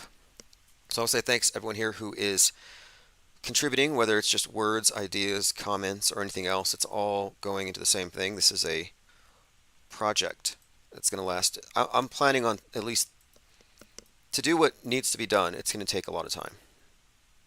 This is Agenda 2050. It's going to take us a little bit of time. Pete Trippa says, next coffee is on me. Thanks for keeping me sane, so to speak. Yeah, quite literally, if you think about it. And I've been doing a lot of research on this subject of mind control and alternate reality games. And recently I released a book called Media as Narcissistic Construct. Just an ebook. But I think it's such an important idea that it had to be put out into an ebook. I thought, I got to go ahead and publish this and make these connections, because this is just the start of it. But one of the main points is, in the interpersonal relationships that are described as toxic, what happens to the person who is the target of what has been termed narcissistic abuse, but you could call it emotional abuse, whatever you want to call it. Gaslighting is just part of it. But what happens is, in these dynamics, one person's perceptions are constantly being overridden. Their sense of self is being effaced because they are putting the other person first. Usually this involves enabling bad behaviors, could be drugs, could be a lot of things. But the point of it is, that person enters into an alternate reality. They're cut off, they're isolated, and it does actually affect their ability to discern what is real or not without that primary person being their sole interpreter. And I'm suggesting that mass media itself, this ubiquitous presence, is monolithic, but I think that the presence itself is intrinsically narcissistic. And the consequence of that is that the populations are going to be infected with that mass narcissism. And that has the other result of creating the victims, the targets. So in other words, it's a very toxic presence, and it's by the definition of it is, I think, almost a schizoid affective disorder. When somebody is disconnected from reality, what else can you call it? Schiz means break. And I'm saying that the masses have been broken off from reality as much as any doomsday cult. Look at Heaven's Gate or QAnon. These are alternate realities. And you wouldn't look at a QAnoner who's waiting for JFK to come down on a UFO riding on a velociraptor and say, that person is sane. No, you would say he's relatively sane compared to his tribe, and they're all crazy the same way. But they're definitely not with objective reality. Nor is the massified mind, byproduct of multiple generations of hypermediation. Okay, continuing. Tomanoid says, pretty good soul harvest this year. Oh, this year has been a major loosh fest. Save the Children, Maui Children, Dead Babies on the 33rd anniversary of Dead Babies. Just one thing after another, and then there's been the celebrity scandals. Whatever happened to Russell Brand? I bet he's happy about the Hamas attack on Israel. I mean, it's really taken the heat off of him. Okay, continuing. Maddie33 says, Matthew Perry wasn't very active on social media, and in the last 2 weeks he was pumping out posts. Yeah, apparently he wasn't active on X. I haven't checked his Instagram, but yeah, there are indications that some of his recent posts that seem to be a little foreshadowy were kind of maybe even part of this script. Lean Dion says, now it's baked babies in the oven, claims on X, Alex Jones must be salivating. Hey, I hadn't even thought about that. When he was talking about butchering his neighbors and feeding them to his daughters, he didn't mention what he'd be doing with babies. I could imagine possibly even another line of storable food items. We've got neighbor's ass jerky, and I don't know what they would do with the baked babies, but and I want to point out too, Alex Jones was salivating over eating his neighbors, and this was 6 weeks in. I mean, this guy's got mountains of storable food, and he's already thinking about eating his neighbors. Like, he's not going to touch his storable food items until he's eaten everybody else's first. That's actually smart. It's like, you take your oil reserves and just pretend they're not there, and then go take everybody else's oil first. It's just a power move. Yeah, baby back. Okay, let's see. Skill says, U.S. is having a Hawaii moment not unlike 1957 Sputnik. Overly paranoid, witless, and wondering. Yeah, 10/4/1957, beginning of the space age. Sputnik goes into orbit, and that did kick off this new, in space, the Cold War became a little more serious. They won the space race, and this, of course, was repeated in 2020 when you had Russia winning the inner space race, the vaccine race. And they called that one Sputnik. It was Sputnik 5. Okay, continuing. We're looking at some clues that Matthew Perry's death is some kind of morbid theatrical psyop. Nathan says, the actor-based reality is too complex for humans to be pulling the strings, in my opinion. Yeah, let me address this divine fallacy. The divine fallacy is a logical fallacy that occurs when someone assumes that a certain phenomenon must occur as the result of divine or supernatural force because they don't know how to explain it, or because they can't believe this isn't the case. They also refer to this as God of the gaps. Like whatever they can't explain with science, they'll say God did it, therefore. No, it just means science hasn't reached an explanation yet. And the yet is important. It has to do with skepticism. My point of it is, what Renaissance ATM needs to ask himself is this: what's more likely? Super aliens, AI, writing the news media, or what we already know, humans write the news media, but that they write it in a way that's not exactly day-to-day reportage, but they actually write it decades in advance. That's the only thing that makes sense. What we have done is I think, we have verified it is the case that we live in a news-bent reality. Reality benders, news benders. If you haven't seen News Benders, we premiered it a couple of months ago. I can give you a link here. Just look up News Benders 1968. It's on YouTube. A number of people have uploaded it. I believe I have as well.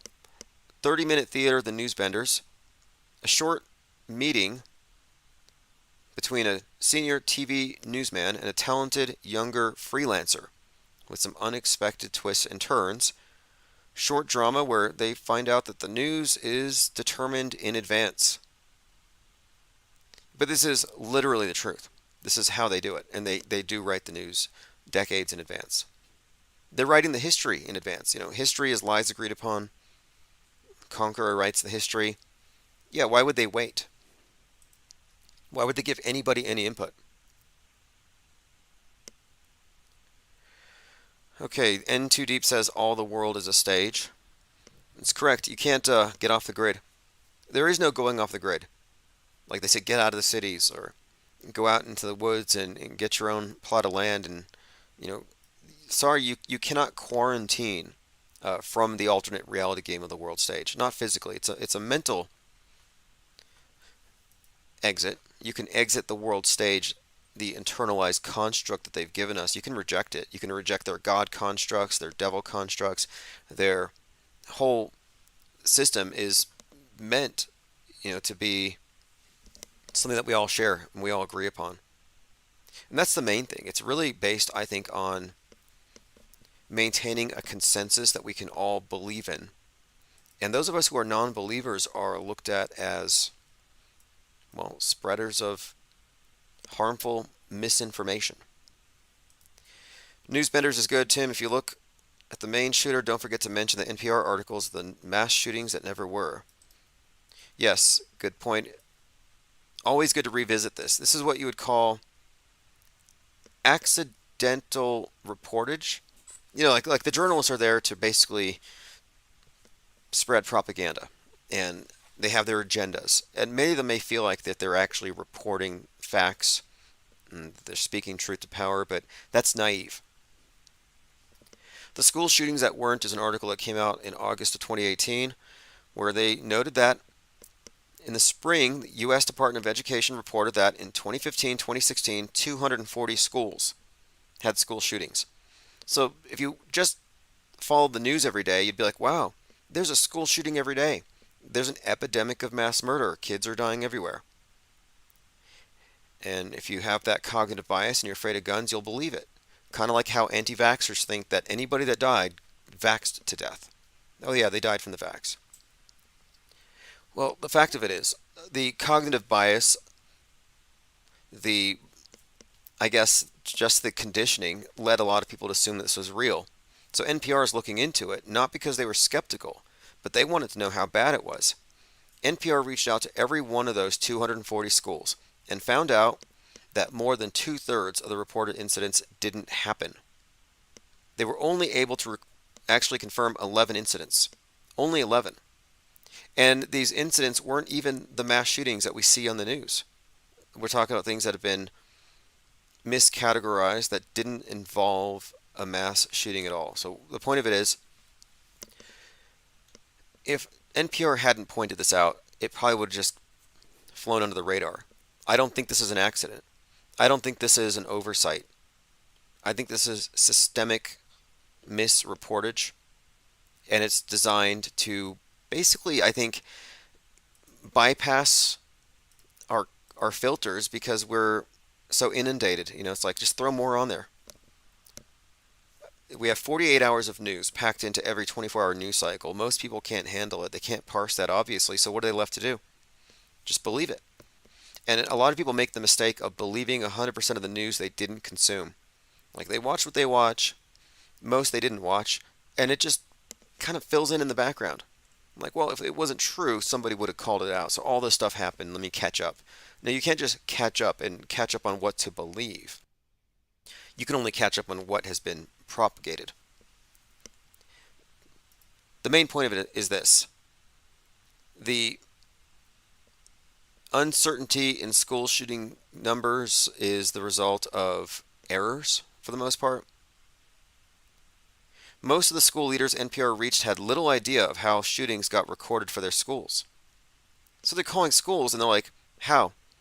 How did this even get labeled as a place where a school shooting had happened?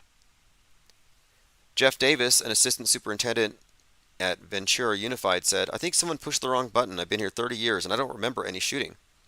We're in this weird vortex of what's on this screen and what reality is. Yeah. He reached this place where we're at, this weird vortex, where there's this difference between what's on the screen and what is in reality. It's a discrepancy.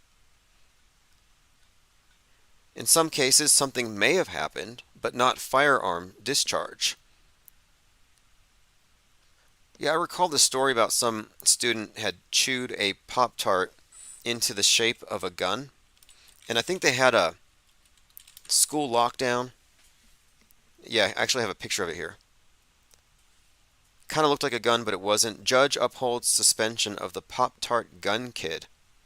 Pop-Tart suspension could be upheld. 7-year-old boy suspended for chewing his Pop-Tart into the shape of a gun. 3.5 years later, Pop-Tart gun suspension resolved.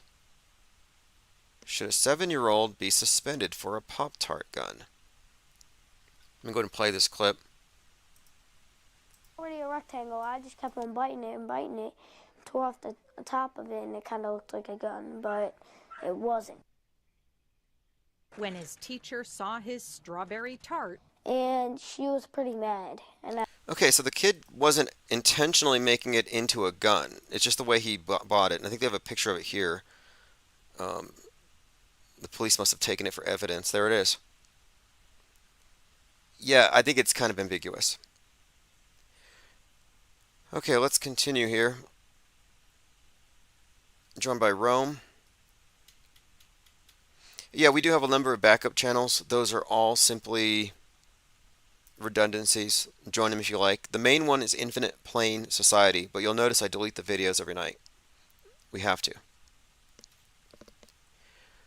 Okay, let's see what else we have here. Jim Fetzer says, Paul Craig Roberts figured it out.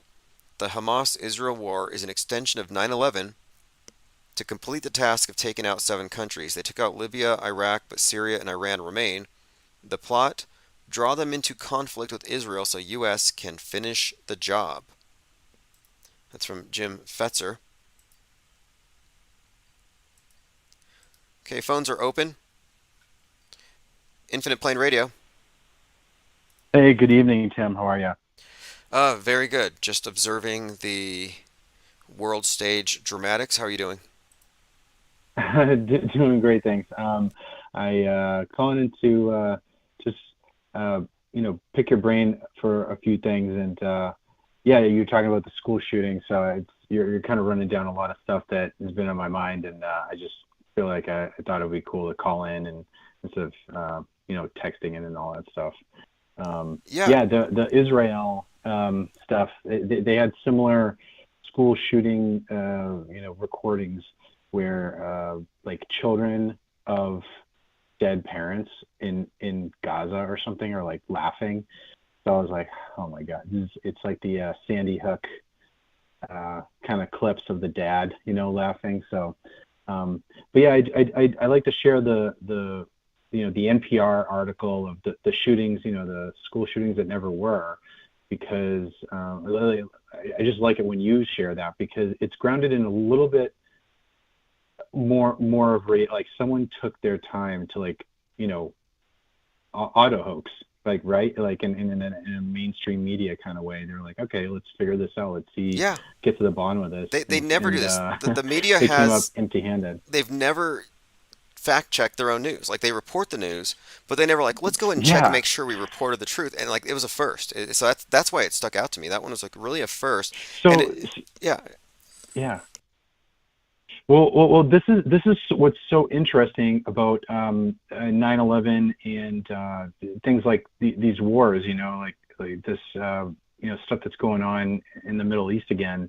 Who's going to really question or dig down into the details of who's dying, like what city block was eliminated by a missile and so forth, and you're not. It's just, war is just so chaotic. And like the day of 9/11, it was just so chaotic and it was so massively staged that no one's going to question it. They're just going to kind of look at the news and take it as it is. You know what I mean? Yeah. So, yeah, in fact, I found these interesting quotes recently. George Orwell was writing about how he would read reports about where the war was really bad, and he'd be in these areas, and he'd be like, it's not at all like what is being reported, and he'd find it was the same everywhere. And I think it's the same. And the fakeability is one thing, but also the fact that there's not a lot of real fact-checking internally. And they got away with 240 mass shootings. You know how many people's opinions would have changed having read that? That's a significant thing. 204. It's like saying 240 terror attacks. Like, that is something that will shape somebody's opinions. Oh yeah. And it's, it's beyond just reckless. To me, that's what you would call atrocity propaganda.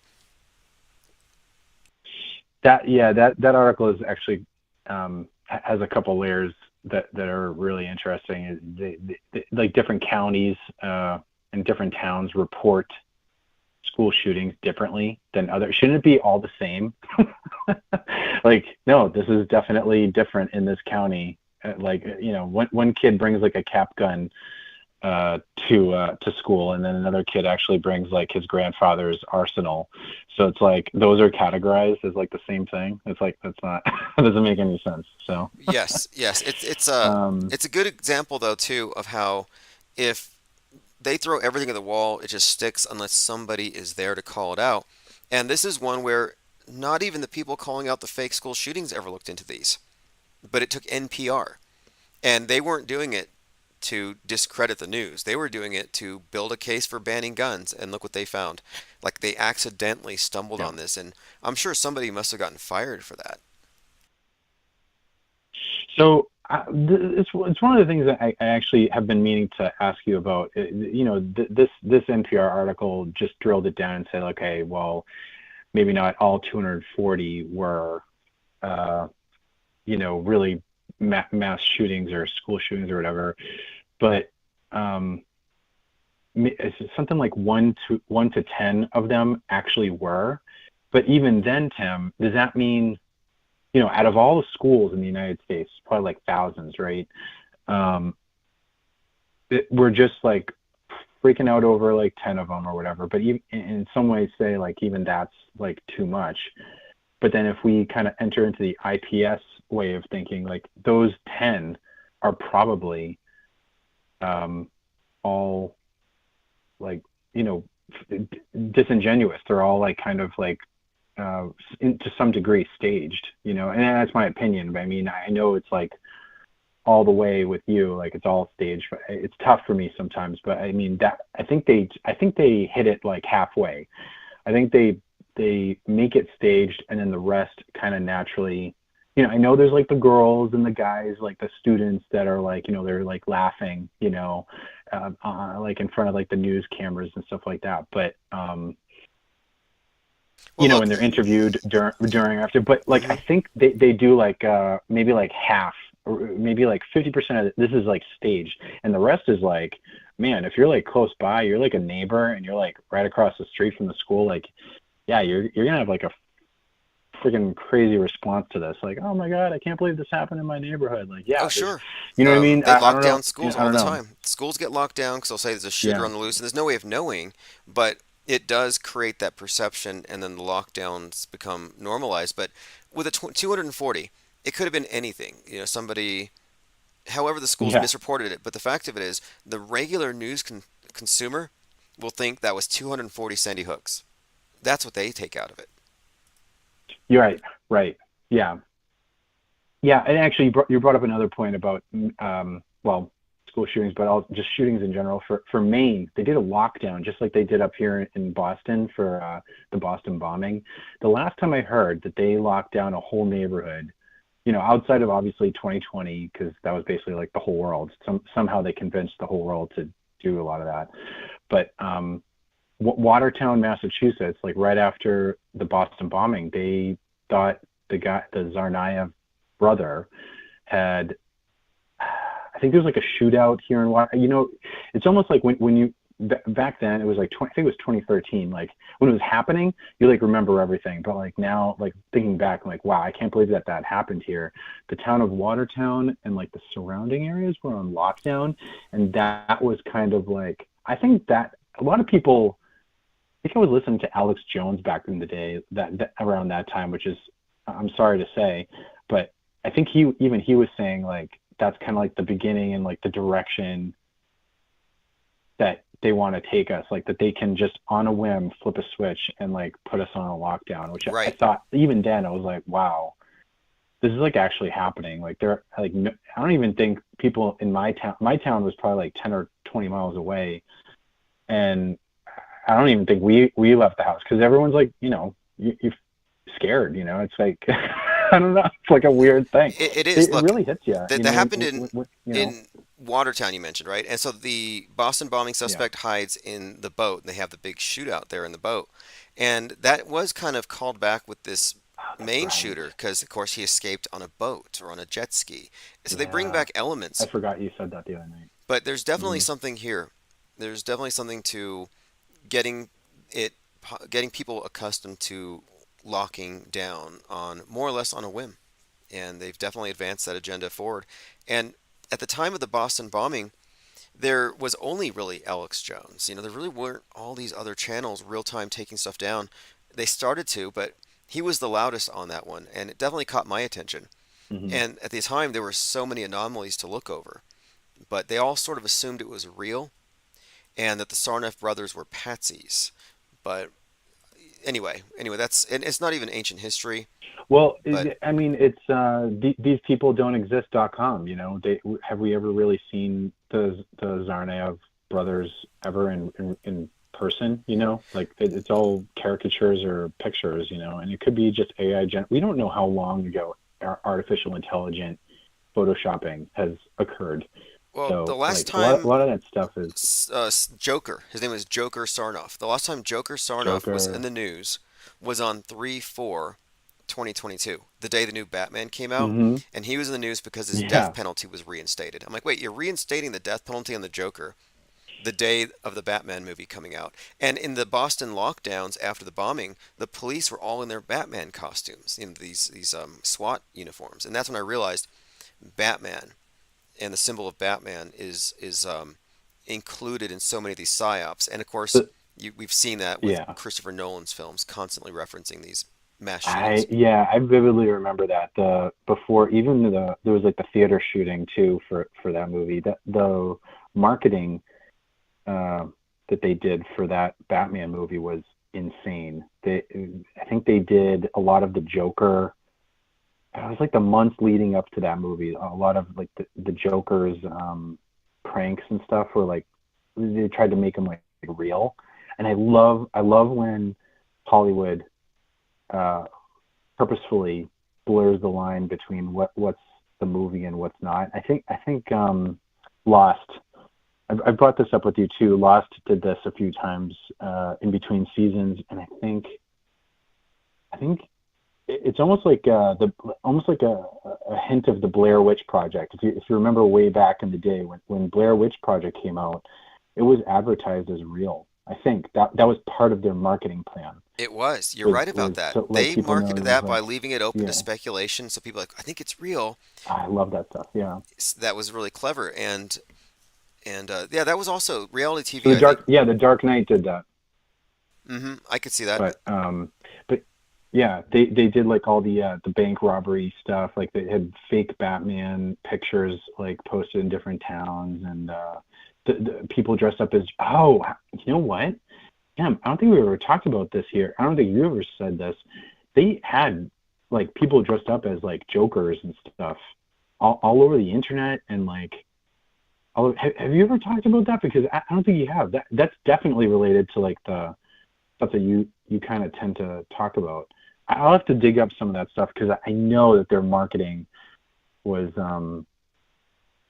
what was related to that. I don't even know what to search like online for that.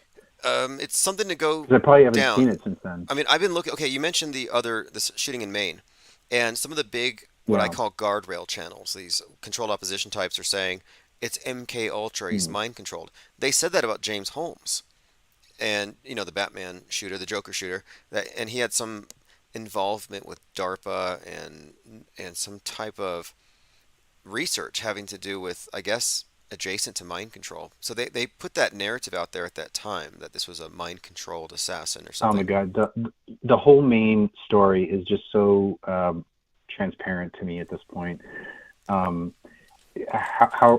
Who's gonna prove that any of the people actually died? That's one thing. Now I'm not saying it's like it probably didn't happen, but I'm just saying who's gonna do like the background search on these families to see that all of them lost some whatever. And then also, how do we even know if this guy actually exists, this card guy?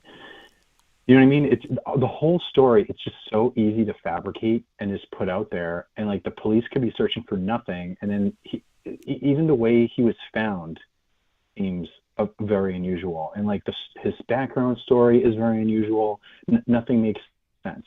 Supposedly he was found in something like either a dumpster nearby like work or something like that, or a friend's like recycling plant or something. It sounds like a movie. That I feel like that's in a movie somewhere. And he like, I don't know, it was like supposedly like a suicide, two bullets to the head, and like or two shots to his body somehow. It's like who's shooting themselves twice? Like now, you might find this interesting. So like a suicide. I looked at this. I'm looking into this Joker thing, because I do recall the Joker Batman hype around that movie, and before James Holmes walks into The Dark Knight Rising and shoots everybody, there was a trailer for a movie called Gangster Squad that played before. And the trailer for Gangster Squad was later, they changed the scene from the movie because it had criminals coming from behind a movie screen and shooting up the audience. Right. So before the audience gets shot up, they watch an audience getting shot up. I mean, that whole scene was just replete with this type of... I remember you saying that. Yeah. Oh my gosh. See, that's the trick that I think... See, it's fun... I hate now. I sound like a real jerk. Like I'll put it this way: it's interesting observing these things happening in real time. Now, it's the predictive capability that I think is important for us, and I want to continue to hone that. And I think you started bringing this up the last few episodes of IPS where now it's like, okay, this is like the anniversary of blah blah blah, and like, and lo and behold, we're actually starting to see some, repeats, like some of the things that are rhyming as time goes on. So I think that's really cool. Yeah. So 10.6 was Modern Yeah. Warfare 3. The video game comes out, and I'm like, wait, on the eve of the Israel-Hamas thing, you have one of the most popular games, is it Call of Duty, or where like millions of people are now mentally, they're immersed in simulated war. That, to me, is obviously concurrent programming, just like if they had it on Netflix. Or here in the town I'm in, they show World War Z downtown, which has scenes that are reminiscent of what just happened. So this is a very coordinated thing, which is why I don't assume things to be real at all anymore. None of these atrocity stories get any rise out of me, except Oh man, it's like exciting in a the, way. The Israel stuff is super interesting. Les Luthor isn't even like allowed near. By the way, he must have some brass cojones, thinking that he can just travel to a war and like record stuff. But I guess he wasn't allowed even on set in or around this new manufactured war. And I guess he wound up in Crete or something, and he was reporting there. And I guess it's like an island that's like partially owned by NATO or the United Nations or something like that. And it's all like overgrown. It hasn't been like touched in like decades. And he was kind of reporting on how it's probably like where they film, because a lot of all the militaries, all those like Palestinian military people, they like train there. So I guess that he was kind of saying that I guess they can use any set they want and record these wartime photos like anytime they want. I mean, how many years go by? Like you're just showing like an iPhone on the screen, and like the shape of the iPhone hasn't changed for years. So that, I mean, I'm just speculating here. Like, could that photo be taken like 2 years ago, 4 years ago? Right. Yes, you know what I mean? Exactly. Like there's this correlate. You find these relationships between drills and then the real thing happening later. And it seems like they do the drill or they shoot a movie. And this is hugely interesting to me. They shoot a movie that seems like that would have been the time to get all the key characters, actors, and resources in place to stage a like event. And someone today, Reverse History, sent me something very interesting. This is such an intriguing find. The Rodney King beating. Oh, yeah. The beating, 1 minute, 19 seconds, 33 times hit with the baton. The guy who filmed it was actually filming Terminator 2, which was being shot on the same street. So he's shooting behind the scenes Terminator 2. Oh, yeah. Then he walks down, he sees the beating later, and when the police take that tape from him, they actually have behind the scenes doing some of James Cameron's work. So this is a connection between Terminator, James Cameron, and the Rodney King event, which is just another level of interesting connectedness when we look at James Cameron's fingerprints as a metascriptor. And I'm suggesting that Psyop of the Rodney King beating was probably a James Cameron production.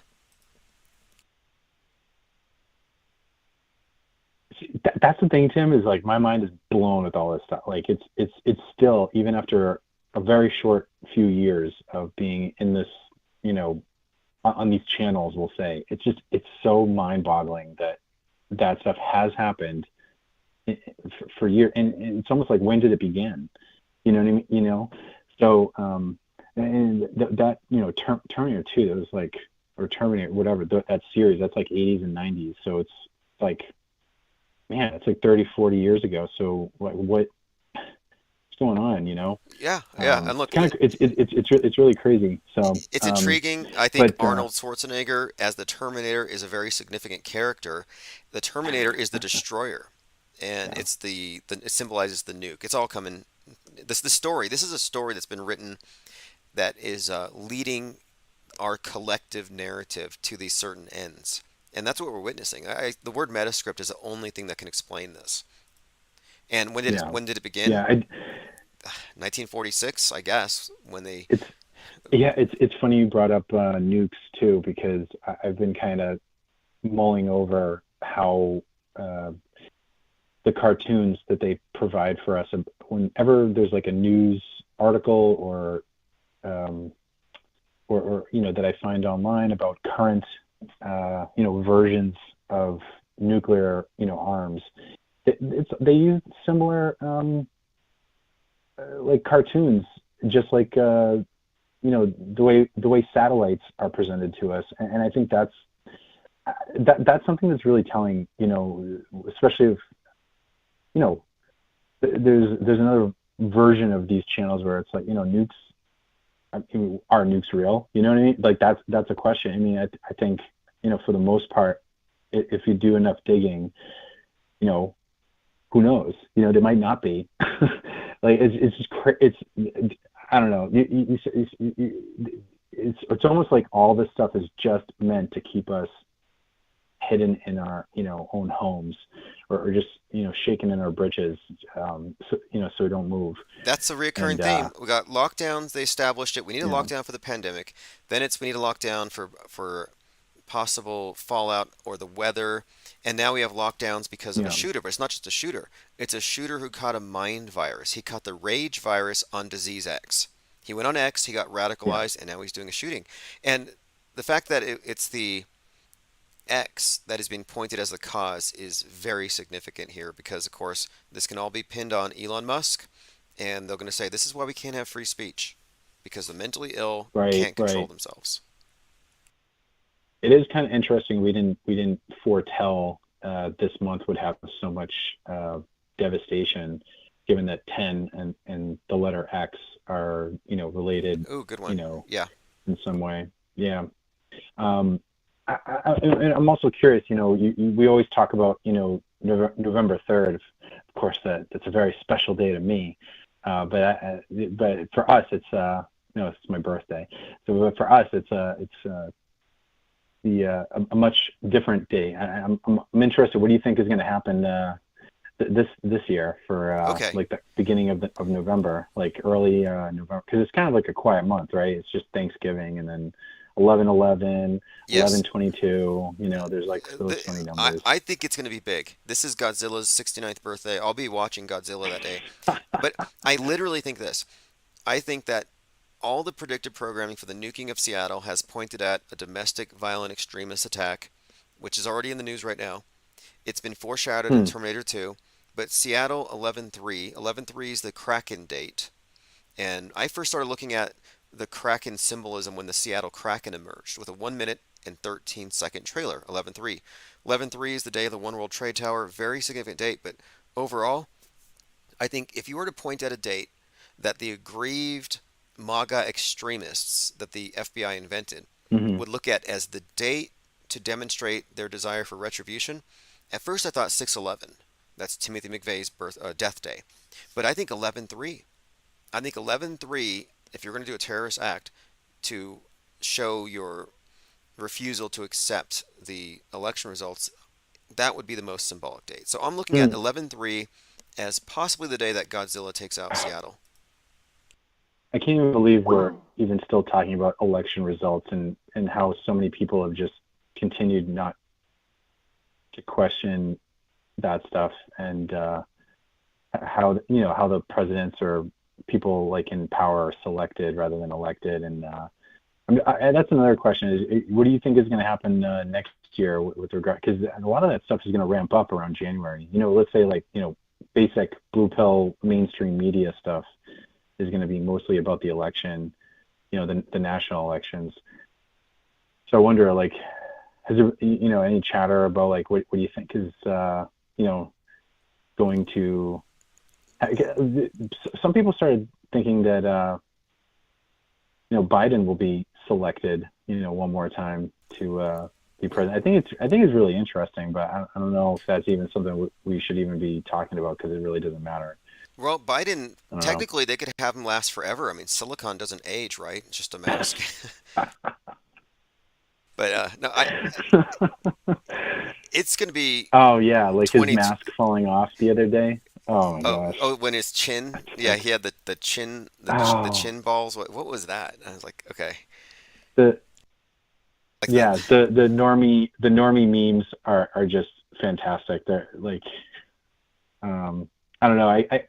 it's well, here's another thing, Tim. It's it's becoming really difficult to like talk about this with other people. You can't really like talk about the stuff that we talk about to a lot of people. But sometimes it teases its way out, you know what I mean? Like in conversations, like, well, I don't know about this let's say the main shooter or like the Israel stuff. We don't really know what's going on. It's so chaotic. It's easy to take like a middle stance on this stuff. But have you ever been in a position, like, do you have any, thoughts or recommendations on, how, when you're talking to people, like, how do you bring a little bit of IPS to the forefront? Yeah. Like, do you ever do that in like real life? Like maybe we were in like grocery shopping or something like that, and you're just talking to to the person behind the register or something like that. Originally we started this term, which has been appropriated by everybody else in the whole flat earth thing. We called it flat smacking, and I stole it from the Westboro Baptist Church. They called it God smacking, and it's where you tell somebody something that is that's meant to be such a paradigm shock that leaves this look on their face like they got smacked. So flat smacking was kind of the same thing. And so originally I was like, hey, here's what we need to do. We need to paradigm shock people. And we had a number of people who are part of our group who would go out on the street corners outside of like ball games and just tell people the space station's fake. The Earth is flat. Nothing you can see on TV is true. Oof. Like we made that our main objective. And then that's how we got introduced to, we did the billboard, Research Flat Earth. And we were trying to communicate to the normies. And then Mad Mike Hughes, the Daredevil, joins us. So we spent a lot of time directly targeting the normies and reveling in the fact that you could see on their faces when you went beyond their frame of reference. And we called that flat smacked. And it was just kind of fun at first. But it caused a reaction. And I think that we've seen it. We've seen the reaction against what now they call dangerous misinformation. Yeah, but it won't tip the needle, I mean, it won't cause someone to just immediately research flat Earth, as they say, or research fake nukes, or it doesn't. It doesn't. It doesn't. What it does, and this is so by weird. design. I think I read somewhere in like cult mind control, they talk about how this is something that even happens with certain evangelicals, where if a cult is proselytizing and they get rejected, it actually tells the cult that they're right. It kind of makes them shell up and they form a wall, us versus them. So when they send out cult members around the world to proselytize, winning people over is almost secondary to just building walls. So I realized it's not going to work, but we were doing it more as an experiment, a test. Let's see how the media responds. But these days, I look at somebody's frame of reference before we talk about anything. Like, oh, this person is a normie, so they believe this stuff is true, and you cannot disabuse them of it. It's like you can't get somebody to ditch their religion with facts. It's a different area of cognition, belief versus knowledge. And so I look at the frame of reference, and I'm like, okay, they're dreamers. I'm not going to wake them up. I don't know how to word this the right way, but I almost want more different perspectives, because this is tough. This is tough, Tim. Doing a lot of research, and I know, being drowned in the discords, threads and everything. It's super tough. Like, man, talk about mind expanding information, but at the end of the day, there's still like little pockets of like science, history.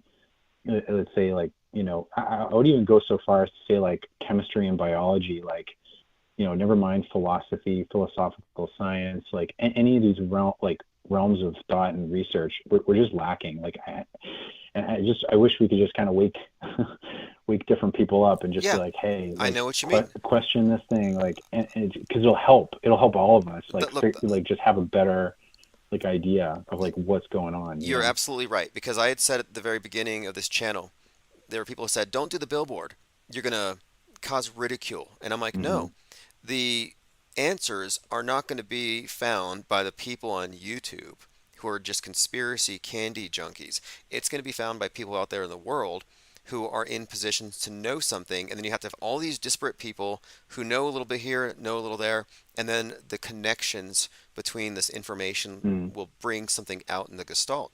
So I'm like, no, you cannot form an echo chamber. So my intention here with the IPS think tank is to do cyber symposiums where we invite people from the outside world.